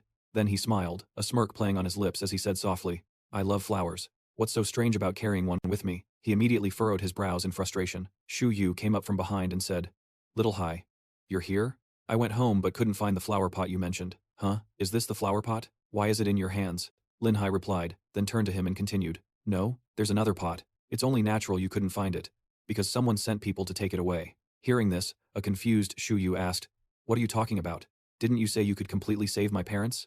Lin Hai replied, That's right. I also thought I was probably the only one who could save Uncle and Auntie Ye, but in reality, there's one other person. He held up the potted plant and continued, I'm just an unexpected factor who was carelessly dragged into some kind of murder plot, or perhaps, I was deliberately schemed against and pulled into this mess. Hearing this, Ziming said angrily, Lin Hai, what are you mumbling about? Put down that flower pot in your hands and get lost. I'll come find you later to settle the score. Lin Hai's gaze sharpened as he said in a cold voice, Second young Master Ye, I'm the one who brought this flower pot. If you tell me to get lost, then I'll just take it back with me. If you want me to bring it again, you'll have to beg me. He gritted his teeth in frustration and said, You. Shu Yu, who hadn't understood what was going on, asked anxiously, Little Hai, what on earth is going on? Why can't I make heads or tails of any of this? Now, filled with anger, veins popping on his face, he shouted loudly, Ye Ziming, stop playing dumb. The type of curse your parents are afflicted with is technically called a lifelink curse, and you were the one who hired a Taoist priest to cast it. Hearing this, Shu Yu exclaimed in shock. What? Then Lin Hai closed his eyes and said calmly, You're really something. Killing 2 birds with 1 stone, it was almost a perfect plan, and you couldn't even be suspected. Truly a profound scheme. The only thing I find strange is what kind of conflict you have with An Dao. Otherwise, why would you go so far as to use your own parents' lives just to kill her? Ziming, feigning injustice, yelled, You. What the hell are you rambling on about? What Taoist priest? What shared fate curse? You quack almost killed my parents. Everyone here saw it. Lin Hai opened his eyes, continuing to speak calmly. That's right, everyone here saw me, Lin Hai, almost fail spectacularly. Soon, people would be spreading wild rumors about Lin Hai's reputation being destroyed. This was his plan. If it were anyone else, their reputation would truly be tarnished forever. But who am I? You certainly couldn't have imagined that in such a short time, I found that Taoist priest, and even met the deceased Ying Tao. His eyes filled with a strange light as he whispered, I came here, and I brought her soul along too. She's right above your head now. Ying Tao was now above Ziming's head. He felt a chill run down his spine, and sweat poured down his face. Ziyu, still confused, asked again, Little Hai, what on earth did Ziming do? Are you saying the curse my parents are under was his doing? Ziming isn't that kind of person. And who is this Ying Tao? Is there some kind of mistake? Lin Hai called out to Brother Ye. He turned and said urgently, the most urgent thing now is to destroy the 2 flower pots, then uncle and aunt will wake up. There's one pot here, the other one is in the hands of second young master Ye. Hearing this, he shouted, Ziming, is that true? Where's the flower? Ziming was now silent, his eyes filled with hatred. Ziyu's expression hardened, and he warned in a cold voice, Ye Ziming, if something really happens to mom and dad, and I find out you're involved in this, I hope you still remember Ye Ziyu's methods. Bring it out. Hearing that, he picked up his phone and made a call. Bring the flower out. A voice answered from the other side. Yes, second young master Ye. A moment later, both flower pots appeared, and Ziyu asked, These are the 2 flower pots that cursed them. Lin Hai looked at the red aura emanating from the flowers and replied, That's right. It probably spreads through the fragrance over a long period, which is why it needs to be placed in a relatively enclosed space, like a room. Then he reached out and opened the lid of a water bottle, pouring the water out, and immediately the water suppressed the red aura. He looked at the 2 now barren flower pots and said in astonishment, These 2 pots withered in an instant. Lin Hai closed the lid and said, That proves it worked. There shouldn't be any more problems. Suddenly, on the other side, Ye Long and Bai Yue opened their eyes and slowly regained consciousness. Ziyu exclaimed joyfully, Mom, Dad, you're really awake, you're really awake. Du Chun also cheered up, saying, Their vital signs have recovered. It's truly a miracle. I don't even know how to describe how I feel right now. At this moment, Lin Hai turned to look at Ziming and said, My apologies, second young master Ye. Not only did I ruin your plan, but I also stole your credit. You had originally timed it so your subordinate would bring the flower to the hospital to be destroyed. To reclaim your reputation, I had no choice but to do this. Sorry. His face was now pale as he asked, Lin Hai, how long are you going to keep up with these baseless accusations? He put his hands in his pockets and walked away, saying casually, Baseless accusations? All right then. I'll share my accusations with everyone and see if they're logical or not. For some unknown reason, you plotted to kill Ying Tao and quickly discovered that Ying Tao and that Taoist priest were involved, so you immediately bribed the Taoist priest. Next, you had the priest cast a shared fate curse on the 2 flower pots, exploiting Ying Tao's feelings for her father, and at the same time, you found someone to move the flowers to your parents' room. Lin Hai glanced over and continued, That way, not only did you escape suspicion, but you also created a fake scene suggesting Ying Tao wanted to die with your parents. You even calculated who your older brother, Ye Ziyu, would first seek out to solve a problem that medicine couldn't. My reckless attempt to break the curse conveniently hastened Ying Tao's death, and as a result, my reputation was completely ruined. After achieving your goal, you ordered someone to eliminate the Taoist priest to destroy the evidence, and then brought the 2 flower pots back to the hospital to save your parents. What do you think of my deduction? Hearing this, Ziming arrogantly replied, So I'm that talented, huh? You're painting me as quite the mastermind. But in the end, it's all just your speculation. That woman Ying Tao and I had no conflict with each other, and I had no motive to kill her. I just received a mysterious phone call saying that destroying those 2 cherry blossom pots could save someone, so I sent someone to get them. As for that Taoist priest, can you prove I sent someone to eliminate him? He raised his hand to pick his nose and replied, All right, fine, I really don't have any proof. At this moment, Ye Long shot up and awkwardly asked, Ying Tao, is she really dead? Lin Hai replied, Uncle, that's right. Ying Tao is gone, but I saw her soul. Hearing this, he couldn't help but ask in astonishment, You saw her soul? Really? Ziyu added, Dad, it's true. Before, Chief Peng's father was possessed by a ghost, and he only recovered after Xiaolin intervened. He continued, I saw Ying Tao's soul, and from her, I learned about that Taoist priest. So I went to find the priest and happened to run into an assassin who wanted to silence him, so I saved him. Lin Hai turned back, his voice cold and suggestive as he added, By the way, from what the priest and the assassin told me, I learned that the person behind the curse let a blood creature feed on their own blood, and then poured it onto the 2 cherry blossom pots to activate the spell. I also learned that the blood creature would leave a bite mark on the cursor's chest. Just pull open second young master Ye's shirt, and we'll know immediately if he's the one behind the curse. Ziming's brows furrowed tightly at this, and he fell silent, his eyes revealing clear indignation and hatred. Yilong turned to him and said, Ziming, hurry up and open your shirt so we can see if it's true. Ziming held out his hands, putting on an innocent expression, and said, You believe him too, Dad? You believe a con artist? His father growled back, I told you to open your shirt, so just do it. Got something to hide? His expression changed, and he sneered, You just don't trust me. You've never trusted me. Then, Ziming seemed to go crazy, shouting loudly, That's right, I did it all. I planned everything. After all you ever do is scold me for being incompetent. You were going to hand over the family business to Ye Ziyu to inherit anyway. Have you ever not scowled at me? Because of that woman? Have you ever cared about me? Cared about me and my mother? I wanted to kill her. And I wanted you to taste suffering too. Hearing this, Yilong spoke with fury, saying, "That's enough. We'll talk about this at home." He turned his head to the side and continued, "I knew you would." But before he could finish, his entire body was lifted into the air.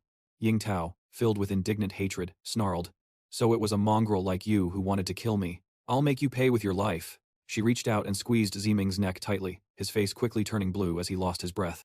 Ziming was now on the verge of suffocating, his face pale and completely drained of blood. On Dao, filled with rage, cursed, "Just die." Seeing this, Lin Hai shouted loudly, "On Dao, don't do anything rash." Bai Yue looked at her son like this and asked worriedly, Ziming, what's happening to him? Please save him." Ziyu asked Lin Hai. "What's going on?" She was now truly furious, saying through gritted teeth, "I won't spare the one who killed me and also tried to kill Brother Long, even if he is Brother Long's son." Ziming's face had now turned purple, his whole body trembling and his eyes bulging. Seeing her son convulsing, Bai Yue reached out and cried loudly, my son, please save my son." He reached out his hand, gently trying to persuade her. On Dao. Murderers are sent down to the 18 levels of hell for punishment, but now, her anger and jealousy had clouded her reason. On Dao's eyes were bloodshot as she said resentfully, "I don't care, this is the last thing I can do for Brother Long." Lin Hai was horrified, and said urgently, "Even if he committed a crime, he should be punished by the laws of the mortal world. You can't interfere. Besides, this case isn't closed yet. You need objective evidence to convict someone." She continued to squeeze his neck, saying through gritted teeth, "He admitted it himself. And isn't the evidence right there on his chest?" He immediately widened his eyes, his heavenly eye opened, and they quickly lit up. Lin Hai rushed over, grabbed Ziming's shirt, and pulled it open to see. There was nothing on his chest, and he exclaimed in surprise, "There's no bite mark." Lin Hai looked up and asked Ziming, "It wasn't you? You're not the mastermind pulling the strings?" He was trembling uncontrollably, but still managed an arrogant smile, and said, "Lin Hai, you really are formidable. Ordinary people are truly no match for you, but I, Ye Ziming, am no ordinary person. If I decide I want to humiliate you, I will absolutely make it happen, even if it costs me my life. Once I'm dead, the story of how you drove me to an unjust death will spread like wildfire across this city." Ziming spread his arms and laughed maniacally. "You'll be like a filthy pest that everyone wants to crush, and you'll never wash away the stain for the rest of your life." After speaking, the whites of Ziming's eyes rolled back. Seeing this, Lin Hai urgently shouted, "On Dao, let him go now. He's been framed. You can't let him die." But On Dao was now beyond reason. She gritted her teeth and said, "Even if he wasn't the mastermind, he still plotted to kill Brother Long. Keeping him alive is a liability. He's better off dead." Lin Hai frowned and cursed under his breath. "Damn it, I need to find a place to change into my Bai Wuchang outfit to stop her." Suddenly, Bai Yue spoke up. Stop right now. I was the one who planned all of this." Hearing that, he turned around in complete shock. Yilong frowned, and asked, "What?" Ziyu spun around, calling for her mother. Her hand went to her chest as she said softly, "I'm the real mastermind behind all of this. This has nothing to do with my son. If you want someone to pay with their life, come for me." Right after that, Bai Yue pulled open her shirt, revealing a dark purple mark on her chest. Seeing it, On Dao gritted her teeth in a fury. He saw it and shouted, "Bai Yue, it was you. You schemed to kill On Dao. How could you do that?" She turned back, scoffed, and said, "Yilong, we've shared a bed for over 20 years, but your heart has always belonged to another woman. You've been cold to me for more than 20 years, always reminiscing about your old flame. On what grounds do you claim to understand me?" Bai Yue then screamed in anger. "For over 20 years, I've been living like a widow, and I've had enough. Did you think I didn't know you were secretly sending money to that B times Che? Including that 3 million yuan transfer from the company? She planned to spend that money so brazenly. In her dreams, I'll let her spend it in the underworld. It's just that Ziming is innocent. I only told him to help me get rid of 2 flower pots. He knew nothing about the rest of it." Hearing this, Ye Long immediately denied it. "I wasn't secretly meeting with her. I secretly transferred that money to her because I knew her family was in trouble and urgently needed it. Even Ying Tao herself didn't know about this. I didn't tell you because I was afraid you'd misunderstand and get the wrong idea, but I have never done anything to betray you." She screamed, "Don't say another word. Even if that's true, I can't swallow this bitterness. I gave you 2 sons, but in your Ye family, I am nothing more than a wife in name only. I will make you, Ye Long." But before she could finish, Bai Yue cried out in pain. Ying Tao was now forcefully squeezing her neck, growling, "You be times ch, you be times ch. If there's a score to settle between us, then you can just come down here with me." Seeing his mother trembling in pain, Ziyu shouted, "Mom." Yelong also turned to call out, "Bai Yue, Ziming has been released now." He lowered his head and rubbed his neck in bitter frustration. Seeing this, Lin Hai shouted angrily, "Ying Tao, let her go. Stop being so stubborn and wake up. If you continue to harm mortals, even I won't be able to help you." She closed her eyes and said defiantly, "Killing everyone who threatens Long's life is how I'll repay the kindness I owed him in life." Suddenly, a voice called out, Ying Tao. Ye Long reached out into the empty air and said, Ying Tao, can you hear me? Seeing this, Ying Tao called out to Ye Long. He emotionally shouted, Ying Tao, if you can truly hear my words, I want to apologize to you. For things to have come to this point, it's all my fault. I never should have left you back then, leaving you to endure all that pain and torment by yourself, and I shouldn't have buried myself in work as self-punishment, becoming cold and distant to my own wife. Ye Long beat his chest and said in anguish, Now, despite having a huge mansion and a great reputation, I haven't lived a single day in happiness. I hope you'll spare Bai Yue. It's my responsibility to protect her. I'm even willing to trade my life for hers. This is all my debt to you. Ying Tao, please, take my life. Hearing this, Bai Yue was stunned and struggled to speak. Ye Long, you. Hearing this, Ying Tao said emotionally, Long still remembers me. He hasn't forgotten me. Right after that, she let go. Lin Hai quickly said, Uncle Ye, Ying Tao's greatest regret was wondering if you still remembered her. Tell her that you haven't forgotten her, and she will let go of her obsession and pass on in peace. Hearing this, Ye Long rolled up his sleeve and said, I haven't forgotten. I always had a good friend secretly look after her, and I even kept the tattoo we got when we were together. A flower tattoo was visible on his arm. Ye Long showed it to her, sighed, and continued. It's the cherry blossom we got tattooed when we were in love. I've always kept it. In my heart, I still cherish Ying Tao, but I was already married, so I couldn't betray my wife. I had no choice but to bury myself in my career, hoping to forget everything. As a result, I ended up betraying two women at the same time. After hearing this, Ying Tao let go of Bai Yue's neck. She threw her head back and cried out loud, her resentment and self-pity turning into hopeless sobs. Bai Yue now raised a hand to rub her head, taking this opportunity to escape into the bathroom to change. Lin Hai, having changed out of the emissary's outfit, walked out and asked, Ying Tao, you've heard what he said. You can rest in peace now. I will now take you back to the underworld to report, so you can be reincarnated. Ying Tao replied softly, That's right. I'm very happy. She turned away with a hint of regret and said, But Long will continue to live in torment and suffering because of me. He was a bit surprised and asked, Ying Tao, what are you doing? Ying Tao said softly, Only when my existence completely vanishes from the three realms will all the events and memories related to Ying Tao's life be erased. Everyone will no longer have to suffer because of me. Then, she gave a gentle smile and continued, Thank you, little brother Lin, for doing all this for me.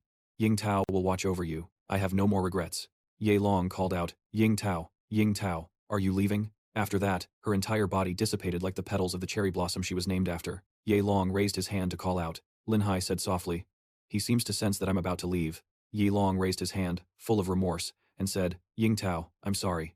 I'm sorry. Ying Tao gave a gentle smile and replied, It's okay. Then, her entire body gradually faded away, leaving only a gentle, forgiving voice saying, It's all right. Ying Tao's whole being vanished into space. True to her name, cherry blossom petals fell, creating a sparkling, shimmering light.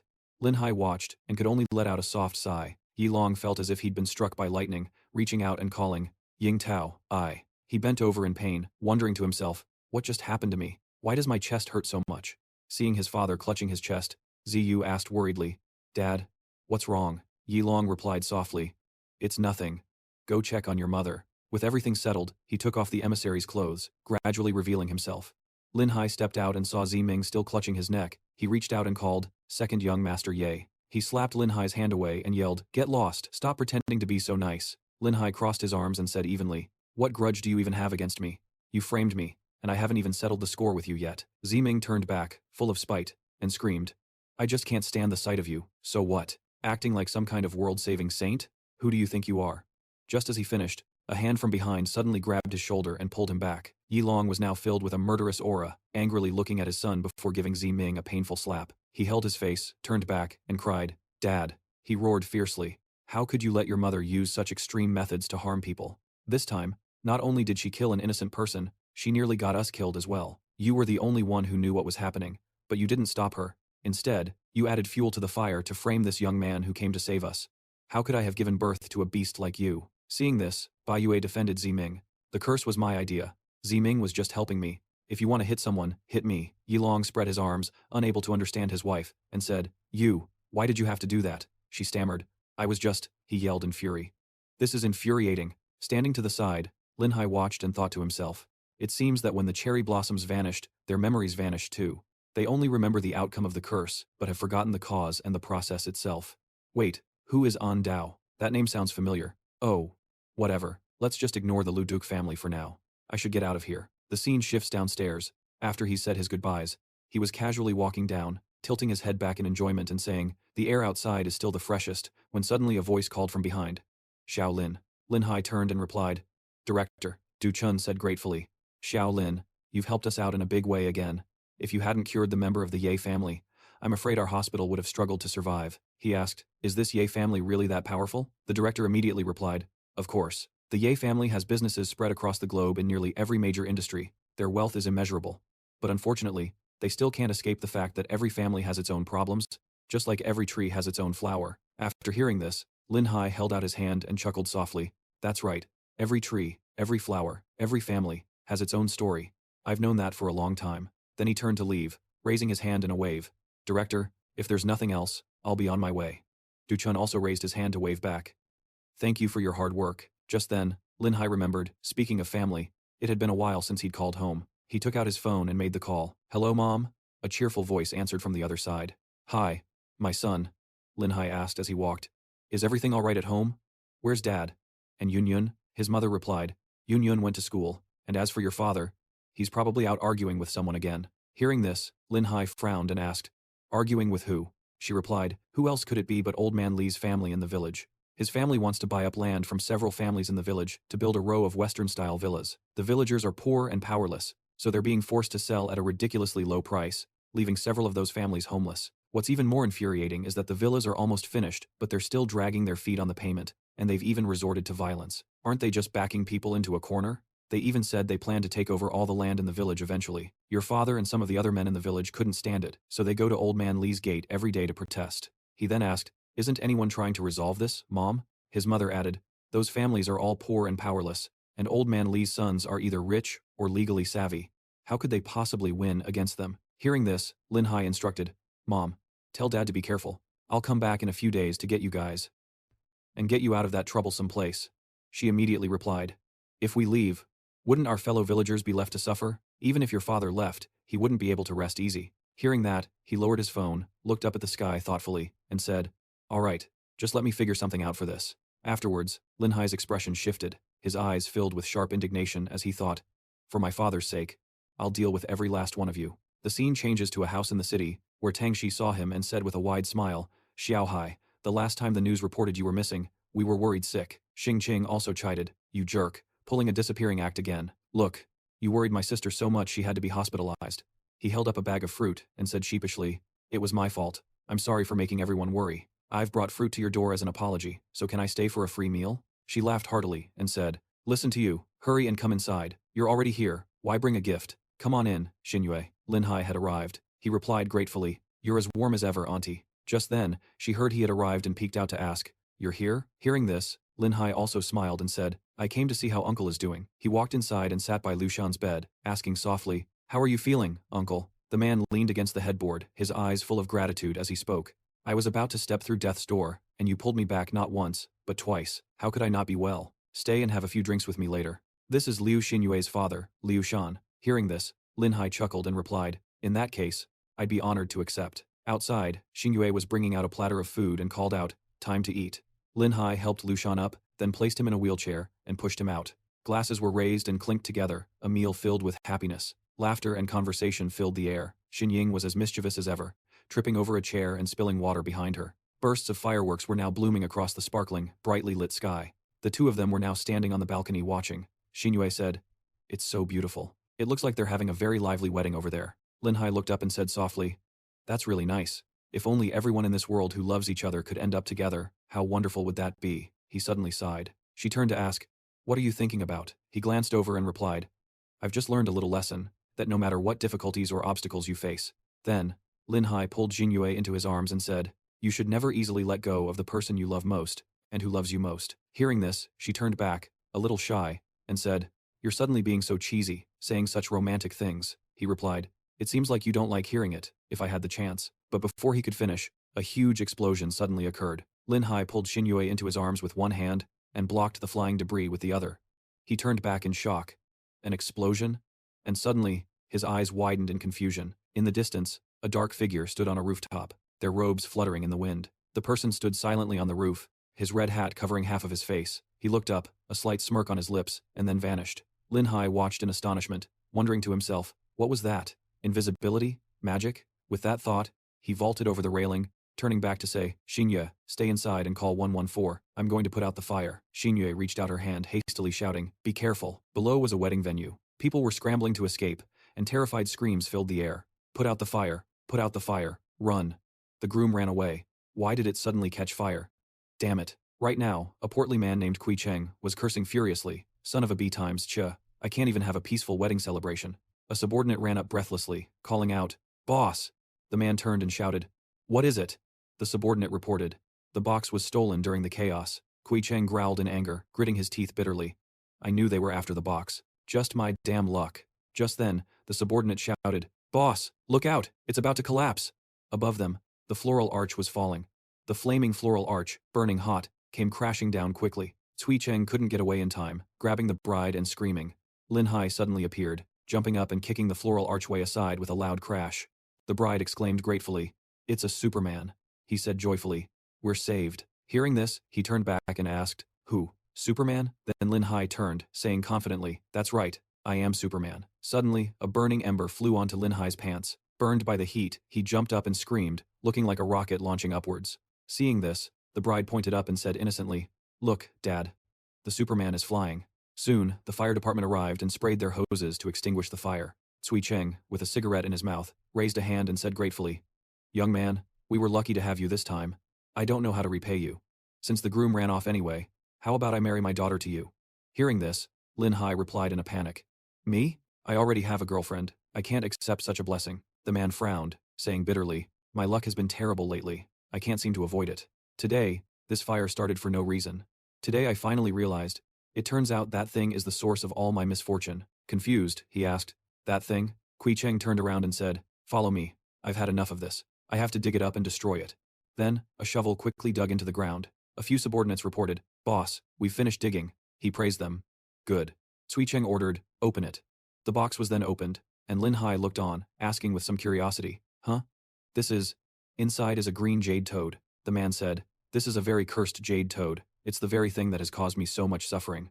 Kui Cheng picked up the box, looked at it grimly, and said, I'm in the jade business, and to be honest with you, I bought this piece of jade from a tomb-robbing acquaintance, but ever since I bought it, I don't know why, but someone has been targeting me. I've had bad luck everywhere I go. Either my shop gets robbed, or my car gets hit, and now my daughter's wedding is ruined. He handed the box to him, and continued, I suspect this string of bad luck is aimed at this jade toad.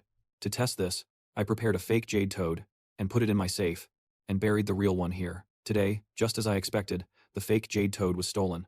Lin Hai took it and said, Let me see. He looked at it and asked, Is there something special about this jade?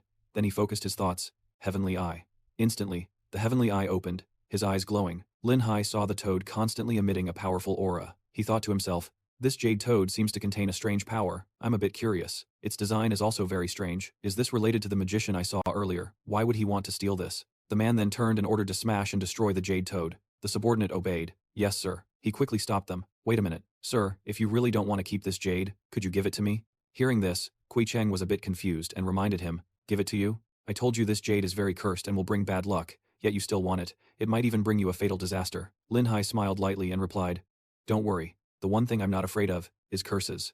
Seeing this, the man agreed, saying, All right, if you want it, then I'll sell it to you. You saved my life, so I'll give you a 50% discount. That'll be 5 million yuan. Take it. He exclaimed in shock. What? The man said nonchalantly. I'm a crooked merchant who built my fortune selling fakes. Of course there's a profit. Lin Hai could only curse softly. Oh, crap. After that, he raised his phone to scan the image, saying, This crooked merchant was lucky his daughter put in a few good words for me, otherwise he wouldn't have given me a discount. However, what on earth is this thing?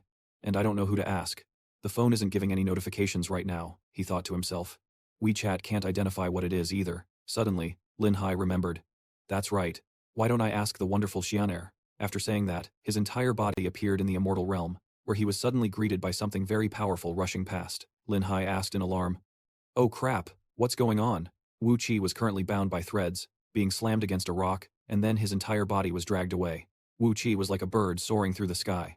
Confused, he turned to look, and behind him was Xianling, flinging out countless threads to control Wu Qi. Seeing this, Lin Hai asked Xianer. Hearing this, she stopped, clasped her hands, and bowed. Xianer greets master. He, who was free-falling to the side, still shouted, Wu Qi greets master. Lin Hai immediately asked, Xianer, why were you and Wu Qi fighting? Did he offend you? Besides, it turns out you're this powerful. Xianling denied it. Not at all. Not at all. Xianer is just training Wuqi.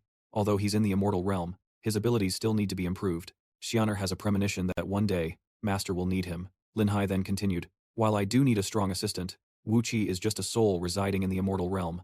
Unless he can get to the outside world, how can he help me? Xianling replied with a gentle smile. It's precisely because he's an independent soul, but not one native to the immortal realm. If Master finds a soulless body for him in the mortal world, Wuqi's soul can of course be placed inside it. Hearing this, he exclaimed in amazement, is such a thing really possible? Then can Xianer go outside too? She said a bit sadly, Xianer cannot, because Xianer has been sealed in the spirit realm forever. Hearing this, Lin Hai asked with some confusion, sealed? Forever? What exactly is this all about? Xianling closed her eyes, recalling the past, and said, several thousand years ago, the first master used a divine brush to create the Moon Lake immortal realm. The immortal realm then gave birth to a spirit of the realm, which is Xianer. She continued softly, Xianer's magical power is equivalent to the immortal realms, but because I was young, I didn't know how to control it. At that time, Xianer was playful and didn't listen to the master's advice. Running outside the immortal realm, my power went out of control and nearly caused a massive disaster, so the master had to seal me here. I began a long process of cultivation, and also began waiting for the day the time was right, for a new master who could release Xianer. He then stammered, a massive disaster? Xianer, just how strong are you?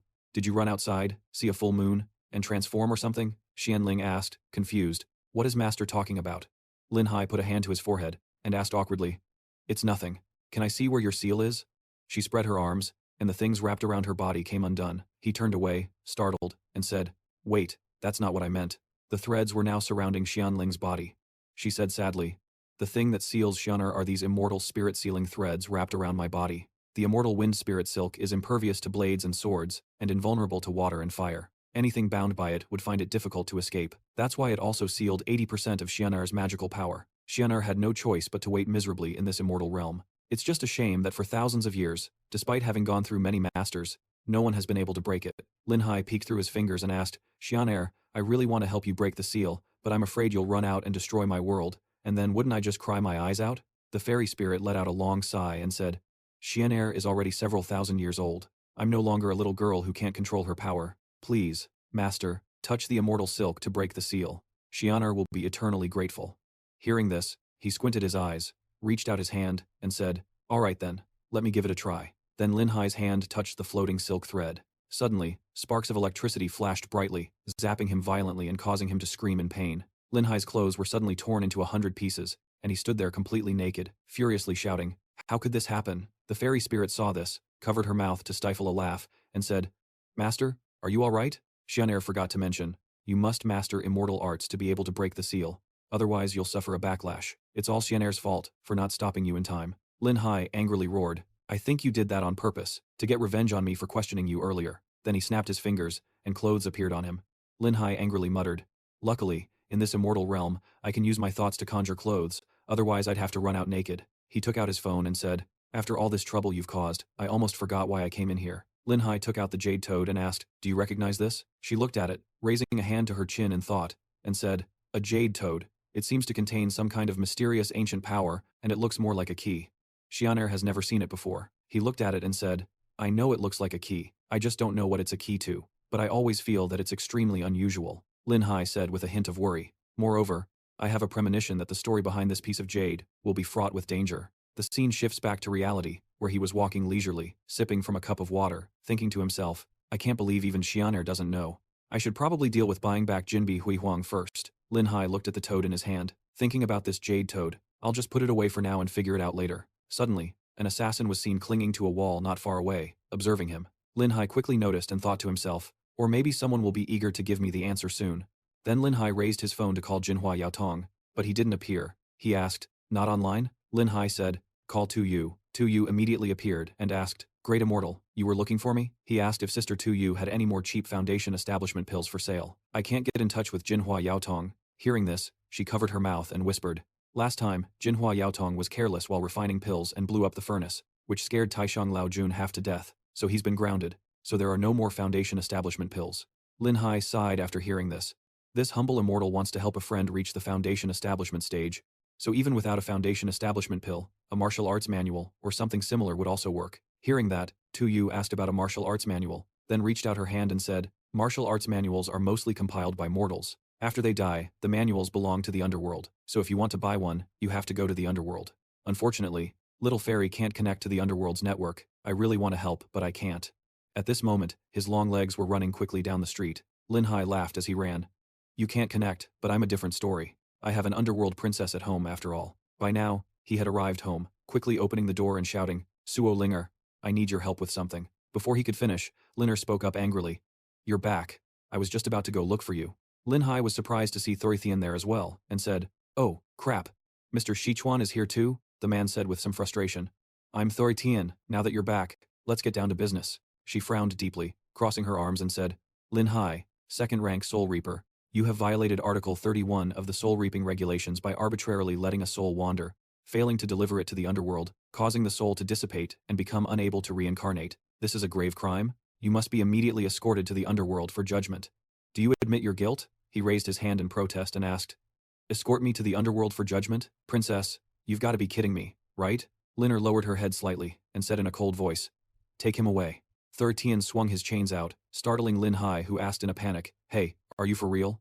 Suddenly, Hung Dai came running from out of nowhere. Master, then, it transformed into a human, and jumped in front of him, he said loudly. Let me save you, master, Lin Hai shouted. Hung Dai. But this time, the chain didn't wrap around him, instead passing straight through Hung Dai's body. He caught Hung Dai and cried out. Hung Dai spoke in pain, trembling and sobbing. My whole life I've been a dog. The luckiest thing that ever happened to me was following you, master. Lin Hai said excitedly. Stop copying lines from movies, Hung Dai, you'll get sued. Then Hung Dai went limp, and he screamed in anguish, No, Hung Dai. Seeing this, Linner sighed, and the chain was retracted. Thorithian turned back and said, It's back, princess. They are not souls. The soul chain cannot bind them. She replied, Forget it. Then, Linner said with a cunning look in her eyes, He has too many secrets about him, and his status is special. We can't do anything to him for now. This princess will continue to monitor him. Just pin the blame on Horseface for stealing his catch. Yes, understood. Suddenly, Hung Dai pouted and said, Master, wasn't I amazing just now? Do I get a reward? Lin Hai, who had been scared out of his wits, angrily smacked him on the head and said furiously, You doghead, you actually faked your death. Hung Dai yelped in pain and replied, Well, I am a dog. Afterward, Lin Hai popped open a can, chugged it down, and let out a satisfied sigh. Linner, sitting next to him, glanced over and said, Looking at how relaxed you are, I knew from the start that you didn't care about your negligence. He turned back and said nonchalantly, With Princess Suo protecting me, what do I have to be afraid of? You were just putting on a show so you could send someone back to report. I saw right through it. Besides, I'm the only one who can install games for you. If I really get taken away, you'll never get to play any better games again. Hearing this, she said, You think this lady can't live without games? Lin Hai held up his phone and said, It seems a really hot new game just came out recently. Linner immediately rushed over and said, Hurry up and install the game for me, quickly, or I'll show you what's what. He said smugly under his breath. All right, but we have to make a deal. Lin Hai glanced sideways and asked, Do you know anyone in the underworld named Wang Fei Hung? She replied, I know Wang Fei Hung, a second-rank official of the underworld. Seeing this, he was overjoyed. Really? That's great then. Lin Hai crossed his arms and ordered, Go get me the Foshan Shadowless Kick, secret manual, and I'll help you install a new game. Linner asked angrily, Huh? Why should I? This princess just did you a huge favor, you have to repay that debt first. Fine, he said, turning to leave, which confused her. You're forcing my hand, so let me open your eyes, Lin Hai said, grabbing the curtain to show his sincerity. Then he pulled it down, turned back and said, I have created this holy land for you. Linner looked on, completely shocked and amazed, her jaw dropping. Behind it was a setup of brand new, shiny TVs and speakers. He raised both hands and said confidently, These are all the hottest, most popular gaming consoles right now, with a total of over 10,000 of the hottest games of all time, the latest controls, the newest experiences, the freshest themes, the most notorious titles, you name it, it's here. Even if you play one game a day, it would take you years to finish them all, an item for an item. If you want me to buy you a new game, you have to bring out something good to trade. How about it? She immediately slammed her hand on the table and shouted, Say no more. Then she raised her hand and high-fived Lin Hai, saying, Deal. He thought to himself, Hung Dai, if the powers that be report me for piracy, make sure you stock the fridge for me. Linner tossed a book down with a thud. Here you go. Lin Hai picked it up and said in amazement, Damn, that was fast. As expected of a rare-grade manual, he said softly. Now that I have this manual, I can finally fulfill my promise to Chiang Chok, he thought to himself. To prepare for the future, my enemies will become more numerous and more mysterious. I also need reliable friends and allies. Chiang Chok is one of them. Then he picked up his phone and thought, Let's give Chiang Chok a call. He's definitely going to be thrilled. The phone announced, The number you have dialed is temporarily unavailable. The operator's voice repeated. The number you have dialed is temporarily Lin Hai thought to himself.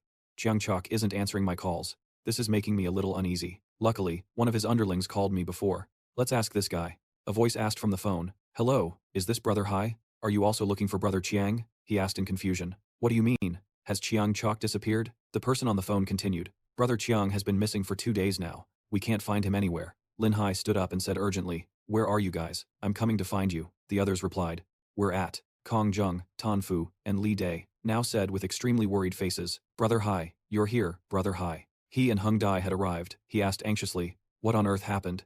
Tell me the whole story from the beginning. Tan Fu immediately said, It's like this. Ever since Hu Wei was taken down, Brother Chiang rarely showed up in the scene and had no income, so he started working as a delivery driver to make a living. 2 days ago, he received an order and went out, but he never came back, and we didn't know anything. Ma called and told us to help find him, and that's when we found out. But how are we supposed to find him? Lin Hai said angrily, gesturing with his hand. This guy, Chiang Chok, he's going through a hard time and doesn't even come to me, but at least he's still alive. If he were dead, I would definitely know. Li Dai then said, Lin Hai, Chiang Tukuo used to follow Hu Wei and made a lot of enemies. Now that Hu Wei has fallen, could it be his enemies coming to cause trouble for him? He picked up his phone and said, It's hard to say, but Chiang Chok is built like a tank. Whoever dares to mess with him, for all we know, he's just lost contact while shacked up in some brothel. Hello, police? I want to report a missing person. Shortly after, a police car arrived. Shu Tian stepped out and asked, Who is missing? When did this happen? Lin Hai replied, It's Chiang Chok. He went missing 2 days ago after accepting a delivery order.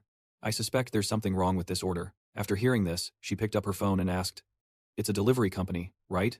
I'll use my police authority to call their customer service and ask a few questions. I'll get the full details of the order quickly. Please wait a moment. A map appeared on the phone, and Su Tian said, Ah, got it. The location map has been sent over, but the other party's phone number is unreachable. There's definitely something wrong. He immediately ran off, waving back and saying, You guys go back and wait for news. Officer Shu and I are enough. Tan Fu waved and said, Brother Hai, we have to trouble you again. The wheels started rolling, and the police car sped down the road. The car stopped in a neighborhood. Shu Tian said, The GPS address is right here, but the specific location still needs to be. Lin Hai said, No need, leave the rest to me. Xiongda then jumped out of the car, lowering its body to sniff everywhere. Xiongda then said, Master, Chiang Chok's scent stopped here for a moment 2 days ago, but he left very quickly after that. Based on the scent, it seems he left with another person. Then it jumped back into the car. He said, Got it. Let's follow the scent. Officer Shu, let's go. Seeing this, she asked in amazement, You can understand what the dog is saying?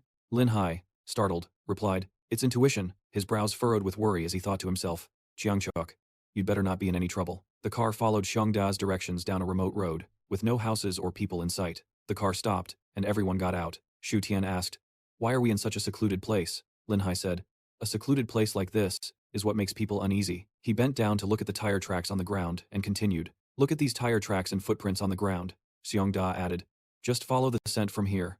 It suddenly noticed something behind a bush, and turned back to say, Look over there. Up ahead, a car has crashed into the nearby river, and is upside down. Lin Hai shouted, That's Chiang Chok's car. He climbed on top to check, but there was no one inside. Lin Hai turned back and called out. Meanwhile, Xiongda was found playing with a pile of dung, saying with apparent delight, Master, there's a huge pile of buffalo dung here. He said helplessly, Whatever, do what you want. Just then, Lin Hai noticed blood on the car door. He reached down to wipe it, staring intently at the smear. Lin Hai gritted his teeth, his mind flashing to an image of Chiang Chok struggling to crawl out of the car, his hands covered in blood. From a distance, they were rushing in to kill him. He imagined the scene of Chiang Chok being chased down by them, then striking him down. At that thought, Lin Hai shot to his feet. He bent down and wiped his hand on the patch of ground where the bloodstain was, clenching his fist. Shu Tian immediately asked, Did you find something? Lin Hai replied, There was a bloodstain, but it's been washed away by the rain from the past 2 days. She asked in surprise, What? Shu Tian picked up her phone and said, I'll tell the bureau to send more officers to conduct a search. You said there was no need. Then, Lin Hai ran inside, saying as he ran, I can feel Chiang Chok is very close by. There's no time. I can handle this alone. She watched him with concern and said, This dense forest is too complex. He's been missing for 2 days. What if you can't find him? What if you get lost in the forest too? It's better if I just call a professional rescue team. He turned back and said, Even if he's on his last breath, I can still save him. Every second counts. Shu Dian asked doubtfully, I never thought you'd care so much about a thug like him. I figured people like you didn't need friends. Lin Hai gave a small smile. He used to be a thug, but now he's the disciple I promised to teach Kung Fu to, and also one of the people I trust the most. With that, He headed into the forest. Suddenly, Lin Hai noticed something. On a nearby tree trunk was some kind of scratch. He moved closer to inspect it and saw it was a hole. Lin Hai stared at it thoughtfully, realizing those guys must have shot at it. He pictured a blood-soaked Kyang Chok, desperately dodging their gunfire. Lin Hai figured out his trail, and immediately gave chase. He followed the path of the men who were hunting Kyang Chok. Lin Hai envisioned them opening fire again, and Kyang Chok being shot in the leg and falling to the ground. His eyes widened in horror. Lin Hai approached the spot where he had fallen, revealing a pool of blood, followed by a long blood stain that had been dragged away. He saw them relentlessly beating Kyang Chok, then dragging his body and throwing it into a deep ravine nearby. Lin Hai's brows knitted together, his eyes wide with terror. Instantly, he donned the emissary suit, launched himself off the ground, and plunged into the ravine below. Clad in the emissary suit, he plummeted downward. Below was a river with a relentlessly powerful current. Lin Hai quickly landed on the water's surface. Tusk, he turned to see Chiang Tukuo sitting nearby, trembling. Lin Hai quickly reverted to his human form and rushed over, calling out his name. Hearing this, Chiang Tukuo managed a weak smile and struggled to say, "Master." He was shivering, his body covered in wounds. One of his legs had been severed. He trembled in pain as he stammered, "Can a disciple like this still practice the Foshan shadowless kick?" Lin Hai looked at him, his eyes welling up with sorrow and compassion. Flashing back a few hours, Chiang Tukuo's truck stopped in front of a pile of goods, and he got out. Chiang Tukuo put on his gloves and said, "Hello. I'm Chiang Tukuo. Did you call for an express delivery?" The man, who was a fraction of his size, stared in confusion and asked, Chiang Chok?" Chiang Tukuo loaded the boxes onto the truck, saying, "Are these the ones? Don't worry, you can count on me." The other man bowed slightly, held out some money and said, "Mr. Chiang, let me load them myself. This is your protection fee." He turned back with a smile and replied, "I stopped doing that a long time ago. Now I'm a delivery driver. I can't bring shame to my master." Chiang Chok leaned in and whispered, "However, if you give me a bad rating, I'll have to rough you up a bit. Make sure it's 5 stars. The other man quickly replied, Yes, of course, Mr. Chiang is definitely 5 stars." Seeing his reaction, he laughed loudly and said, "I'm just kidding." Just then, someone standing behind them sneered, "Hey, isn't that Chiang Chok over there? Have you fallen so low that you're following that Lin Hai guy? He seems really cheap." The one with the top knot is Gong Li. He said, "How pitiful. Do you want to follow us? Be my underling. We follow young master Huang Ji." "The other guy is Dong Wei," he continued. "Is that Lin Hai guy for real? He doesn't even throw brother Chiang a bone, making him work as a hired hand. So cheap." Chiang Tukuo immediately grabbed Gong Li by the collar, shouting angrily, "You little punk, what did you just say? Don't you dare talk bad about my master. That young master Huang, whatever his name is, can't even compare to my master. I'm earning an honest living with my own skills now, so don't you look down on me." The guy said fearfully, "Chiang Tukuo, you want to fight? I'm one of young master Huang's men. Are you trying to start something with him?" Hearing that, he let go. Chiang Tukuo said in a low, threatening voice, "Now I understand how people felt when I was a thug. How much they must have hated me. Get lost. I'm not walking the same path as you guys anymore." Gong Li and Dong Wei left in frustration, saying, "Damn bastard. Let's go. We're going for drinks and to pick up girls." The man handed over the money, saying, "Brother Chiang, here's your payment." Chiang Tukuo took the stack of cash and said with satisfaction, "Earning money like this feels way better than collecting protection fees." Afterwards, he got in his vehicle and drove away. The other man waved, "Thanks for your hard work, Brother Chiang." Chiang Tukuo waved back, "Goodbye. Call me again next time." Suddenly, a man was standing in a nearby alley. As he watched the car drive by, a sinister smile spread across his face. The scene shifts to a residential area, where an unfinished meal sits on a table with chopsticks and bowls scattered around. Chiang Tukuo says, "Xiao Wen, look at this necklace I just bought for you." The woman on the bed tossed the necklace aside and snapped, "Why would you buy me something so cheap? How are you getting more and more pathetic?" He rubbed the back of his neck and said softly, "Money's tight right now. When I have more, I'll buy you a more expensive one." She then slammed the door, cursing at him, "Get out. Ever since you started following Lin Hai, you haven't amounted to anything. We can't even afford a meal at a restaurant. I'm done putting up with you." Chiang Tukuo shouted, "Xiao Wen." Just then, a notification appeared. "You have a new order." Time passed to the early morning of the next day. He woke up, and his vehicle was already speeding down the road. Chiang Tukuo pulled over and asked a young woman, "Hi miss, did you call for a delivery?"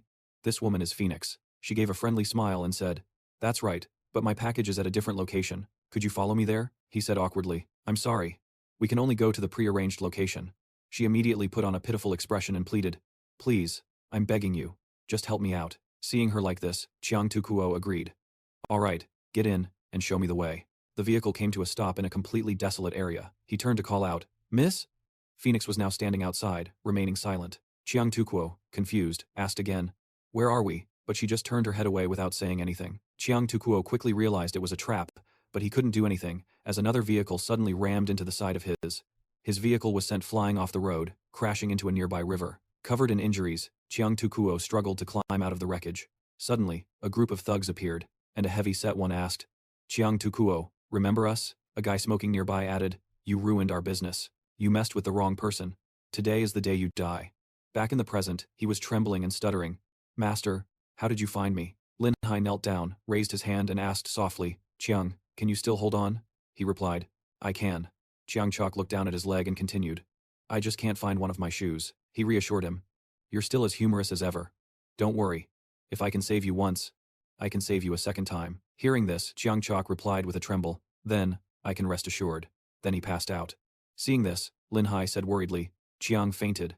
This isn't good." He looked him over from head to toe and said, "He's covered in slashes and has broken bones, but that's not the troublesome part. The more troublesome part is that the severed bone is missing. Even if we found it, it would probably be rotten by now." Lin Hai picked up his phone and continued, "Let's ask the group. There's still a signal." The message appeared, "Excuse me, is there any way to treat a mortal's severed limb? Urgent, urgent, urgent." Immediately, everyone replied, "Taishang Laojun, bone mending spirit elixir for 10,000 merit points. This humble immortal is a bit short on funds lately. Taishang Laojun, then use an immortal peachwood staff for 300 merit points. Lei Genzi, find perfected Tai. Neja was resurrected even without flesh and bones." After reading, he thought to himself, "That's right, this great immortal must have a way." Another message appeared, "Perfected Tai. It's not lotus root season right now. I'm out of stock," Lin Hai exclaimed. "Damn," he messaged back. "A friend of this humble immortal is in grave danger. Please, great immortal, help me think of a way." The messages continued to come in. "Perfected Tai, I have half a leftover lotus root. It should be enough for a mortal. However, it's been sitting out for a few days and is about to rot. 20 merit points. Half is enough, but I don't have that many points. Selling a rotten thing for 20? What a scam. Only a pig would fall for that." Zhu Baji. "What did you say?" "Zhu Baji, eldest brother, he's insulting me." "Sun Wukong, you idiot, who told you to jump in and get insulted?" Wukong's messages appeared one after another. "Your life is more important than a 7-storied pagoda. I, old son, will pay for you." Lin Hai replied happily, "Thank you, great sage." He thought to himself, "The great sage really dotes on my big brother." A notification appeared on the phone. Ding. "The great sage equaling heaven has gifted you a branch of the immortal lotus root." Immediately after, a lotus root appeared in his hand. Lin Hai said joyfully, "This is great, Chiang, you're saved." He looked down at Chiang Chok's leg and said, "I just have to place it here, right?" But there was no reaction. Lin Hai said, "Nothing's happening." He picked up his phone and continued, "Do I need to chant a spell? Let's ask the perfected one." A voice came from the phone. "You have to water it, of course." Lin Hai had momentarily forgotten. He cupped his hands, scooped up some water, and then poured it between the leg and the lotus root. Instantly, the lotus root glowed with a golden light. It slowly extended, a foot emerged, and finally, an entire leg appeared. Lin Hai exclaimed, "Excellent, the most troublesome problem has been solved." Time passed, and the sun began to set. Chiang Chok was still sitting against a tree trunk, while he was busy doing something by the riverbank. He suddenly called out, "Master!" Lin Hai immediately turned to look at Chiang Tukuo, who slowly stood up and said, "Master, you can bring the dead back to life, so I'm not surprised you could save my leg. But why is this strange flower growing out of it?" Leaves were now sprouting from his body, and the leg that was just regenerated from the lotus root now had a blooming lotus flower growing on it. He stood up and walked closer to ask, "That's a lotus flower, not some weird flower. How does it feel?" Chiang Chok looked down and replied, "It's all right, mostly good. I'm just not quite used to it yet. Will I have to carry these flowers around from now on?" Lin Hai offered some fruit and said, "No. The flowers only grow when they touch water. When the water dries up, the flowers will wither. It's just a small side effect. Have some fruit." He looked up and replied, "Then that's fine. That's fine." He then looked at the leg and added, "It's so strong that a knife can't cut it, fire can't burn it, and bullets can't pierce it. You won't have to worry about getting injured anymore." Chiang Chok, who was eating fruit, looked up in amazement and asked, "Master, are you serious?"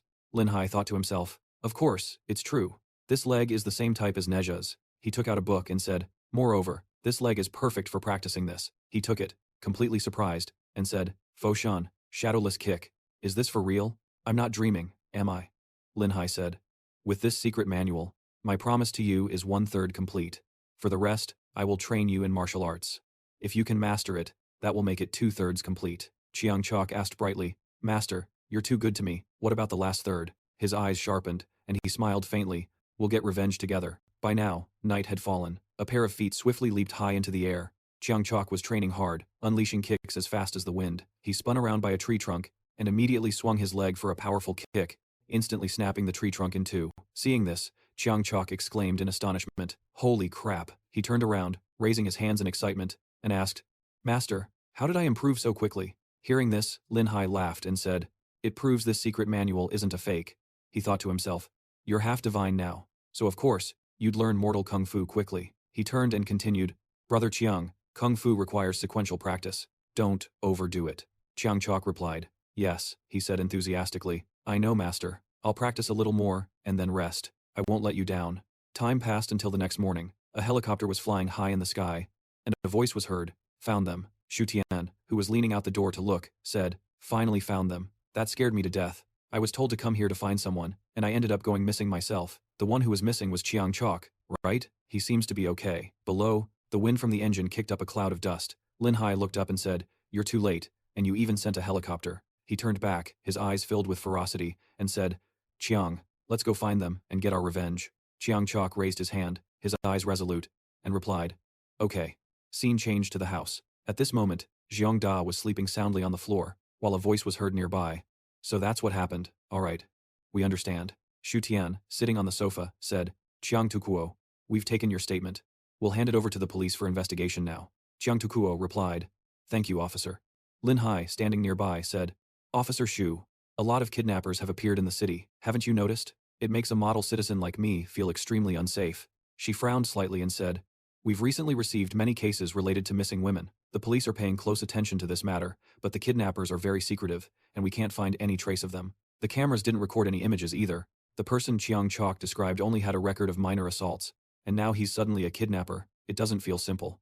It sends a chill down your spine." He crossed his arms and said suspiciously, "Perhaps there's a powerful organization behind them, infiltrating this city. Besides, this is just the beginning. But if they dare to touch the people by my side, I can't promise I'll just stand by and watch." Shu Tian raised her hand and said seriously, "You can cooperate with the police investigation, but you can't fight violence with violence." Suddenly, her phone rang. She answered it and said she understood. After hanging up, Shu Tian continued, "Those two bastards have vanished without a trace. We don't know if they've fled or been silenced. They were our only lead. Now things are difficult." The two of them listened in silence. Shu Tian's car quickly drove away. Chiang Chok turned and said, "Master, I want revenge. I want to test the power of the shadowless kick." Lin Hai held out his hand and said, "I understand. I was hoping the police could help find them, but it seems they haven't made any progress either. We'll have to figure it out ourselves. You go home and rest first. I'll think of something." He clenched his fists and said, "I want to use the scissor kick on him." He raised his phone and said, "Brother Ye, I need to ask you for a favor." Ye Ziyu on the other end said, "Hi. I was just about to look for you. Come to my company. The address is..." Soon, Lin Hai arrived at the company and looked up in awe, worthy of the name Ye Corporation. He walked to the reception desk and said, "Hello, I'm looking for Ye Ziyu." She was Chen Yan. Hearing Lin Hai, she immediately said, "Hello sir, President Ye is in a meeting. May I ask if you're here to discuss a partnership?" "A partnership? What kind of partnership?" Chen Yan smiled and continued, "Our company mainly researches and produces cosmetics like face masks and facial cleansers. If you have any technology or raw materials, you could consider partnering with our company. If needed, I can help you contact the department director." After hearing this, he chuckled and said, "Face masks? I'll think about it when I have the chance. I'm here to see Ye Ziyu. Just tell him Lin Hai is looking for him." Her voice filled with surprise as she called back, "Lin Hai? You're Lin Hai?" Hearing this, Lin Hai asked, "Do we know each other?" Chen Yan continued, "Of course we do. You're the king of singers at our school. I've only heard your name, this is the first time I've met you." He smiled and replied, "So we're schoolmates." "That's right, but I've already graduated, and am interning here." Suddenly, a man appeared out of nowhere and said, "Chen Yan, what nonsense are you chatting about during work hours? Do you want me to fire you?" She turned around and called out, "Director Bai." He walked over, his face scowling, and asked, "Who is this, here for a job, or to hit on girls? Don't even bother with the interview, you're rejected." Lin Hai pointed to himself and asked, "An interview?" Director Bai thought to himself, "I can never get a date with her. I'll use this chance to show off my masculine prowess." Chen Yan lowered her head slightly, thinking, "This is Director Bai. He's been harassing me ever since I started working here. He's a real creep." Seeing this, he turned and replied, "Director Bai, is it? I have a brand new face mask that can make you look 10 years younger. I want to partner with your company. Director Bai, don't miss out on this great business opportunity."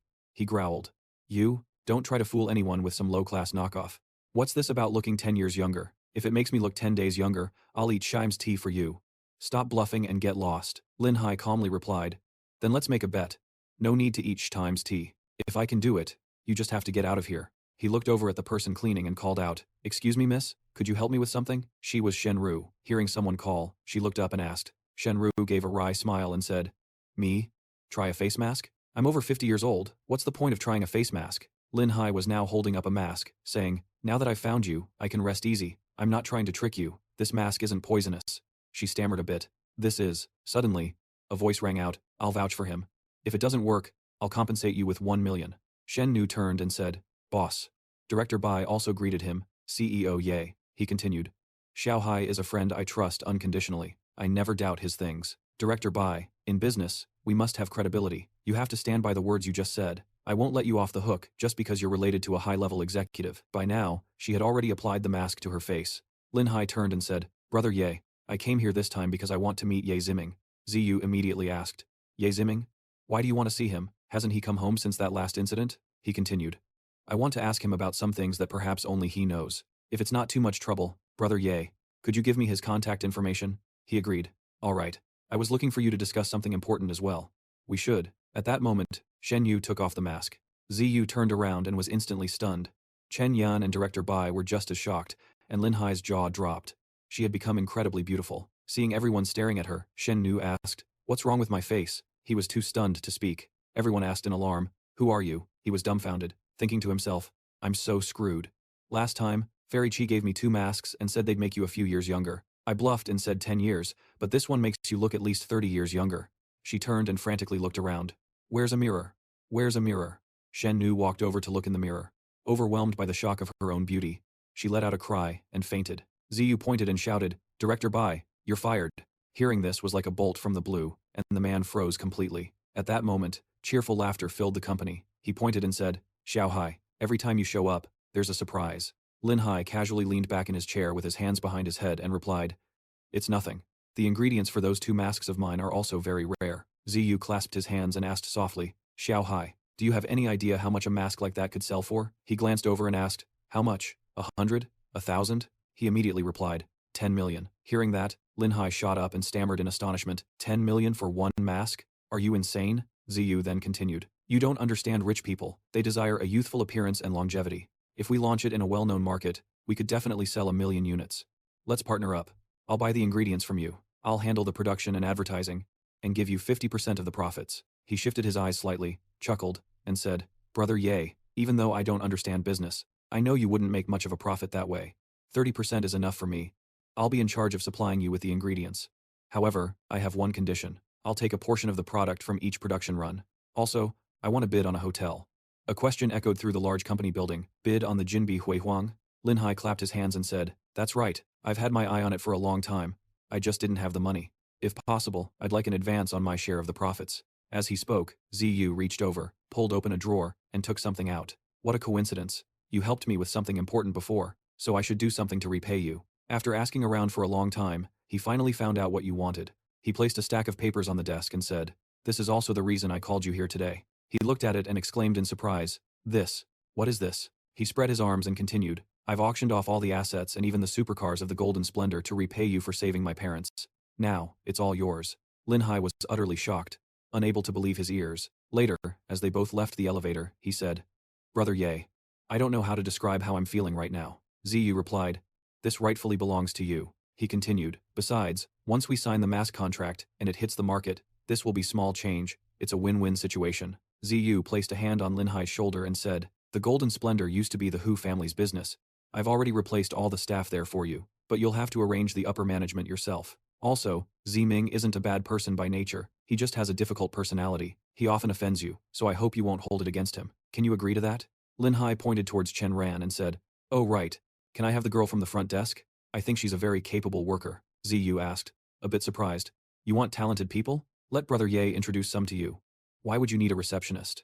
He said firmly, "It has to be her. She's better than that, Director Bai something." Hearing this, he burst out laughing and replied, "All right, you can take her." Then, Ziyu waved and called out, "Chen Yan, come here." She obediently walked over. "Yes, President Ye." He smiled lightly and said, "You're fired, but President Lin will hire you. From now on, he's your boss." Before Chen Yan could even process what was happening, Lin Hai tossed her a big bag of money and said, "From now on, you're my secretary. Help me manage the business between the Golden Splendor and President Ye's company. This is a 100,000 yuan advance on your salary for this month." After saying that, Lin Hai quickly ran off, laughing loudly as he added, "You handle the contract. I'm going to go inspect the hotel." She looked at the bag of money in her hands, still in disbelief, and asked, "Am I dreaming?" The scene changes to a bustling street. Now, whispers could be heard. "Quick, look. Is he crazy?" Lin Hai was now walking with a swagger, waving his arms and legs like a performer. The chatter was non-stop. Where did this idiot come from? What kind of walk is that? It's hilarious. I'm taking a picture and posting it on WeChat. Mom, is that guy sick or something? Don't talk about people like that. You might get beaten up. Now, at a villa, the doors opened, and two beautiful female servants were already standing there to greet him.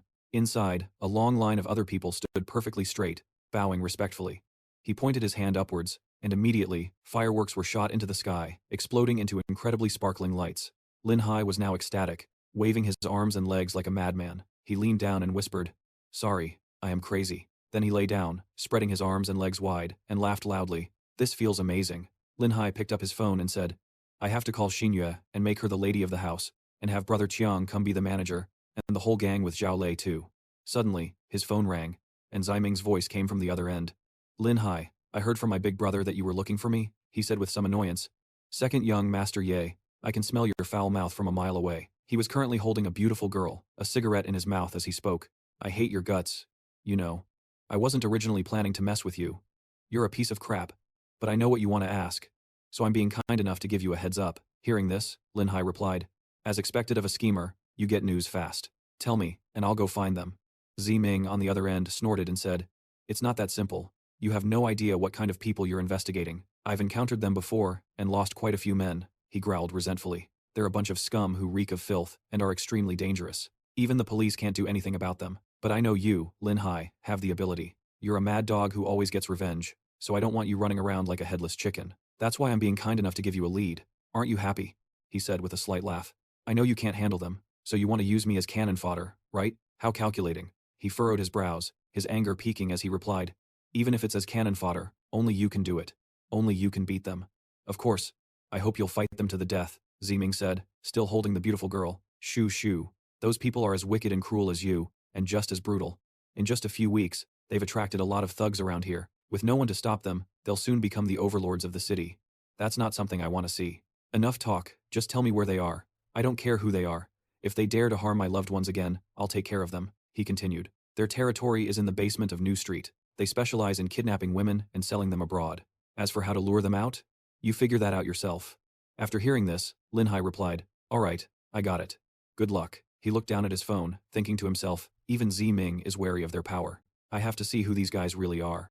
The scene changes to New Street, where a car drives into a bustling crowd. Chiang Chok sat in the car with Lin Hai and asked, "Master, you said they were around here. We've been staking this place out until 10 o'clock, and we still haven't seen them." He replied, "Ziming has no reason to lie to me.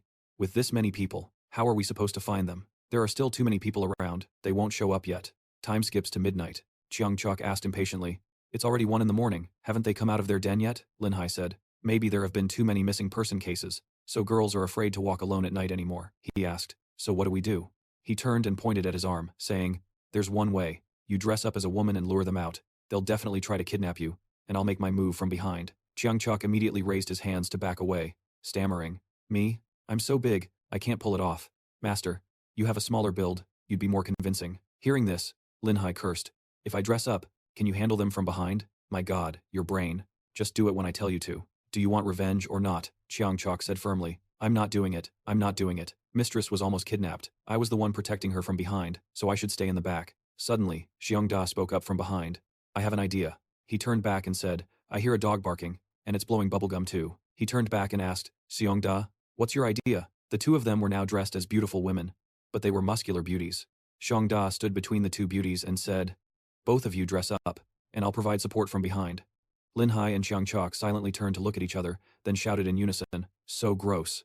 On the street, two figures were staggering drunkenly. One of them walked while raising a bottle to his lips. Two guys with their arms around each other's shoulders drunkenly looked ahead and asked, "Huh, what's that?" Spotting two big beauties in front of them, they smirked slyly. "Look, two chicks." Chiang Tukuo and Lin Hai communicated with glances and thoughts. He thought to himself, "Here they come, here they come. Master, someone has noticed us," he thought. "Remember to act a little sweet and cute, you have to lure them into making a move." A hand reached out, calling, "Hey cutie, don't go," then quickly landed on Chiang Chok's rough shoulder, saying, "Come hang out with us." He turned around and replied in a coquettish female voice, "Who is it? You're so annoying. I'm a good girl, you know." Suddenly, both of them bent over and started vomiting violently. Chiang Chok continued to act coy, with a playful gesture. "What's wrong?" One of them looked up and said, "This hideous woman, did you have botched plastic surgery?" His eyes sharpened, then shoved the guy's face right into his fake chest, yelling, "You dare say I'm not beautiful?" Lin Hai sent a silent reminder, "Chiang, be careful, you might kill him." The two men turned to leave, saying, "What bad luck, running into two beasts.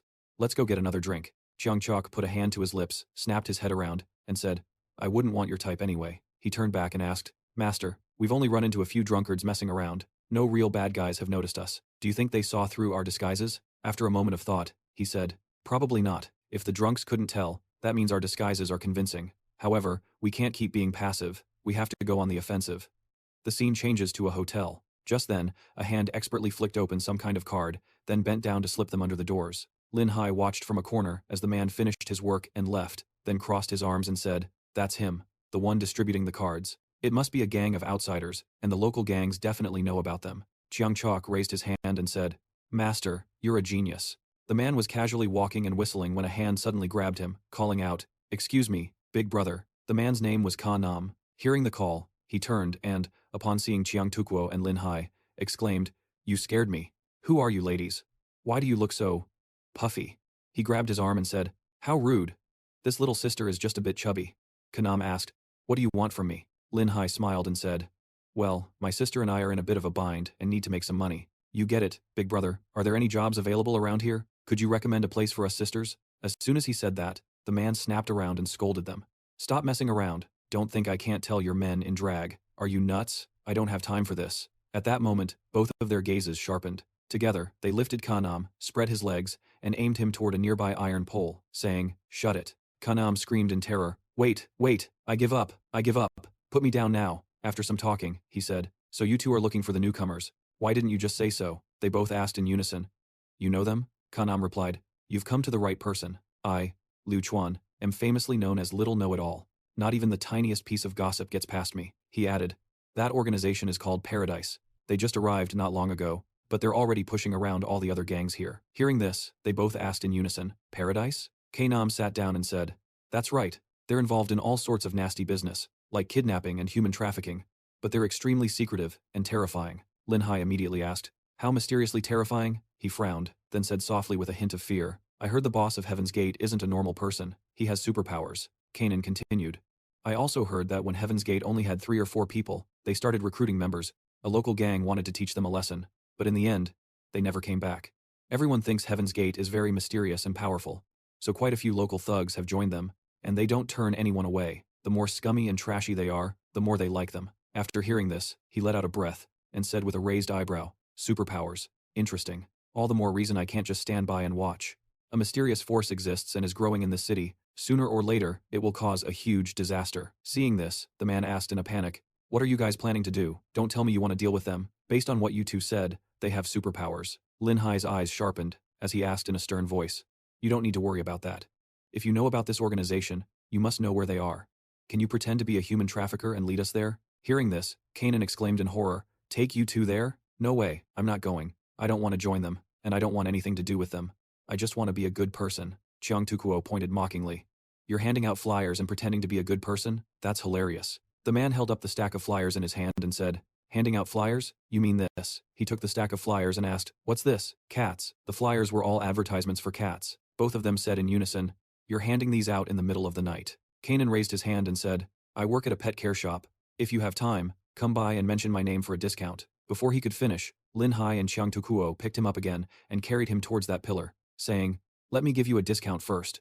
Kanan immediately laughed and shouted, "I give up. I give up. I'll take you there." The scene changes to the outskirts. At the entrance of an abandoned construction site, standing in front of a door, Kanan said, "This is it. This door is the entrance to Heaven's Gate." Lin Hai said, "Go ahead and knock." He obeyed, raised his hand and knocked. A knock-knock sound was heard, and a pair of narrowed eyes peered through a small crack in the door, saying, "Who is it? Let me see." Kanan clasped his hands and replied softly, Big brother, I'm here to sign up. I also brought 2 young ladies with me. They're very beautiful." He turned to look at the 2 who were tied up and continued, "Here they are. I've already disciplined them. They're very obedient." The person stared without saying anything. He thought to himself, "I suddenly feel so stupid. Even an idiot can see through this disguise." This is bad, it'll startle them, and they might hurt the other hostages. I have to play along and see if I can fool them. Meanwhile, Chiang Tukuo thought to himself, what if we get caught? We'll just have to attack directly. Then, Lin Hai raised his hands and posed like an adorable stray cat, while the other one gave a seductive wink. The person on the other side opened the door and said, come in. He thought to himself, I can't believe we fooled him. Kanan went in first, bowing and saying, thank you, big brother. In his mind, he thought, I'm dead. I've boarded a pirate ship. Why are they wearing makeup like this? Lin Hai thought to himself, Chiang, this time we not only have to destroy this place, but we also have to rescue the hostages trapped inside. We can't act rashly. Anything can happen inside. We have to adapt to the situation. Got it? Chiang Tukuo replied silently. Got it. I know my limits. Suddenly, both of them looked up, their eyes filled with astonishment. In front of them was a vast palace. Around them were floating clouds, and above them were other kingdoms. They both exclaimed, is this heaven? Lin Hai looked up and said, I didn't expect this situation. Chiang Chok also said, me neither. Kanam awkwardly praised, is this really heaven? It's dazzling, so beautiful. The masked man said softly, in heaven, there are no restraints. Untie them. You are free now. Hearing this, he raised his hands and grinned brightly, and hurriedly said, quick, untie me. The other person turned back and said, the Pope is preaching in the square, go there and listen. Hearing that, he said cheerfully, Master, let's go listen. Kanam also said happily, I'll go too. Inside, the crowd was raising their hands and shouting, Pope! A person standing at the very top, considered the Pope, spread his arms and said loudly, don't stop, keep calling my name. My friends, the outside world is full of constraints, of evil and darkness. He and everyone shouted, Pope! He continued, but in heaven, everyone can live in peace. Here, there are no titles, no shame, no division between rich and poor, free from worldly conventions. You can express yourself. You can indulge, stay up all night eating junk food. There is only enjoyment. Kainam now quickly blended into the crowd, shouting, enjoy heaven, Pope. Enjoy heaven. The Pope suddenly noticed something. He reached out his hand and said, we have 2 new friends, welcome. Everyone immediately swarmed towards the 2 and shouted. The Pope spread his arms and said loudly, my friends, like our 2 new friends who are men disguised as women, in the outside world, they would be cursed and ridiculed. Hearing this, the crowd followed suit, stripping off all their clothes and shouting, yeah, liberate yourselves. Chiang Chok turned and said, Master, the people here are so enthusiastic, let's stay here. Lin Hai replied, all right. The Pope spread his arms again and said loudly, everything is available here, feel free to eat and drink as you please. The young people, everyone, roared with excitement. Everyone ate and drank heartily. At this moment, overjoyed, Chiang Chok forgot he was in disguise and raised his hand, grabbing his wig and waving it around. 2 subordinates quickly recognized him, thinking to themselves, how is it him, Chiang Chok? He's still not dead? Damn it, he came here to get revenge on us. The person next to him must be Lin Hai. I heard he's very unorthodox, able to bring the dead back to life. Then he gave a sinister smile, thinking, in heaven, they're just sitting ducks. Once they're in here, even a god would be skinned alive. We need to find a chance to separate the 2 of them and kill Chiang Chok first. The other guy agreed. Let's do that. At this moment, the Pope spoke up loudly. My friends, I have some good news for everyone. Tonight, there will be a group of lucky young friends. He said they would get to go to Yun Dian Yuan. The crowd, excited, shouted in unison, Yun Dian Yuan. Yun Dian Yuan. Yun Dian Yuan. Kanam turned and asked, where is Yun Dian Yuan? A guy with green hair said, you're new, so you don't know. Yun Dian Yuan is a place even more wonderful than heaven. A naked woman said, there's lots of delicious food and treasures, and you can even achieve immortality. Every few days, the Pope takes the lucky ones to Yun Dian Yuan. After hearing this, he asked in amazement, really? A subordinate brought a scroll. The Pope said, we will now begin the roll call. When your name is called, step to the side. Good luck to everyone. The names were called out, Ko Yanjin, Po Min, Xiang Jiaojun, Ti Ge Wo. The chosen people shouted loudly, I was chosen. Me too.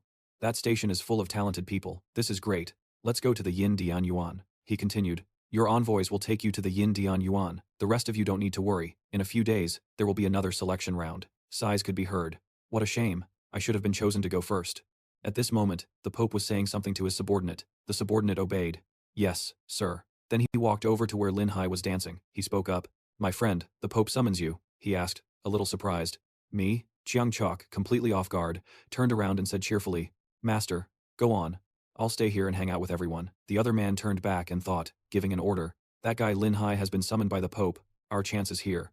Fuang Hoang, you go and lure Chiang Tukuo. He's fallen for it once. He'll definitely fall for it a second time. She replied, yes. Then she approached Chiang Tukuo.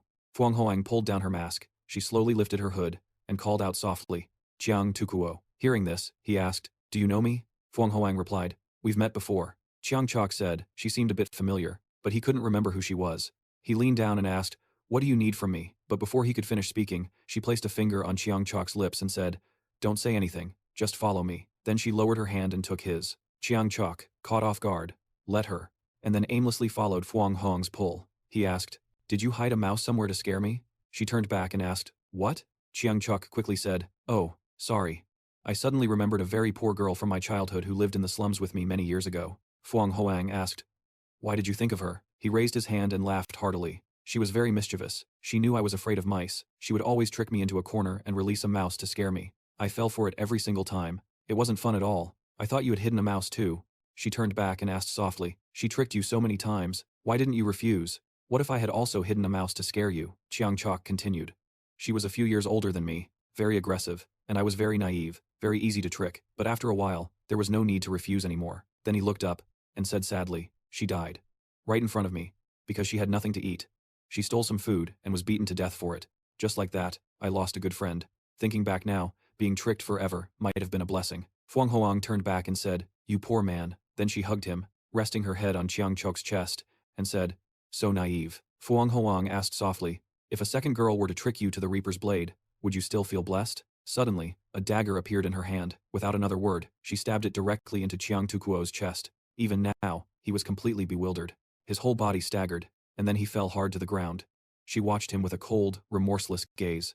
Outside the imperial palace now, Lin Hai was still following the man. A door opened, and the man said, "The Pope is inside." He replied, "Thank you." Lin Hai quickly entered the vast hall. The Pope, sitting on his throne, said, "From the moment you walked in, I knew you were no ordinary person." He replied, "You flatter me, Your Holiness. I'm nothing special." He continued, "No, you are very special. There's no need for modesty or concealment." The Pope said seriously, "You have a constitution different from that of a mortal. You're even close to the chi refining stage. 1 in 10,000, truly 1 in 10,000. Lin Hai looked up, confused, and asked, "What is the Pope saying? I don't understand any of it." He replied, "Do you know why this place looks like a royal palace? I don't mind telling you, my spirit can invade other people's minds. As soon as they enter here, their brains will be taken hostage by my spirit." The Pope gestured to the crowd and continued, "I invade the minds of those who are empty-headed and dazed. Inside their minds, a paradise is formed, a heaven, causing them to quickly become immersed in it." He raised his hand, and some kind of strings fell from his fingertips. The Pope said, "In the name of the Savior, I trick them into escaping the cruel reality of their hard and strenuous jobs, inciting the gluttony and greed within their bodies. Their lazy nature turns them into easily controlled puppets." His eyes sharpened as he continued.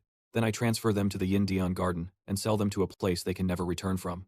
After hearing this, Lin Hai asked, "Pope, why are you telling me this?"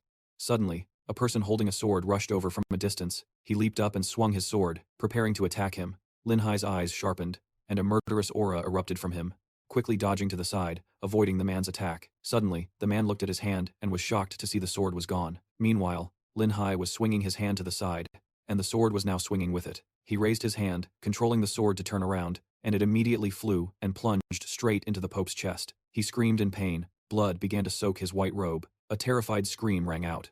"It hurts so much, boss. Save me, boss," he thought to himself. So, he's just a mind-controlled puppet. After being attacked, he completely regained his senses. The other guy suddenly laughed loudly. "Star-plucking hand, a legendary technique from thousands of years ago. That's why I said you were special." Lin Hai turned to look at him as he continued. "Because I discovered from the very beginning that I couldn't invade your mind, it was as if it was being blocked by an external power. I knew you were definitely not an ordinary person." He wondered to himself. Mental displacement? Lin Hai held out his hand and said casually, "It's probably because I'm not empty-headed or dazed. I'm a real lifer," the guy said. "Very interesting. The organization above sent me here to lie in wait. The human trafficking was just a side mission. The most important thing is to find an item. According to the latest intelligence, this item is on a person named Lin Hai." Hearing that, he was startled and asked, "What item?" The guy replied in a cold voice, "Don't worry, Lin Hai. Because of this item, you've been monitored by the organization for a long time. Looking for me? Find my real body, and I'll tell you."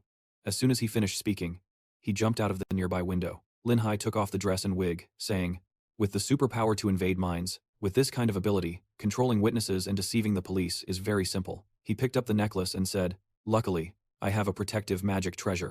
It must have been what helped me resist his mental invasion." Lin Hai clutched the necklace, frowning slightly, as he said, "If I'm not mistaken, the thing they're looking for is this toad jade pendant. What on earth does this jade pendant do?" Judging by his tone, it's definitely an important item. "No, I'm too curious. I have to find out."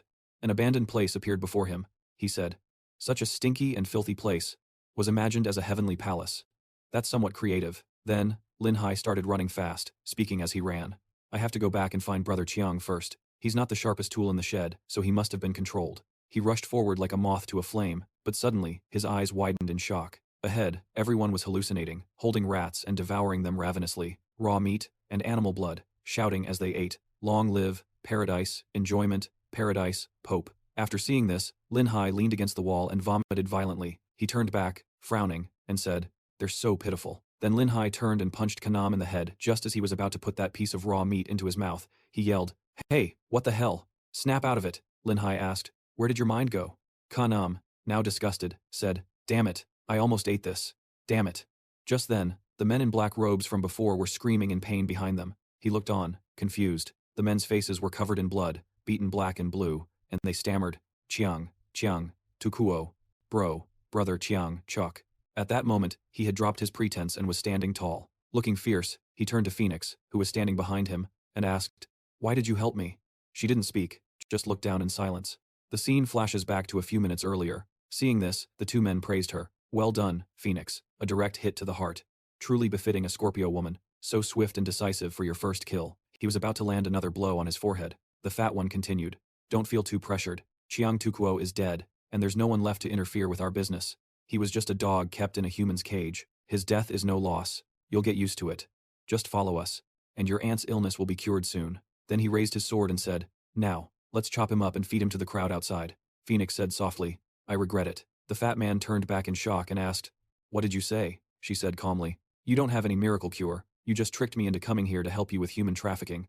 Now you're killing without hesitation. You're all insane," he said loudly in anger. "It's useless to say all this now. We're all in the same boat. There's no turning back." The fat man raised his hand and said spitefully, "You wretched woman. You don't want to do this anymore? In your dreams, you deserve to go to hell." Suddenly, Chiang Chok sat up. He said, frightened and flustered, Chiang Tukuo, he's not dead yet." He reached up and pulled the rod out of his chest. It didn't have a blade. Chiang Chok held it up and asked, "What is this? Who poked me with this?" Phoenix said in a cold voice, "Then I'll bet that this man can send you all to hell." He angrily turned to look at the fat guy and asked, "Was this you?" Then he raised his fist and growled, "Sneaking up behind my back like that." A powerful punch came crashing down on the man's head, while Chiang Tukuo yelled, "What the hell is your scheme?" The scene changes to the past, when a young Chiang Chok was terrified of mice. Seeing a little girl pick one up, he screamed, "You're scaring me with that mouse again." The little girl burst out laughing. "I like seeing you look so silly, just like a Chiang Tukuo. From now on, I'll call you Chiang Chok, okay?" He put a hand on his chest and said, "I'm not going to trust you anymore. I'm not playing with you anymore, and I don't want to be called Chiang Chok." The little girl poked her index fingers together, pouted, and said, "Why not Chiang Chok? I promise I won't scare you again." Then she added, "I'm hungry, Chiang Chok. I know a place with really good food. Do you want to come with me?" Chiang Tukuo immediately said, I want to go. The little girl said, "If you're not mad, then I'll take you." He quickly replied, "Not mad, not mad." Now, the two of them were hiding behind an earthen gate. The little girl continued, "Wait for me a moment." Then she tiptoed inside. A moment later, she came back with an armful of food, saying, "Chiang Tukuo, look, this house dries their food out without ever watching it. From now on, when we're hungry, we'll come here to eat."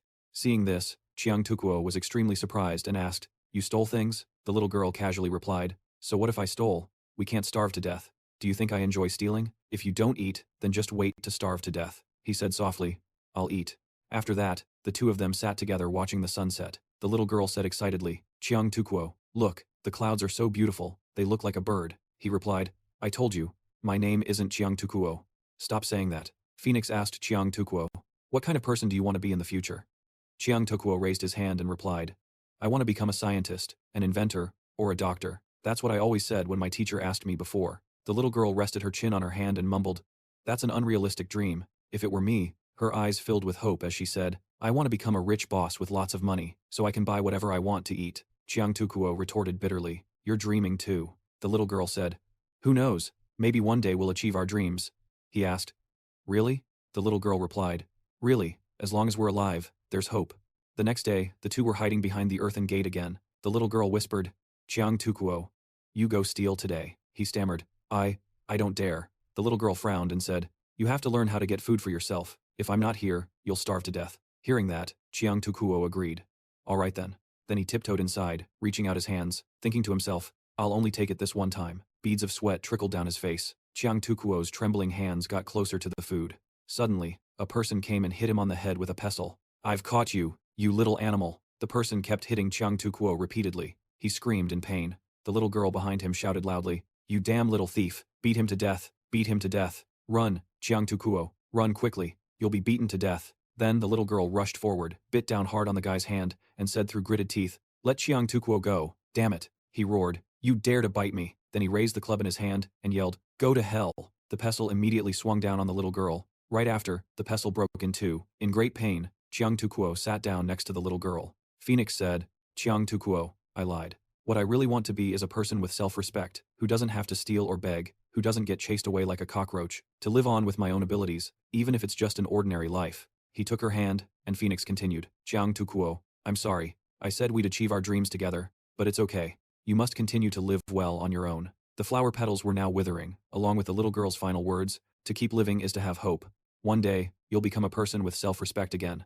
One falling petal was one piece of advice. Cherish your life, you must live on. The last petal fell. Don't give up. From then on, Chiang Tukuo was left to wander alone. He begged for food but was chased away. "Go away, you stink to high heaven." Chiang Tukuo was hated, chased, and beaten. "Where did this stray dog come from? Beat it to death, daring to enter my territory." In the winter, he shivered alone in a cold corner. What others threw away was as precious as gold to Chiang Chok. Passing by a fruit stall, he slipped in and saw the vendor was sound asleep, completely oblivious. A wicked idea sparked in his mind. He snatched an orange and quickly shoved it into his mouth, devouring it hastily. A cold voice rang out, "You're Chiang Chok. Follow me from now on, and you'll have food to eat. You'll be doing some wicked deeds." He was now over 1.6 meters tall. Another person said, "Chiang Chok, work with me, and I guarantee you'll make a lot of money." He listened and did wrongful deeds. By now he had grown to over 1.7 meters tall. Yet another person said, "Chiang Chok, I have a great job for you, but it takes guts. Are you in?" So he followed along and got into fights. And now, he had become incredibly fierce and hardened by life. He shot up to over 1.8 meters tall, his face filled with arrogance and recklessness. A subordinate bowed and said, "Young Master Hu, this is Chiang Chok. He just got out of prison and has nothing to do. He'll do whatever you ask. He's very obedient, just give him food and that's enough." Hu Weishi looked up from his instrument and said, "All right, you can follow me, and be a dog that never lacks for bones." Chiang Chok said excitedly, "Thank you, young Master Hu. Please, just give me your orders." He lowered his voice and said, "There's a very arrogant guy around lately named Lin Hai. Find an opportunity to teach him a lesson." The memories continued to surface. Hu Weishi's order, "Hey, Chiang Chok, teach this guy a lesson for me." He remembered his former, fierce self saying, "So you're Lin Hai?"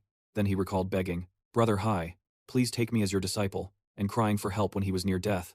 "Master, can you teach me the shadowless kick?" Then he remembered when Lin Hai helped him, and he had asked with concern, "Are you feeling better?" He happily waved his arms and legs, replying, "I'm completely recovered." He recalled that memory, how he had almost died with a broken leg, yet still forced himself to say, "I can still practice the Foshan shadowless kick now." The memories continued to flood his mind. Lin Hai asked worriedly, "Brother Chiang, if you didn't have money to eat, why didn't you come to me?" He replied, "I was just a dog living off others. No one gave a damn about my life. I believed that until I met you, Master. Only you, Master, respected me, taught me, and treated me like a person. It made me remember my childhood, remember the words that girl told me, that one day I would reclaim my human dignity and stand on my own 2 feet." He grabbed Chiang Chok's shoulders and said, "Brother Chiang, I'm ashamed for taking it for granted that you were just a weak person in need of help. You truly are my good friend and my good disciple. You've already reclaimed your self-respect. Now, go and be human again," he asked in disbelief. "Really? I have self-respect?" Lin Hai replied, "Of course, that's why you must protect your own life."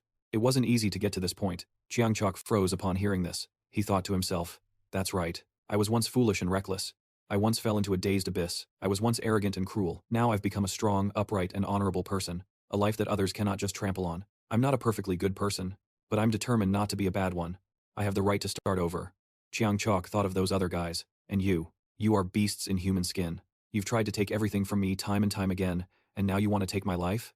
He flung the dress aside and said, "You must be joking." Then, his hand clenched into a furious fist, and he threw a powerful punch at the man, shouting fiercely, "You're not worthy!" The powerful punch landed. As Chiang Chok pulled his fist back, the man's face was completely distorted. His mouth was a bloody mess, most of his teeth knocked out, and a red fist print was stamped on his cheek. He said in a cold voice, "They used to use Chiang Tukuo's name to scare children. Kids would wet their pants just hearing my name." Chiang Chok's eyes sharpened as he growled, "From now on, when trash like you hears my name, you'd better hold on to your pants tight." That skinny guy raised his gun from behind and shouted, "Chiang Tukuo, you looking to die? You think I won't shoot you?"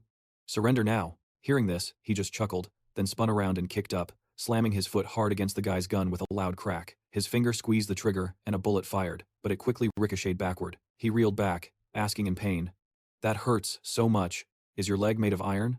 Chiang Chok replied coldly, "There's more where that came from." Then he grabbed the guy's collar like a plastic bag and threw him back forcefully. He turned around again, lifting his leg, which was swelling up so much it was tearing through his pants, his brows furrowed, his eyes filled with killing intent as he said, "Foshan, shadowless kick." Immediately after, he yelled, his leg moving like a machine, kicking the two guys repeatedly with a series of thuds. His foot relentlessly stomped on their faces, stomping furiously, creating earth-shaking impacts. Chiang Chok, now filled with rage and radiating killing intent, screamed, "Ah!" Right after that, a large, round hole was blown into the wall, and they were kicked right through it with a loud crash. At this moment, Lin Hai was asking, "Where did the person who came here with me go?" Kanam stuck out his tongue in disgust and yelled, "Damn it, I almost ate this," as the bodies were kicked flying towards the two of them. Fuang Hoang, astonished, covered her mouth and exclaimed, "So brutal, I love it." She watched the chaos unfold, clapping her hands in praise. "Well done." He pointed and asked, "Brother Chiang, what are you doing?" Chiang Chok called out, "Master." He raised his hand and continued excitedly, "Master, the shadowless kick is really powerful. It turns out what they show in the movies is real." Lin Hai said, "That Pope guy really has superpowers. He can invade people's minds and deceive them, but a strong shock can snap them out of it." After hearing this, Chiang Chok replied, "So that's how it is. No wonder I couldn't remember some things after coming in here." He held out his hand and continued, "But I do remember that she's the one who snapped me out of it. She's definitely not a bad person. She must have her reasons for staying here." Fuang Hoang glanced at him and said, "Don't overthink it. I'm not a good person. I just don't want to stay in this place anymore." Suddenly, a group of black-robed figures rushed in, shouting, "How dare you cause trouble here? Surround them." They yelled, "Don't let anyone escape. Eliminate the traitors." Seeing this, Ka Nam crouched down in fear, clutching his head and screaming, "We're doomed, we're doomed." They drew their swords and said, "Lock up the rest of them. No resistance. The intruders must die." Lin Hai turned and said, "Brother Chiang, I have to find that Pope. I'm leaving the hostage rescue mission to you guys." Chiang Chok quickly replied, "All right, leave it to me." He turned back to Fuang Hoang and said, "You must be familiar with the layout here. Can you lead me to rescue them?" She replied, "I only know where the hostages are being held. I don't know about any other places." "That's enough." "Wait." Fuang Hoang continued. "Another group was chosen and brought over. Yin Dian Yuan was just taken out. At dawn, they'll be taken across the border to be sold, and once they cross, those people will never be able to come back." He turned and said, "Don't worry. I've already made arrangements. I absolutely won't let them succeed." Flashing back to before they entered, Lin Hai, sitting in the car, said, "Hung Dai, I have a job for you." He looked at the bear and continued, "They've kidnapped people, and they'll definitely transport them away, so we must stop their actions today." Lin Hai took out a mini device and said, "This is a mini tracking device. Once you're inside, find a way to plant it on one of the hostages. I'll give you the locator. You need to improvise. You absolutely have to stop them." Hung Dai, while blowing a balloon, said, "Don't worry, master, leave it to me." Right after, it hid in a corner, tracking on its phone. He looked at the people raising their hands and shouted, "Me, I've been chosen." Seizing the opportunity, Lin Hai attached the device to one person. At that moment, the entire group, lost in delusion, was being controlled by the kidnappers, their hands bound as they were led away. They kept saying deliriously, "Yin Palace official, this is great, we can live a life of pleasure for the rest of our days." They were moved onto a large vehicle waiting nearby. Hung Dai peeked out from behind the trees. It held out its phone screen, saying, "Based on the tracking device, I can find the way out of this forest." Hung Dai thought to itself, "Good thing Master was smart enough to prepare for this. Now I have to find a way to save them." A guy with a top knot said, "This bunch of idiots, they're about to be sold off, and they're still daydreaming." The guy next to him said, "Cut the chatter, we have to move them before sunrise. There can be absolutely no mistakes. Don't worry, the Pope is so powerful, no one would dare to stop us." The guy with the top knot and an X-shaped scar on his face said, "My stomach hurts, I need to go relieve myself." The other guy said, "Just go already, you're lazy and you complain too much." After that, he quickly ran off, fumbling with his waistband and saying, "Why are these pants so hard to get off?" Suddenly, someone reached out, grabbed him by the neck, pulled him in, and said, "Let me help." A flurry of punches and kicks ensued. After a moment, the man was stripped of all his clothes. The other person put them on and pulled up the hood. The other guy standing guard shouted, "What's taking him so long? We have to go." It turned out to be Hung Dai. It pulled the hood down low and spoke in a gruff voice. Meanwhile, a chaotic battle broke out on the other side, where they brandished swords and raised guns, shouting, "Time to die." One of them swung his sword and charged at Chiang Chok, who immediately raised his leg, blocking the sword with a loud clang, as if it had struck an iron pipe. The man's eyes widened in shock, and then Chiang Chok, holding his position, powerfully thrust his leg into the man's face. Another man approached from behind, firing his gun and shouting, "Die, trespasser!" He turned to look, a slight smile on his face, then somersaulted to the side, kicking his leg up and deflecting the bullets. Instantly, Chiang Chok landed to the side, as the bullets missed their mark and slammed into the wall, creating deep holes. The shooter exclaimed in shock, "This guy is terrifying, he can kick bullets away." At this moment, Phoenix was leading the way when another man swung his sword at her, shouting, "You traitor, die." Phoenix turned around, her face filled with shock. Just as the blade was about to strike, a hand suddenly grabbed the attacker's face. Chiang Chok appeared and threw the man backward with a single motion. He turned to her and said, "Are you all right?" "Stay behind me," she replied. "I'm fine. I'll lead the way for you." Down the corridor, the man sent flying by, Chiang Chok slid a great distance as if on a waterslide. Lin Hai walked over and said, "Why is there so much trash down here? Has all the garbage from the entire city been collected in this spot? And you're even brainwashing and controlling people. You guys are just naturally evil." He grabbed the man by his collar, lifted him up, and asked, "Where is the Pope himself? Where are his old subordinates?" The man answered in fear, "I don't know either. Aside from the few people the Pope brought here before, I've never met anyone else. I'm new, so I don't know anything," he stammered. The old subordinates, the old subordinates." Then he suddenly closed his eyes and laughed loudly. When he opened them again, his eyes were gleaming as he said, "Finding them is useless. No one knows my true face." He continued in a low, menacing voice, "I infiltrate their brains and control them to do my bidding. Naturally, I can also alter their memories. Everyone who has met me has had their memories changed. Trying to find me is just a waste of your effort." Lin Hai's brows furrowed tightly as he said, "I will find him, and then I'll take my time dealing with scum like you." Hearing this, he laughed loudly. "Then take your sweet time searching," he continued. "Find me, and I'll tell you a secret, including the one about the thing you're carrying right now," he said threateningly. "Carrying it will bring you a lot of trouble, leading to a disaster that no one can resolve." Suddenly, a jar in the distance began to move, but he continued speaking. "As long as it appears, mutants from all nations will show up everywhere, because the legend is real. The powerful and mysterious secret realm is real. I've been searching in this country for so long, and I've finally found a clue." Lin Hai seemed uninterested, staring intently at the jar, when suddenly a head popped out and said, "That's right. You want to know, don't you? If you want to know, then come find me. Go on and search." It laughed gloatingly as Lin Hai walked over and kicked the jar with the tip of his boot. It instinctively tilted its head back, revealing round eyes and sparse teeth, and said, "What are you doing? Who dares to touch me without my command?" It saw Lin Hai and screamed in terror. "How did you find me?" Lin Hai bent down and picked up the jar. Then he turned it upside down, shaking it continuously while shouting, "So, you're the Pope, a freak coming out of a piss pot. Which one is your real face?" It got dizzy and cursed, "Stop it, you bastard." Lin Hai looked at it angrily and asked, "You were just spouting a bunch of nonsense about mutants and secret realms. What the hell is all that?" It glanced at him fearfully, and stammered, Lin Hai kicked the jar away. What It spun like a top and screamed, "Now." Dizzy and bewildered, it said, "I'm channeling my power to invade your brain, but why can't I get in?" Lin Hai held up his necklace and asked, "Can't you see I have a protective magic treasure?" Hearing this, it said in astonishment, "Heavenly Master's Peachwood Sword. My god, star-plucking hand, Peachwood Sword. You're almost at the chi-refining cultivation realm. You're clearly not a mutant. Why do you have a special ability? It seems the organization knows far too little about you." Lin Hai frowned and said in a cold voice, "What exactly is this organization you're talking about? And what does it have to do with mutants? Why are you looking for the Toad Key?" Hearing this, it replied calmly, "If you want to know, then let me tell you the story from the day I was born." Lin Hai impatiently put his foot in front of it and shouted, "Spit it out, or I'll smash this piss pot, and then I'll find a cesspool to throw you into." It hastily replied, "Don't, let's talk this out. I'll talk." Then it began to recount the story of the mutants. There were a total of 9 mutants who had special abilities from birth. The abilities of these 9 people were all different. If one of them had children, the special ability would be passed down to them, because the number of mutants was always maintained at exactly 9. They lived in seclusion, not interfering with the mortal world. But many years ago, a secret voice from the east summoned the 9 mutants. It bared its sparse teeth and continued, "In the far east, there is a secret key that can open a secret realm. This mystic realm holds countless treasures, and even the immortal fruit. That sound summoned us," he added. All the mutants were unable to resist this sound, so they decided to gather and lie in wait in eastern Huaxia. In search of the secret key to survival, I and 4 other mutants continuously expanded our influence, becoming a powerful organization called the Five God Society. Lin Hai crossed his arms and said, "Scum like you actually have the nerve to call yourselves gods. You might as well add another god and start researching toilet water," he continued. "We've been lying in wait here for a long time, precisely to find the Toad Key." Hearing this, he shouted, "If you know what's good for you, hand it over now." Lin Hai raised an eyebrow. His eyes darkened as he asked, "Hand it over to you? Ridiculous. What if the mystic realm isn't full of precious treasures but just a pile of dry bones that jump out and kill people? I have no intention of being your accomplice. Give it up. I'm keeping the key.